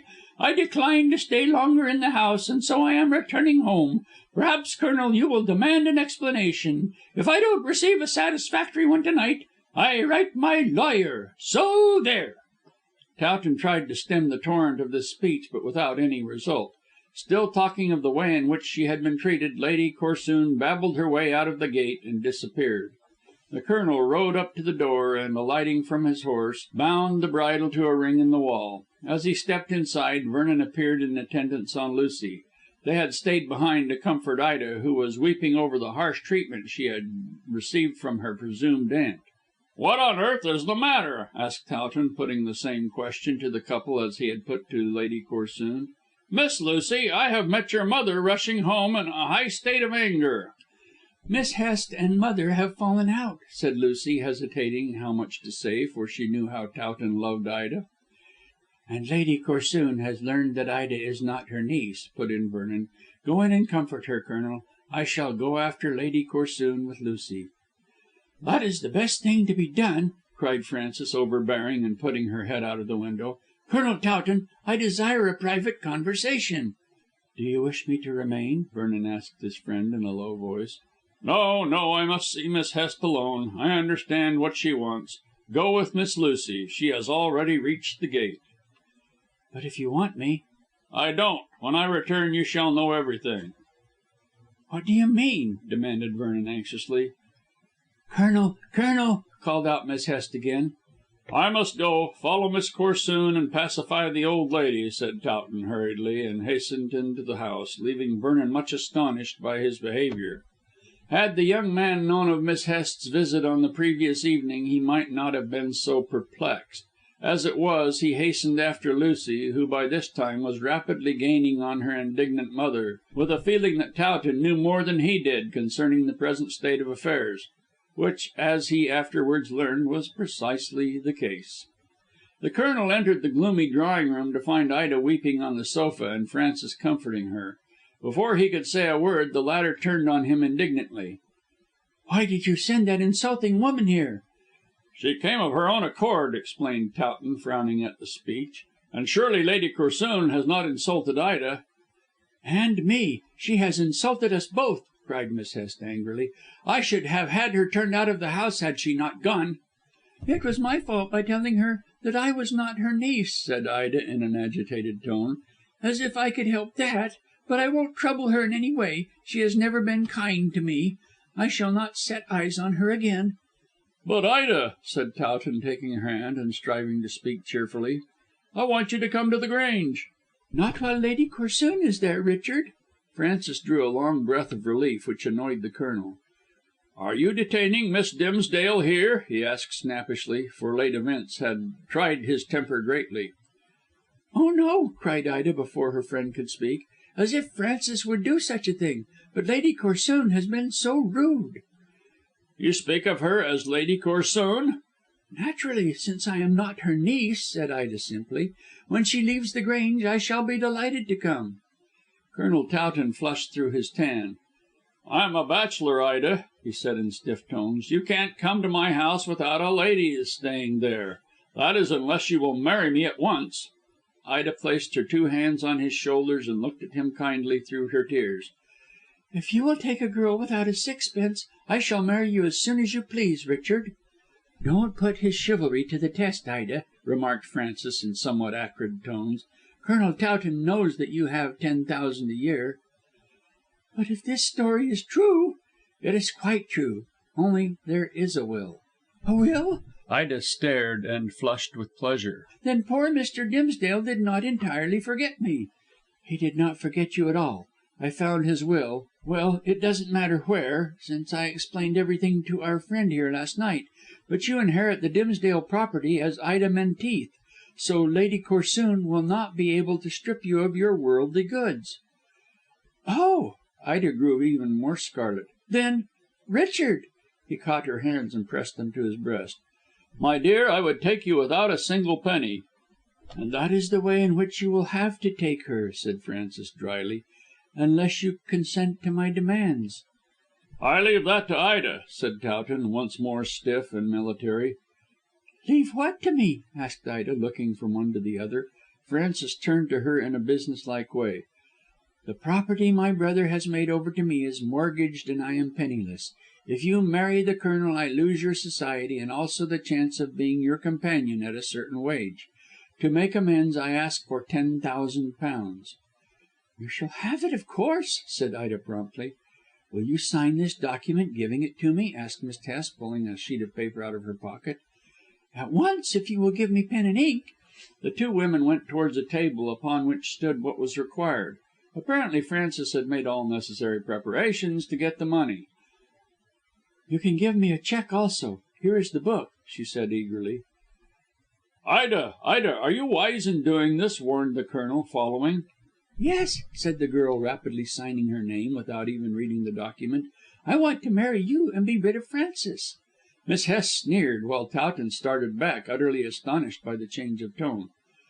"I fancied, I believed," he stuttered, "that you were deeply attached to Miss Hest."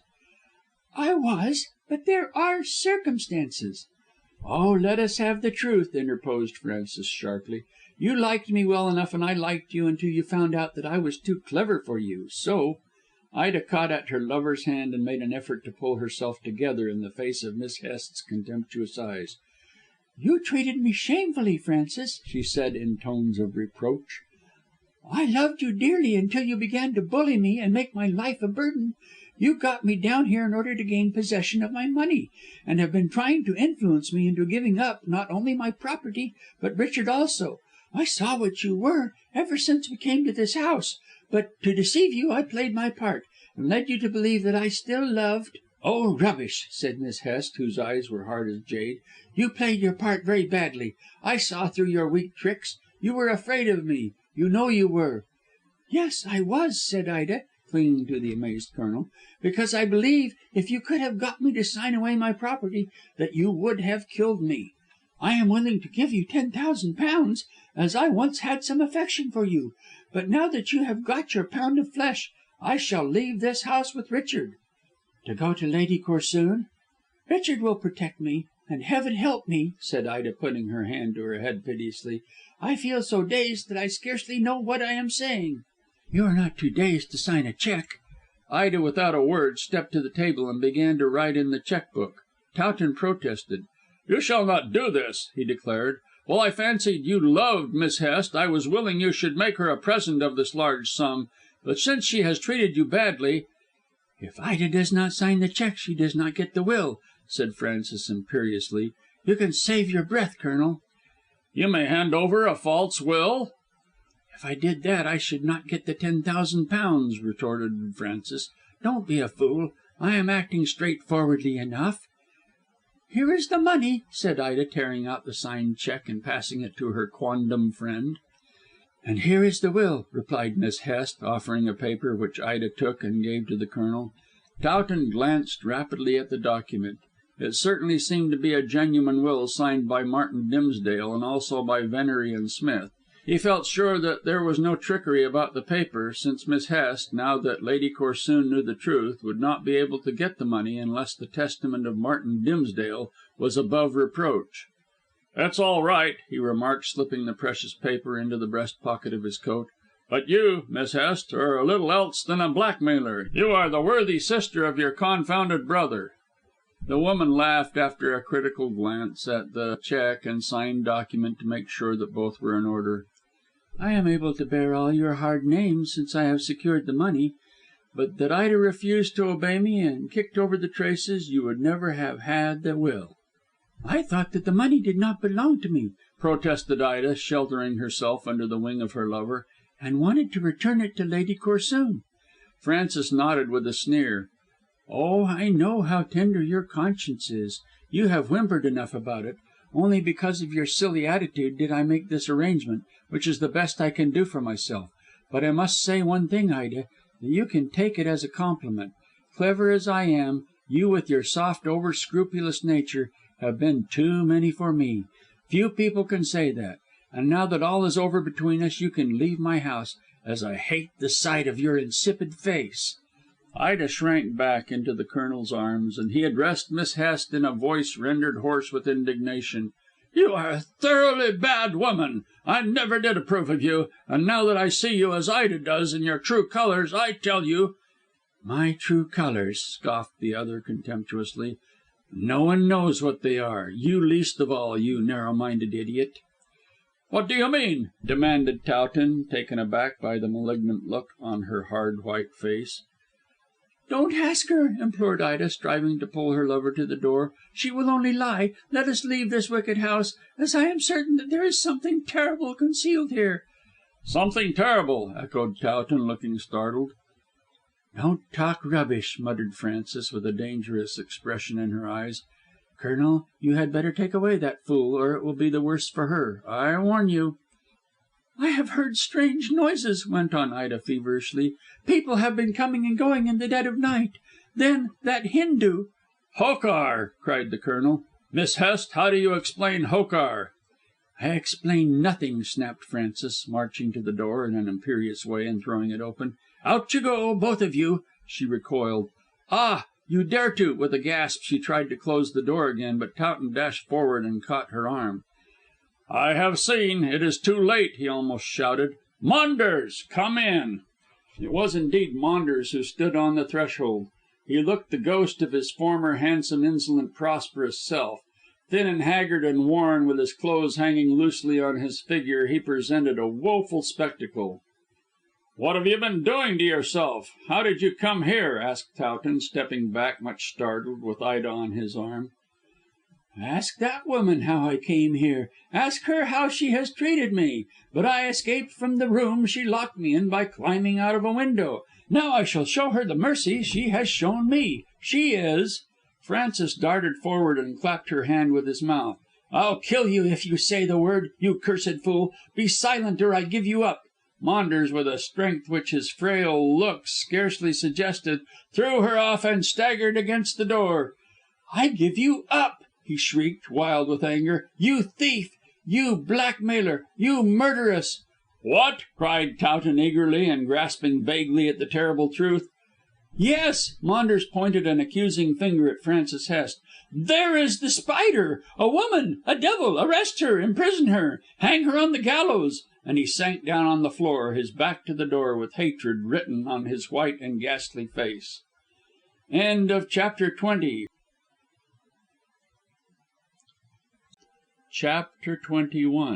Justice. There was a long pause, a sinister lull in the tempest of passion which was raging in that quiet, prosaic room.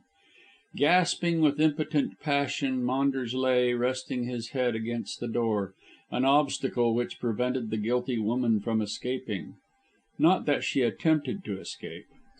With a deadly white face, with steady, cold, malignant eyes like those of a snake, and with a contemptuous smile on her thin lips, the Spider, visible at last in all her brazen wickedness, stood defiantly at bay. Towton, with Ida clinging to his arm, almost terrified out of her senses, stared aghast at the evil being who had been such a curse to many. The ominous silence was like the year-long moment before the bursting of a bomb. Ida, with chattering teeth and trembling limbs, was the first to recover the use of her tongue, but she could scarcely form the words. "Oh, God! Oh, God!" she whimpered, hiding her face on her lover's breast. "It's too awful. I never thought. Oh, oh, oh!" She broke down with a strange, hysterical, choking cry, and would have fallen to the ground but that the Colonel placed her gently in a near chair. Then he turned with military precision to face Miss Hest. "You are the Spider?" he asked in dry, precise tones, and now entirely master of himself. "Yes," she replied coolly, and her mouth closed with a triumphant snap. "You infernal fiend!" "Gently, gently. Hard names break no bones, Colonel. You should be more of a man than to throw words at a woman." "Yes," gasped Maunders, raising himself on his elbow and wiping the froth from his pale lips. "She is Frances Hest, right enough. Her brother is a myth invented by herself to mask her devilries. But Francis, she is the Spider." "I did not mean that exactly," said Towton in his hard voice, "but I asked if one capable of the enormities credited to the Spider can possibly be a woman." "I am the Spider," said Miss Hest with a shrug. "There is your answer." "You are a demon." "More names. Really, Colonel Towton, you are very childish. You sink to the level of that fool," and she pointed scornfully to Ida, who was weeping in the chair as though her heart would break. "To think that I should have been her friend," moaned Ida, with a fresh burst of tears and hiding her face. "You little fool," said Francis in a gentle, dangerous voice. "I have been a better friend to you than you think. But that I pitied you as being a poor, weak, silly worm, I would have murdered you long ago." "You murdered my father," shivered Ida, not daring to meet the cold eyes which rested on her prostrate form. "Martin Dimsdale was not your father." You murdered him." "Yes, I did."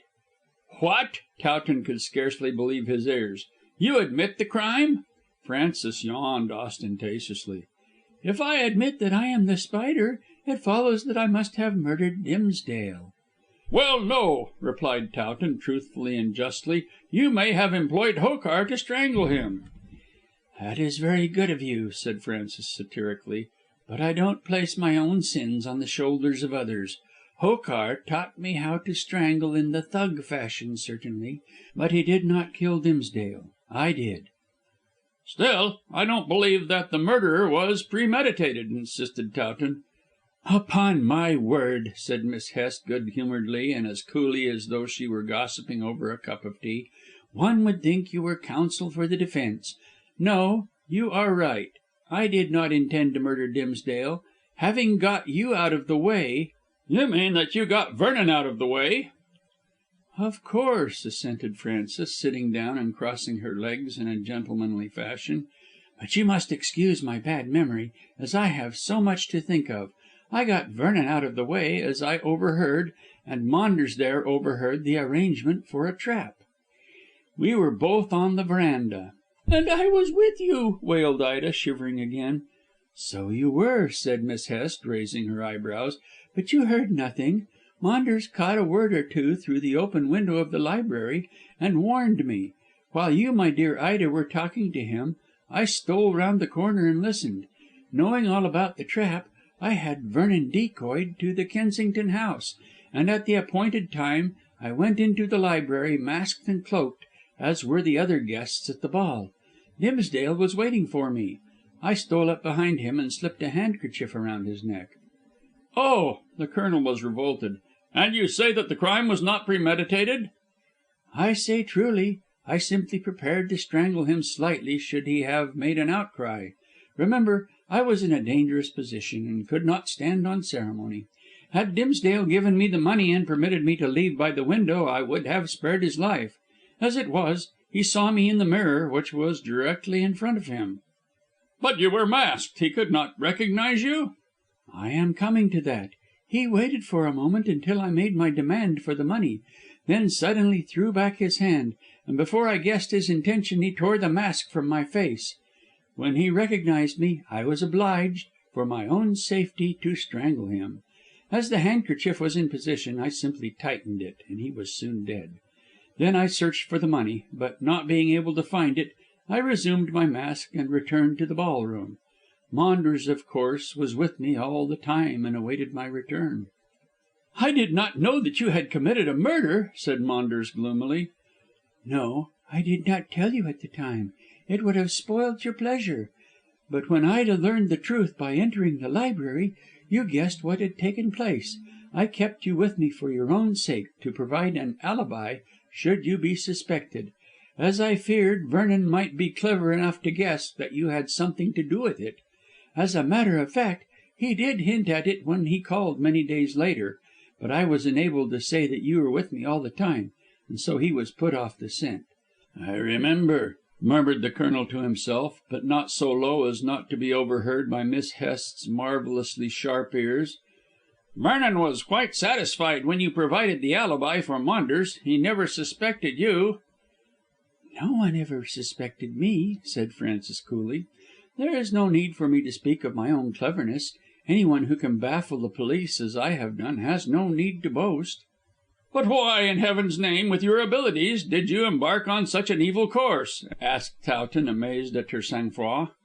"Fate, fortune, destiny, what name you will," said Miss Hest carelessly. "But you have tried to exonerate me, Colonel, and because of that you shall hear the whole story." And leaning forward she pulled the bell rope. "Remember, I shall repeat all you say to the police," warned Towton. "I am not afraid of the police," retorted Frances with a shrug.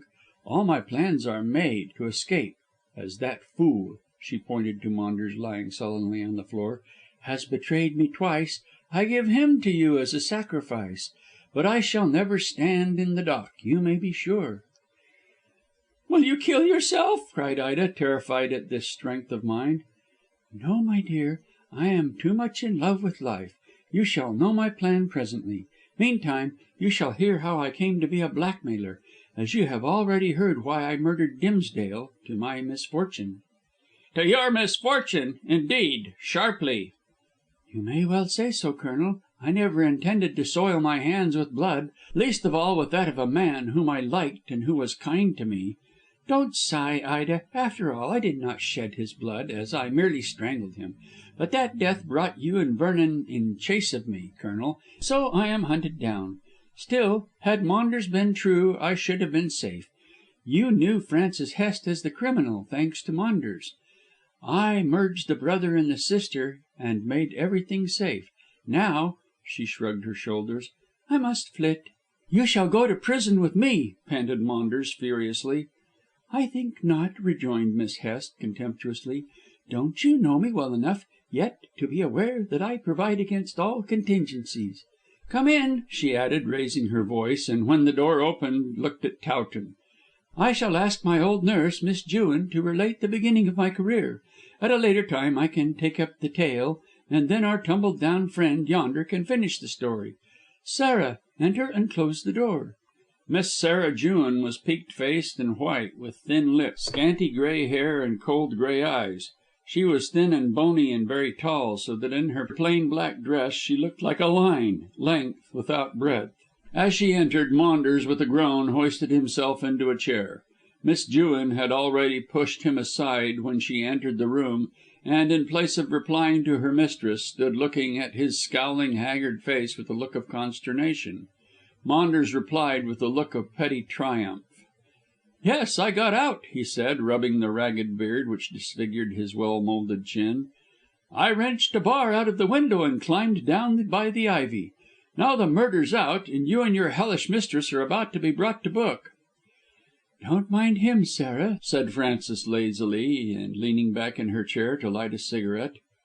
"You are safe, and so am I. Let the fool talk. In the meantime, tell Colonel Towton here how I came to England, and how you knew that Ida was merely Dimsdale's adopted daughter." "I thought you wanted these things kept secret," said Miss Jewin in dismay, and turning pale with dread at the situation in which she found herself. "The time for secrets is past, Sarah. Shortly, thanks to your having allowed Maunders to escape and to Colonel Towton's sense of justice, the hue and cry will be out against the whole of us. Is Hokar at his post?" "Yes, he went away when you gave orders." "That's all right. I'll escape sure enough, and so will you. We'll leave Maunders behind to face justice. He can declare himself to be the Spider instead of me if he chooses." "Oh!" Miss Jewin started back, looking terrified. "Do they know?" "Maunders has told them, you dear old idiot. But there's no time to be lost, Sarah. Tell your story." "And be frank," broke in the Colonel, who was truly amazed at Miss Hest's cool composure. "If you turn King's evidence you may receive a short sentence for your complicity." Sarah Jewin folded her arms primly. "Begging your pardon, sir, but I won't receive any sentence at all. I am quite sure that Miss Frances will save me from going to prison." "I fail to see how she can save herself, let alone you," said Towton coldly. "My horse is at the door. After placing Miss Dimsdale in safety, I shall ride to Gatehead and send for the police. You needn't chuckle, Miss Hest, and think you will escape meantime. I shall raise the village, and you will be carefully watched." "You can act as you please," said Frances coolly. "I am not the Spider for nothing, and I shall baffle you as I have baffled others. Meantime, since you were so just to me, I shall satisfy your curiosity, which I am sure is very great. Sarah, tell your story." "One moment," said Towton, turning to the prim woman. "You lured Vernon into the kitchen of that empty Kensington house?" She dropped an ironical curtsy. "Yes, sir. Miss Frances was pleased that I managed so cleverly." Ida stared wide-eyed at the shameless looks and speech of the housekeeper, and Towton frowned. That these creatures should so audaciously confess their crimes when they knew he would shortly summon the police puzzled him greatly. Also, remembering the wonderful craft of The Spider, he felt uneasy as to what might happen, but he could not conjecture in what way she could extricate herself and her accomplice from the trap in which they were safely caught. However, he made no comment on Miss Jewin's insolence, but merely ordered her to proceed. "About 35 years ago," said Miss Jewin, plunging into her story without any preliminary explanation, "I was in India and nurse to Miss Hest, who was the wife of Captain Theodore Hest, stationed at Bombay. The captain's father, who lived there, was angry when his son went into the army and cut him off with a shilling. But my master believed that if a son were born to inherit the estates, his father would relent. When my mistress's baby proved to be a girl, he was much disappointed. However, as his father was old and might die before he found out the trick, he sent home news that the baby was a boy and had her baptized Francis." "So you see," broke in Miss Hest, who was smoking quietly, "that my real name is Francis, and by law I am a man. As a woman I am Frances, so there is merely the difference of one letter. Go on, Sarah." "She," said Miss Jewin, pointing to her mistress, "was dressed as a boy and brought up as a boy, so that the estates might come to her. My master's father relented when he heard that he had, as he supposed, a grandson, and made a will in the boy's favour." "The boy, you understand, Colonel, being a girl, myself," said Francis for the sake of clearness. "I quite understand," said the Colonel, frowning. "Go on." "And my master and mistress were carried off within a month of one another by fever," continued Miss Jewin. "They died in Burmah, where the captain had gone with his regiment. I then took charge of Miss Hest, who was always called Master Francis, and came to Gerby Hall. Old Mr. Hest, the grandfather, just lived 6 months longer, but he died under the impression that his granddaughter was a grandson. Miss Frances thus became possessed of the property." "Didn't the lawyer know that she was a girl?" asked Towton, surprised. "No, as she had always been brought up as a boy, the deception was complete, sir," said Miss Jewin, using the word with shameless deliberation. "The lawyer came here and saw Miss Frances in her boy's clothes."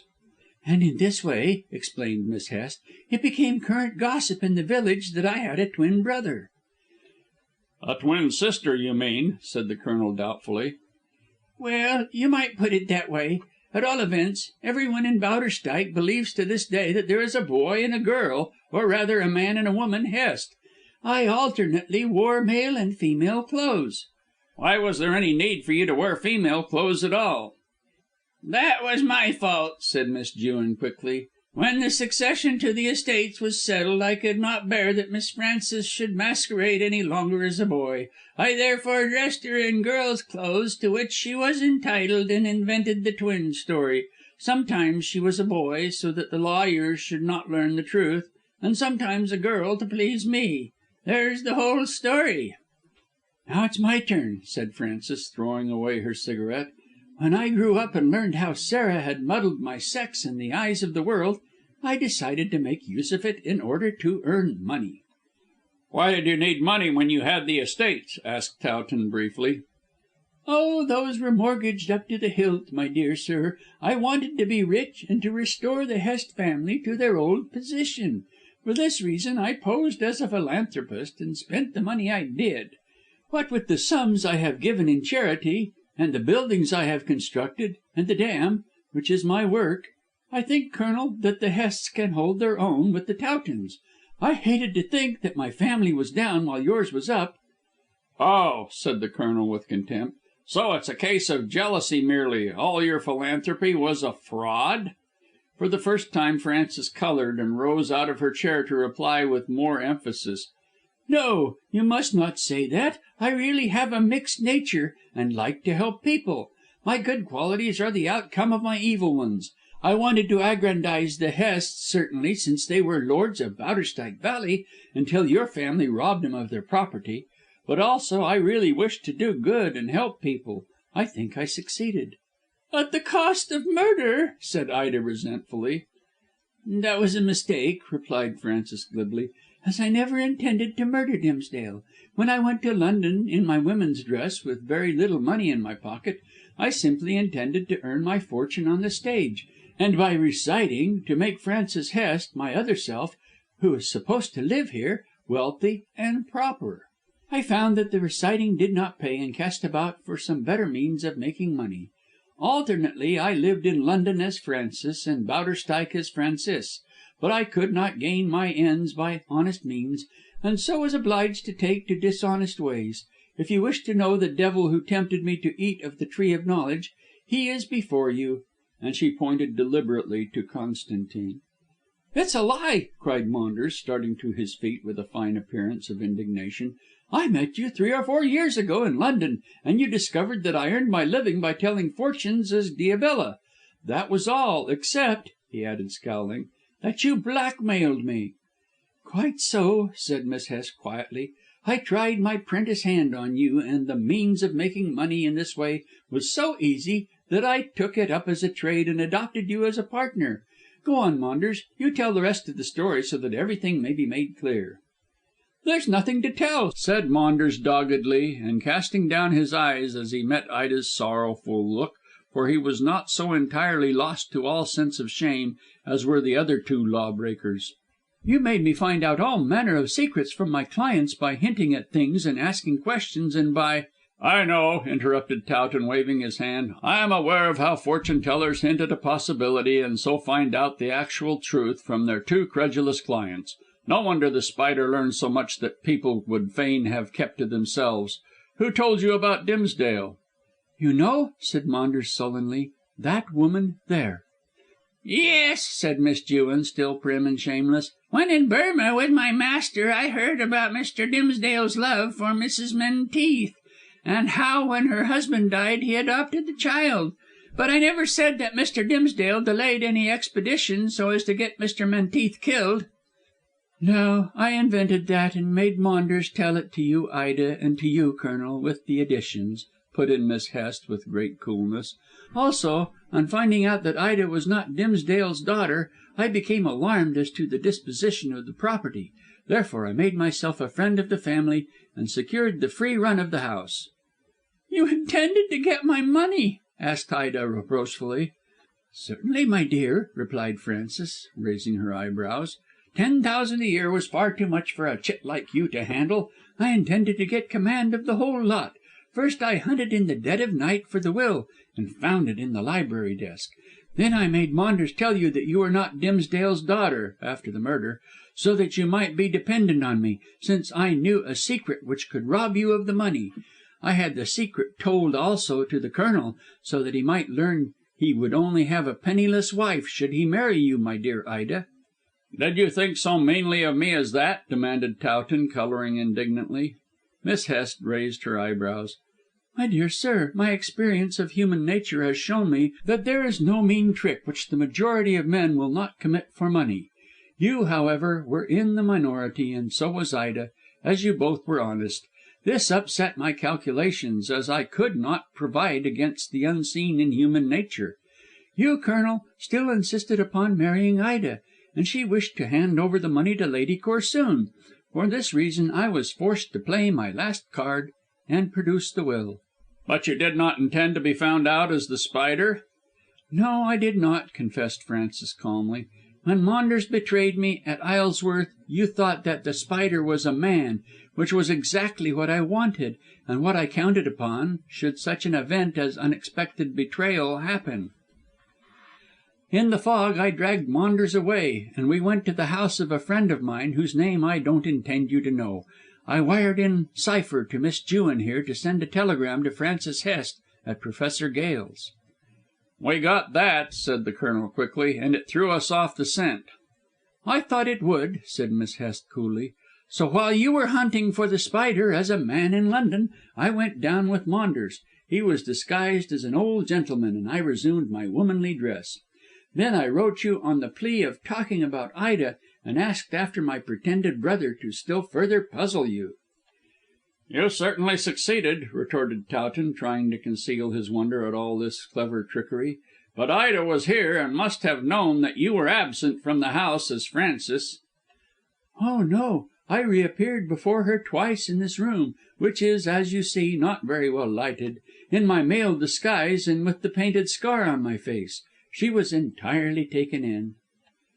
"The very simplicity of your disguise took me in," said Ida angrily, and wincing at having been so blinded.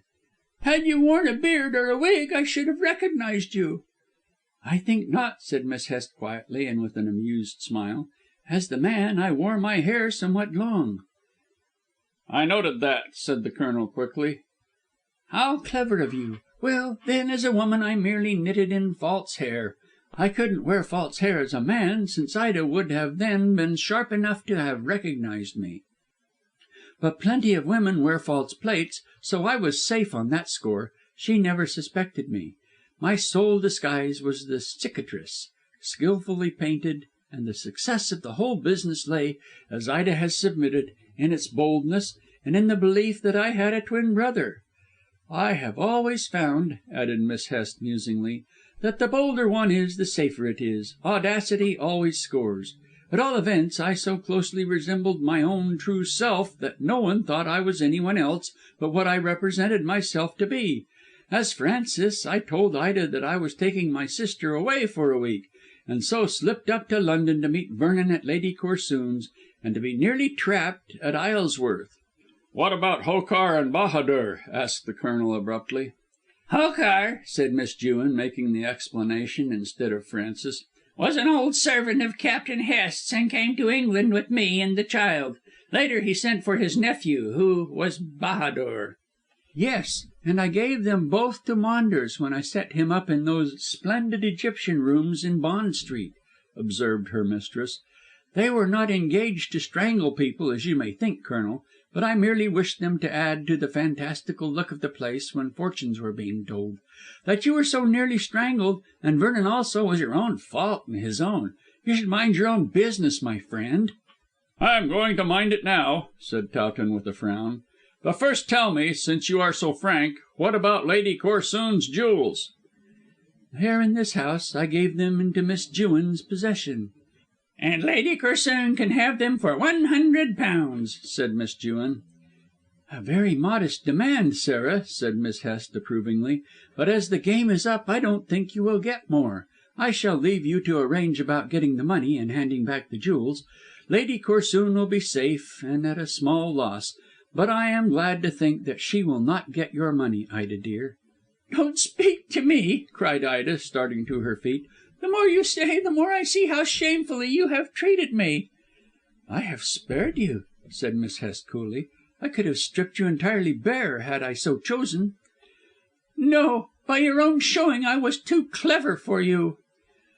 "Why, that is true, and simply because you were honest. I always wished to keep on the right side of the law, or I could have got you to make a will in my favour, and then you would have been poisoned." "How dare you!" shouted Towton, while Ida gave a faint cry. "You have learned how much I dare," said Francis with an unpleasant look. "So now the story is told, perhaps you will leave my house." Colonel Towton walked towards the door with Ida on his arm and roughly pushed Miss Jewin aside. "I shall place Miss Dimsdale—" "Miss Menteith," sneered Francis. "In safety," continued Towton without noticing the interruption, "and then I shall ride for the police." "I shall come too," cried Maunders, starting to his feet. "She will lock me up again and perhaps may kill me."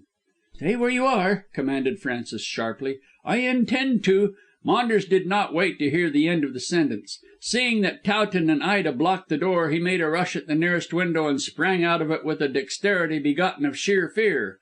Whether Francis intended to take him with her when she fled, or whether she intended to murder him, he could not say, but he preferred to trust in the mercy of the law rather than that of the woman who had been his evil genius. Crazy with terror, he tumbled to the ground, and Towton, along with Ida, ran to the front door to see him speeding across the grass. A moment later, and Frances, with a revolver in her hand, leaped from the window in pursuit. From the expression on her face, she evidently intended nothing less than murder. Towton hastily unbuckled the bridle from the ring and flung himself on his horse.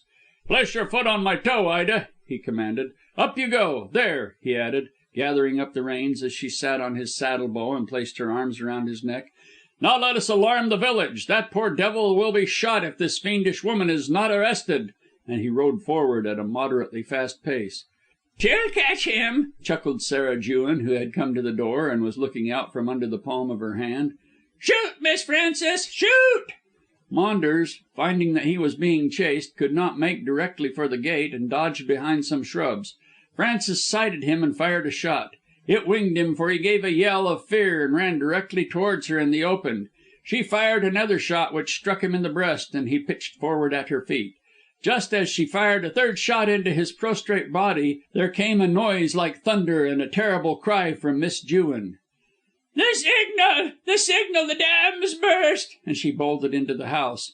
In a flash Towton comprehended it and set spurs to his horse.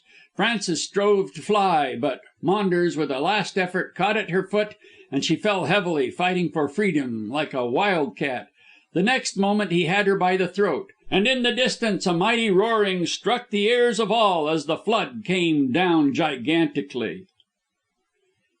Chapter 22.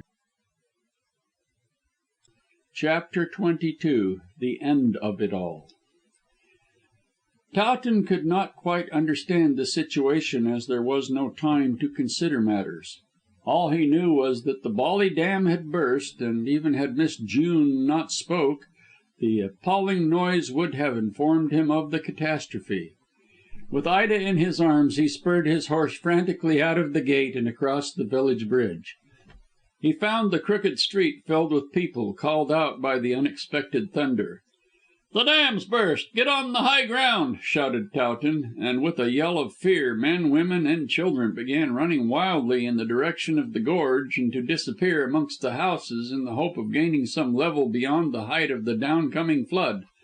But there was scanty time for safety. The hollow, booming sound of the waters plunging through the narrows sounded ever nearer and nearer with terrible distinctness. It seemed as though the waters were bellowing for their prey. In a moment the Colonel comprehended that it was too late to skirt the village and gain the winding road where they would be safe. Ida gave a cry of alarm as he wrenched round the now startled horse and clattered through the village street on his way down the valley. It seemed the only chance. "I'll save you yet, my darling," muttered Towton, setting his teeth. "We must make for Gatehead," and he drove his spurs into the animal, which now was becoming unmanageable with the roaring of the flood. Ida, almost insensible with terror, clung to her lover's neck, and the horse, making no more of the double burden than if it had been a feather, tore at top speed along the road between the torrent and the precipice. There was no safety on either side, as the precipice could not be climbed, and the dry bed of the stream merely offered a deeper grave. Fortunately the road sloped gradually to the mouth of the valley, some 2 miles away. Therefore the downward trend offered extra means to escape the pursuing greedy waters. A backward glance showed Towton that a tremendous flood was shooting out of the bottle mouth of the upper gorge with terrific rapidity. The whole of the huge lake, artificial as well as natural, was emptying itself in one vast outpour, and owing to the narrowness of the valley the concentrated force was gigantic. If the flood caught them they would either be dashed to pieces against the rocks, or would be borne onward, horse and maid and man, to be expelled at Gatehead, as if fired from the mouth of a cannon. "Oh, God, save us! Oh, God, save us!" was all that Ida could moan. He will," cried Towton, riding under spur and whip with a mad joy in the adventure, perilous as it was. "He will save the innocent and punish the guilty. Never fear, my darling." On roared the enormous body of water, curling like a mighty wave crested with foam, and glistening like a colossal jewel in the serene sunshine. It passed with a hoarse, triumphant screaming over the fated village, and in a single moment Bowderstyke was not. Bearing debris and bodies of cattle and men, women and children on its breast, the water rolled majestically on its destroying way. Like a wall of steel it stood up, stretching from wall to wall of the valley, and before it tore the terrified horse, warned by its instinct of rapidly approaching danger. "We are lost! We are lost!" screamed Ida, hiding her face on Towton's shoulder. "We can never escape. It's a mile further." "There's a crack, a path, a break in the precipice," panted the man, almost despairing of saving what he loved best in the world. "If we can gain that we can scramble up and Great God, how it travels!" From the sides of the valley trees were being wrenched up by their roots, and even the stones lying in the bed of the torrent were being lifted and swept onward like pieces of straw. Owing to the increasing breadth of the valley, the shouting and the level of the flood had somewhat lessened, but the hoarse, steady murmur with which it smoothly advanced seemed to be even more terrible than its triumphant screaming. Nearer and nearer it rolled, towering, as it seemed to the desperate fugitives, right up to the high heavens. The horse raced onward furiously, but there seemed to be no chance of escaping that rapidly approaching death wave, which swept along with relentless speed. The man and woman were both silent, both prayed inwardly as they faced the 11th hour of death. And it was the 11th hour, for there was still hope. Rounding a corner swiftly, Towton rose in his stirrups and sent forth a cry almost as hoarse as that of the flood.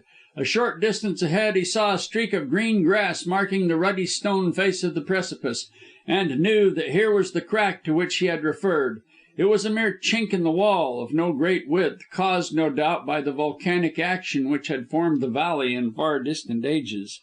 Many a time as a lad had Towton climbed up that narrow natural staircase to the moors above, but never had he expected to find it a means of preserving his own life and the life he valued dearer than his own. Setting his teeth, he glanced backward, and then urged the horse to renewed efforts. The wall of water was almost upon them, advancing with terrible and steady persistence. The last moment seemed to be at hand. Suddenly the Colonel wrenched at the horse's bit and pulled the animal up with a jerk. As it fell back on its haunches, he slipped off with the almost insensible girl in his arms, and ran desperately towards the sloping green bank, which showed itself like a port of safety between the bare, bleak stones. As he gained it, the horse, having recovered itself, rushed past with a loose bridle and with the stirrups lashing its sides. But Towton paid no heed. Almost in a dream he scrambled up the bank, bearing Ida as though she were a featherweight. With straining eyes and bursting temples, and with his heart beating furiously, he clambered desperately, dragging the girl rather than carrying her, as he needed at least one hand free to grip the tough grasses. Fortunately the slope was gradual, and had it not been, there would have been no hope of escape. As it was, when they were a considerable way up, the mighty wave surged majestically past, and its waters shot up the crevice with gigantic force. This was rather a help than a hindrance, as it assisted the almost broken man to mount higher. But to the end of his days, Colonel Towton never knew how he saved his wife. All he could remember was straining upward, dragging the now insensible woman with aching limbs and a blood-red mist before his eyes. When his brain was somewhat clearer, he found himself bending over Ida in a turfy nook, while barely 3 feet below him the grey water gurgled and sang and bubbled as if in a witch's cauldron. "Safe! Safe!" muttered Towton, and dropped insensible across the inanimate body of the woman he had so miraculously saved from a terrible death. 9 months later, when the cuckoo had brought summer to the land, and the earth was gay with flowers, 2 married men met unexpectedly in the viridarium of the Athenian Club. They came face to face under the peristyle, and after mutual glances of surprise and congratulation burst out laughing. Then followed a warm handshake and merry speech. "Well, married man," said Vernon, as he sat opposite his friend at a small table and ordered a half pint of champagne to signalise the happy meeting, "so you are back from your honeymoon?" "As you see," said the military Benedict. "And you have returned with Lady Vernon from the classic shores of Italy?" "We came back last week, and are staying in town for a few days before going to Slimthorpe." "Welcome by the tenantry. Triumphal arches, addresses, dinners and speeches and what not, I suppose," observed the Colonel, smiling. "Oh, yes. The tenants are delighted to have a master who will take an interest in their doings, and a mistress who can act the Lady Bountiful. Lucy and I are about to enter into our kingdom, so we intend to take full advantage of the satisfaction of our loving subjects." "You are devilish lucky, Vernon. I have scarcely a loving subject left, and Bowderstyke Valley has been swept clean from end to end." "As I saw," replied Sir Arthur, with a shudder at the recollection. "By Jove, Colonel, you don't know what I suffered that afternoon when I thought that you and Ida were smashed to pieces. Do you remember how Lucy fainted when you appeared coming across the moorland with Ida hanging half dead in your arm? It was a meeting of the living and the dead." "Any woman less plucky than Ida would have died," said Towton, his face lighting up with a fond smile. "When we got beyond the highest level of the water she had fainted, and then I did. It was Ida who recovered first, and, by Jupiter, sir, she brought me round. How we climbed to the top of the moor I don't know, but she was as plucky as a man, bless her." "How is she now, Colonel?" "As happy as the day is long, although I don't deny that we both feel sad when we look at our wrecked property. However, with her money we intend to rebuild Bowderstyke village and to reconstruct Gatehead, which was also destroyed, if you remember. I dare say we'll be able to inveigle people to live in the valley by offering land at low terms. In a year or two we will have plenty of tenants to give you and Lady Vernon a rousing welcome when you pay us a visit." "That won't be for some time, Colonel, as we have to look after our own kingdom. I am glad to see that you are looking so well. When was it that we last met?" Towton laughed and his eyes twinkled. "You must be happy to have lost your memory so completely," he said with a jolly laugh. "Why, after our mutual wedding breakfast at Lady Corsoon's. Don't you recollect? Weren't we married in great style on the same day, and didn't you go to Italy and Greece for a honeymoon while Ida and I returned to The Grange?" "It all seems like a dream," said Vernon absently, and a cloud passed over his face. "And in my newly found happiness I have tried to forget these sad memories. We never had an exhaustive talk over things, Colonel, and now that our wives are not here I should like to ask a few questions." "Ask away. It's just as well we are alone. Ida doesn't care to talk of that dreadful day or of her association with Miss Hest." "Nor does Lucy. That dreadful woman. What a daredevil she was, and as clever as they make them." "She was a sight too clever," replied Towton drily, "as she burnt her fingers at the last. I suppose you know that Miss Jewin was caught?" "You wrote me something about it." "Didn't Lady Corsoon tell you anything?" "No. Why should she?" said Vernon with a look of surprise. "Well, as you knew the secret of her pawning those jewels, I thought she would have told you of their recovery." "What? They were recovered? Who had them?" "Miss Jewin. She escaped, but Drench caught her. She sent for me before she committed suicide." Vernon looked horrified. "Did she kill herself? Poor wretch." "Yes, she hanged herself by her garters in her cell. I expect she knew that she would get a long term of imprisonment, and so preferred to get out of the world. But, as I said, she sent for me and told me where the jewels were. She also threw a light on the catastrophe of the Bolly Dam breaking." "We knew that Hokar exploded a charge of dynamite," said Vernon, looking inquiringly at his friend. "Don't you remember how he could not get away in time, and confessed when dying that he had been ordered by Miss Hest to blow up the dam when she gave the signal by firing a revolver?" "Oh, yes, I remember that, as it all came out in the papers," said Towton with a shrug. "And that's just the point. Listen, and oh, here's the wine." Vernon sent away the waiter after he filled their glasses, and the two gentlemen drank to their dear wives and to a happy future for themselves as married men. When this ceremony was ended, the Colonel related what he had learned from the unfortunate Miss Jewin before she passed away.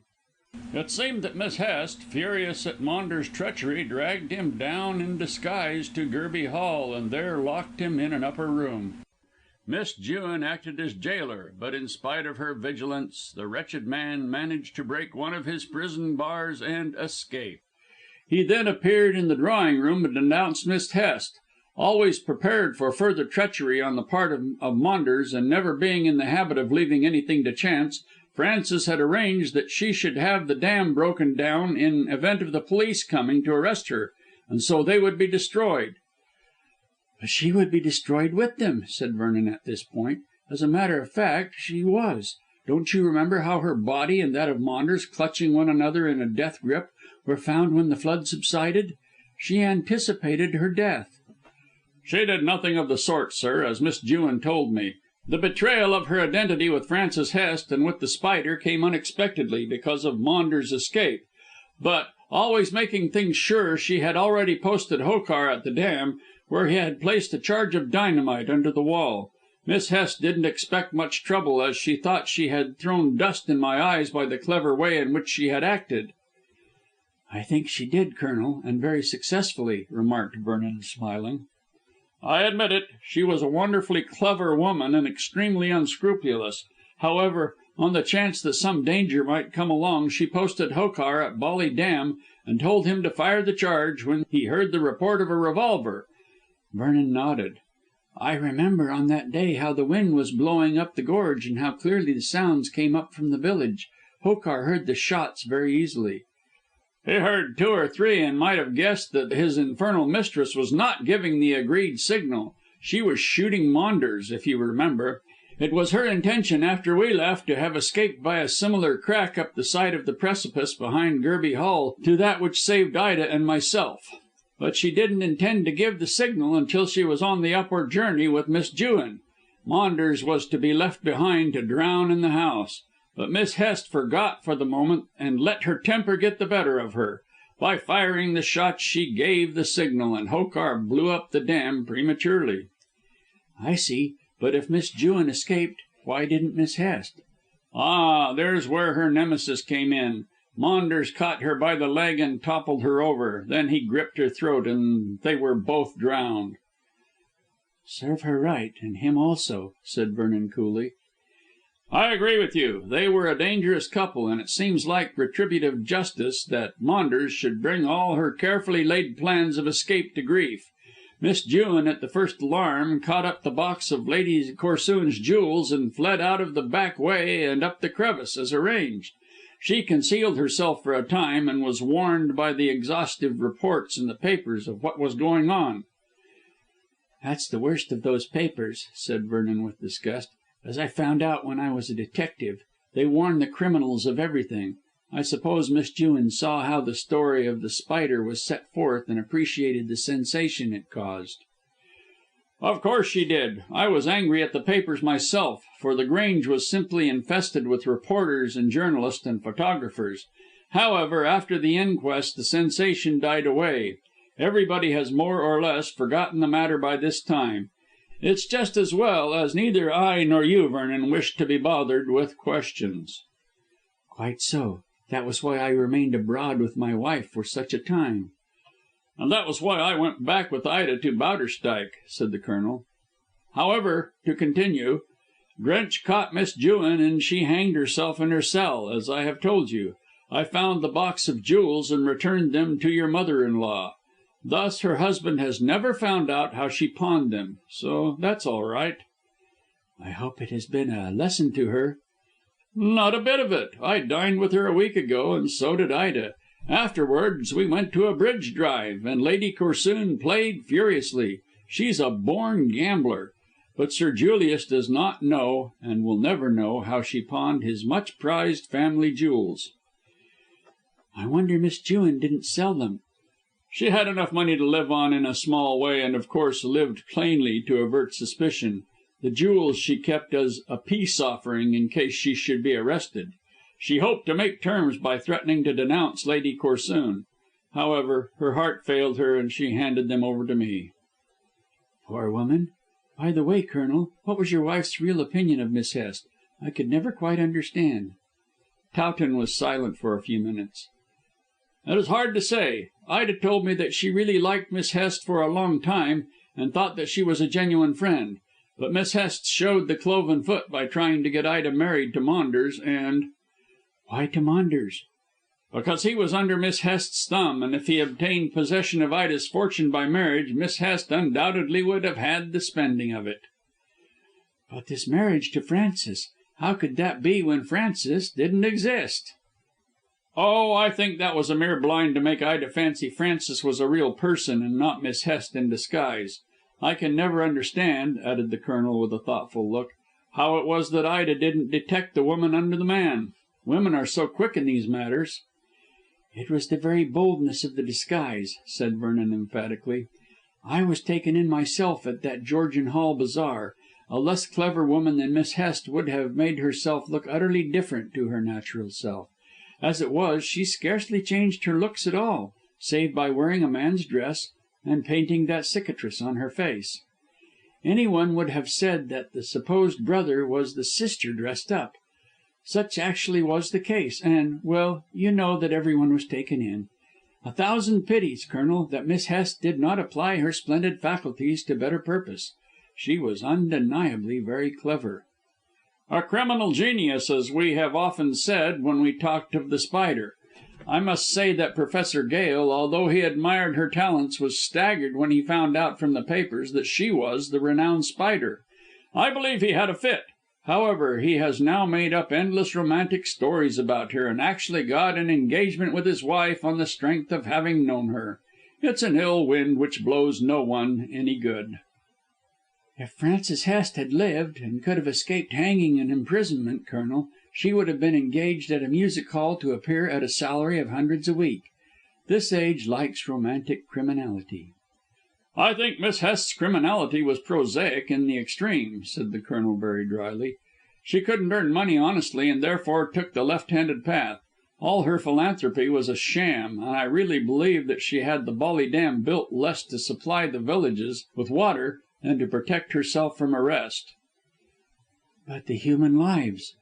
"Pooh! She thought nothing of human life, and was a kind of female Napoleon in that way. She wrung Dimsdale's neck as though he had been a chicken the moment she found her personal safety was in danger. Had he not torn off her mask and thus recognised her, she would have spared him. A marvellously clever woman. She quite took me in.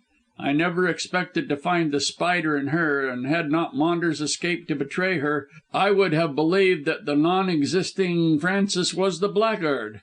And more, she would have got £10,000 from Ida, and perhaps in America would have started on a new career of roguery. However, I recovered the signed document and the cheque from the body, so nothing was said about that matter in the papers. I was glad for my wife's sake." "What became of Bahadur?" "He bolted from the country and has never been heard of. His uncle Hokar, as you know, died after the explosion." "And Mrs. Bedge?" "She buried all memory of Constantine with his bones, but I think she regards him as a martyr who was led astray by Miss Hest. Yet from the lips of The Spider herself I learned that it was Maunders who induced that very clever lady to become a criminal." "Do you think Maunders himself blackmailed his aunt?" "He was quite capable of it, but I think Miss Hest did that to protect Maunders from possible suspicion. For no one would think that the man had anything to do with the matter of The Spider who blackmailed his adopted mother. Simply a smart trick of Miss Hest's, Vernon, that's all." "Have some more champagne, Colonel." "Thank you, no more. Come along and see my wife." "I have to meet Lucy at Swan and Edgar's," said Vernon, glancing at his watch. "I'll go with you there first, and then we can have afternoon tea together." "Right you are, Colonel, on condition that you dine with Lucy and myself at our hotel, and come to the theatre afterwards." Towton nodded. "Well, Ida and I are up in town for a frolic, so we'll come." "When do you return to Bowderstyke?" "In 2 or 3 days. I'm seeing about the rebuilding of the Bolly Dam." "Isn't that dangerous?" asked Vernon, as they left the club. "No, I am arranging for large channels to carry off the water. Besides, had not the dam been blown up by that Indian beast, the catastrophe would not have taken place. Any more questions?" "No," said Sir Arthur, after a pause. "I think you have enlightened me on every point. We'll talk no more of the matter." "Not in the presence of our wives, at all events," said the Colonel bluffly, and stepping out smartly along Pall Mall. "But when I think of all the mystery and devilish cantrips we have had to do with, and how narrowly Ida and I escaped a dreadful death, I can only thank God that we are happily married. There's one small domestic animal, if it can be called so, Vernon, on which I can never look without a shudder." "What's that?" asked Arthur, not following his friend's train of thought. "What, sir? What, have you forgotten the past already?" "Oh!" Vernon laughed, but somewhat seriously. "You mean a spider." "Yes," snapped the Colonel sharply. "I mean a spider." End of Chapter 22. End of The Spider, by Fergus Hume. Read by Don W. Jenkins, Rancho San Diego, California.